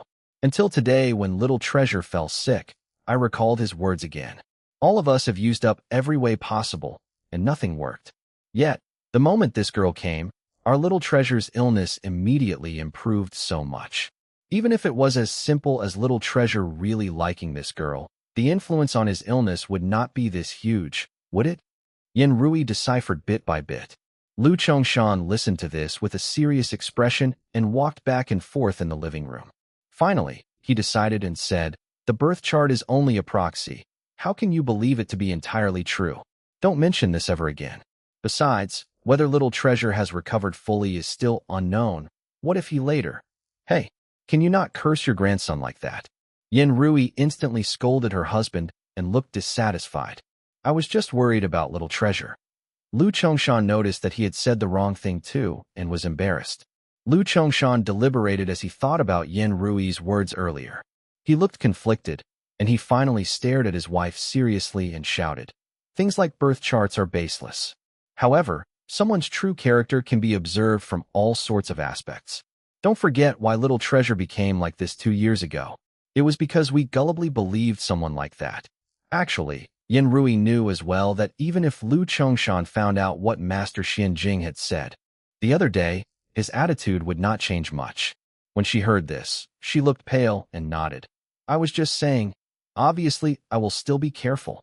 Inside Little Treasure's room, after Lu Chongshan and Yin Rui had left, sleepiness immediately came over Ning Xi. She was worried about the little bun, so she still dared not fall asleep.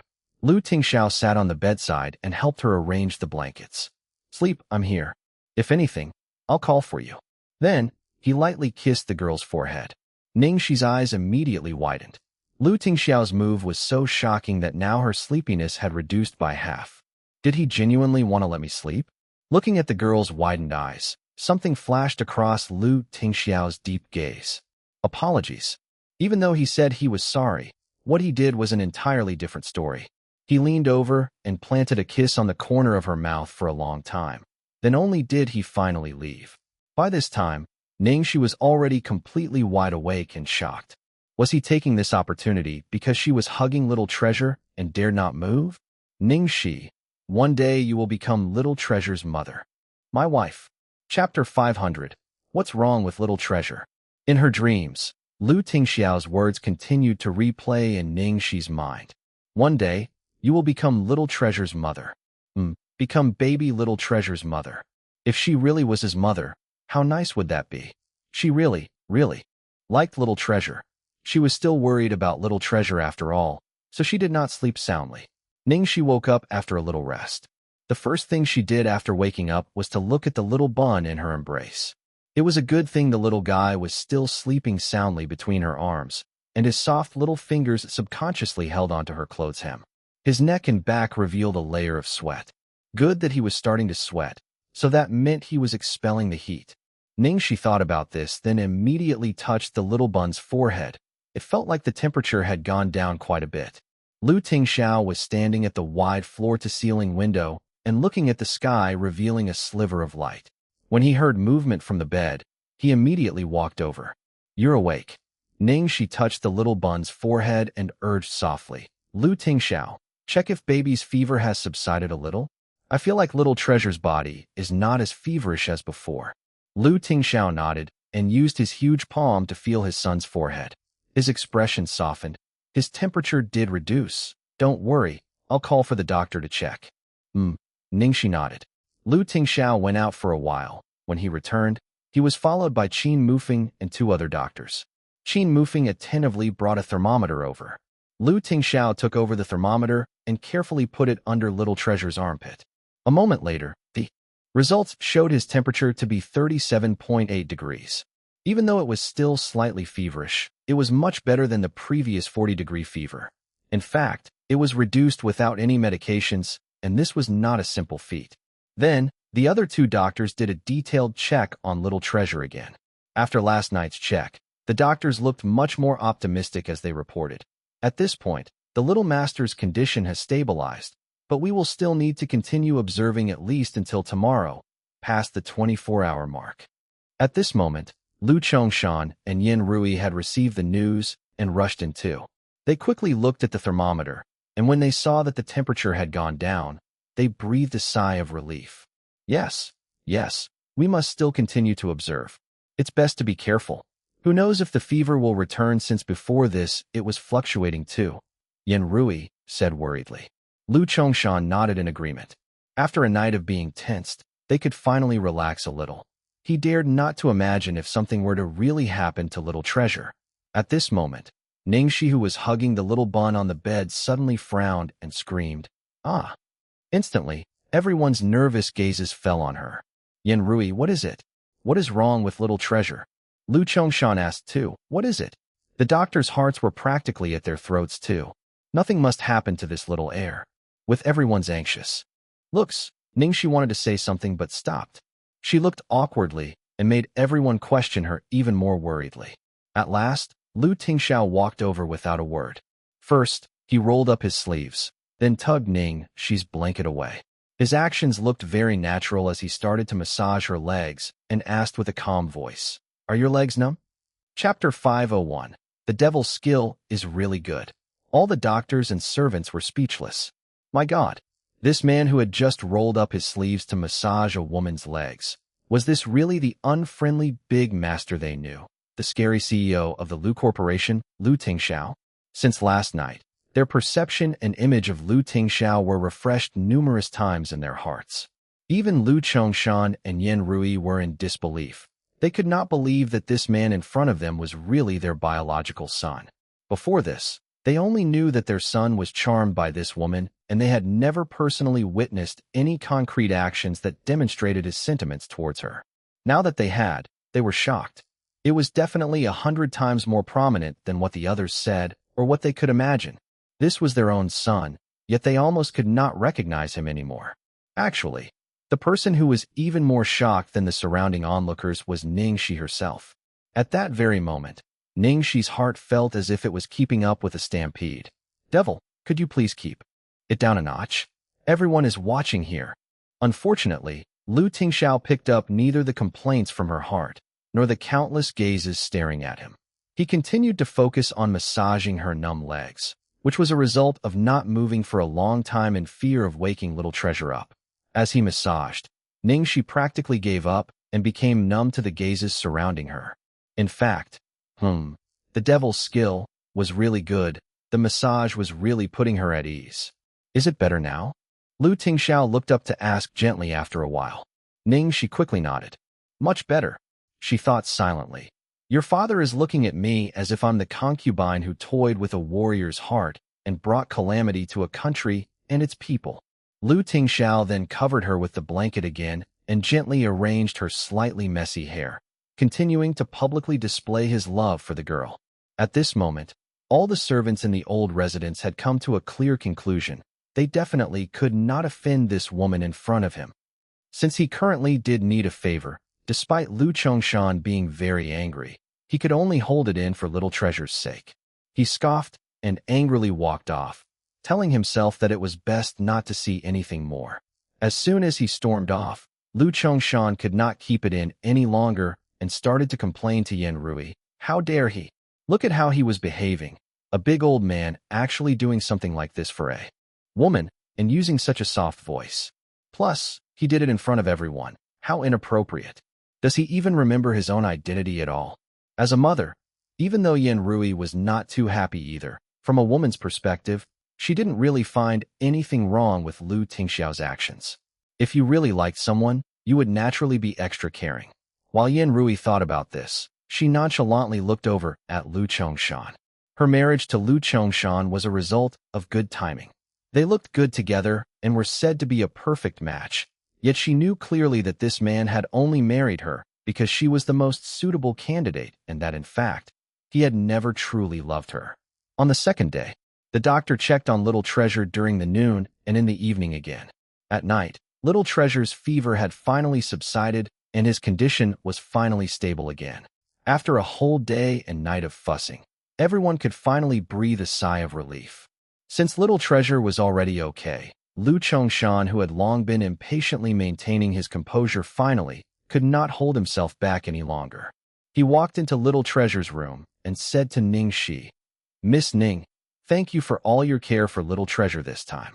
Later, I will get a driver to send you home. Chapter 502. No, baby Little Treasure is mine. Lu Chongshan then told the butler, Xing Wu, go prepare a generous gift for her.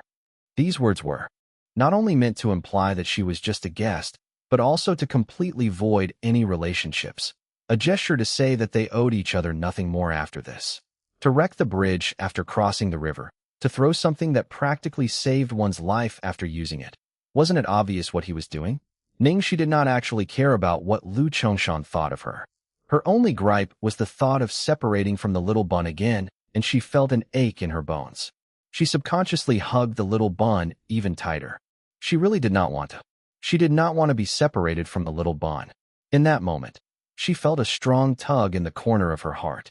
She had a crazy idea of taking the little bun away by force. The atmosphere around Ning Xi instantly tingled with a chill as she skimmed the people present around her.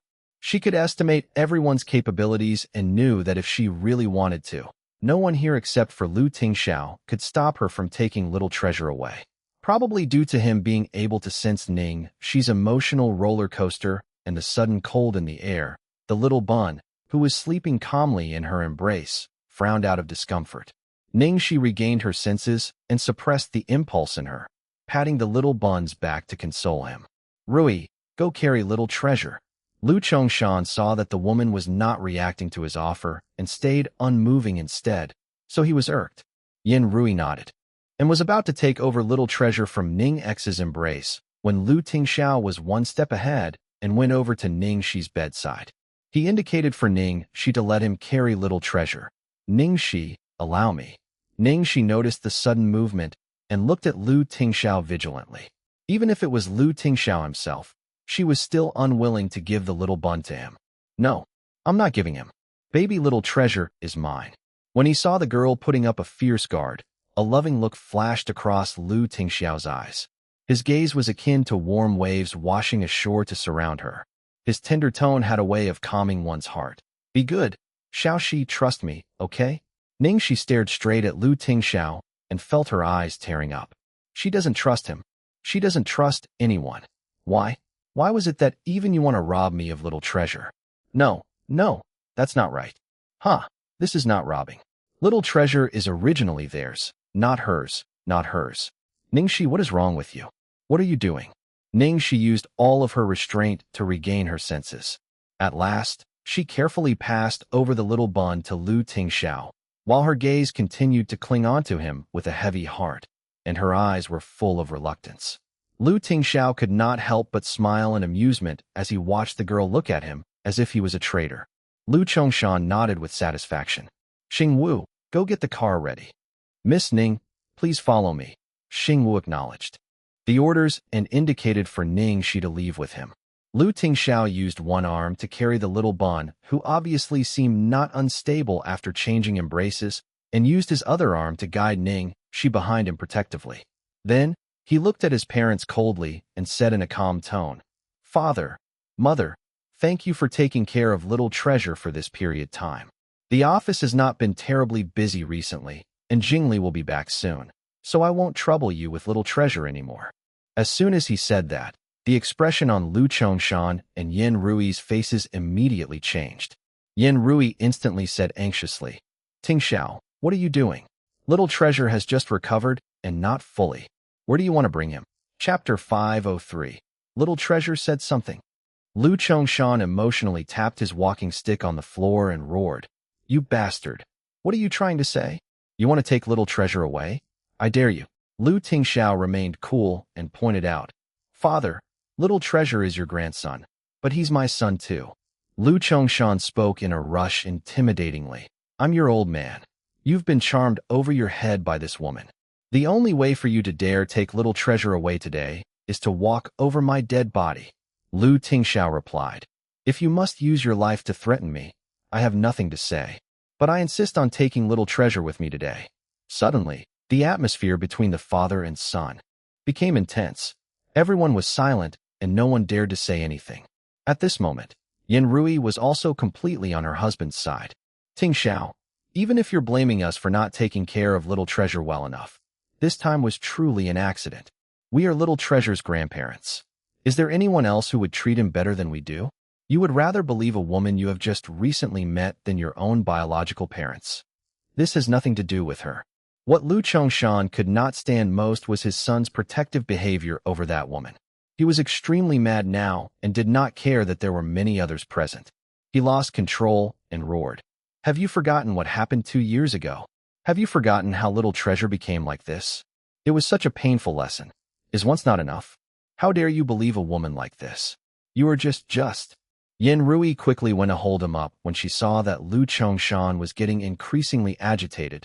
Tingxiao, please understand how your father and I feel. We are just too afraid. Lu Tingxiao squinted slightly and tried to explain, I understand how you feel, and I swear with my life that something like that will not happen for the second time. She's different. Ever since we have met, she has only nothing but love for little treasure.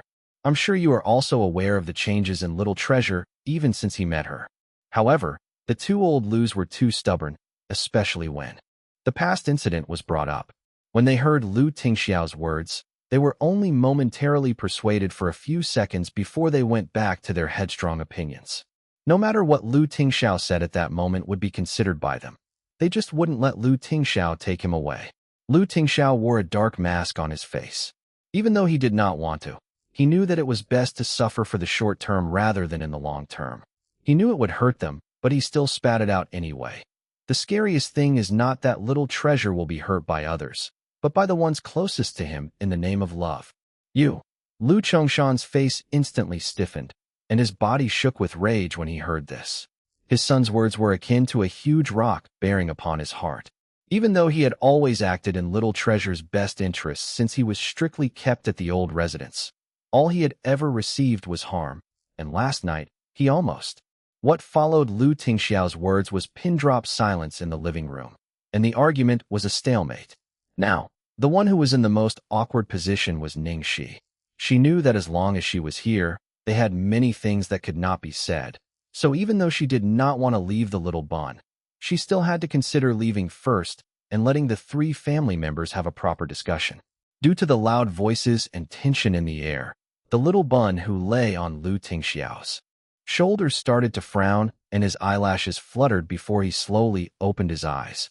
Ning Xi was standing behind Lu Tingxiao, and as soon as the little bun opened his eyes, he saw her.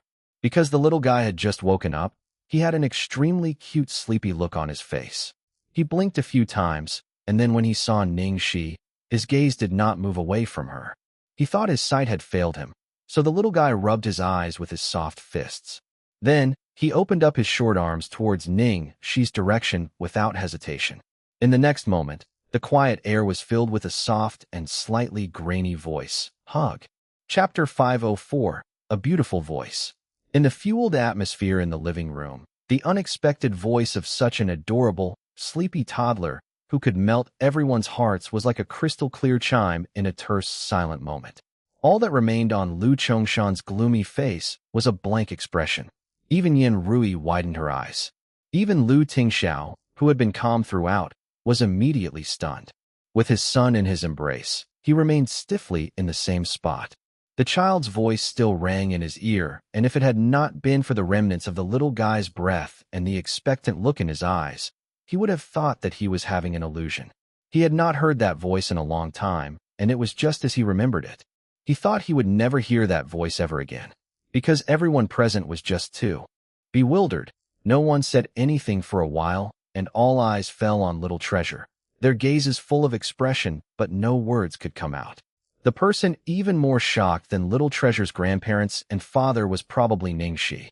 She was standing in front of Little Treasure, so not only did she hear him, but she also saw with her own two eyes the moment the little bun had spoken.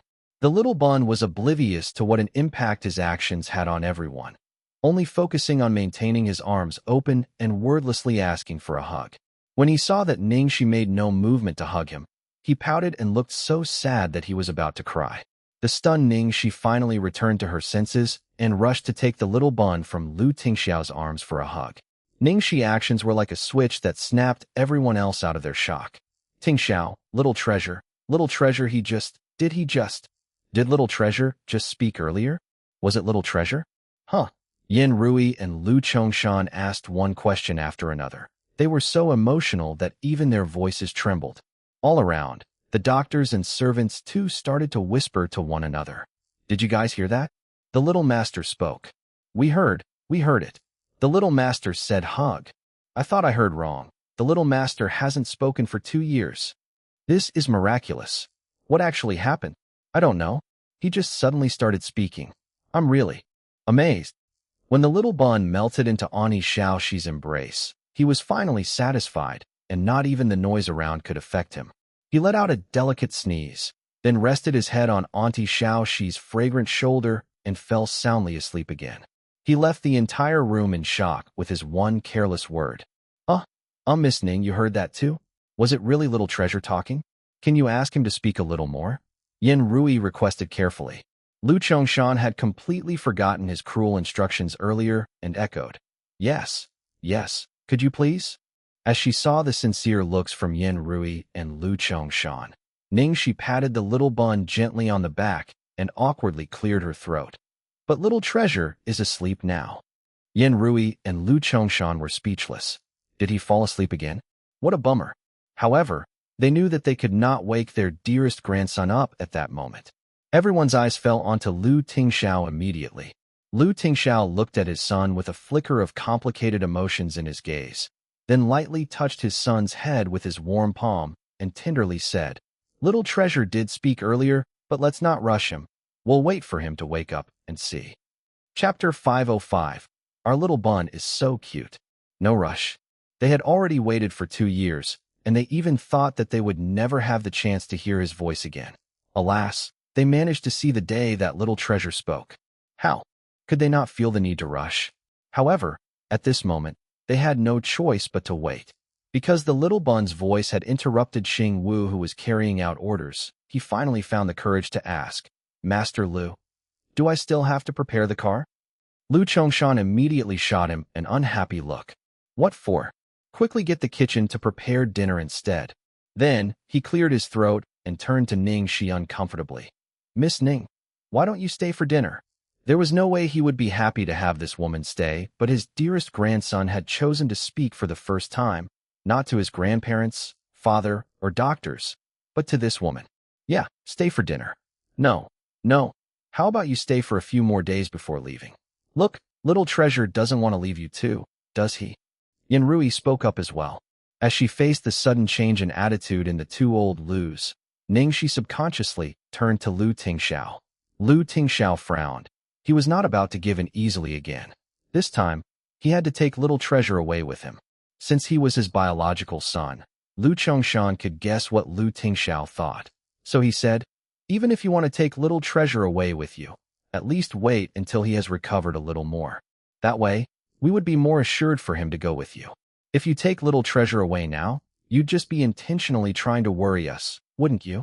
From the way he spoke, the stubborn Lu Chongshan was actually compromising. Suspicion flitted across Lu Tingxiao's eyes. Then he looked to Ning Xi and said, "Let's return to the room first and discuss when little treasure wakes up." Little treasure had just spoken. He was afraid that if he were to take little treasure away right at that moment, Lu Chongshan would really disown him and their kinship. In such a situation, Ning Xi naturally understood as well. She nodded and carried the little bun back to his room. As soon as Ning Xi brought the little bun into the room with her, outside, Yin Rui and Lu Chongshan, who could not control their emotions anymore. Chongshan, did you hear that? Did you? Our little treasure spoke. He really did. I thought that we would never see this day till the day we die." Yin Rui started to cry. "What nonsense. Didn't little treasure speak earlier? I already said that our Lu family is protected by the blessings of our ancestors, so little treasure will definitely recover." As he watched his parents get emotional, Lu Tingxiao stopped himself from saying anything further. He did not have the heart to dampen their enthusiasm. Little treasure had only said a single word. In fact, he had done it under little consciousness. Nevertheless, this was a huge breakthrough. In the room, Ning Xi kissed the little bun's soft cheeks, and she was so happy she could fly. "Huh, my little bun spoke, he spoke. My little bun let me hug him, he let me hug him." At that moment, everyone waited nervously. Thankfully, the little bun had rested enough after sleeping for a day and night. Earlier, after waking up, he had only returned to his nap for a short while, and very quickly, he was awake again. When Ning Xi saw the little bun open his eyes, she was immediately overjoyed but uncertain at the same time. She was afraid that she would frighten him, so she asked gently, "Baby, are you awake?" The little bun blinked as he started at Ning Xi. After a while, he blinked again. Then finally, when he confirmed that the person in front of him was Ani Xiaoxi, his grape-like eyes instantly sparkled like there were stars in them. Chapter 506. A child with a mother is a gem. The little bun clung on to Ning Xi and wriggled a little in her embrace. He dared not blink as he stared at her, afraid that once he blinked, she would disappear. Ning Xi watched him and felt her heart ache, then kissed the little bun on both his cheeks. "Ani Xiaoxi is real. You're not dreaming. Daddy brought Ani Xiaoxi here to see you because you were sick." The little bun, who was cheered up by the kisses, blushed, all the insecurities in his heart vanishing instantly. He pursed his lips shyly and returned Ning Xi a kiss. Ning Xi held her face with her hands. She felt so happy and blessed. She thought that only winning an Oscar would feel like this. As she looked at the little bun's moving eyes that seemed as if they could speak, Ning Xi wanted to play with him for a little while more. However, she knew that at that very moment, many people were still waiting anxiously outside. So she said, "Baby, you're hungry, aren't you? Let Ani bring you out for some food, okay?" The little bun nodded obediently. "Hold on, let Auntie put on your clothes for you." Ning Xi carried the little bun and walked to the wardrobe, then started picking out his clothes for him. "Which one do you want to wear?"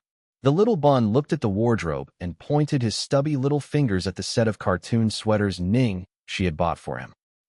I was thinking the same thing." After she helped the little bun put on his clothes, Ning Xi carried him out. As soon as they walked out, everyone's attention turned to them right away. The little boy who lay on the bed with no spirit last night had now changed into a brightly colored outfit.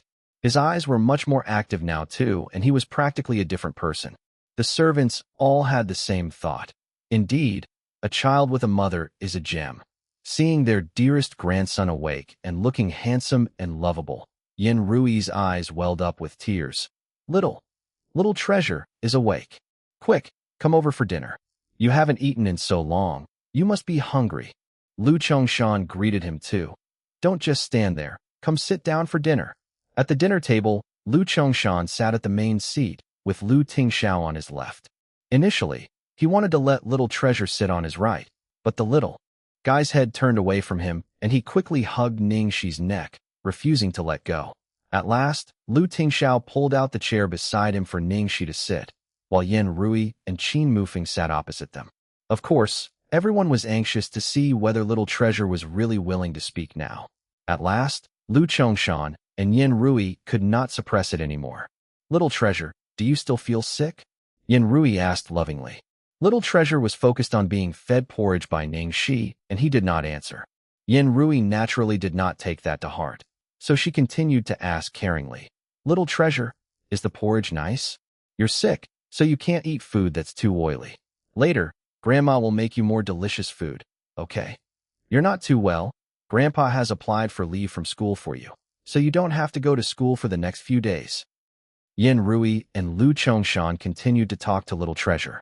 However, his reaction towards their questions seemed to be a little slow. He only gave very indifferent responses and did not even hear some. It seemed like he had returned to his old ways that very night. This made Yin Rui anxious. The little bun had finally said one word, and before they could even confirm if he was really willing to speak, how could he return to his original ways again? Chapter 507, Trying to Make Little Treasure Talk. "Tingxiao, what's wrong with little treasure? Why does he have such a blank look on his face?" Yin Rui asked worriedly. She looked forward to little treasure talking, but he not only kept mute, he did not even respond. Of course, she was worried.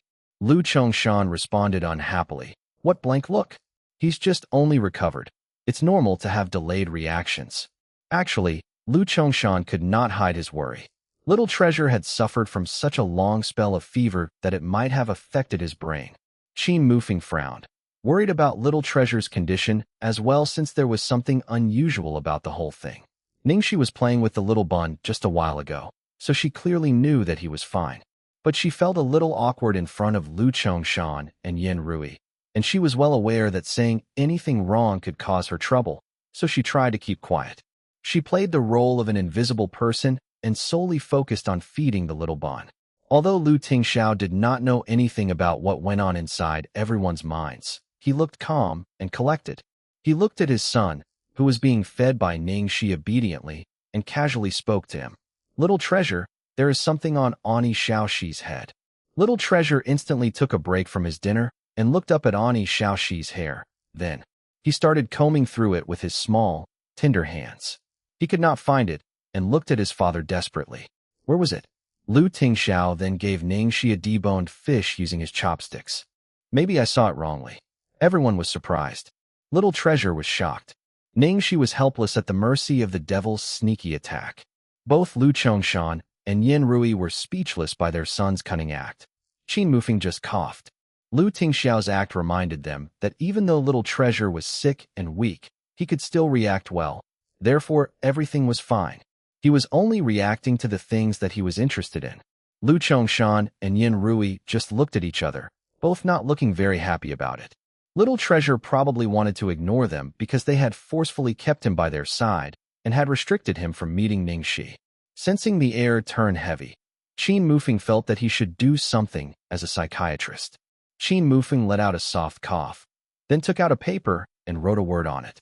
He put it in front of Little Treasure and asked him gently, "Little Treasure, do you know how to read this word?" Qin Mufeng had written a Xi word on the paper. Xi as in Ning Xi. He was trying to make Little Treasure talk. Lu Chongshan and Yin Rui were impressed by what the professional psychiatrist was trying to do. Lu Tingxiao saw the word and remained silent. Little Treasure stared at the word while everyone watched him. As everyone was feeling nervous, Little Treasure looked at Qin Mufeng funnily, then used a pen and wrote on the paper, "Xi." He then put the pen away and looked at Ning Xi, signaling her to continue the feeding. How naughty of Little Treasure. But he was too cute. Qin Mufeng was speechless. He thought he was smart, but apparently not as smart as this kid.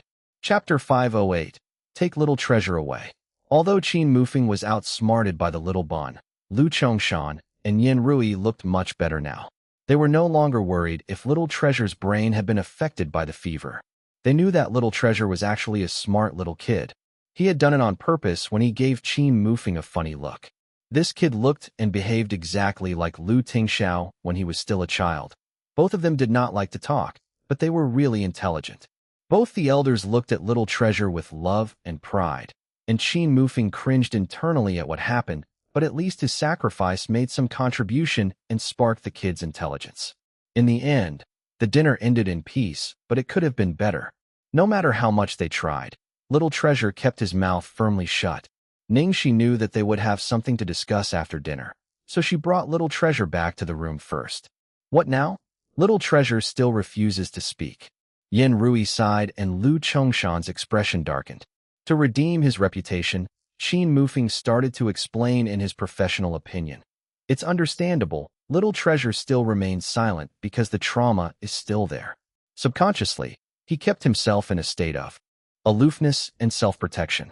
Yet, when he's in a totally relaxed state with someone he can fully trust, he will talk without any guidance. And this is similar to what I've predicted before.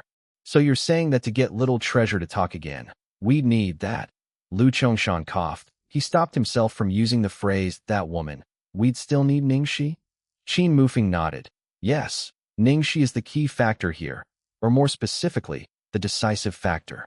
Actually, Qin Mufeng had said this again and again, but Lu Chongshan was too stubborn and refused to listen to him. Their hopes were dashed by this conclusion, causing Lu Chongshan and Yin Rui to feel a little disappointed.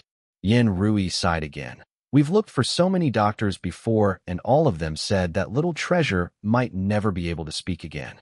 At least, now we know that it's possible that he can. Lu Chongshan nodded. Yes, it's something worth noting. He then looked at his son who stood at the side. Follow me. In the study room, Lu Chongshan stayed silent for a little while, as though he was deliberating an important decision. After a few moments, he spoke, "You can take Little Treasure away." Lu Tingxiao was not surprised by Lu Chongshan's decision. Nevertheless, the change in his decision was much better than the scenarios he had imagined in mind, and he didn't too expect Little Treasure to speak either. I admit that I didn't take good enough care of Little Treasure. While he was here, it's my responsibility. But handing Little Treasure over to you doesn't mean I completely trust you. If Little Treasure has any issues when he's with you, I'll take him back immediately, and you shall have no objections to it. What do you think? Lu Chongshan asked him with a serious expression. Lu Tingxiao nodded, agreed. Lu Chongshan turned away and waved his hand impatiently, as if afraid of regretting his decision. You can go now. Chapter 509. Great. Father is giving me away. In Little Treasure's bedroom, Ning Xi was holding the little bun tightly, and her thoughts were wildly speculating about Operation Stealing Bun. Even though she had bought herself a little more time now, in the end, she would still have to be separated from the little bun. She desperately wanted to take the little bun and run away now. As she was having all sorts of thoughts, a deep voice came through. What are you thinking about? Bun stealing. Ning Xi said without thinking. Haha, the man laughed. Ning Xi then realized it was the devil talking to her, and she looked up in fear. It's all over now. She had actually told him her unforgivable plan. Both? Lu Tingxiao asked mysteriously. Ning Xi was wondering what he meant. Then she understood and blushed. The devil was asking her if she wanted to steal both the big bun and the small bun. How cunning. Well, actually she wanted to. Tingxiao stopped teasing her and commanded, "Let's go." "Go." Ning Xi's expression fell. Finally, it was time to leave. The little bun realized something was wrong, and he held on to Ning Xi tightly as he looked at his father with an aloof expression. Under the intense stare of the both of them, Tingxiao replied with a gentle gaze, "Let's go together." Until they were bundled together in the same car, Ning Xi still could not believe it. She had actually left the house with the little bun in her arms. It was like a dream come true. What an unexpected bout of happiness. It seemed like Tingxiao had successfully persuaded his parents. Ning Xi sighed in relief. The little bun will be staying in Platinum Palace from now on, and it will be easier for her to visit him. But the end result was far more surprising than she had expected. Tingxiao had Chung Feng stop at her apartment. Then he opened the door and let Ning Xi and the little bun down from the car. Ning Xi was dumbfounded. Tingxiao looked at the confused girl and his son who was clinging on to Ning Xi now, and he said gently, "You don't have to steal the little bun. I'll give him to you." Huh? Ning Xi was really confused now. What did the devil mean? He was giving the little bun to her directly? "This is your son. How could you? Is he really your biological son?" But it was her dream after all. Now, she did not have to steal him away as the owner was just giving him to her. The little bun was surprised by his father's words as well. In fact, he did not look sad for being abandoned by his father. Instead, his eyes were shining and he looked really happy. "Great.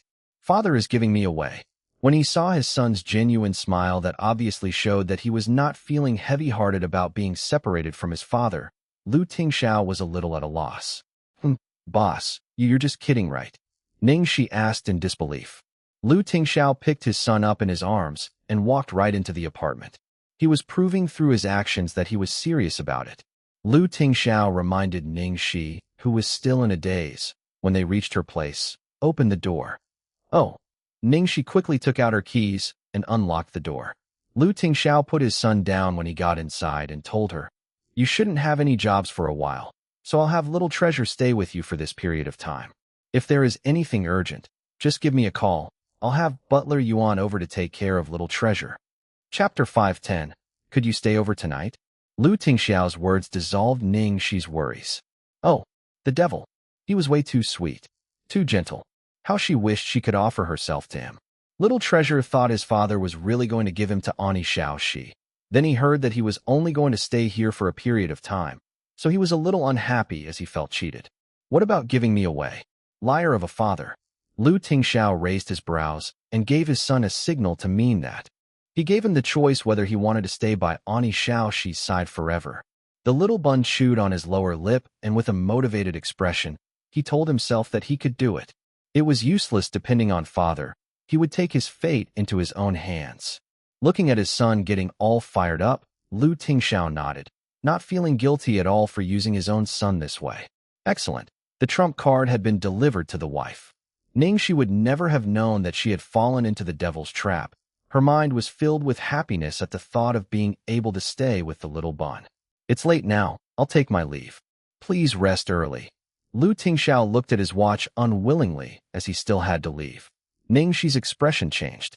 Tingxiao bent over and told his son, "Little Treasure, I'll be leaving now. Be good to Xiao." Seeing that Tingxiao was going to leave after talking to the little bun, Ning Xi quickly stopped him. "Wait. Anything else?" Tingxiao halted. Yes. Well?" Ning Xi scratched her head and spoke, embarrassed. "Tingxiao, could you stay over tonight?" Tingxiao was astonished. His eyes were fired up, and he looked at the girl passionately. If Little Treasure had not been there, Ning Xi's words would have sounded like an ambiguous invitation. Even though he knew that she did not mean it that way, it sure was enough to fire him up. Ning Xi realized it was inappropriate for her to say this, so she quickly explained. "Little Bun has just only recovered, and although the doctor said everything is fine, we cannot eliminate the possibility that he might go into a relapse. I'm worried if something happened." When it came to the little bun's health, she dared not to be careless. Plus, it was her first time taking care of a child alone, so she panicked a little. Tingxiao understood her worries, and when he saw the girl's dependence on him, the passion in his eyes turned into a gentle warmth. Okay. Ning Xi was relieved. Her uneasiness was now gone. I'll make the bed for you. No one has stayed in the guest room before, and everything is new, so you can stay in immediately. You'll just need clothes to change into. I'll have someone to send over. Oh, okay then. Father was staying back, ruining his dream of being alone with Xiao, thought the little bun to himself, feeling heartbroken. Tingxiao rubbed his son's head with a light smile. Don't forget that we're an alliance. Apart from cooperating together, we're sharing the profit too. No monopoly here. Little Bun seemed angry, but he could not fight back. He then ran into the living room to look for some comfort from Xiao. Father was bullying me again. Chapter 511. Could not help but get closer. After she had settled the big bun down, Ning Xi started to put the little bun to sleep. The little bun wanted to listen to Ning Xi sing. In the end, even after Ning Xi had sung a few songs that the little bun liked, he stared at her without any intention of sleeping. Aren't you sleepy? You want me to tell you a story? Ning Xi asked. Little Bun shook his head. Ning Xi touched her chin. You still want me to sing? Little Bun nodded. You don't like what I sang just now? Ning Xi asked again. Little Bun nodded. Ning Xi understood. Then, I'll change to another song? The little bun continued nodding. He was looking forward to it, but at the same time, afraid of being disappointed. Ning Xi thought about it, then started singing. Sleep, sleep, my dear baby. Mother's hands will caress you lightly. After changing to this song, the little bun was happy as he tucked himself into Ning Xi's arms and closed his eyes. Ning Xi caressed the little bun's head, realizing that he wanted to listen to this song. When she sang it to him before, he was unconscious, but he had actually still been listening, so he wanted to listen to it now. However, he was in a daze at that time and had no idea which song she sang, so when Ning Xi sang it again, he was satisfied. Lulled by Ning Xi's gentle voice, the little bun was soon fast asleep. Ning Xi was still worried and only became at ease after she touched the little bun's forehead to confirm that his temperature was normal. She kissed the little bun's forehead and left the bed quietly. She then proceeded to check on the big bun as well. She knocked, but there was no reaction. Could he be asleep? This was not like Tingxiao's lifestyle at all. Ning Xi opened the door in doubt. Then she saw Tingxiao asleep with the bedside light and his laptop on the table turned on. Ning Xi noticed the man's eye bags and frowned. Tingxiao had mentioned that he was not busy with work before, but it was a straight-up lie. Jingli had been away for vacation for such a long time that Tingxiao's workload must have been doubled. Yet, he still went to the airport to pick her up last night. Then Little Treasure got that terrible fever. She was able to get some sleep with Little Treasure, but he must not have slept for a whole day. Ning Xi walked over with light footsteps and propped Tingxiao up. She adjusted the pillow and took off his coat before gently letting him lie down on the bed again. After covering Tingxiao with the blanket, she turned off the light and laptop and was prepared to leave. But as she got up, she froze. From the pale moonlight, she watched the man's perfect face blessed by God. His face was still as cool as ever even when he was asleep. It was such a perfect face, yet he used this face of his to keep people out. For some reason, his face attracted Ning Xi's gaze like a vortex. She was not able to look away and she could not help herself but want to get closer. When she was deep in her thoughts, Ning Xi found herself involuntarily sitting on the bed already. When she regained her senses, her long hair was already spread across his shoulders, and she was only a few inches away from his face. Ning Xi woke up from her fantasies when she almost kissed him, and as if a beast was chasing her, she quickly escaped from the room. What Ning Xi did not know was that as she was leaving, the man on the bed had opened his eyes and looked at her. Chapter 512. Unable to control himself. The man on the bed opened his eyes. His eyes were clear without any intention of sleeping. He was just taking a little nap on the bed earlier. When Ning Xi knocked on the door, he really did not hear it. But when Ning Xi came in, he was already awake although, for some reason, he decided not to open his eyes. Ning Xi then carefully took off his coat, adjusted his pillow, and covered him with the blanket. Although he knew she was just caring for him as her boss and supervisor, he felt warm and fuzzy under her care, his exhaustion all gone in an instant. At the moment that the girl was ready to leave, he felt a bit odd that the sound of her footsteps vanished. She was not walking or moving, and he could feel the girl's gaze on him. What was she doing? What was she looking at? Too bad he could not open his eyes now, so he just acted like he was unconscious and lay on the bed, focusing on every little sound he heard. The girl stood by the bedside and stayed silent for some time. He felt nervous just being stared at, and shortly afterwards, he heard a tiny sound of fabric rustling against each other. Was Ning Xi getting closer to him? As he was having his doubts, he suddenly felt something light fall on his shoulders. Then he smelt the girl's familiar scent. He finally realized that it was her hair that had fallen onto his shoulders, and that she was unbelievably close right now. Tingxiao's heart almost stopped. His blood flow was practically at the point of flowing in reverse, and a lightning-fast reaction occurred in his central nervous system, as his stomach felt a flood of warmth. What was she doing? Tingxiao lay as still as he could and tried to hold his breath. The girl was getting closer. Even closer. The next second, when he thought he was going to taste the sweetness he had been longing for, the girl's scent disappeared, and he heard her quick footsteps leaving the room. Tingxiao opened his eyes and almost thought that it was just a dream. But, no, it was not a dream. It had actually happened. Ning Xi was acting weird earlier. He could not understand her behavior. He shut his eyes the whole time and was not sure what exactly happened. But from his intuition, he deduced that she wanted to kiss him, but changed her mind at the last moment. Was he just overthinking? It could have just been something in his hair which she closed in to help him remove. Tingxiao put his hand on his forehead as he looked at the huge reaction happening at his lower region of his body, and he let out a bitter laugh and felt as if he was going crazy. Impossible. Why would she have wanted to kiss him? Only he would do these sort of things. Because of his imagination and a non-existent kiss, his body was reacting like a teenager. Tingxiao stood up and went into the bathroom. The cold water did not help to cool him down, the fire inside him burning stronger than ever. Xiaoxi. Finally, the man could not hold it in anymore, his hands reaching down, and he proceeded to relieve himself. He imagined what would follow if the girl actually kissed him just now, and he released them all. What is Carrot Yin trying to do? Ning Xi immediately escaped to the balcony after coming out of the room. She felt a little more awake after getting herself some air. Oh my God, lust sure phases people. She was trying to take advantage of the devil while he was sleeping just now. How crazy was that? Thank goodness she came to her senses at the final moment and stopped her questionable behavior. Having such a tempting, delicious cabbage right beside her and not being able to do anything about it was terribly dangerous. How torturous. As Ning Xi repented for her actions on the balcony, the phone in her pocket rang. There was a new text message from Annie. Ning Xi was all freshened up now, and she tapped to open the message. Annie, Broshi, are you still there? Ning Xi replied instantly. Yes, what's up? Annie. Yeah, boss mood recently is very, very, very bad. Ning Xi's brows closed in as she typed. What happened? How bad was it for Annie to use very? 3 times? Annie. I think boss must have argued with you, Broshi. Ning Xi thought she would be able to get more important information than such a vague answer, so she was somewhat disappointed after she saw the message. She responded, You think too much? I've not even been in contact with him recently. How could I possibly have argued with him?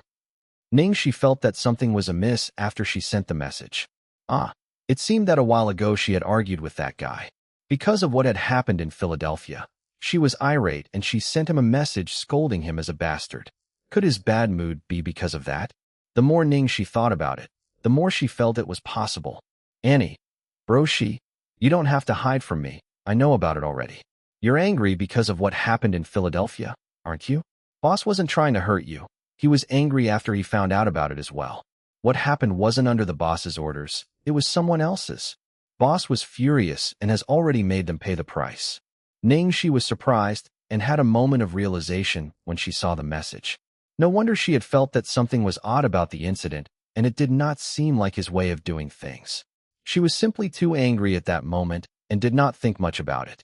Moreover, that guy's personality was so unpredictable, even more so than a woman. Who knew if he might have changed his ways?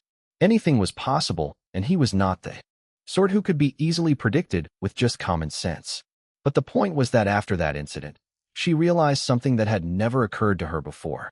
It was likely that the whole issue was not just about her, but both that man and Tingxiao seemed to be related in other ways.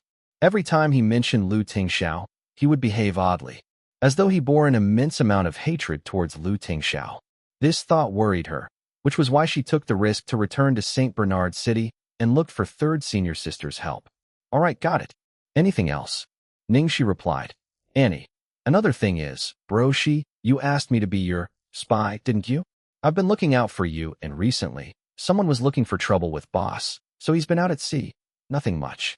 But I've just gotten a hold of a piece of information, and it's kind of worrying. Ning Xi was nervous. What is it? Annie, I just saw that boss gave Bro Yi a new mission. Ning Xi, what class? Annie, S-class. Ning Xi's face turned pale when she saw the words S-class on the screen.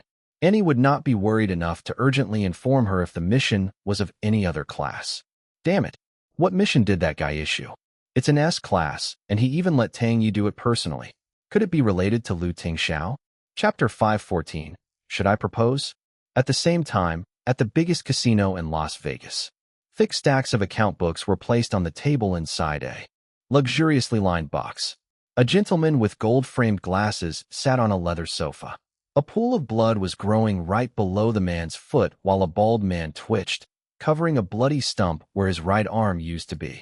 Everyone else was nervous and sweat flowed profusely from all the brows in the room. The laptop on the table suddenly turned on by itself, and a single crimson S appeared on the screen together with a loud blaring alarm. Everyone who saw the alphabet was terrified. An S-class mission. Did something serious happen? Even Tang Yi was worried, so he raised his hand and signaled for everyone to leave. Everyone went out quickly and left Tang Yi alone. Tang Yi pressed a button on the keyboard, and a visual appeared on the screen. The sound of waves came roaring through the speaker, and a dark silhouette was seen on a wooden deck under the moonlight in front of a bright night sky full of stars. Tang Yi looked worried and asked, Satan, what happened? The missions from the organization were ranked into 4 classes: A, B, C, and D. Missions that were ranked crucial overtook the A class and were labeled S-class missions. The last time he had taken on an S-class mission was 3 years ago, and he was almost wiped out altogether. Hence Tang Yi's anxiety was perfectly normal. On the screen, the silhouette was looking at the star-splashed sky with one of his legs bent on the chair and an arm waving around casually over the top of his head.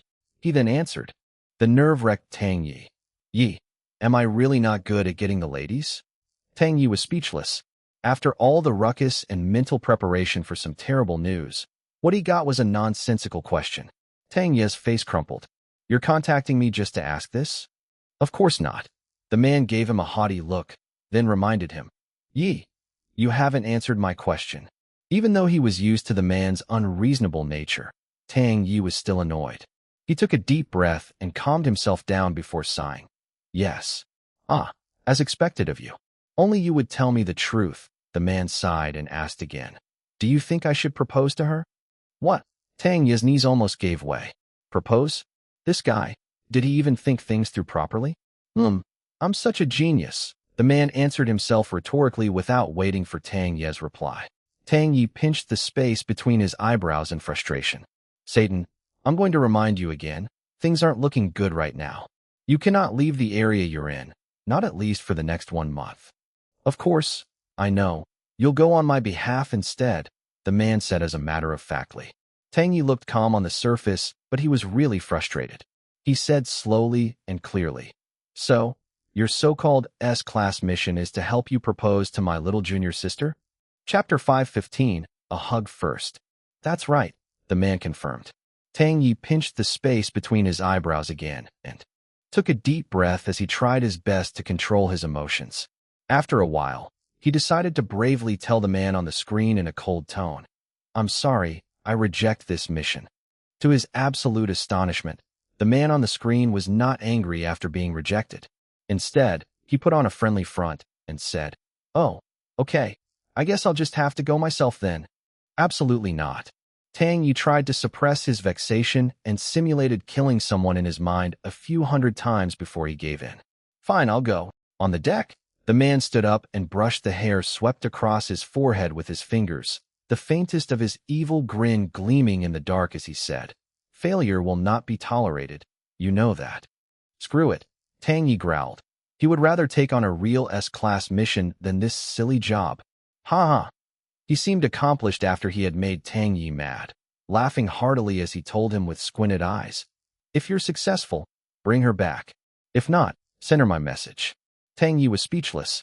Where did his confidence come from, thinking that he even stood a chance? It was not that he doubted the man's ability to pick up girls. It was his outrageously disastrous emotional quotient level. Unfortunately for Tang Yi, he knew that the man would not change his mind once he had decided on something, and if the orders were not executed, he would really go out on his own. Then the consequences could be dire. After some serious thinking on the balcony, Ning Xi calmed down. Why was she relating everything to Tingxiao? It was an S-rank mission, after all, so it had to be something internal. She then went back to bed and prepared to go to sleep, but her right eye kept on twitching. Right eye, did that bode disaster? Just as she thought about it, her left eye started twitching as well. Left eye, was that a blessing? Ugh, both eyes were twitching together, so which was which? The next morning, Ning Xi woke up earlier to prepare breakfast. She made a simple seafood porridge, heart-shaped sunny-side eggs, and some pickled dishes. Her spread looked delicious. As she was setting the table, she felt a soft bump on her calf. The little bun had woken up. "You're up? Go and wash up." All his personal care items and clothes had been sent over the night before, so she did not have to worry about anything. The little bun shook his head and spread his arms wide, signaling that he wanted a hug first. Of course, Ning Xi would not reject him and fulfilled his request with a loving smile. As they played around, footsteps interrupted them. Tingxiao was awake. It was not the first time she saw the bedhead version of Tingxiao who had just woken up, but today, he seemed a little different. There was a wild look in his eyes. Tingxiao used to look at her with a gentle gaze, somewhat like a herbivore, but now it seemed like his facade was peeled away as though the seal on the devil was slowly being removed. Ning Xi felt guilty about what she had almost done last night, so she averted her gaze away from him and coughed lightly. "Boss, you're awake. Wash up and breakfast will soon be ready." Tingxiao calmed himself down and returned to his usual self. Chapter 516, Father-Son Alliance. Ning Xi measured the little bun's temperature before the meal and was relieved to see that it was normal. The little bun not talking was the least of her worries. The most important thing to Ning Xi was the health of the little bun's body. Of course, she would have liked to hear him speak soon, but she would not force him to do anything he did not like. He would speak when he felt like it. After breakfast, Ning Xi remembered something. I almost forgot. I brought you guys some presents." "Presents?" Little bun's eyes were shining in glee. Ning Xi went back to her room and took out 2 sky blue-colored bags, one for the little bun and one for the big bun. Tingxiao took the bag for him and said in surprise, "I get one too." Of course, the devil's present was the most expensive one. Tingxiao opened the bag and saw a suit inside. Then he took a peek into his son's bag, and it was a child-sized suit that looked exactly like his own. Ning Xi probably enjoyed watching them wearing matching outfits. But apart from the suits, there was something else different between the bags. Ning Xi bought the little bun a fluffy toy bear that he could clip onto his bag, and Tingxiao received a tie pin. "How is it? Is it okay? Do you like them?" Ning Xi asked nervously. The little bun rushed back into his room and took out his bag. He gave it to Ning Xi and wordlessly requested her to help him put the bear on it. Tingxiao asked, "Would you like me to put it on for you?" Ning Xi was really happy when she heard his offer, and she nodded. "Yes, please." The little bun quickly took his suit and went to change as well. Ning Xi held her chin in the palms of her hands and waited for them excitedly. She was also a little worried because the color she had picked this time was probably challenging the devil's limit. She had picked sapphire blue the last time, and this time, it was red. She bet that the devil had never worn anything red in his life before. Of course, it was not a terribly bright red color. Instead, it was a distinguished maroon color. She was really surprised when the devil had said that he would put it on when he saw it, because she was afraid that he would not even bother trying it on. After some waiting, both of them came out at almost the same time. Seeing the big bun and the little bun together, Ning Xi was dumbfounded. They looked extremely handsome. How could they be so dapper? She did not expect the devil to look that cool in red. As expected of the devil, he could pull it off well. And because she had never seen the devil wear red before, she felt really excited. "How is it?" Tingxiao raised his brows in Question, although he actually already knew what the girl thought about the look when he saw her expression. He had really never worn such a color before in his life. But since it was a present from her, he put it on without thinking any further. As long as the wife picked it out, he would wear anything she chose. So cool. Ning Xi was impressed by their smart dressing. Tingxiao's suit was a three-piece with a vest and coat, while the little buns had braces holding up his trousers and was finished with a bow tie. They both definitely look like showstoppers. Chapter 517. Little Master is so handsome, so cute. Ning Xi returned to her senses and realized that it was already quite late. Tingxiao, you're almost late for work, aren't you? It's still pretty early. Aren't you going to find a place for Gongshangzi? These are a few places I've looked at. Here they are for your reference. Tingxiao gave her a file folder. That's really quick. Ning Xi was amazed by the devil's efficiency.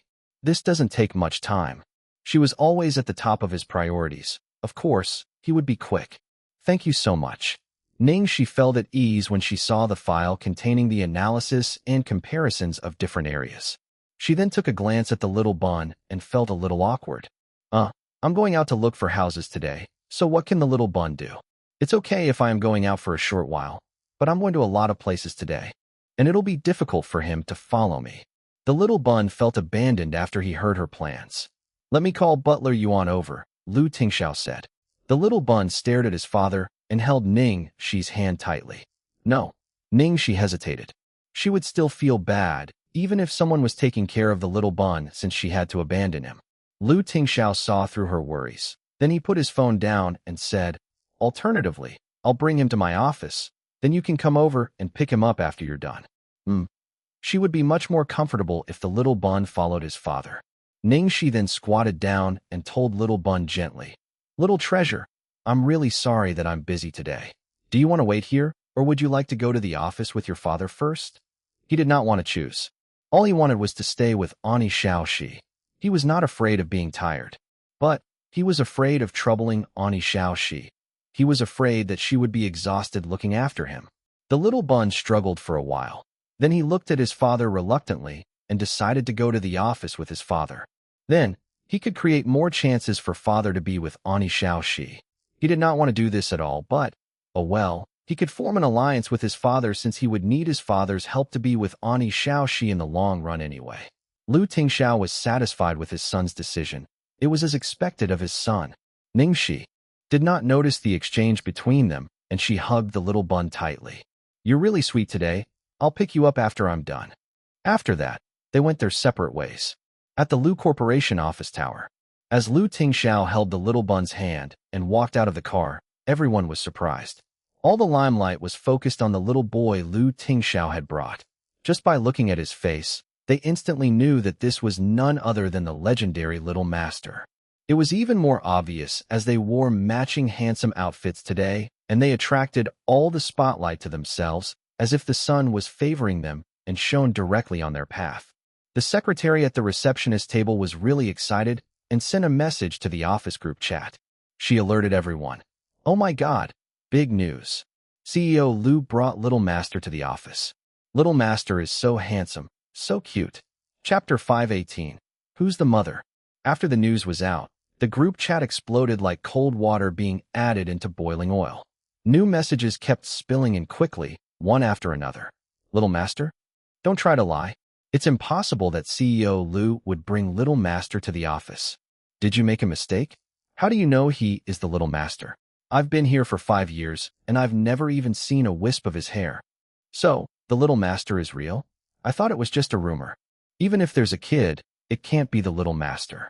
CEO Lu keeps a low profile. Why would he bring his son to the office? The secretary was angered by their doubts, so she replied, He is the Little Master. He looks exactly the same as CEO Lu.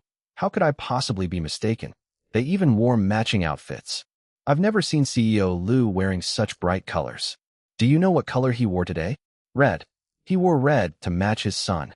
The point is, they are so handsome, even more so than his usual self. As the secretary described the nitty-gritty, more people started to believe her. I need pictures. It's unfair that only you get to see it. I was shocked when I saw them. There's no time for pictures. CEO Lu is already in the lift. Look for yourselves later. Because the secretary had informed them beforehand, suddenly everyone left their workstations and trained their eyes on the lift. After some waiting, finally, ding, the lift door slid open. Tingxiao was holding hands with a boy as they walked out of the lift. They had only seen their boss in black, but he really wore red today. And the boss was holding hands with a young boy who was around 5 years old, both dressed in matching suits of the same color. That perfect little face was just like a miniature version of Tingxiao. Even his cool expression was exactly the same as Tingxiao's. Everyone was shocked, speechless, until someone reacted and quickly greeted, "Morning, So Lu." "Morning, little master." The rest of them started echoing the greetings. It was a grand scene to see how everyone bowed to them. Yet the 5-year-old looked really calm, and there was no change in his expression. However, he was still sad about being separated from Ani Xiaoxi and did not notice what was happening around him. As both of them stepped into the CEO's office, everyone started discussing them. Jesus, it really is Little Master. Little Master sure has good genes. I'm starting to wonder who his mother is. CEO Lu actually wore red. I've always thought the only color in his wardrobe is black. Obviously, I still don't know enough. Actually, the one thing I'm most curious about is who bought the matching outfit for CEO Lu and Little Master, and who made them wear it. Right? CEO Lu probably wouldn't buy it himself, and he wouldn't wear this color voluntarily. It'd still be okay if it were Second Master. Why do you ask? Of course, it's our future lady boss. Chapter 519. Thankfully, she came. Ning Xi rang the doorbell of the hotel room. Almost immediately after she rang it, the door opened. The youth who answered the door looked uneasy and nervous, not able to hide his excitement. "Boss, you're here." When he saw Ning Xi, Gong Shanzi looked slightly relieved. After all, Ning Xi's appearance in Los Angeles was so abrupt. He had not slept well last night, afraid that he would wake up to find that this was all a dream. He woke up the first thing in the morning and waited for Ning Xi to come for him, afraid that she would not appear or that something wrong he had done would make her regret and change her mind. He was afraid that he would fall into another pit of hopelessness and despair. Thankfully, she was here. Ning Xi looked at Gong Shanzi, who was dressed up, and asked, "Ready? Let's just go then." Let's go. Have you eaten breakfast?" "Yes, I have. The hotel provides it in the morning." "Okay, then let's go now. We'll go view some houses first, okay? Once we're done, we can immediately go prepare all that's needed." "Okay." Later, when Ning Xi looked closely, she realized that in the information that Tingxiao had prepared for her, he had even planned the house viewing in chronological order and included the best routes to take. She was speechless by this, and at the same time, she felt warmth flood her heart. For the entire morning, she had brought Gong Shanzi to view quite a few places in a go. They all deserved to be called the devil's recommendations since every area was very suitable and even the landlords were extremely courteous. In the end, both of them decided on a high-class office building in the south of the city. The studio was a perfect size. The renovations were simple and all the office supplies were also ready, so they could immediately move in. It certainly fulfilled her needs very well. The best part was that surrounding the studio was mostly companies related to art and fashion design, providing a fantastic atmosphere. After Ning Xi discussed with Gong Shanzi, they immediately decided to settle on that place. After signing the contract with the landlord, they both prepared to purchase items to furnish the studio. "We mainly need to settle the purchasing for these 2 days, then we can go recruit some people from the talent market." Ning Xi was just telling Gong Shanzi all of this when a group of young people came their way. These people were dressed in the trendiest outfits, and the man in the middle seemed to be the leader. He looked delighted and arrogant. "Teacher Dai, you're amazing." At the latest Los Angeles Fashion Week, all the Chinese fashion designers were blown away by you. Even CL's chief designer, Mr. Smith, was praising you tons. What is the meaning of that? Since returning this round, half of the most popular actresses in the entertainment circle were wearing Teacher Dai's designs. I heard that Teacher Dai is preparing to join the Golden Award. This coming Golden Award will be a shoe-in for Teacher Dai. Ning Xi initially wanted to casually look around, so she did not pay much attention. However, she realized that after Gong Shanzi saw that group of people, his expression instantly changed. To be more accurate, it was after he saw the man in the middle of that group that he seemed different. She heard all those people addressing the man in the middle as Teacher Dai. Could it be? Shangza, you know him? Ning Xi saw that something was not right, so she asked her companion. Gong Shangza balled his hand into a tight fist and looked hard as he nodded. Yes. Ning Xi understood. Is he the one who stole your design drafts? That asshole of a teammate Dai Wei? Yes. Gong Shangza stared stonily at the man across them until the group of people passed them. Chapter 520. Red Little Blob, as still as a stone. Ning Xi suddenly thought of something which she found a little weird. Shangza, just now the both of you were so close. That Dai Wei even looked over to us. How come he didn't recognize you? At that moment, the gloominess on Gong Shangza's face evaporated. When he heard Ning Xi's question, he blushed then said, Actually, even though I was a fashion designer myself, but because I worked on the designs every day, I left all the networking to Dai Wei. Thus, I did not care much about how I looked and dressed. So, even before my begging days, I didn't have a stellar image to begin with. No wonder. You really are an odd one in the fashion design industry. Ning Xi laughed. Imagine a fashion designer who cared little about their own image. And moreover, this guy could even torture himself to turn into a beggar. Ning Xi coughed slightly, then gathered her thoughts. She evaluated the pretty boy beside her closely and reminded him, the next time you're not allowed to be like that anymore. No more next time. In fact, a good-spirited face works wonders for your creations, okay? Most importantly, you have such a strong foundation that you're practically a living brand. You're too unappreciative of yourself. Look at that Dai Wei. He dresses particularly and has put on even more makeup than a woman. He even wore colored contact lenses and waxed his hair, yet he's still not half as handsome as you. Gong Shangza blushed further at her compliments. Boss, you're too exaggerative. Ning Xi raised her brows in mock surprise. I'm not. If you don't believe me, just wait till you get a group of crazy female fans. Ha ha ha. Even the devil was jealous of these good looks, so she was not exaggerating at all. If it was not for his talent in design, she would have already dragged him into the entertainment circle. Right? What's the Golden Award? Is it really that amazing? Ning Xi asked curiously. It is considered China's most influential fashion design award. There is still half a month's time to register. It's a tight timeline, but, boss, I want to try. Gong Shangza's eyes shone with determination. You want to join? Of course, it's a good thing. If there's anything you need my help with, I will support you with my all. Ning Xi patted Gong Shangza's shoulder as she told him. Thank you, boss. It means a lot to me. Previously, designing was just doing it as a hobby. Apart from design, he was not interested in anything else. However, this time, he was treating it as a career-driven task, as his belief and his goals. Most importantly, he wanted to prove to the person in front of him that she had made the right choice. At the Lu Corporation CEO's office, ever since the little bun came in, he had been holding onto the telescope and had not left the windowsill. Even lunchtime was spent eating and lying on the windowsill. He was practically a red little blob sitting as still as a stone. Tingxiao looked up from his stack of documents and noticed that his son remained unmoving at the windowsill. He looked unhappy and said, Little treasure, go sleep in the lounge area for a while. The little bun laid there without moving. I'm not going. Tingxiao shot his son a look and said, Your auntie Xiao, she rested in that room a few days ago. Once the little bun heard that, he rolled off the windowsill and ran to the lounge area. He had finally coaxed his son into sleeping for a while. Tingxiao breathed a sigh of relief and continued his work. However, not long after, the little guy was awake again and had changed his method of torturing his father. Obviously, lying on the windowsill to look out could no longer satisfy him. The little bun took out his own writing board and started to write. Chapter 521. My wife, it's hard to take care of kids.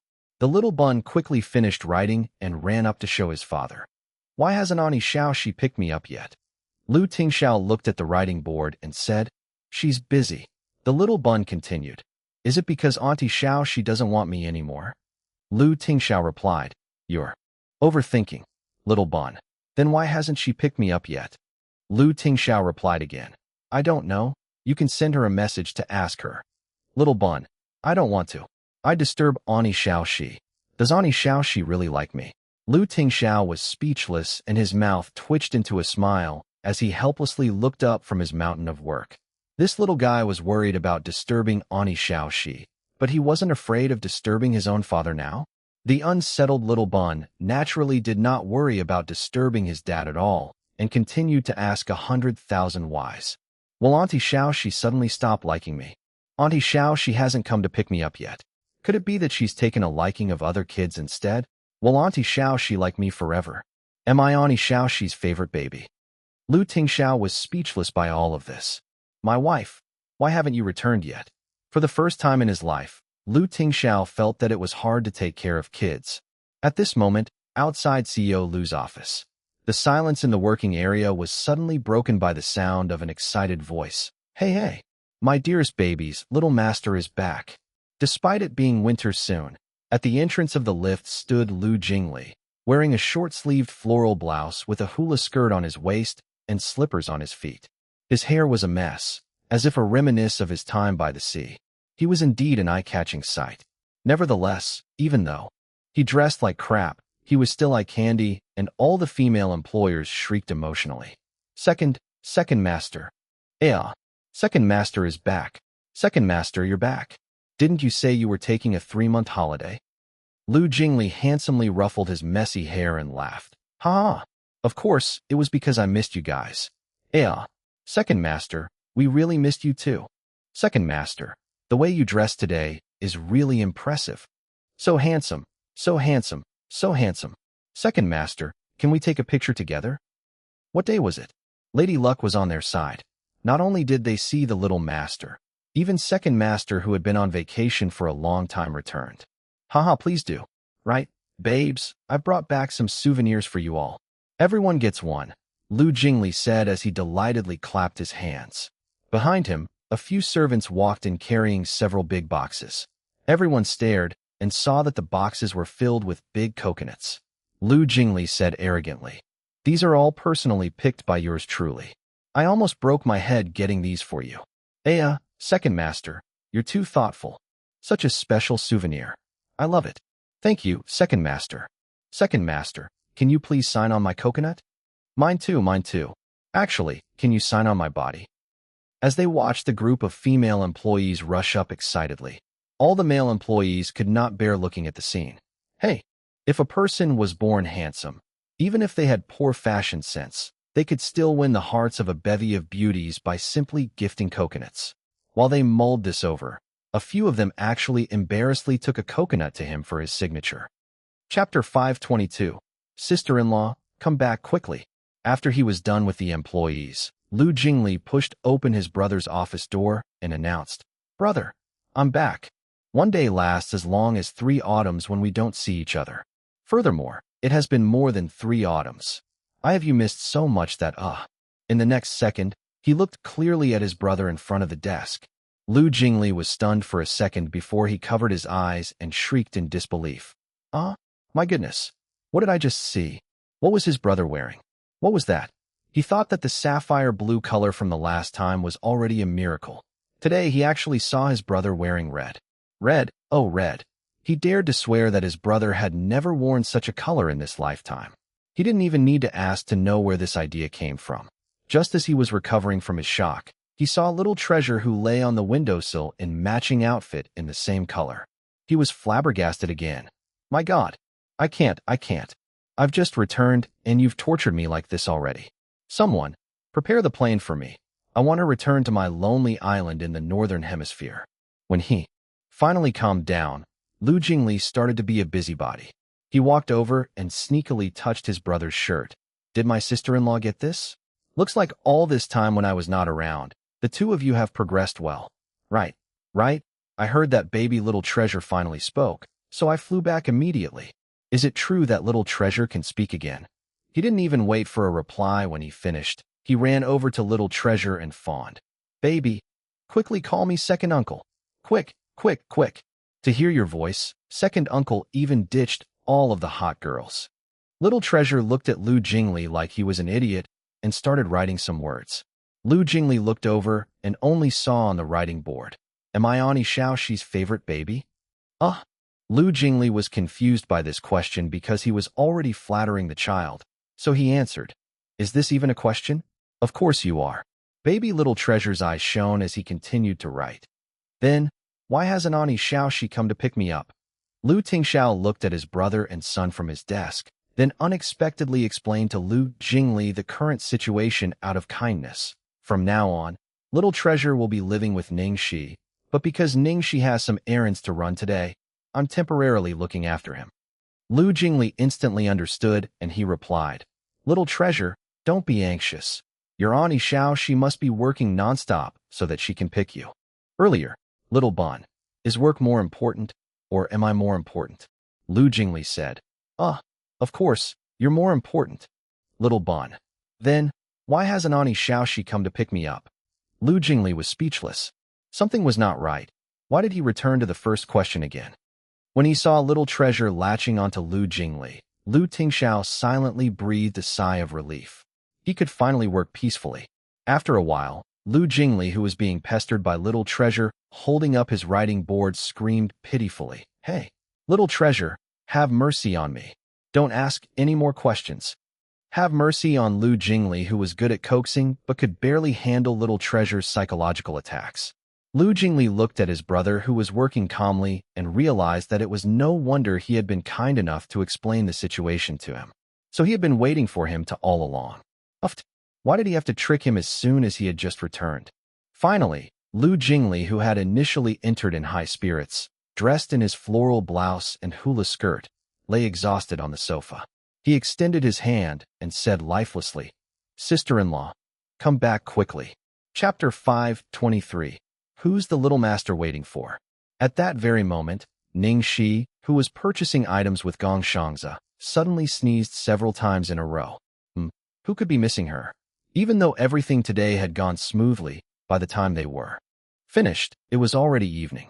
Gong Shangzi took over the bags from Ning Xi and said, Boss, you should go home to rest. I'll handle the rest myself. Ning Xi looked at the time on her phone and was worried that the little bun would be anxiously waiting too, so she nodded. If there's anything, make sure to call me. Don't suffer by yourself. Understood. Okay, I'll leave then. Be careful on the road. Ning Xi waved and reminded worriedly. Oh right, remember to lock your doors at night, and check the windows properly too. Gong Shangzi laughed. He couldn't help feeling like Ning Xi was taking care of him like he was a girl now. After she bade goodbye to Gong Shangzi, Ning Xi immediately rushed to Lu Corporation to fetch the little bun. When she thought about how she would be seeing the little bun soon, Ning Xi's mood lightened up significantly, an entire day's fatigue vanishing. Juxtaposing Ning Xi's good mood, at this moment in the CEO's office, Lu Tingxiao and Lu Jingli were being tortured to the brink of a psychological breakdown. Lu Jingli lay on the sofa like a dead fish, while the little bun determinedly raised his board to force him to answer the question. My God, I actually suddenly feel like Little Treasure not speaking is a pretty good thing. He had tortured them without even speaking. Imagine if he could. Lu Tingxiao frowned and looked tired, yet he could neither hit nor scold him. He could not even say something mean, or else the wife would definitely be the first to go crazy. It was a good thing Lu Jingli had returned in time today. If he had been alone, he would not have been able to handle it. Lu Jingli suddenly took out a mirror and said seriously to Little Treasure, Baby, don't ask me any more questions. I'm giving you this mirror. Just tell it, this is a magic mirror. You can ask it if Ani Xiaoxi really likes you. Don't ask me any more, please. The little bun looked at the mirror in Lu Jingli's hand and threw it aside mercilessly. Then, he raised his board. Why hasn't Ani Xiaoxi picked me up yet? Lu Jingli was on the verge of tears, so he covered his ears. No, he covered his eyes and said, Baby, go to the windowsill and look again. Maybe she's already here. Little bun blinked, hesitated, then put down the writing board and ran over to the windowsill to look. Lu Jingli secretly peeked at the little guy and prepared to take this opportunity to run away. However, all of a sudden, he saw Little Treasure throw the telescope and writing board aside to race like a little rocket towards the door. Lu Jingli raised his brows, then walked over to the windowsill and looked down. Indeed, a woman's shadow appeared. My dear sister-in-law, you finally came. Outside of the CEO's office, the employees who were busy working saw the CEO's office door suddenly flung open. What came after was the cute little master running with his short, stubby legs towards the elevator. The little master is out. Many employees who had not yet seen the little master at all widened their eyes in surprise. It looked like they were focused on their work when in fact, their attention was gathered on the little glutinous rice ball. Chapter 524. Little Master became Little Hades. When they saw Little Treasure standing at the lift entrance anxiously, a beautiful female employee immediately walked up to him and asked gently, "Little Master, do you want to go up or down? I'll help you press the button." Little Treasure frowned and thought, Tingxiao, she is already downstairs. She's probably waiting for the lift too. If he took the lift now, he might get separated from Tingxiao she. Even though he was really anxious, it was better for him to wait here. Thus, the little guy did not say anything and quietly waited at the lift. His thoughts were with Tingxiao she, and he did not notice the employee beside him at all, much less hear what she said. The pretty female employee was a little embarrassed when she saw that the little master was ignoring her. Even though she was unwilling, she did not dare anger the little master, so she could only back off and dared not disturb him further. Several female employees opposite saw this and tittered. How hilarious! She wanted to brown-nose the boss to the point of disturbing the little master. She thinks that she's all that just because she's a little pretty. CEO Lu has never looked at her twice, so she actually thought of going for the little master. Little did she know that it's even harder to be on the little master's good side than it is to be on CEO Lu's. Yeah, before this, I heard that many socialites tried to go through the little master in their bid for the title of Imperial's First Lady, but at last, all of them returned dejected. Not only that, they were immediately issued a warning from the Lu family. Speaking of which, I wonder how the relationship between the legendary future lady boss and the little master is? I think that just because you're good with men doesn't mean you would be immediately liked by kids. You're right, kids are usually very unaccepting about the existence of stepmothers. I think there's still a possibility this might not be the future lady boss after all. The little bun stood unmoving and poker-faced at the lift entrance, not going up or down. Earlier Mary had already been embarrassed by him, so no one dared to go up to ask the little bun anything. They could only peep at him, their curiosity growing by the second. What's the little master doing? He stood there for practically an hour now. I don't know. I can't make sense of this at all. It's common knowledge that our CEO Lu is unpredictable. Who knew that the little master also inherited this trait from his father? He's totally unpredictable too. At this moment, the elevator chimed and the elevator doors opened. The little bun's poker face suddenly glowed. A person walked out of the elevator. Upon seeing who walked out, he immediately turned gloomy. Little master, do you need anything? The male employee who had walked out of the elevator was afraid of the little master's sharp look. What had he done to offend this honorable little god now? The little bun pouted without a word. His little face looked really unhappy, and his cold aura was an exact replica of his father's. The male employer remained worried. Seeing the little master not saying anything, he felt caught in between to leave or not to, and a cold sweat broke out on his forehead. The time passed in minutes and seconds. As the little master looked increasingly sorrowful, everyone looked at each other worriedly, afraid that the little master's bad mood would reflect on them as bad luck. Just as the atmosphere was increasingly nerve-wracking, the elevator chimed and the lift door opened again. Only a long-haired woman in a yellow blouse and a mask on her face walked out. When the masked woman walked out of the lift, the unpredictable little master who was akin to Hades earlier with an indifferent expression suddenly looked like spring with pink flowers blossoming one after another. He opened up his short arms and looked up cutely, asking for a hug. When they saw the scary little Hades suddenly turn into a cute button, almost all the employees were stunned speechless. Ning Xi walked out of the lift and was ready to walk forward. Unexpectedly, she looked down to find an extremely cute little bun waiting for her. Naturally, she could not resist and immediately bent down to pick the little bun up. Through the layer of her mask, she kissed the little bun on the cheek. "Baby, have you been waiting for me here?" The little bun put his hands around Auntie Xiaoxi's neck and inhaled the calming fragrance on her while he blushed. He pursed his lips and nodded obediently and adorably. All the employees present continued to be look in stunned silence. The situation had taken such a sudden twist of events that they could not catch up. Ning Xi squeezed the little bun and said, "Is your father still busy? Let's go see him." She had already arrived, and she couldn't just take the little bun and leave, feeling like she should still greet his father. Even though the little bun wished Auntie Xiao she would immediately take him elsewhere and never return, he naturally would not reject her wishes and continued to obediently nod. Whatever Auntie Xiao she says is right. Ning Xi smiled as she patted the little bun's head and started walking towards the CEO's office. On the way, she noticed that around her were many people staring, and she was thankful that she had decided to put on a mask earlier. As soon as the two went in, the people behind them immediately burst into gossip. My God, the little master is too cute. I thought that the little master would be as cool as CEO Lu. Who knew that? He could be this adorable. The way he smiled and opened up his arms for a hug earlier, my heart melted.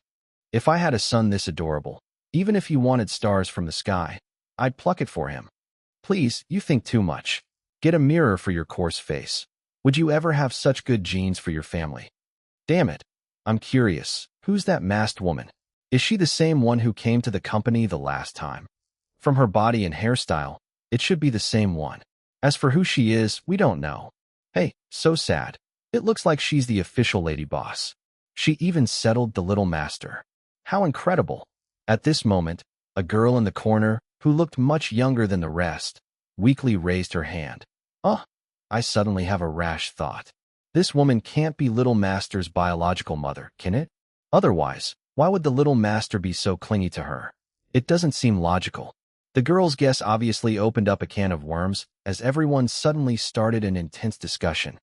On the other side of the door, as Ning Xi carried the little bun into the office, she was dumbfounded. She saw Lu Jingli in a Hawaiian getup on the sofa, and her shock was similar to Lu Jingli's when he saw his brother wearing red. My God! Second master, you're back. When did you return? My gosh, your outfit. My eyes are about to turn blind. Even if you know you're handsome, you can't challenge the limits of aesthetics like this. Also, why do you look like your soul has left you? Too many hot girls on the island.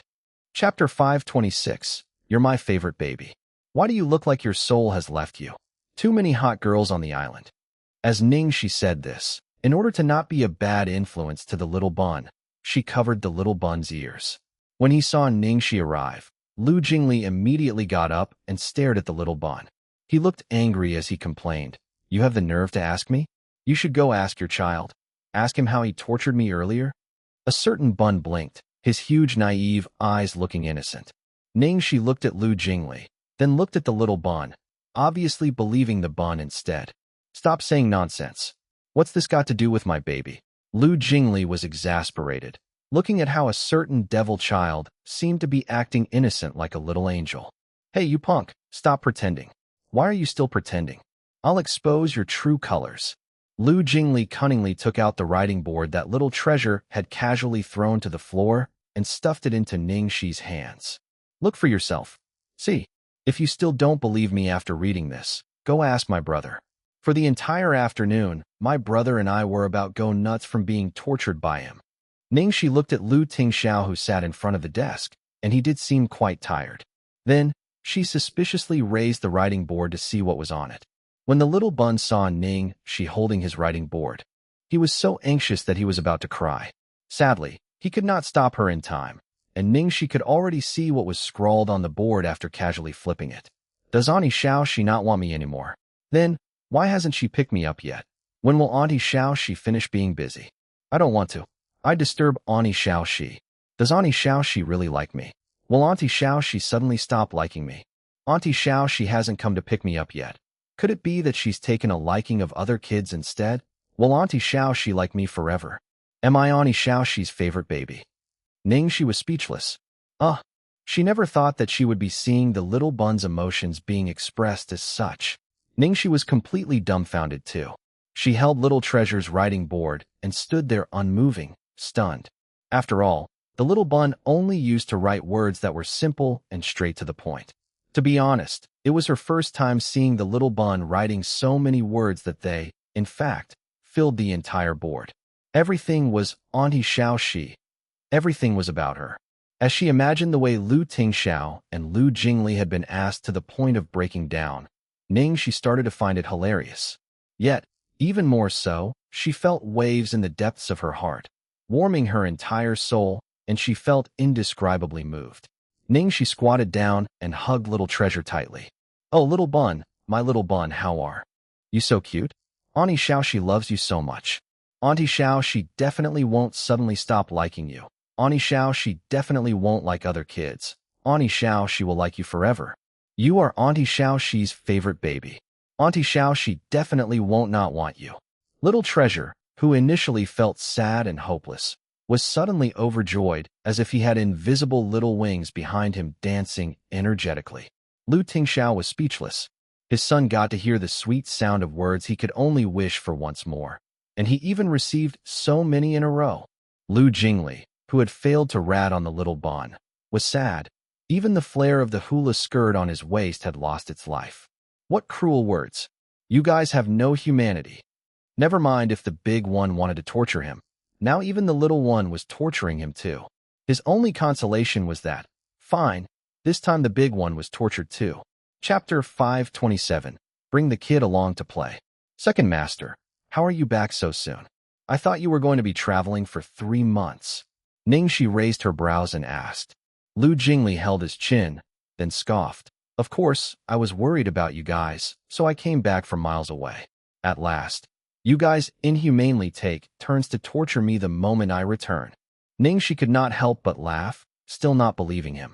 When Jingli saw that she did not believe him, he could not handle it anymore, and the messy hair on his head lightly swished before he said, "Fine, it's too boring on the island. To stay for a few days is paradise, but to stay longer will drive me crazy. My wild soul still belongs to the hustle and bustle of cities and our country's hot girls." Ning Xi was speechless. She had actually expected this. Very quickly, Jingli was excited again.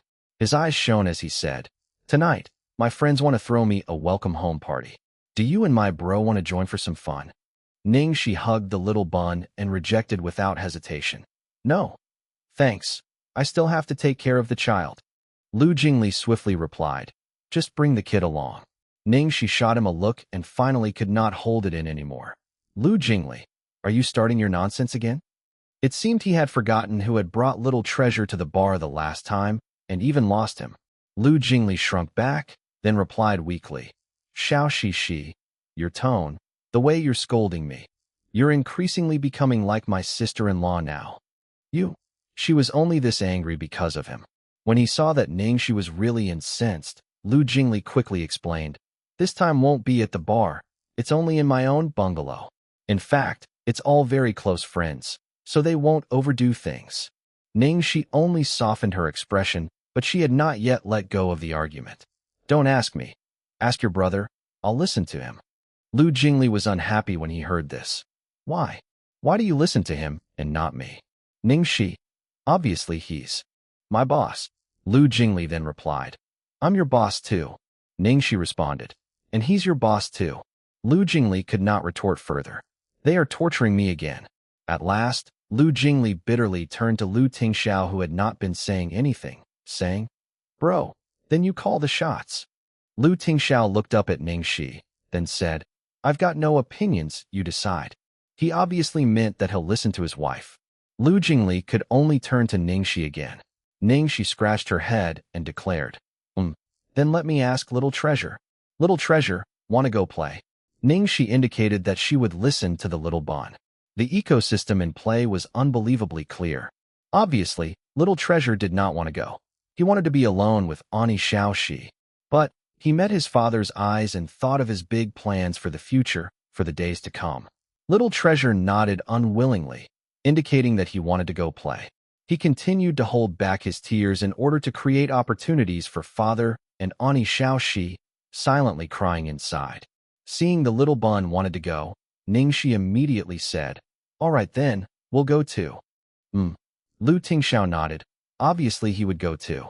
Jingli the bachelor got up weakly and started.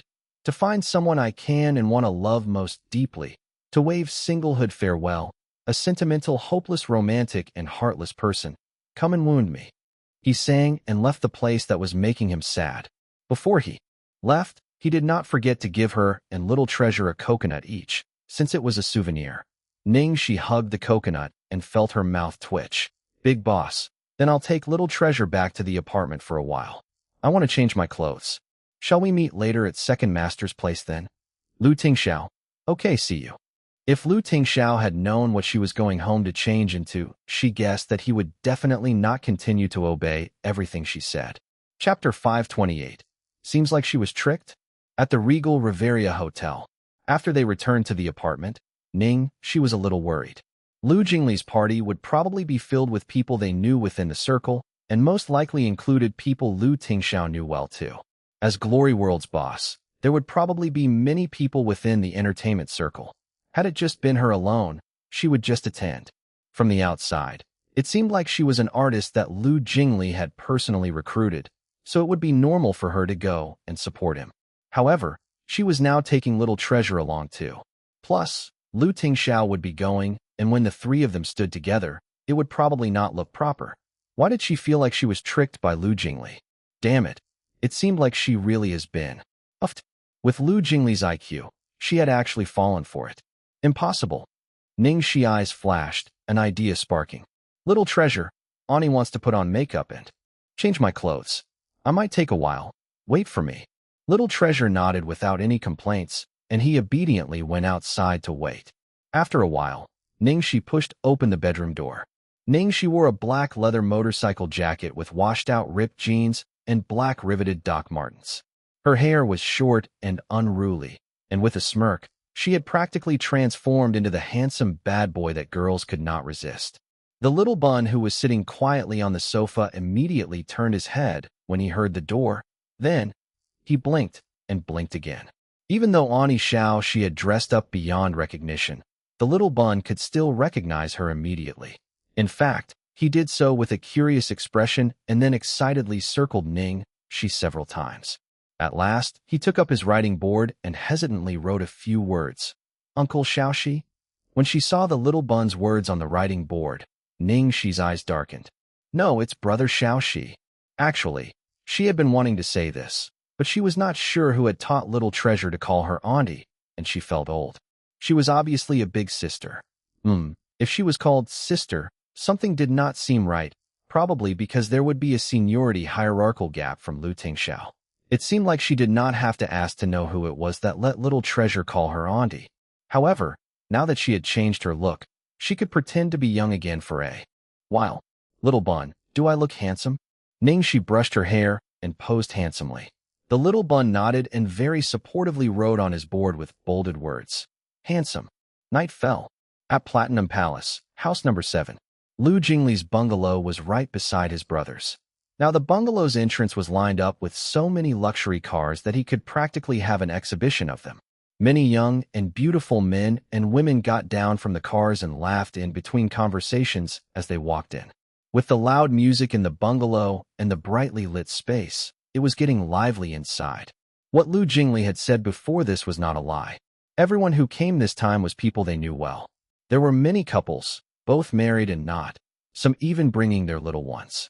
It could be called a party, but it was more of a gathering of friends, so things wouldn't get too out of hand.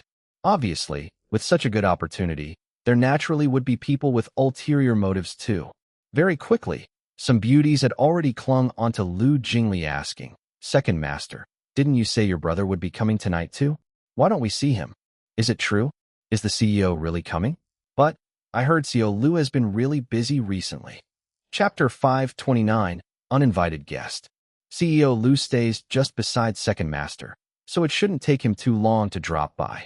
He'll probably give Second Master face and come, isn't that right, Second Master? Second Master, is your brother coming or not? You have to tell us. Jingli, who was being surrounded by a crowd of people, scoffed unhappily. Are you guys here to see me, or to see my brother? Obviously we're here to see you. It's been so long, everyone misses you so much. Jingli's attractive face stiffened, and he said, How much faker can you get? To prevent being compared to his brother's charming red suit, Jingli intentionally wore an especially bright pink color, looking like a delicious strawberry-flavored candy. While he complained about all the girls who were here to take their chances in a relationship, all the gorgeous girls cozied up to him and temporarily forgot about Tingxiao. Second Master, everyone was so bored to death all the time you were gone. We've all been looking forward to your return. Second master, your outfit is so eye-catching. It suits you very well. You're so handsome. How did you get more handsome after we haven't met for just a few days? Listening to all the compliments, Lu Jingli finally felt better again. Yet just as a delighted smile started to form on his handsome face, sounds of shrieks coming from the door broke the air. Hey, yeah, it's CEO Lu. Bro Xiao? Bro Xiao, you really came. Oh my god, Master Xiao is wearing red today? Someone, please hold me. I'm about to faint. Lu Jingli was speechless once again from being suddenly blatantly ignored. This cruel world. Where's the light and justice? Could it be due to his shining good looks that everyone else had gotten tired of aesthetics? It seemed like he'd have to change his tricks following this hoo-ha. First, he should be cool to the people around him for a few days, then intensely flirtatious. That should definitely be earth-shattering. As these thoughts raced through his mind, he saw his brother walk coolly towards him, and he could almost envision the man walking on an icy path with his own chilly breeze lending a flair or dramatics. Lu Jingli instantly decided to forget about his grand plan and just continue to flaunt his God-given looks. Forget about that highly difficult challenge. Oblivious to the scorching gazes surrounding him, Lu Tingxiao walked straight to Lu Jingli and sat down on the stool beside him before asking, "Where's Ning Xi?" Lu Jingli was speechless. The first thing he wanted to ask about was his wife. "She's not here yet," Lu Jingli answered sharply. Lu Tingxiao was someone that one could only observe from afar and not mess around with. So even though the beauties on the side were swooning, they dared not randomly walk up to him. They could only observe him from a distance and gossip among themselves. Obviously, of course, there were some with more courage and guts. In the crowd, a woman wearing a red dress walked up to him and said, "Mr. Lu, long time no see." Lu Tingxiao looked at the girl who stood in front of him with a wine glass in her hand. Then he frowned. A frigidness flashed across the depths of his eyes. Then his icy gaze fell onto his brother. At his brother's sudden glare, Lu Jingli almost choked on his booze. Damn it! Jesus! Why did this woman come over? Wasn't this Zhuang Qi, one of the well-liked candidates from their parents' list of potential daughters-in-law, who also held the title of Imperial's #1 socialite, and was widely circulated as the woman who was most likely to be Lu Tingxiao's new wife?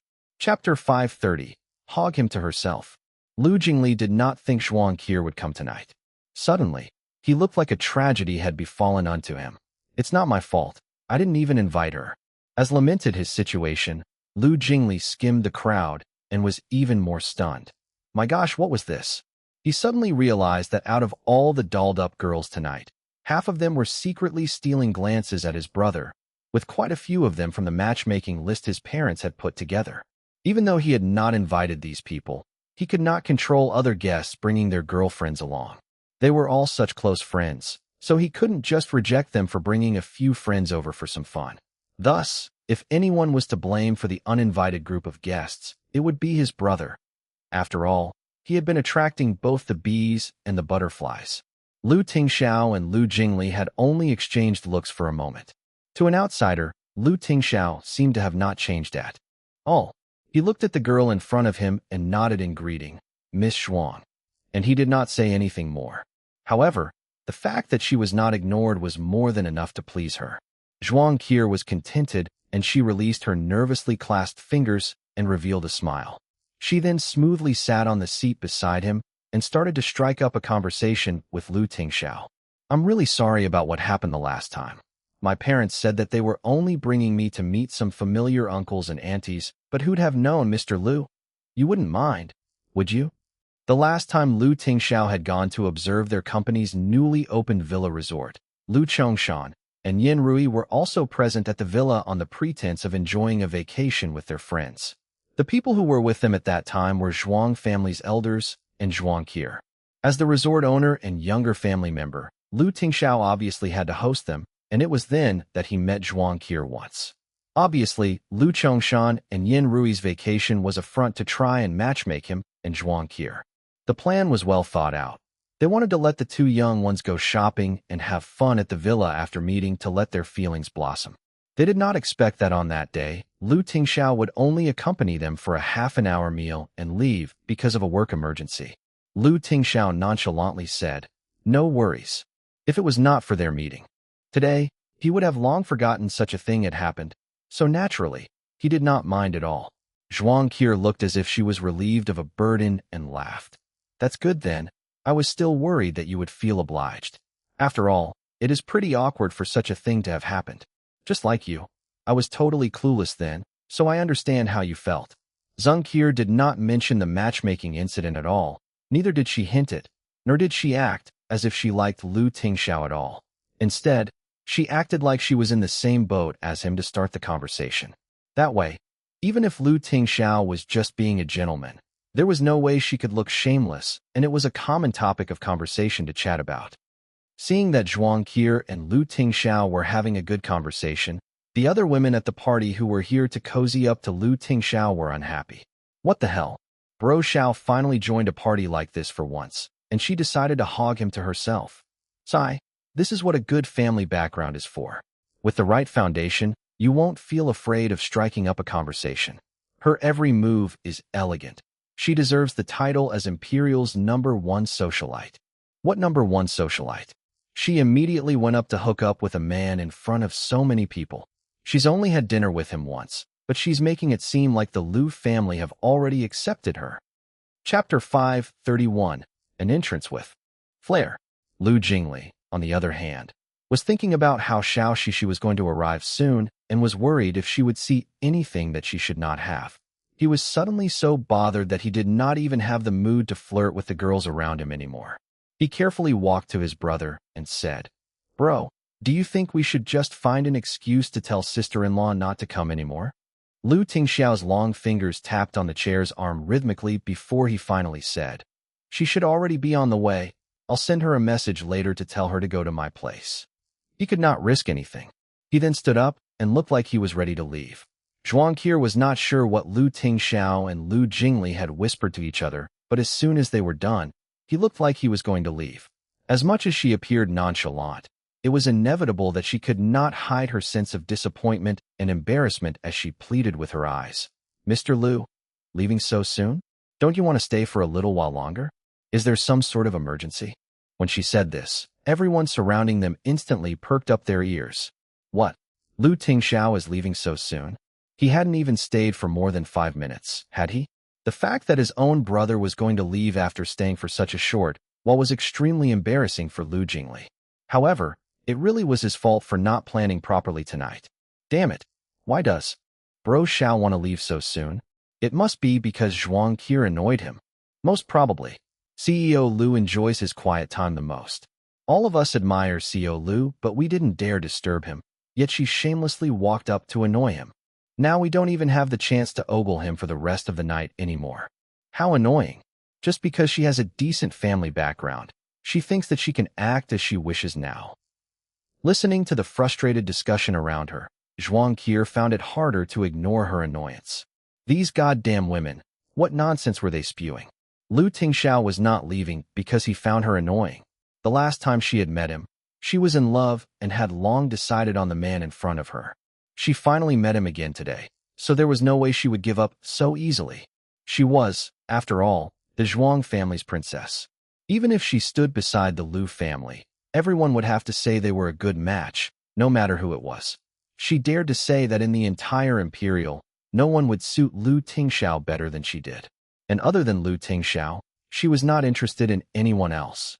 Since she was young, as long as it was something she wanted, she would definitely get it. This time would be no different. In fact, the both of them definitely had some fateful coincidences between them. She had just returned from overseas that night when she heard from a friend that Lu Jingli had also just returned and was having a party. The cherry on top of that piece of news was that Lu Tingxiao would be coming as well. When she arrived, she saw him. Not only that, Lu Tingxiao, who had only ever worn cool colors, had actually broken tradition and wore a red tuxedo. In fact, it was the exact same color as her dress tonight. They were definitely meant to be. She felt so emotional that her heart was about to melt the moment she saw him. He was even more stunning than the first time they had met. This man, she must get her hands on him. When she thought about her end goal, Zhuang Qi instantly regained her confident posture and chased after Lu Tingxiao, tittering in her 12-inch heels. "Mr. Lu, please wait for me. The combination of the sky-high heels Zhuang Qi wore that night and the wet poolside tiles, she slipped and lost her balance in the next moment. She could already feel herself fall embarrassingly into the pool. Zhuang Qi's face twisted into a horrified and hopeless expression as she could already see everyone waiting to watch her fall in and laugh at her. No, please no. Just as Zhuang Qi shut her eyes, her heart sinking in humiliation, a black shadow suddenly whizzed over at lightning speed. Despite having a thin frame, a slight arm steadied her by the waist, and she was soon pulled into a warm, safe embrace. The person managed to spin her around dramatically and save her before she fell into the water. A few meters away, Lu Jingli was stunned by the scene in front of him, as if he was watching a novel's male protagonist in action. The young man that had just made such an angel-like entrance and smoothly saved Zhuang Qi made the cup in his hand fall to the ground as he stuttered, Sister-in-law? Chapter 532. Practically an evil incubus. The man who held Zhuang Qi by her waist and saved her wore a black jacket, with slightly messy hair and an attractive face that could charm both men and women. The most hypnotizing part was his pair of clear eyes, which drooped a little with a kind of lazy unruliness. Yet he looked nonchalant, like nothing could really enter his heart. However, even if he were cruel, he was a charmer. But this man was practically an evil incubus here to charm mortals. Zhuang Qi thought that she was done for this time. With her ego, it was hard to imagine what would have happened if she had really fallen into the pool today. Thank God, she actually avoided the embarrassment. The strong grip around her waist gave her an air of fresh calmness. When she subconsciously looked up, she was met with a pair of charming eyes. Are you all right?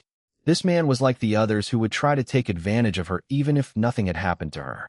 When she had finally steadied herself, he did not wait for another minute to take his arm away and remain at a safe distance from her.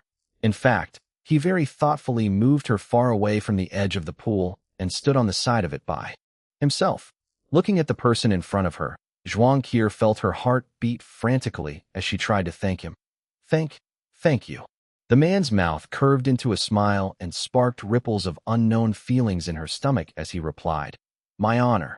The buckle on Zhuang Qi's heel had come undone because it was twisted earlier, so as soon as the man had replied her, he very naturally bent down to help her buckle her heels properly again. Then, he held out a hand to the girl. Zhuang Qi's fingers trembled slightly, and she hesitated shortly before slowly offering her hand to him. The moment she touched his fingers, her cheeks immediately blushed against her wishes.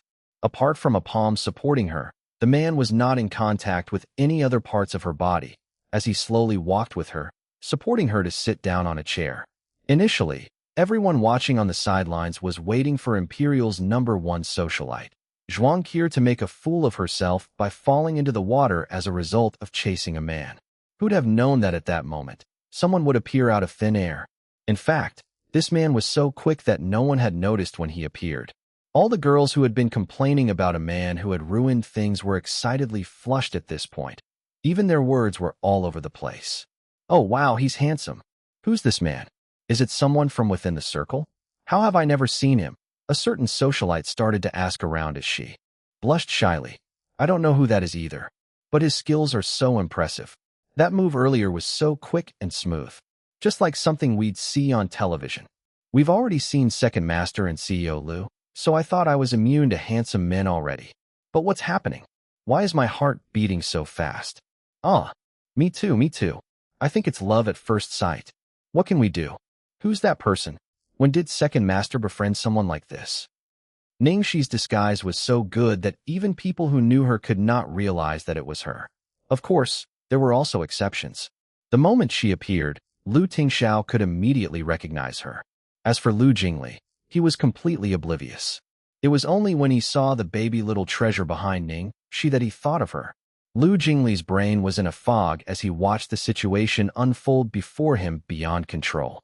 The way Zhuang Qi looked at Ning Xi became increasingly odd, and the group of girls fawning over Ning Xi grew, some even bothering him to ask about her identity. Amazing, my bro oft. It's sister-in-law. Chapter 533. If I were a woman, I wouldn't be able to resist either. When she led Zhuang Qi to sit on the chair, Ning Xi did not leave immediately.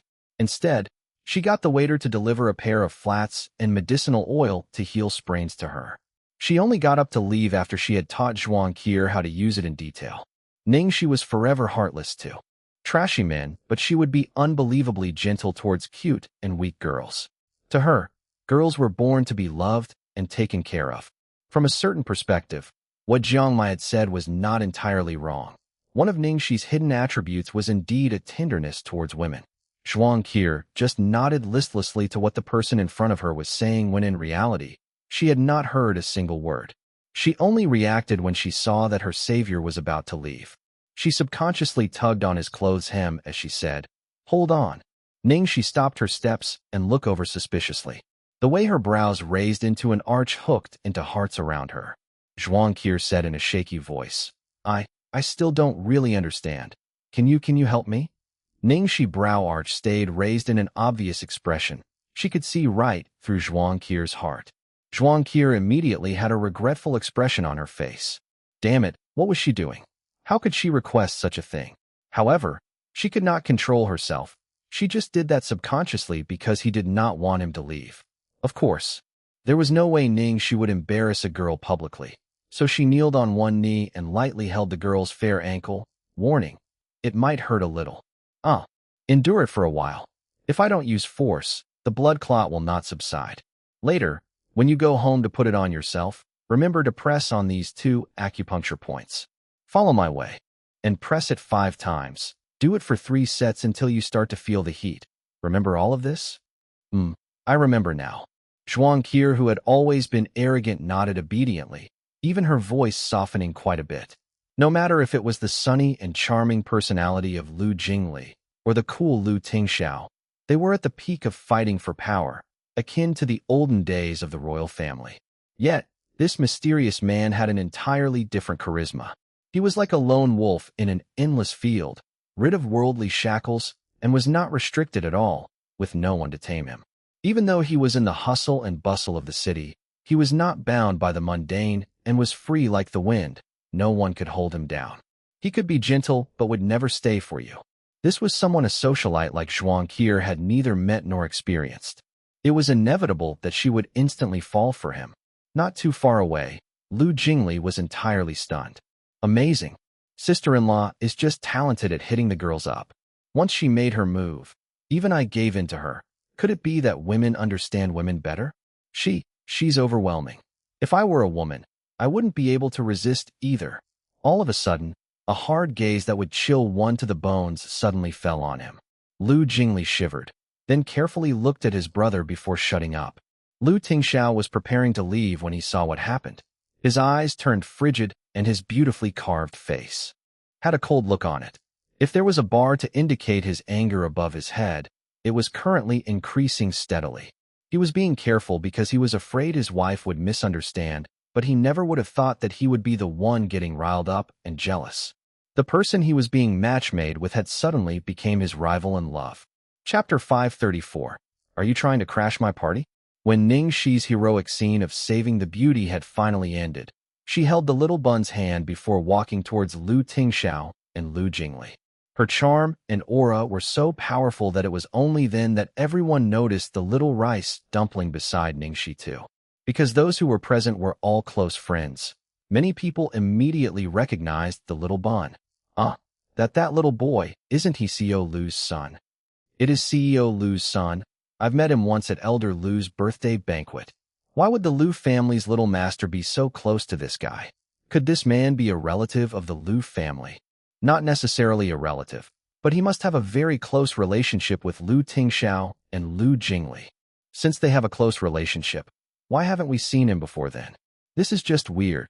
The remarkable sight of a rebellious-looking handsome guy holding a little dumpling's hand was like an arrow shooting straight through the hearts of the girls present, causing a wave of shrieks again.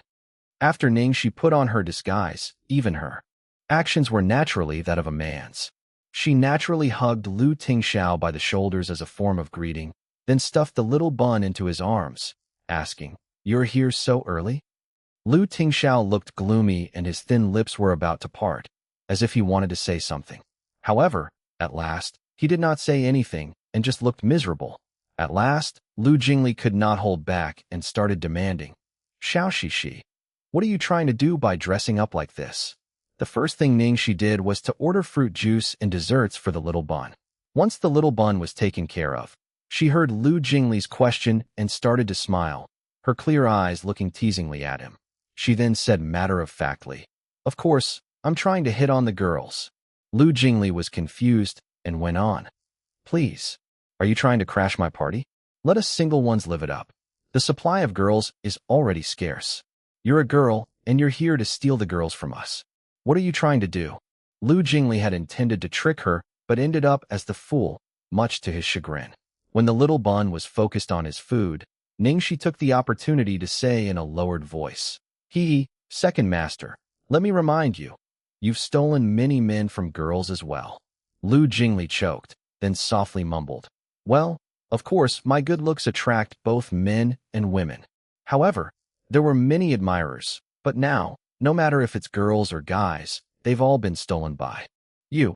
Among those who had asked about Ning Xi earlier were some pretty girls, and even a gay who shyly walked over to ask Ning Xi's name and where she was from. He was about to offer himself up for marriage, and from his hints, if that was not possible, he would be up for a one-night stand too. As for Lu Tingxiao, apart from Zhuang Qier, no other girls dared to openly hit on him. However, Ning Xi was different. Just as Ning Xi sat down to chat with Lu Jingli, two girls had taken the initiative to strike up a conversation with Lu Tingxiao. In fact, the both of them were very beautiful women, the most sought-after twins by all the bachelors present. They were the spitting image of each other. They wore the same body-hugging dress, one in white and the other in black. Chapter 535, Trying to Mess Around. The girl in black held a glass of red wine and looked at Ning Xi flirtatiously. Then, she spoke flightily in front of Lu Jingli. Bro Jingli, don't you want to introduce your new friend to us? As he watched the twin look at Ning Xi seductively, Lu Jingli felt his mouth twitch. Introduce my ass. How was he supposed to introduce this person? As his sister-in-law? He felt psychologically exhausted. Lu Jingli held his forehead to hide his expression and mumbled, the two of you? Ask him yourself. The two girls looked at each other, then walked straight to Ning Xi. The girls in white smiled sweetly. Hi, I'm Qiao Yan. The girl in black raised her glass and echoed, I'm Qiao Ran. Shall we get to know each other? Lu Jingli gritted his teeth and whispered into Ning Xi's ear, Xiao Shi. Quite the popular one. Big Qiao and small Qiao have high standards. This is their first time taking the initiative to flirt with a guy. Ning Xi shot Lu Jingli a look, then turned to the two girls and managed a short smile. Nice to meet you. The younger sister, Qiao Ran, immediately sat on the sofa beside Ning Xi and inched very closely, practically sticking onto her. Handsome, what's your surname? Ning Xi helped the little bun cut the cake into smaller bits as she answered, my surname is Tang. Even though Ning Xi seemed nonchalant, Qiao Ran, who was only here on a manhunt, suddenly felt her heart skip a beat, watching her thoughtfully take care of the kid. She only broke out of her daydream after a while and returned to smiling sweetly. Bro Tang. Is it? Bro Tang, you seem really skilled in fighting. The older sister Qiao Yan asked with obvious interest. Ning Xi smiled and tousled the little bun's soft hair as she leaned on his forehead to answer Qiao Yan. Not really, just some freestyle martial arts. As they chatted, little Qiao immediately clung onto Ning Xi and gushed. Bro Tang, you're so humble. We sisters have been interested in such things since a young age. Sadly, our family won't let us learn it. Bro Tang, would you teach us? Ning Xi shot a look at the girl's uncomfortably close body and said without a change. In expression, such a thing is not suitable for you girls. Lu Jingli coughed from the sidelines. Not suitable for you girls? You punk, aren't you a girl? She was too into her acting role now. After getting rejected, little Qiao immediately asked sadly, Bro Tang, are you only saying this because you hate us? I'm afraid of hurting you too. However, I could teach you a few styles of simple self-defense. Okay, Bro Tang, you're really kind. This was when a few other girls saw the opportunity to join the crowd too. Can we join you? We want to learn too. The group of girls who came up to Ning Xi pushed Lu Jingli to the side until he had nowhere to sit, and he could just walk to the only place where the girls did not dare step foot in, which was the space beside his brother. He said bitterly to him, Bro, Do I still need to tell sister-in-law to leave? Lu Jingli regretted it almost instantly after saying that. Leave my ass. Ning Xi was practically fitting in here. They were worrying for nothing. Now, the person he should be worried about was his brother. It was blatantly obvious that Lu Tingxiao's anger bar chart was continuing to accumulate.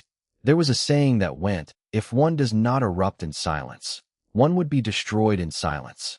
Lu Jingli had a bad premonition as his eyelids started to twitch nonstop.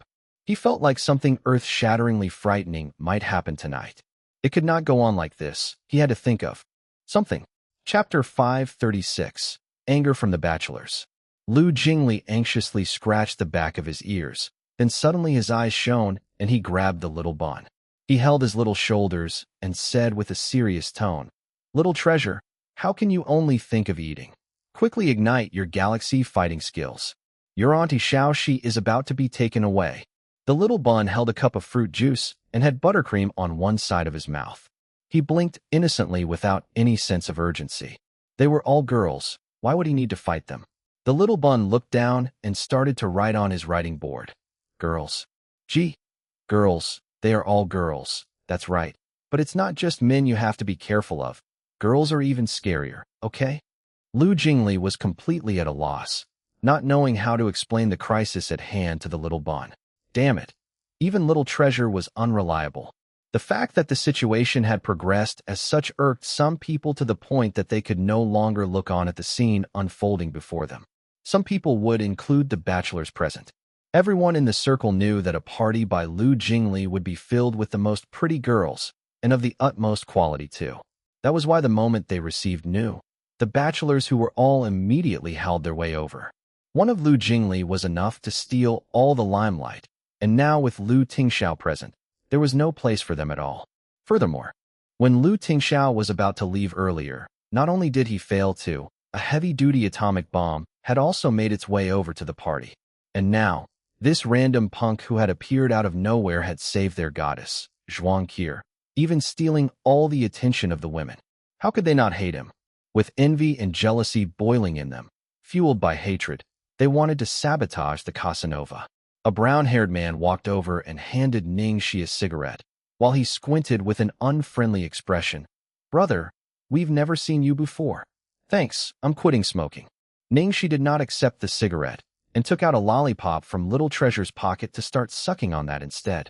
Ning Xi was indeed quitting smoking, but such an action was obviously seen as arrogance and not giving face. The man's expression darkened as he restrained himself, anger flashing across his eyes as he said, "Bro, shall we play?" Ning Xi obviously knew what the bachelors present had in mind. She was gentle to girls, but not to men. Since these people were submitting themselves for torture, she obviously would not be soft on them, and she replied instantly, "Okay."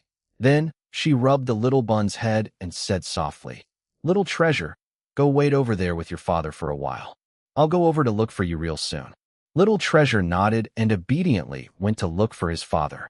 Not too far away, Lu Tingxiao watched his son run over him in clumsy steps and felt as though his wife was one of those carefree, do-as-she-pleases women outside, while he was left at home to take care of the kid. On the other end of the room, the men started to play games. The table was fully lined up with alcohol bombs for the loser to drink.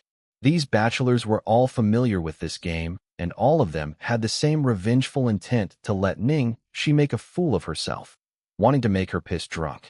At the start, Lu Tingxiao was a little worried Ning Xi would be taken advantage of. However, he noticed very quickly that he had little to be concerned about. Whether it came to cards or dice, Ning Xi did not lose a single game. Instead, it was those men who had intentionally picked on her who were losing horribly. They lay sprawled across the table and drank until they were about to throw up. On the other hand, Ning Xi, who had not drunk a single sip of alcohol, sat leisurely in the middle of the sofa, successfully harvesting all the hearts of the girls present. She probably had also turned some people gay on the spot. Chapter 537. Truth or Dare. It's no fun playing with you. You guys suck and you keep on losing. Why don't we play Truth or Dare? Suggested Small Qiao, excitement practically throbbing all over her face. Even though it was just a brief moment of meeting him, her interest in this man was piqued to an intense level. Most importantly, She realized that Zhuang Qi was interested in him as well, but because of her social standing and her ties with Tingxiao, she was not in the right position to make any move. She just watched them from a corner of the room instead. Small Qiao had always gotten a kick out of harassing Zhuang Qi, so she signaled her sister as they prepared to get into action. Truth or dare was the best way to create sparks among people in a party setting, and Big Qiao was good at playing the game. Basically, she could make anyone her target as long as she intended for them to be. Of course, that was provided that Ning Xi did not do anything out of her expectations. Small Qiao held on Ning Xi's arm and coyly said, "Bro Tang, that was your way of playing with the boys, but you can't bully us when you're playing with us." Ning Xi would never try anything funny with the girls. It would all depend on luck, so she assured them, "Of course not." Small Qiao was satisfied, and she gave Big Qiao another signal before starting the game. Unfortunately, luck was not on Ning Xi's side tonight, and she was it for a few rounds. Even though she knew that the twins had done something to the cards intentionally, she did not mind at all and played along. In the first round, "Bro Tang, truth or dare?" Small Qiao asked with a sweet smile. Ning Xi thought for a while before answering, "Truth." Usually, the first question would be to test the waters and should not be a controversial one. As expected, Small Qiao asked a key question, but it was an easy one. "Bro Tang, do you have a girlfriend?" Obviously, many of them wanted to know as well, and even Small Qiao was nervous. "Nope," Ning Xi answered them straightforwardly. "Really? Bro Tang, don't try to lie to me." Ning Xi smiled. "Of course not. It's the truth." Even though she said it very casually, her eyes shone and made people feel that she was telling the truth. Many of the girls were excited after they heard Ning Xi's answer, vesting more interest in the game now, although they knew that the twins were rigging it. The second time, Ning Xi was it once again. Small Qiao cocked her head and urged, "Bro Tang, what about this time? Truth or dare?" "Truth." The questions might get more exciting than the first one, but should still be manageable. Small Qiao acted like she was thinking really hard. Then she asked slowly, "Bro Tang, how many girlfriends have you had before?" Ning Xi was not surprised, but she raised her eyebrows and answered honestly, Sorry, I can't remember." She really forgot how many guys she had ever toyed with. Only Jiang Mai was still in contact with her now. Ning Xi stole a glance at the devil hidden in the shadows of the corner while she answered the question. "How naughty, Bro Tang. I knew it. You must have had a lot of girlfriends before." Small Qiao pouted. It was expected that a charming man like him did. She was just asking out of curiosity. The third time when Ning Xi was it again, she did not pick truth anymore. Dare. Chapter 538, Girlfriend 4. Half a day. When Ning Xi was it again for the third time, she did not pick truth anymore. Dare. If she continued to choose truth, Small Qiao would never let her get away with any more simple questions. Who knew what sort of questions she would ask this time? If the devil was not here, she would not mind answering anything, but the devil was sitting right there, so she dared not to go overboard.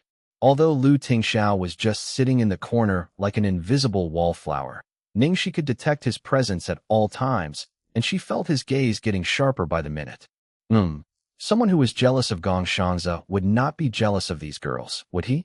Small Qiao was a little disappointed when Ning Xi chose dare, because her questions that she had mentally prepared would not be used, but she had an alternative.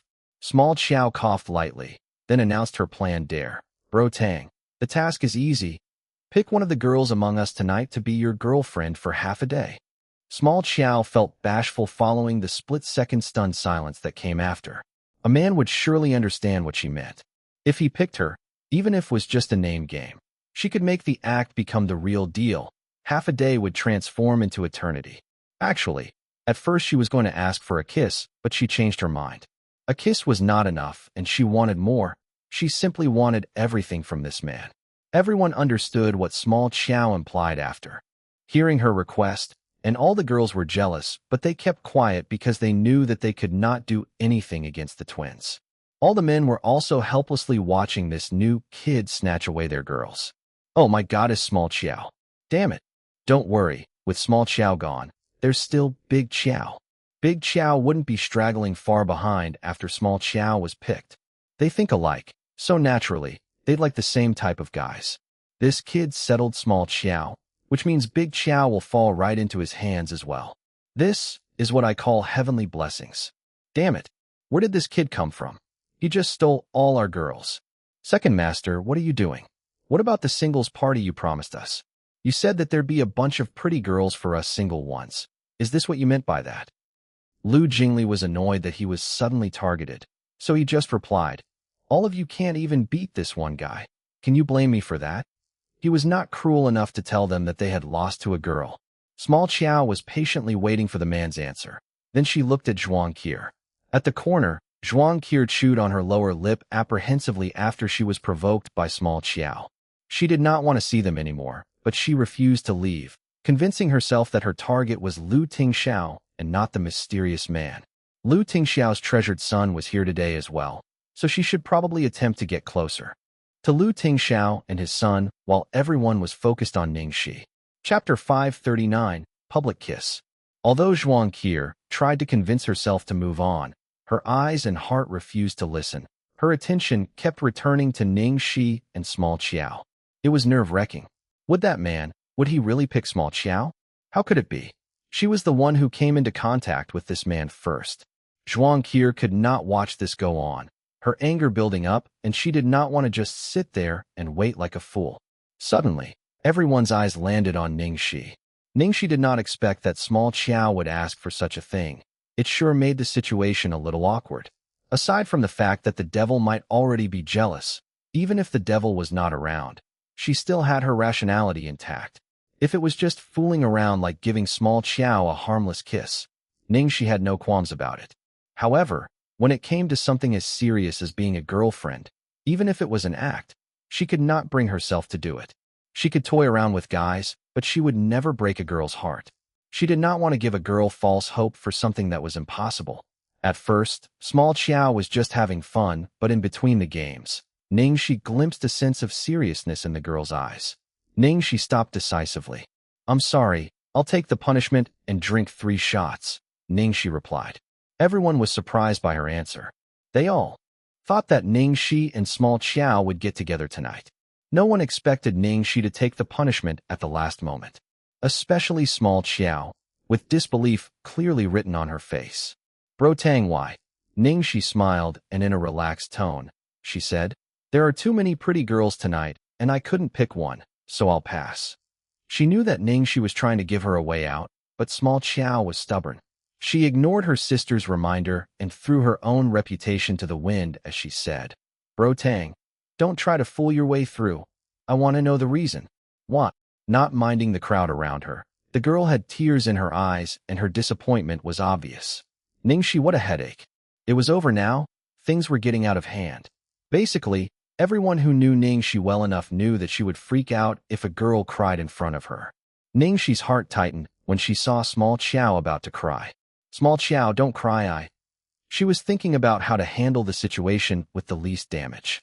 Could she possibly go along with Small Qiao's request first so that the girl would not feel embarrassed? Anyway, she was at fault tonight. Lu Jingli wiped his face anxiously and prepared for the worst. He totally understood Ning Xi's personality. She would probably agree with Small Qiao's request under the attack of the pitiful tears. Everyone, including Lu Jingli, was focused on Ning Xi and Small Qiao. No one noticed the devil had gotten up from his seat. Not a single person saw Lu Tingxiao stand up and walk slowly towards Ning Xi. Until, as Ning Xi was about to agree to the request, she felt a vice grip on her wrist, and she was enveloped in an icy cold embrace. All of a sudden, a fiery kiss was unleashed, accurately landing on her lips. Chapter 540. No girlfriend, but has a boyfriend. At that exact moment, only the clanking of plates and utensils was heard, and everyone's breath was stuck in their throats. Lu Jingli was shocked and threw up the alcohol he had drunk. The ointment in Zhuang Qi's grip fell onto the floor and was now in shattered pieces. Big Qiao's mouth was parted in a surprised, oh. Small Qiao was totally in shock. The other person who was even more shocked than Small Qiao was Ning Xi herself. What the heck? What was the devil doing? Before Ning Xi's eyes could pop out, Lu Tingxiao slowly lifted his lips from hers, but he still held by her waist, as if declaring his dominance over her. He looked at the dumbfounded Small Qiao with his sharp eyes, then asked in a deep voice, Are there any more problems? She had been asking Ning Xi why was she not picked. Now she shook her head from side to side vigorously like a bobblehead doll. Bro Tang had not lied to her. Indeed, there was no girlfriend. But he had a boyfriend. And his boyfriend was Lu Tingxiao. Oh my god. Lu Jingli put his hands to his forehead, feeling sorry for the girl who seemed like her brain was getting fried. Silly child, there are so many more guys in the world, yet you were trying to snatch the tiger's prey. Ning Xi tried to break free of Lu Tingxiao's hold. She struggled and failed, trying very hard not to hit him. Lu Tingxiao, are you crazy? Do you know what you are doing? Lu Tingxiao had not a drop of regret, replying as a matter of factly, I'm handling trouble. Ning Xi was speechless and really wished that she could sink into the floor. Even if he was trying to help her out of the situation, did he not realize that she was assuming a man's identity? Kissing in public was enough of a shocker. What more that they seemed to be two guys going at it? She was fine with it since no one knew her, but it was different for his case. Did he think the earlier rumors were not exaggerative enough? It was still a rumor the last time, but now he had made it a fact. This man is simply too capricious for his own good. Ning Xi huffed in anger. Let go. Not only did he tighten her grip on her, upon he seeing the masked worry within the girl's incensed eyes, he even closed in on her and kissed her again. Ning Xi was in shock as she felt the warmth on her lips again. What was happening? Was the devil infected with some sort of virus? Splash. Some unlucky guy was too shocked and lost his balance, accidentally falling into the pool. Yet again, for the second time, jaws dropped as those present were stunned to see what was happening in front of them. What was going on? They were privy to such a big secret tonight. Could they still leave the place alive? But, even though they were both men, but it felt like they were actually a perfect match for each other. One was wild and precocious. The other one was strong and dominant, their kiss making people blush and heart rates present race through the roof. Wake up! Wake up! How could they have such creepy thoughts? Chapter 541, Stealing Man from Bro Xiao. Her chin was held firmly by his calloused fingers, her lips starting to feel numb. Ning Xi was terrified. She would not have flirted had she known that this would happen. The frightening devil did not care about her feelings at all. She did not expect the devil would actually be jealous of a girl, and such intensely jealous too. Lu Tingxiao took his own sweet time and tasted her lips as if he was carefully enjoying the nectar of the gods. But of course, he stopped right before Ning Xi was about to explode. Ning Xi's heart was racing quickly as she clenched her teeth together and raised her arms. She wanted to rip her wig off her head. Things had finally unraveled to that point, and she could not let people misunderstood that he was gay. Could she? Lu Tingxiao knew exactly what she wanted to do, so he grabbed her hands and stopped her. His eyes were focused on the person in front of him as if only she existed in this world. He told her quietly, You don't have to. Isn't it better this way? No other woman will come near me the next time. Ning Xi was astounded, her heartbeat almost at a roar now. Damn it, the devil was being too much. That ultimate move of his. She almost wanted to kiss him back. I'll go to the washroom.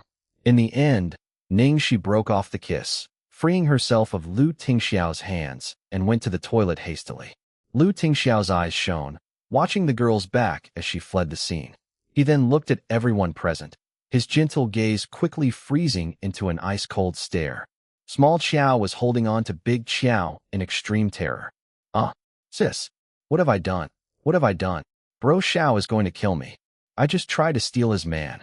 Big Qiao was in deep shock as well, but she tried to comfort her. Keep calm. Nothing bad will happen to you. You didn't know anything. Plus, they didn't say anything. We're innocent. No wonder he's so close to Bro Xiao and Bro Jingli. Even little treasure. I'm so stupid. Why didn't I think of their relationship earlier? The twins hid in the corner and tried to be invisible to the people around them. The Fujoshis among the crowd were practically having a nosebleed, and everyone was raving about what had just happened. It has been a rumor for so many years that CEO Lu liked guys. It's just that no one went public with it. So it isn't really a surprise, is it? Right? But to see it with my own eyes, the impact was too difficult to put into words. Many others nodded in agreement. The impact was powerful. Some people shrugged it off. Our society is way ahead now. This is completely normal. I'm not discriminating against the two of them. Plus, they actually looked really good together. That Tang guy looked even prettier than some of the ladies here tonight, and they don't look weird together. Many of them agreed. That kid is so arrogant that no woman could possibly hold him down. He definitely needs someone like Bro Xiao to tame him. Yeah, that might not be the case. Bro Xiao was here just now, and he was already flirting with everyone. First, it was the top socialite of Beijing, and then there were the twin sisters. In the end, Bro Xiao had to step in and publicize their relationship. Bro Xiao was totally under control. Tisk, no wonder Bro Xiao likes him so much. Chapter 542. Do you really have that kind of relationship with him? Standing in front of the washroom entrance, Ning Xi almost walked into the ladies' toilet. She abruptly realized her mistake and rushed to the opposite door. She calmed herself down after splashing some water onto her face, but when she came out of the washroom, there was someone waiting for her in the corridor, Zhuang Qier. When she was having fun with Big Qiao and Small Qiao's group, they gossiped a lot, and Ning Xi had heard about Zhuang Qier and her relationship with Tingxiao. She did not really know how to face Zhuang Qier now, so she decided not to do anything first. As expected, when Zhuang Qier saw that she was silent, she spoke. Up. I know it might be inappropriate for me to ask this, but is it true that you and Tingxiao are really in a relationship? Ning Xi frowned. It seemed like she was here to confront the person who had stolen her crush. While the Zhuang family of Imperial might not measure up to the Lu family in business, their background was not to be underestimated. Even with the prestige of the Lu family, the Zhuangs were not people that they could mess with. In fact, they had various angles in which they were important. In Lu Chongshan's eyes, the best candidate to be his daughter-in-law was Zhuang Qier because he wanted to use the Zhuang family as an insurance to help solidify the Lu family's power. And the Zhuang family had a special relationship with Ning Xi. The head of the Zhuang family, Zhuang Zongren, had one son and 3 daughters, and Ning Xi's mother, Zhuang Lingyu, was his youngest daughter. When she was young, she insisted on marrying Ning Yaohua and was disowned by Zhuang Zongren. The estranged pair of father and daughter had not been in contact at all for the past 20 years. Aside from some of the elders who were involved, most people thought that Zhuang Zongren only had 2 daughters. Not even the youngsters in the Zhuang family knew about this. Ning Xi overheard about this fiasco during a conversation between Zhuang Lingyu and Ning Yaohua. Ning Yaohua was involved in some sort of trouble, and she hoped that Zhuang Lingyu could go home to ask for help, but the latter refused and said something like she would never ever go back. Zhuang Qier was Zhuang Zongren's granddaughter, so biologically speaking, they were cousins. This was really complicated. However, come to think of it, Ning Xi did not really mind. Since she did not acknowledge Zhuang Lingyu as her mother now, she would not care about some faraway grandfather or cousin. What if it's true? And what if it's not? Ning Xi replied Zhuang Qier with a question instead. If it's not, Zhuang Qier's voice shook. She really hoped that it was not true, but it was impossible. After all that they had done, she was just lying to herself. At last, Zhuang Qier took a deep breath and returned to her calm expression. If it's true, then I'll give up. Huh? Ning Xi was surprised by her reply. It was unexpected, considering her prideful personality. Zhuang Qier held her fist tight and looked at her with fiery eyes. I was pretty confident about getting to Tingxiao at first, but since it's come to you, I'll not fight with you for him. Zhuang Qier quickly excused herself before she could have an emotional breakdown. Ning Xi looked at the stubbornly arrogant Zhuang Qier's silhouette, leaving speechlessly. Something was not right. Did she get the wrong message? Why did it feel like Zhuang Qier loved her instead of Tingxiao? Chapter 543. Personal property, no trespassing. Do not even look. The party was still going on outside, but apparently, everyone was not in the mood to have fun anymore. Lu Jingli saw a few ladies leave quietly. All of them were originally here to get closer to Tingxiao, but they all gave up now. Bro, what a great idea. Not only did you expel the potential opponents, you even settled the women who were chasing after you. What a clever move. Lu Jingli gushed to his brother, impressed. At this moment, Lu Jingli did not realize that while it was true his brother had no more trouble, things were going south very soon. An onlooking crowd welcomed Ning Xi with curious gazes after she came out of the bathroom. Apart from them, the little bun rushed towards her quickly. His face clearly expressed a message. Little Treasure was angry. Hugs and kisses to heal his broken heart and soul. On Xiao, she had actually kissed father, and moreover, it was twice. Ning Xi instantly knew what the small kid was thinking, so she generously gave him 2 big kisses and held him tightly in her arms. Then she walked towards Tingxiao. A waiter came over with 2 glasses of warm milk. The moment Ning Xi sat down, Tingxiao handed a glass of milk to his son and the other glass to Ning Xi. Then he lay on the sofa in a relaxed posture and put his hand on the back of the sofa where Ning Xi sat, exhibiting his dominance. He was sending a message to the floor: personal property, no trespassing. Don't even look. His silent message was super effective. Everyone backed off and chatted among their own groups while enjoying some drinks, not daring to stare at Ning Xi anymore. The devil's kiss solved most of the problems that had cropped up earlier, and Ning Xi was a lot more relaxed now. But she was still worried. Tingxiao, is it really okay to have them misunderstand you? Tingxiao nodded. Don't worry. The rumor will dissolve itself the day you become my wife. Ning Xi was speechless. If that day did not come, he would be misunderstood as being gay his whole life. Jingli could not stand it anymore. Guys, can you please be more considerate? I'm getting goosebumps. The little bun was falling asleep since his usual bedtime was around 9 or 10 o'clock, and the milk helped to induce his sleepiness. Tingxiao saw his son rub his eyes, so he brought the boy closer to him and tried to help him sleep more comfortably. But the little boy did not compromise, quickly backing off and sticking to Ning Xi. He even grabbed onto Ning Xi's neck tightly, as if telling his father, I know what you're thinking. Don't you dare separate me from Xiao. The little boy had been on alert this whole time after his father had kissed Ning Xi. It seemed like the son-father alliance was disintegrating. Jingli gloated at his brother and almost laughed out loud. No matter how perfect a plan was, there would always be a flaw. His brother could settle so many people, yet he forgot about his own son. Ning Xi was worried about little treasure, so she picked him up and wanted to leave. Second master, please continue having fun without us. Little treasure is getting tired. I'll take him back to rest. He's still growing right now. We shouldn't let him stay up too late. Jingli was annoyed seeing Ning Xi's kind and motherly side. He could not believe that she was the same person who had caused all the trouble earlier. Chapter 544, Personal Property, No Trespassing. Do not even look. The party was still going on outside, but apparently, everyone was not in the mood to have fun anymore. Jingli saw a few ladies leave quietly. All of them were originally here to get closer to Tingxiao, but they all gave up now. Bro, what a great idea. Not only did you expel the potential opponents, you even settled the women who were chasing after you. What a clever move. Jingli gushed to his brother, impressed. At this moment, Jingli did not realize that while it was true his brother had no more trouble, things were going south very soon.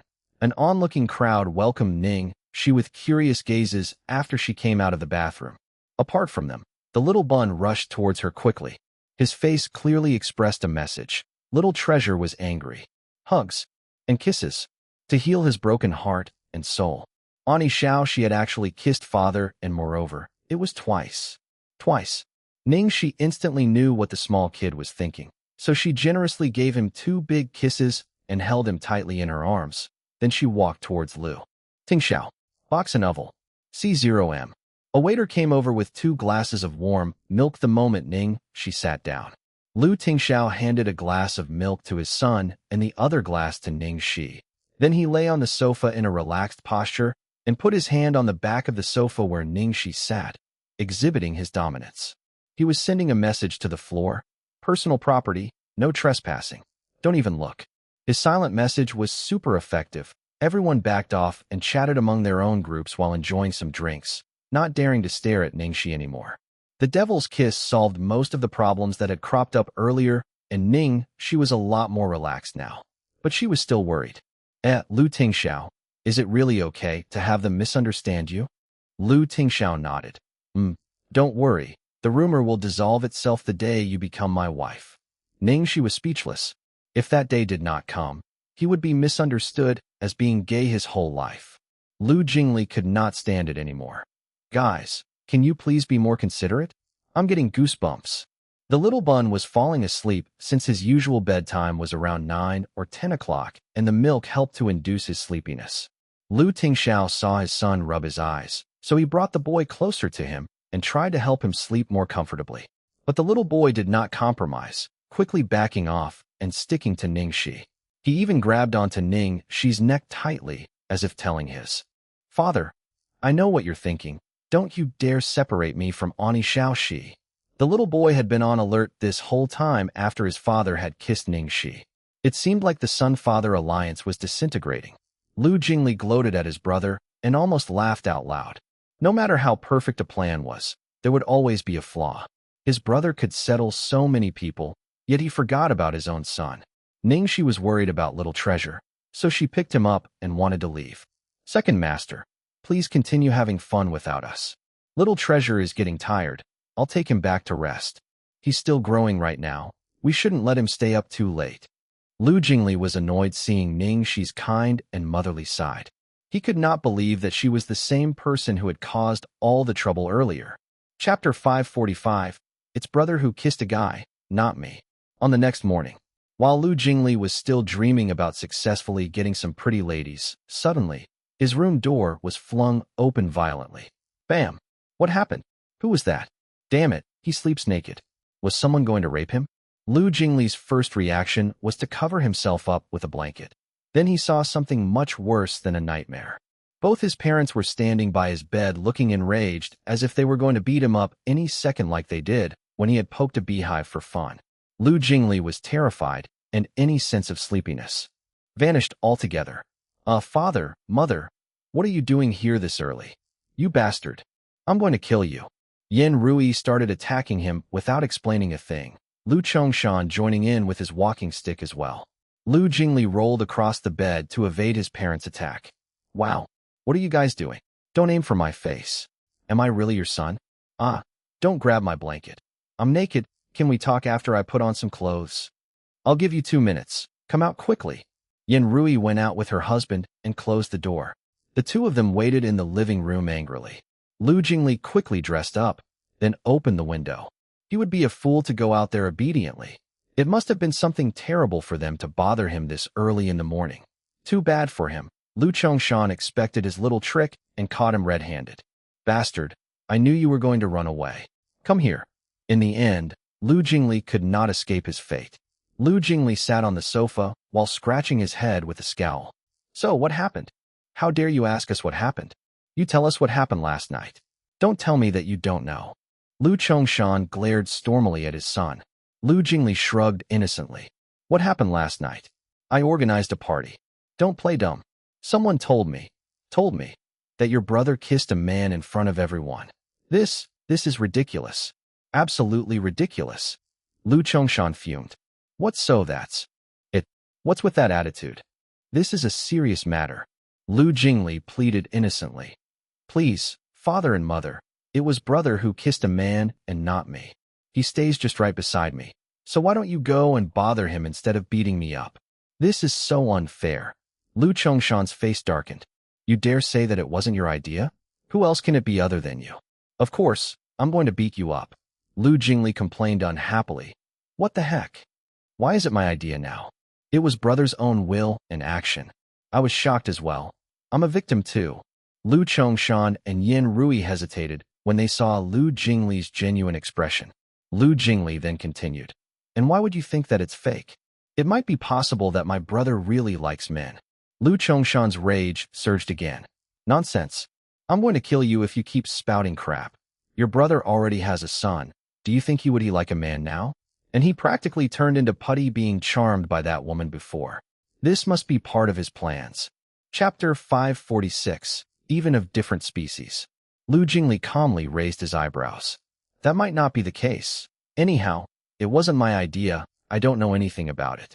We already knew that he was not sure about his sexual orientation before. What happened 5 years ago was a setup by me, and he almost became estranged with everyone here. And now Ning Xi has appeared, and thank goodness that she is a woman. Yet, the both of you are getting in their way and forcing brother to marry someone he doesn't like. With such a difficult love life, who'd have known if he has suffered from some emotional trauma? Then, he might get fed up and end up liking men instead. Come to think of it, it is possible. Lu Jingli's words really terrified both Lu Chongshan and Yin Rui. This was the one thing that worried them the most. Even though it might just be a plot of their sons, they still had to make sure of it. Lu Chongshan looked really unwell, and in the end, he spoke up. Help me send a word to your brother. If he wants to marry that woman, He can go ahead. Lu Jingli was exhilarated, but only for a moment, as he knew that his father would have something else to say. True enough, he continued, as long as he agrees to these requirements. What requirements? First and foremost, she needs to quit the entertainment industry. Secondly, cover up her background. We will find a suitable identity for her to assume. Thirdly, before she comes into our family, she will need to undergo some finishing education regarding manners and appropriate behavior. Lu Jingli picked his ears as if he thought he misheard and interrupted. Father, I don't have to go and tell brother anymore. I'll reply you on his behalf. What are you trying to say? Lu Chongshan asked with a deep, threatening voice. Father, you're not being sincere. You might as well not let them marry at all. Lu Chongshan was astonished. What do you mean? He had spent a whole night coming up with this idea. He could never accept that woman, but he could still compromise, so he tried his best to think of a way to have an ideal outcome. How is that not sincere? Lu Jingli sighed. Father, let me tell you, the woman brother likes is a wolf. What you're trying to do is to bring the wolf from the forest into a zoo and trap it inside a cage. You're going to paint it white, remove its teeth and claws, put it on a leash, and hand it to my brother, then say, here you go. Your favorite wolf cub is here. How do you think brother would feel? You're not doing this for his sake. You're destroying what he loves. Yen Rui frowned and flared her nostrils. Jingli, your analogy isn't appropriate. We're just trying to make the girl a better person in order to become Tingxiao's wife and Little Treasure's mother. Fine, then I'll use another example. Do you remember when I was still a child? I really liked a bunny. In the end, it died of sickness, and I was sad to the point that I had no appetite for a few days, and you guys brought me another bunny that looked similar to make me happy. Do you remember how I reacted? Yen Rui nodded. You didn't want it. You asked me to send it away. Yes, even if it was the same, I knew that it was not the one I liked from before, yet now you're turning a wolf into a puppy. Heck, they are even of different species. There are a lot of people who are suitable for my brother, but so what if he and Little Treasure don't like them? Chapter 547, Advanced Love Rival Repellent. When he reached the office in the afternoon, Lu Jingli reported what had happened to his brother. Of course, he exaggerated how he used his extraordinary talking skills to convince their parents and to turn the tables. Although it wasn't settled in the end, it's still a good sign. Father and mother weren't even considering her before, but at least they are trying now.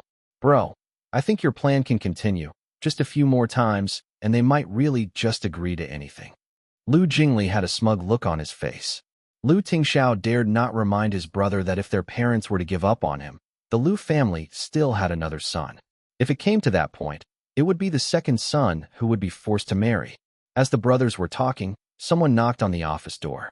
Little Treasure walked in, and the one who followed behind him was not Ning Xi, but was Gong Shangzi. Lu Tingxiao frowned a little. Where's Ning Xi? For some reason, Gong Shangzi always freaked out when he saw this man. So he replied carefully, "Oh, Lu, sis, she mentioned she had something urgent, so she didn't come up. She asked me to inform you that she'll be back in around 2 hours to get Little Treasure." An urgent matter? Lu Tingxiao scanned his calendar and realized that it was Ning Xi's grandfather's birthday. She had probably gone back home. Lu Tingxiao was worried, not feeling at ease to have Ning Xi go back alone, but since it was just a short 2 hours, there should not be any issue. She probably just went back to wish her grandfather. Lu Jingli was suddenly revived as he looked at Gong Shangzi. Did something happen when I wasn't here? Who are you? Why are you so close to Xiao Shishi? Gong Shangzi guessed that this man was probably the owner of Glory World Entertainment, Ning Xi's superior Lu Jingli, so he respectfully replied, "Hello, After Lu Jingli finished hearing Gong Shangzi's introduction, he said to his brother, "Damn, bro, you're really generous, letting a pretty boy go near sister-in-law. Aren't you worried that she'd eat him up?" Lu Tingxiao glanced at the nervous Lu Jingli and replied with just 3 words, "There's Little Treasure."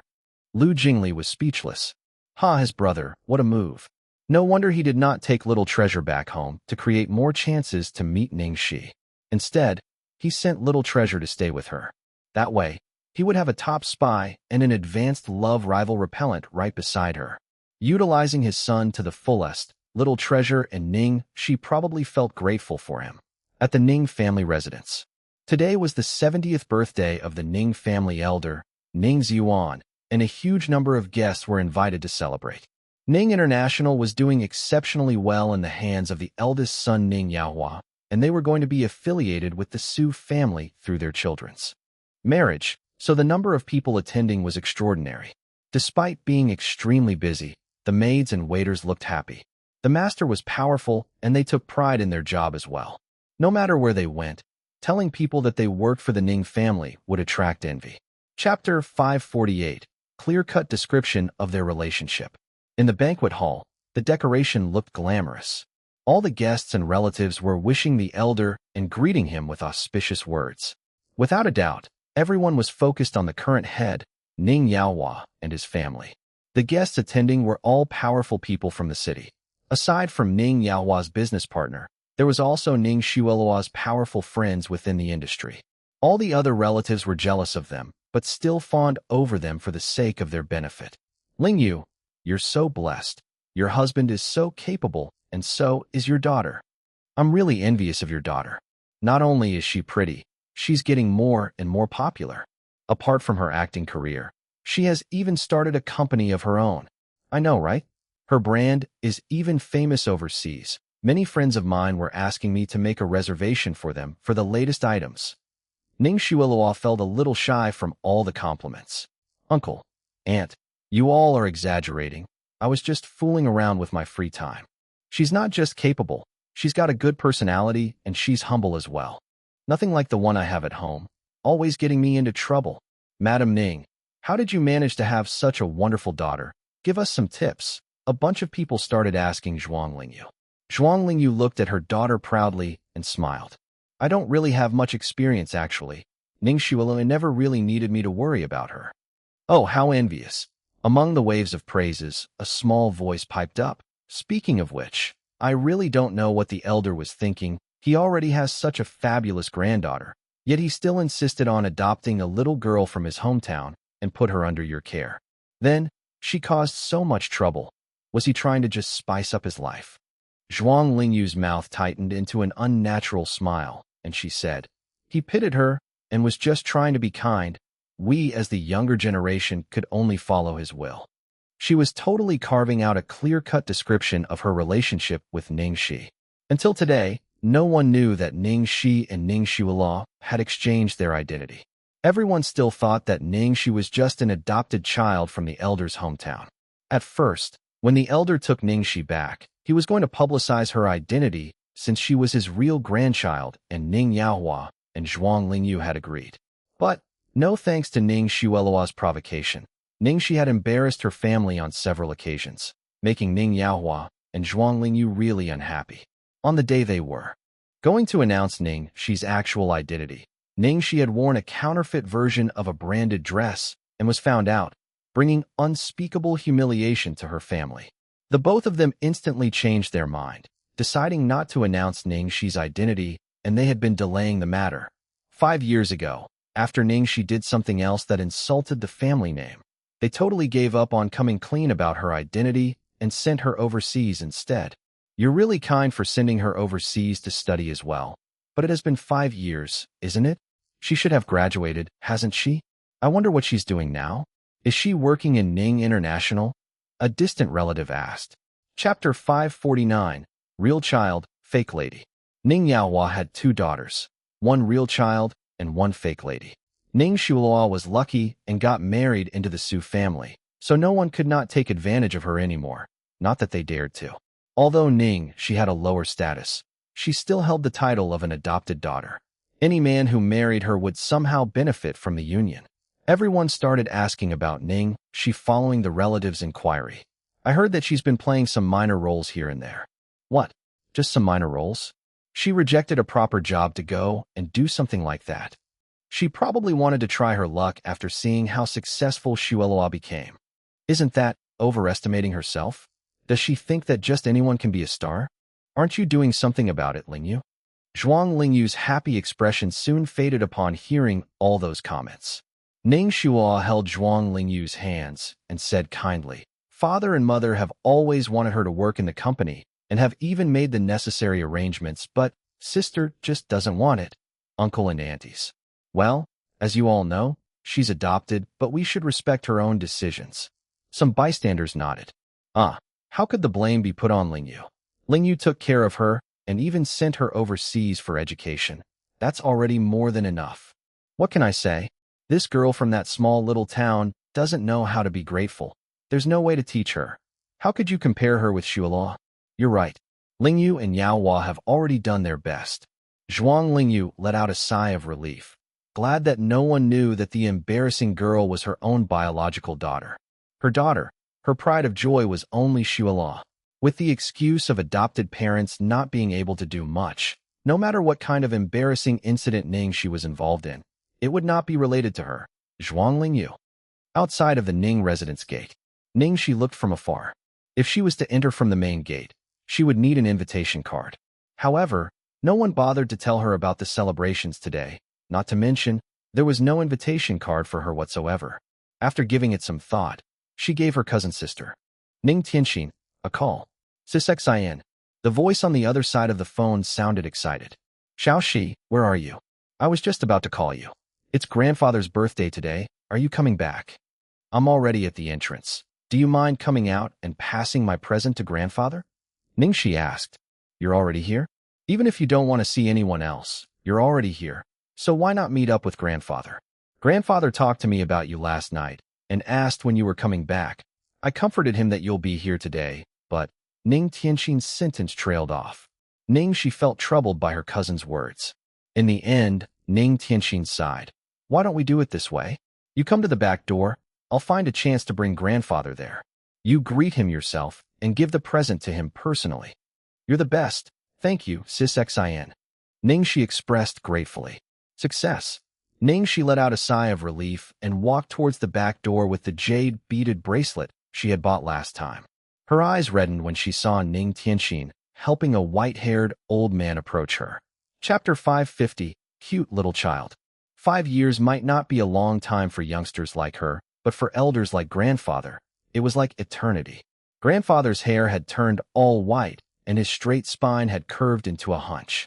He took out his glasses from his front pocket, trying to look at her face clearly. Ning Xi's old memories all rushed back to her the moment she saw her grandfather. It was winter, she was still young, and was brought to a strange place. She saw her biological parents being intimate with Ning Xiulaw as she hid in a corner and started missing her old home. She was almost on the verge of tears. Then, grandfather found her, held her hands, took her to the kitchen, and cooked her a bowl of noodles and soup, telling her not to cry as this was her home. Zhuang Lingyu had always yelled at her, instilling fear and insecurity in her, and she only became worse at the things she was told to do. Her grandfather would always spend time with her in the study room, and he taught her many things patiently. After she left home, she never returned and grandfather did not know what had happened. As his health was not at its peak, Ning Xi dared not tell him what had happened so as not to worsen his condition. There was a time when grandfather went to America personally to bring her back, but she had declined. Till the present day, she still remembered his disappointed expression. Currently, Ning Xi was not sure how to face him. Ning Ziyuan was clearly unhappy, probably still thinking about the time when she did not return home with him. Ning Tianxin was the first to make a move to break the ice. She went over and held Ning Xi's hands and took her to grandfather. Xiaoxi, what are you standing there for? Say something, Ning Tianxin urged her. Ning Xi was not the shy little girl she was. As she got back to her senses, she quickly gave the elder a big hug. Grandfather, I've missed you. Ning Ziyuan was surprised by his granddaughter's passionate hug, and he exclaimed, I don't really see how you have missed me. If you really did, why didn't you come back after all these years? Although his tone was a little harsh, he obviously still had a soft spot for her. Ning Xi laughed. Grandfather, I'm studying hard. You're the one who told me that knowledge transforms life. I've listened to your words and gave studying my all. You. Ning Zon looked helplessly at her with his speckled gray eyes, almost not recognizing her anymore as he mumbled, You've changed. Not just her looks, her personality, her aura. Just meeting her for a short while made him realize that his granddaughter's transformation came as a big surprise to him. Ning Xi cocked her head to one side and asked, How did I change? Am I prettier now? The elder smiled at her and replied, Yes, and much more positive now. It's a good change. Looks like the overseas environment did you good. That was the only thing that comforted Ning Xi, as he felt really sorry for this granddaughter of his. After some small talk, Ning Xi moved on to the actual conversation. Xiaoxi, I know that I told you to focus on your studies, but I've also taught you to do the right things at the right time, yes? And you too, Tianxin, listen to what I'm going to say. You too are getting older now, practically ripe for marriage. You should find someone, get married quickly, and bring me a cute little grandchild. I understand that youngsters nowadays are very busy, so if you don't have time to look after the kids, I'll look after them for you. Don't worry about it. Chapter 551. Successor with the blood of the Ning family. Ning Xi and Ning Tianxin looked at each other helplessly. Ning Tianxin was a feeble person and would not say anything, so Ning Xi spoke up. Grandfather, stop. You can't be like this. The first thing you tell me after so many years is to urge me to marry. You know what kind of grandfather isn't cute? It's the kind that urges their grandchildren to get married. Ning Xi shot her a stubborn look. Then, do you know what kind of granddaughter isn't cute? One like you. Always roaming outside and not coming back, and not bearing any great-grandchild for me. I'm already 70 years old today. How many years do I have left? Ning Xi was speechless by his rebuttal. Ning Xi looked in the direction of the banquet hall and said to them in a sad tone, It's not that I want to force the both of you. I have no choice.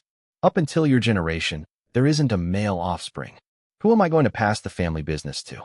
Are you asking me to pass it to the adopted Ning Xiuhua, or your second uncle's two illegitimate daughters? Both Ning Xi and Ning Tianxin looked down shamefully after hearing what their grandfather said. Ning Xi lived with a no marriage doctrine. She would probably never get married her whole life.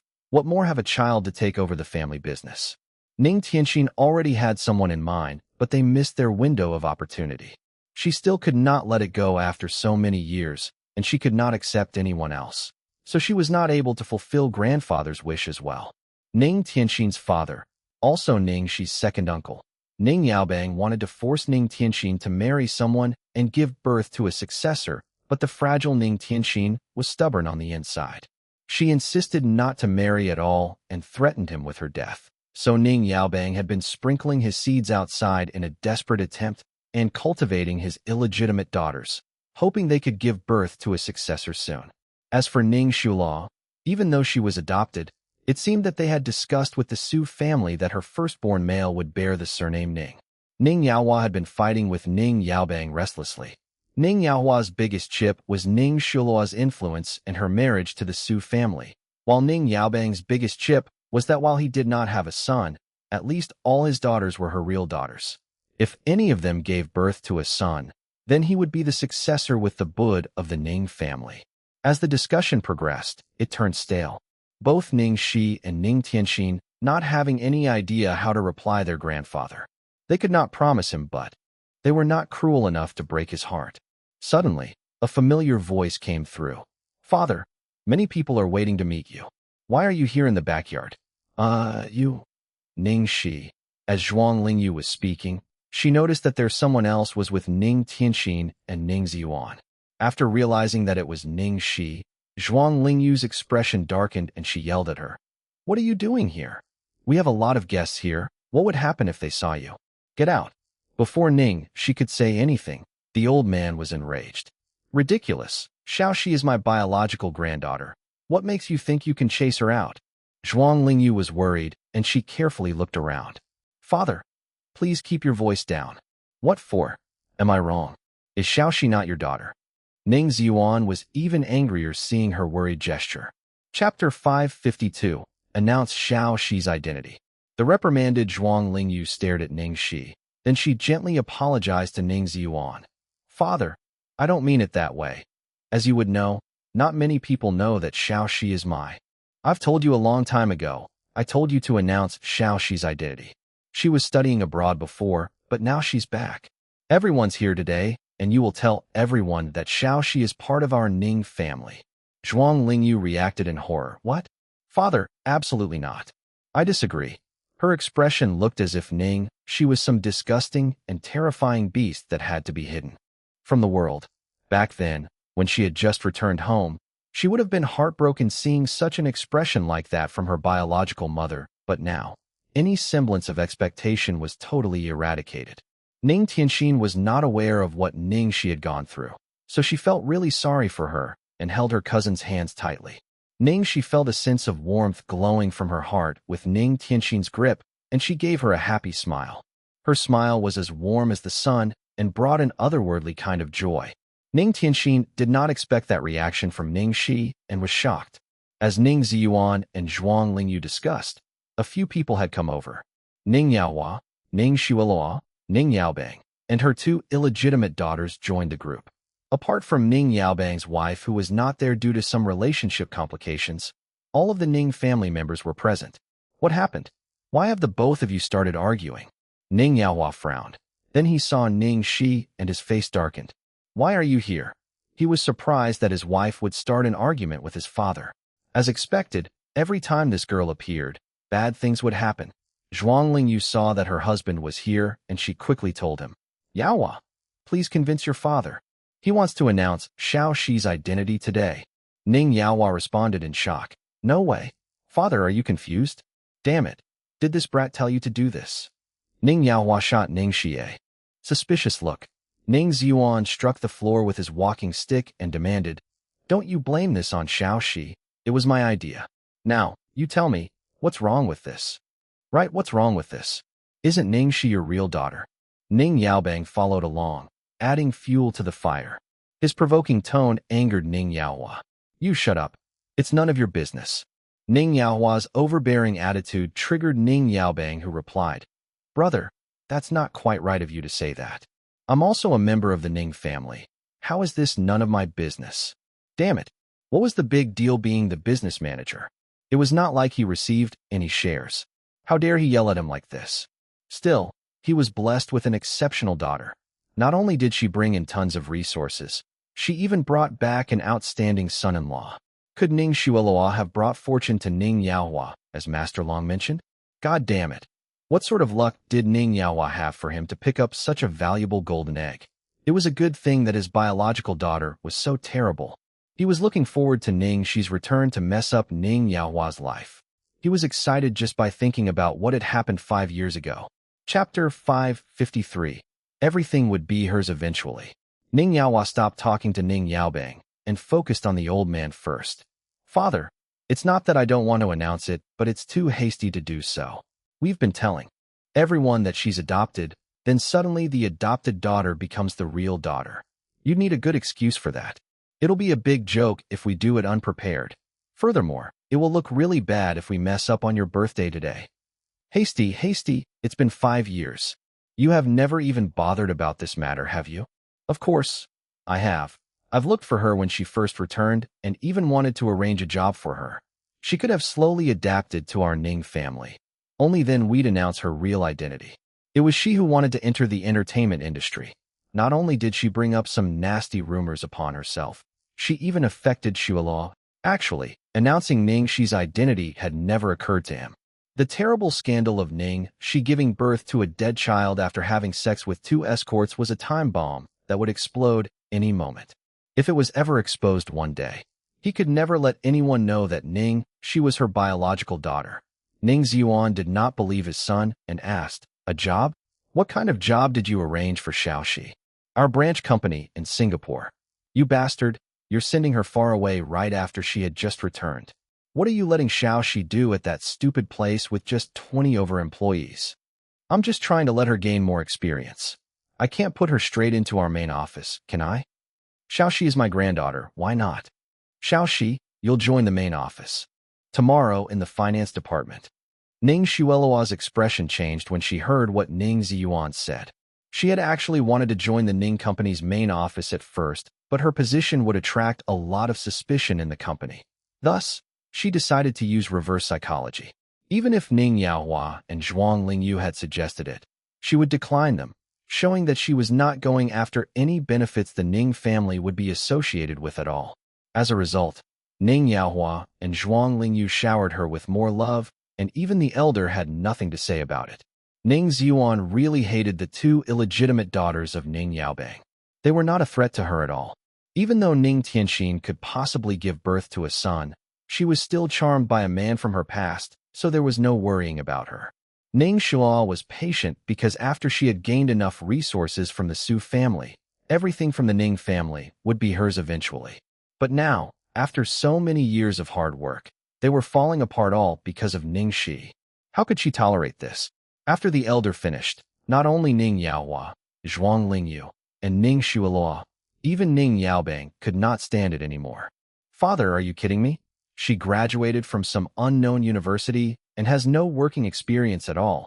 How could you let her join the finance department? Even if you were to pick, you should pick Tianxin, or even Xiao Ru and Xiao. AI. Brother, you're overestimating your children. While it's true that Tianxin graduated from the University of Imperial, she's an art major. So what can she do in the finance department? As for your two illegitimate daughters, what else do they know aside from dressing themselves up? Are you trying to mess up the company by letting them join the finance department? Father has said it before, Xuela will join the finance department after she's married. Chapter 554. It's only been 2 hours. Of course, Ning Yaohua hoped that his daughter would join the main company, but he had hoped for Ning Xuela to do so, and not Ning Xi. To him, if Ning Xi were to join the main company, it would be a total disaster. Messing things up in the family was terrible, but screwing up in the company would be utterly embarrassing. He had promised the Su family the other day that Xuela would definitely inherit the family business. As the three of them argued, Zhuang Lingyu went up to Ning Xi and pulled her aside. What are you still waiting here for? Leave now. We were all good here until you came along. It's your grandfather's birthday today. Do you really have to mess things up? Although Ning Xi looked calm, Ning Tianxin could not hold it in anymore. Despite being a meek person, she spoke up. Big Aunt, you're not being reasonable here. Xiaoxi was just here to wish grandfather. So in order to not alert all of you, I brought grandfather to the backyard to see her. She didn't say anything nor do anything wrong at all. How is this her fault? Yes, she didn't do anything wrong, but her presence itself is more than enough. And our family matters are none of your business. At the same time, in CEO Lu's room, 2 hours had gone by, but Ning Xi was not back yet. Little Treasure was lying there looking out of the window, as usual, while Lu Tingxiao started to check his phone frequently. Lu Jingli could not stand them anymore. Can the both of you calm down? It's only been 2 hours. 5 minutes later, she was not back yet.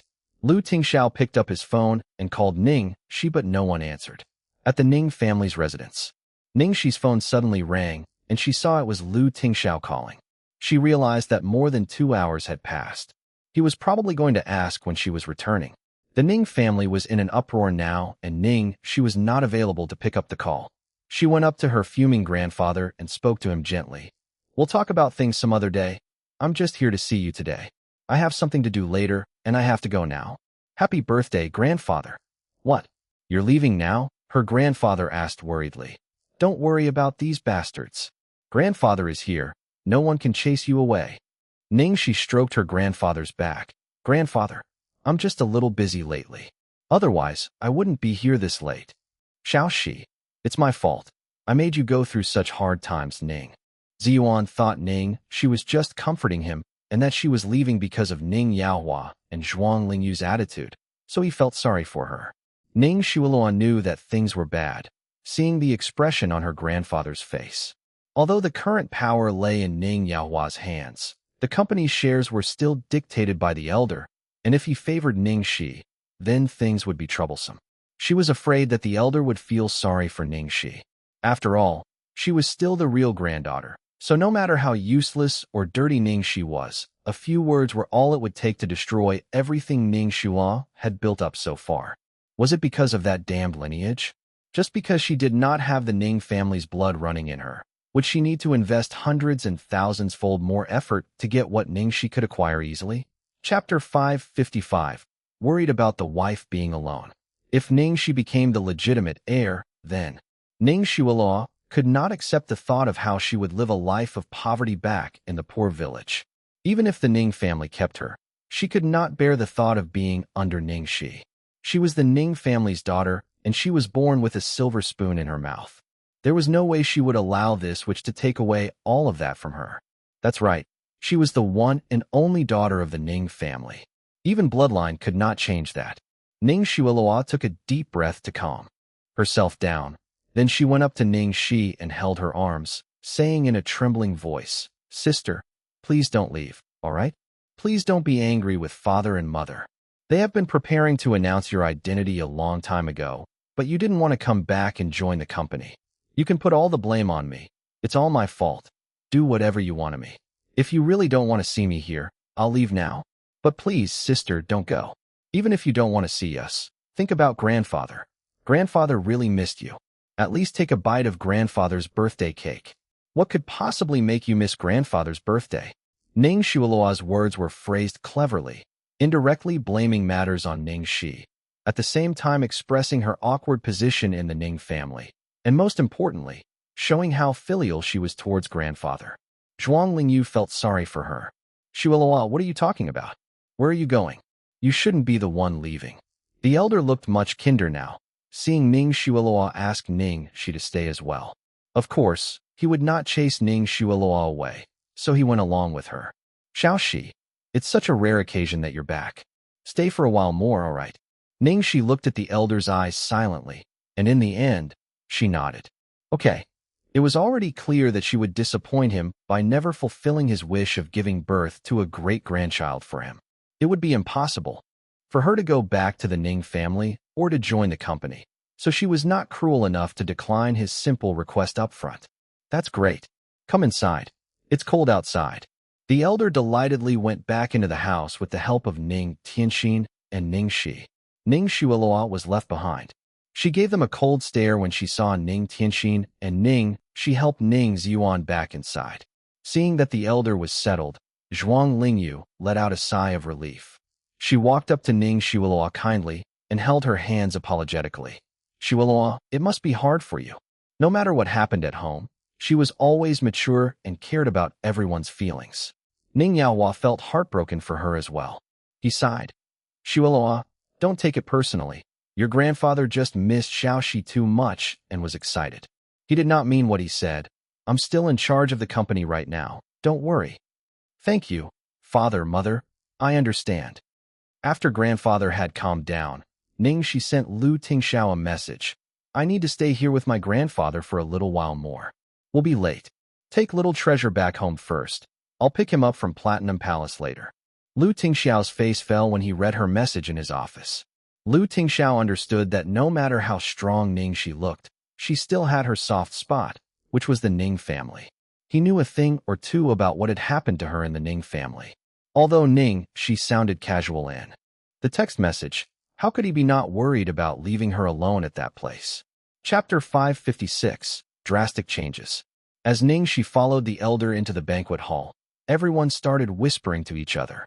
"Who's the girl beside Elder Ning? She came here dressed like that. I heard the elder call her Xiao Xi just now. Could it be the adopted daughter, Ning Xi? So that's her. It's been 5 years, and she's still like that. There's been no improvement at all. Hee. She's still wearing pirated goods after 5 years. Has her taste in clothes not improved?" Ning Xi had been going around to do some furniture shopping for the studio decoration with Gong Shangza and Little Treasure, so she had casually worn just a leather jacket with jeans and tied a neat ponytail. However, because all of the ladies there that night were wearing long dresses and high heels, she stood out like a sore thumb. The elder was over the moon about his granddaughter's return and could not care less about what Ning Xi wore. So he kept on talking to Ning Xi until Zhuang Lingyu had to remind him about the guests waiting for him. Eventually, she let Ning Tianxin accompany Ning Xi to get something to eat. After the elder had left to see to the guests, any trace of a smile left Zhuang Lingyu's face as she looked at Ning Xi with despise. "Take a look in the mirror. Don't you know what day it is?" Ning Xi rushed to say. "Mother, don't blame sister. She must have rushed here and had no time to change." She acted as if she was afraid of Ning Xi getting angry at her. She walked up to her. "Sister, if you don't mind, do you want to change into one of my outfits upstairs? What are you waiting for? Go and follow Ning Xiluo to change. You've been so busy but you never do anything properly. Who knows what kind of trouble you're involved in?" To Zhuang Lingyu, Ning Xi was the bane of her existence, and she could not even stand looking at her. When she was younger, Ning Xi would have been embarrassed if she was scolded like that the last time, but now she just glanced at Zhuang Lingyu. "Oh, it wouldn't really matter to you whether I got changed or not. Aren't you being a bit too controlling, Madam Ning?" She then took hold of Ning Tianxin's hand and headed for dessert. You. Zhuang Lingyu sputtered in frustration. Shoo, look at her. Does she still treat me as a mother? She's got no manners at all. Ning Xi was gloating happily as she comforted Zhuang Lingyu and pretended to speak up for Ning Xi. But the more she said, the deeper Zhuang Lingyu's hatred for her own daughter ran. Oblivious to her mother's anger, Ning Xi sat down at a table with Ning Tianxin. She helped herself to some wine and felt no awkwardness about crashing an unfamiliar place. It was as if the place was her backyard garden, and what had happened here was merely a hilarious performance which she was taking as entertainment. Ning Tianxin looked at her cousin sister with her nonchalant attitude and surprise. Xiaoxi, you've changed a lot over the years. Ning Xi raised her eyebrows. Have I?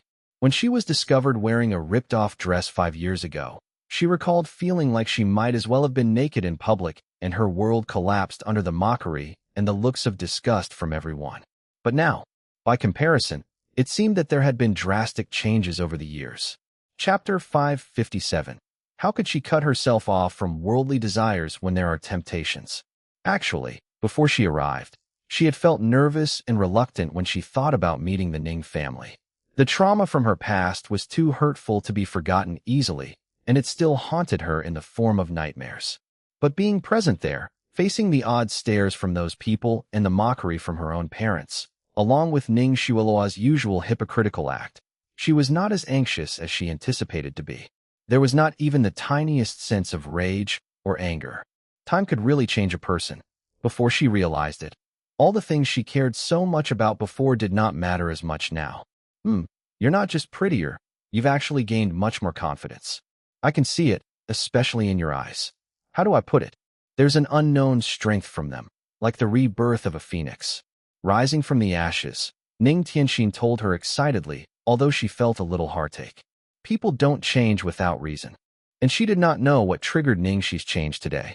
She felt that it was odd when Ning Xi had gone overseas 5 years ago, but she felt like she was not in the position to ask about it. Ning Xi smiled and cupped her chin in her hands. Cousin sister, you've even got a flair for complimenting people. I'm serious, Ning Tianxin replied. Ning Xi sipped some wine and sighed. Love breeds sorrow, love breeds fear. Those who have abandoned love are free from sorrow and fear. Maybe it's because I don't care anymore that none of this matters now. You're stronger when are free of desires. Ning Tianxin looked a little pale, hearing Ning Xi's words. Xiaoxi, what are you thinking? Why does it sound like you're cutting yourself off from any worldly ties? Ning Xi coughed. She was just joking around, but Ning Tianxin was clearly scared, so she quickly comforted her. Sisexin, I'm just kidding. Don't worry. She was obsessed with such temptations around her. How could she cut herself off from any worldly ties? It would be great if she could really achieve that. Ning Xi chatted with Ning Tianxin happily, while the gossip about her earlier soon stopped since Ning Xi did not pay them any mind. Their main purpose here was to get on the elders and Ning Yaohua's good side. They were not here to look at some unimportant adopted daughter. The night came. More and more guests arrived, and the banquet hall was filled with people. Ning Yaohua was trying her hardest to make the elder happy. He got people to bring out the presents he had prepared beforehand. He had prepared an exquisitely made red coral 8 treasure screen, which looked very extravagant. Everyone praised it and mentioned how filial Ning Yaohua was. The elder just looked at it and just let it slide. He did not look very happy, apparently because he was still angry. Ning Xiaoluo gave his father a comforting gaze and shot Ning Xi daggers. He went up to the elder with a wooden box filled with intricate carvings in her hands. Grandfather, happy birthday. This is a present I picked out by myself. I hope you'll like it. Zhuang Lingyu started. Father, open it. Xiaoluo's company started to earn some money recently, and she used her own money to buy it for you. I've mentioned paying for her, but she insisted on preparing the present herself for it to be sincere. The elder took a glance at his granddaughter and opened the box and slowly. Upon seeing what was inside, his facial expression changed drastically. Inside the box was a bracelet made of jade beads. Ning Yaohua's gift was clearly a case of insincere splurging. On the other hand, Ning Xiaoluo's present exuded effort and preparation. She knew that he loved jade and was also a staunch Buddhist, so she chose to give him a jade beaded bracelet. As Ning Ziyuan assessed the bracelet, Ning Xue stood in front of him quietly. Despite the unease in her eyes, The elder loved her very much. Ning Xi had been staying with him ever since she was a child, and even after it was found out that she was not his actual grandchild, he still treated her just like one of his own. He just did not like his eldest son's and daughter-in-law's attitude. Ning Xi sighed and gently said, "Thank you for your gift. I really like it." Ning Xi looked relieved to hear her grandfather's praise. Her eyes had reddened slightly, and she excitedly said, "I'm glad that you like it, grandfather." The old man felt sorry for her upon hearing the girl's sincerity in her voice. He did not want to involve her in his argument with his son and daughter-in-law. He then advised her, "Your career is important, but remember to take care of your health, especially since you're a girl. Don't overexert yourself." Ning Xi nodded heavily, feeling touched. "Got it, grandfather." Zhuang Lingyu and Ning Yaohua looked at each other after they saw that the elder's face was full of warmth. They looked at Ning Xi, their treasure and pride. The relatives and the guests at the side started their stream of flattery. "Oh, the color of the jade looks really good. I'm guessing it costs at least $2 or $3 million. That's no big deal." Xuelua's brand history made a net profit of tens of millions just this season. What's more is that she's a famous superstar. Elder Ning, you're really blessed. Your children and grandchildren are so capable and filial. In the corner, Ning Xi, who was chatting with Ning Qianxin, frowned when she saw Ning Xuelua's present for their grandfather. What a coincidence! Ning Xuelua's present was just like Ning Xi's, a bracelet made of jade beads. Her eyes met Ning Xuelua's gaze. Ning Xuelua set her eyes on the present on their table. Those cunning eyes, they looked as if she already knew what Ning Xi had planned to give, and that she had purposely prepared the same thing. Obviously, Ning Xuelua's present was at least 10 times more expensive than Ning Xi's gift. She intentionally wanted to embarrass her in front of everyone. Ning Xuelua put on a grin, then told the elder, "Grandfather, I heard that sister has also got you a present." She innocently looked as if she was just trying to make grandfather happy. As Ning Xi's real identity had still not been announced, Ning Yaohua and Zhuang Lingyu would be spared the blame regardless of whatever humiliating incident occurred, since she was an adopted daughter to the public's knowledge. At the same time, she could make grandfather upset with Ning Xi, hence killing 2 birds with 1 stone. As expected, the elder did not notice Ning Xuelua's real intentions. He looked at Ning Xi with joy. "Is that true, Xiaoxi?"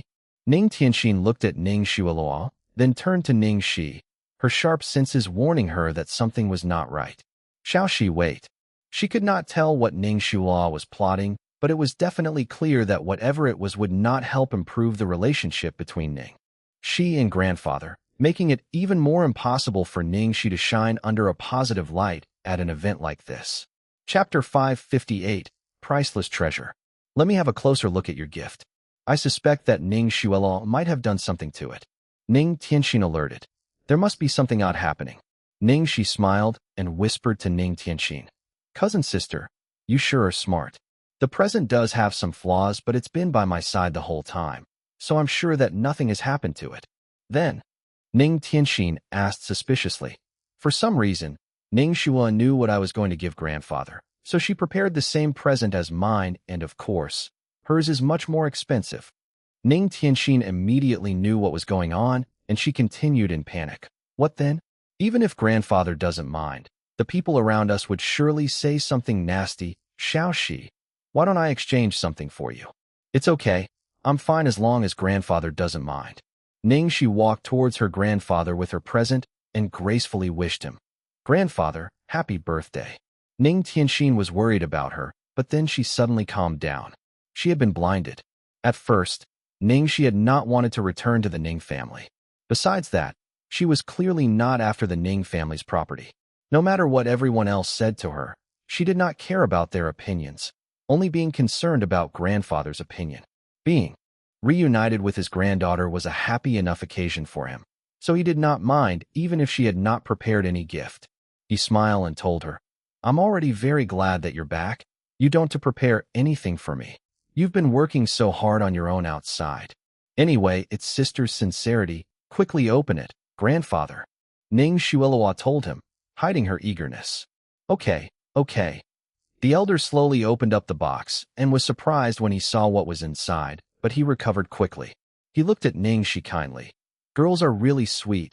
They both thought of the same thing and got me what I like. Ning Xi shot them a cold gaze as she sneered at them inwardly.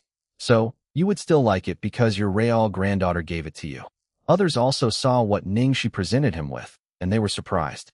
What a coincidence. They both gave him the same thing. Ning Xiaoluo's friends started gossiping. Ying Fonglin glanced at the jade bead bracelet and ridiculed. That's totally different. Xiaoluo's one is definitely top-notch quality. This is just some worthless trash. How is that the same? Jing Xianxian went along. Ning Xi, didn't you just move over to Glory World Entertainment? You should be earning a lot, shouldn't you? And you just bought such a poor quality item like this? It's your grandfather's 70th birthday. Are you really okay with giving him this? Do you know that jade has an aura of its own, which can make or break a person's fortune? That last sentence was a devastating arrow meant to embarrass her. Suddenly, Ning Xi was targeted by everyone. Please don't put it that way. She might not be doing very well herself, someone said jokingly. What? For giving something she can't afford. Why did she choose something as expensive as this? You have to understand that people from small villages like to act generously and act ignorantly. How would they know about the taboo about jade stones? Ning Xi was really unhappy as he heard all the comments. Just as he was going to speak up, a bespectacled old man from the crowd said in a serious tone, "My young friends, please allow me to say something. The taboo about jade stones doesn't lie in its worth.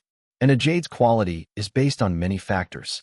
Even if it was just a normal jade, with suitable care, or if it were crafted by a renowned maker and blessed by high priest monks, it could become a priceless treasure." The elder hesitated and looked at the jade Ning she had given to her grandfather before continuing. And this is what I would call a priceless treasure. Chapter 559. Not enough after showing it off 800 times. What? Priceless treasure? Are you kidding me? Ying Fonglin yelled at him. Jin Xuanchuan's expression changed, and he stopped her. What nonsense are you talking about? The one who's talking is Elder Shi. Who's Elder Shi? Ying Fonglin asked, confused. He's from the family that trades jades and gemstones.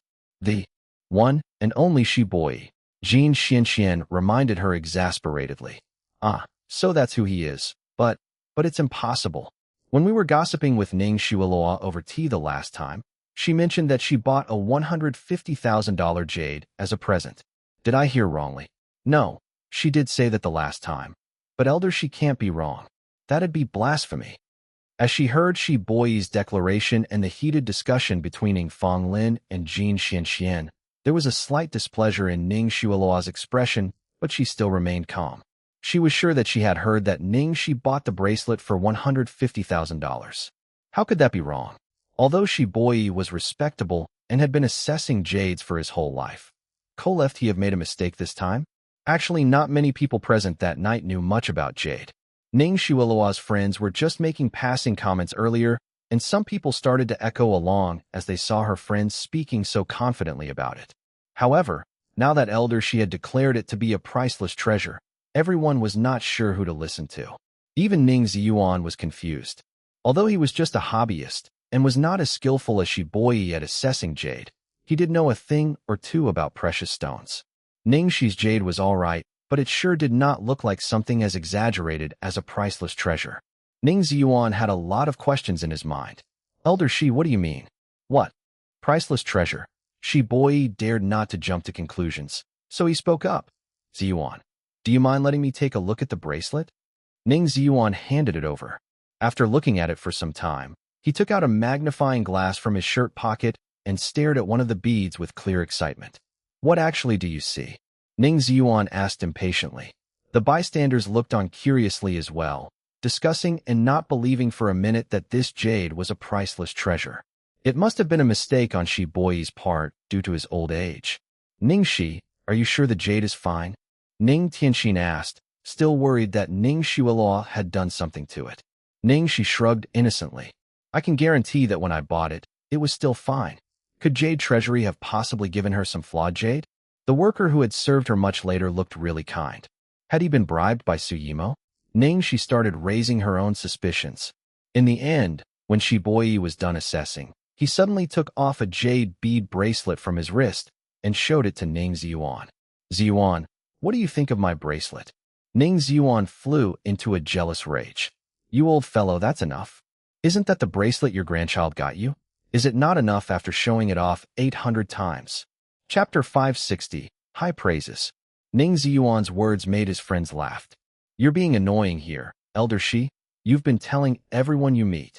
Your grandson gave it to you, and he begged Master Xianjing for consecration for a few months. Our ears are tired from listening to you talk about how filial your grandson is. You know that Elder Ning really respected Master Xianjing, and he tried to ask for a consecration before, but was rejected. Stop showing off in front of him. Ha ha ha ha. It's Elder Ning's birthday today. Stop provoking him. Is it really rare to have this Master Xianjing to consecrate a bracelet? A person from the crowd asked after listening to the discussion. Shiboi put on a serious expression and answered, Of course, Master Xianjing is a genuine, eminent monk, and he doesn't do consecrations for just anyone. It doesn't matter how much money you give. No means no. It's all about being sincere and, most importantly, having an affinity. Such a bracelet is super rare. Isn't that what you call a priceless treasure? Master Xianjing kept a low profile, so not many people knew about him, but for those who did gave their respect to him from the bottoms of their heart. It's really rare. I heard from someone I knew who has gone there personally and failed. Put sincerity aside.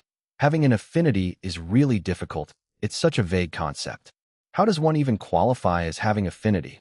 Exactly. It's rare because of how difficult it is. Why do you think Elder Shi was showing off for so long? He almost made it into his family treasure. Most importantly, it really has spiritual powers. Within it, he was so sick before. Wait, why did Elder Shi suddenly talk about this? Weren't we looking at Elder Ning's bracelet? With some small pockets of discussion still going on, Shiboi looked at Ning Xi's bracelet for some time again before he returned it to Ning Xuan. Then he turned to Ning Xi and asked, Little girl, you must have invested in a lot of effort to get this jade bead bracelet consecrated, didn't you? What Shiboi meant was this bracelet consecrated by Xianjing as well? How was this possible? It was so difficult to obtain. Just what in the world did this yokel do? Ning Xi was speechless. She had no idea what just happened. Was this old man sure that the bracelet she had bought was worthy of such high praises? Would he believe her if she said she just spent $150,000 for this in jade treasury, and that she did not know Master Xianjing? Ying Fonglin was mumbling to Ning Xuelaw. It was just a minor consecration by some monk. Is it really that surprising? To the point of calling it a priceless treasure? Ning Xuelaw bit her lip and shook her head. Fonglin, don't say that. Grandfather is really respectful towards Master Xianjing. This was the reason why the elder did not care about what Long Fanning said before, while Ning Yaohua and Zhuang Linyu trusted him so blindly. The elder did not trust Long Fanning. So, even though she felt sour, she dared not say anything because Elder Ning really respected Master Xianjing.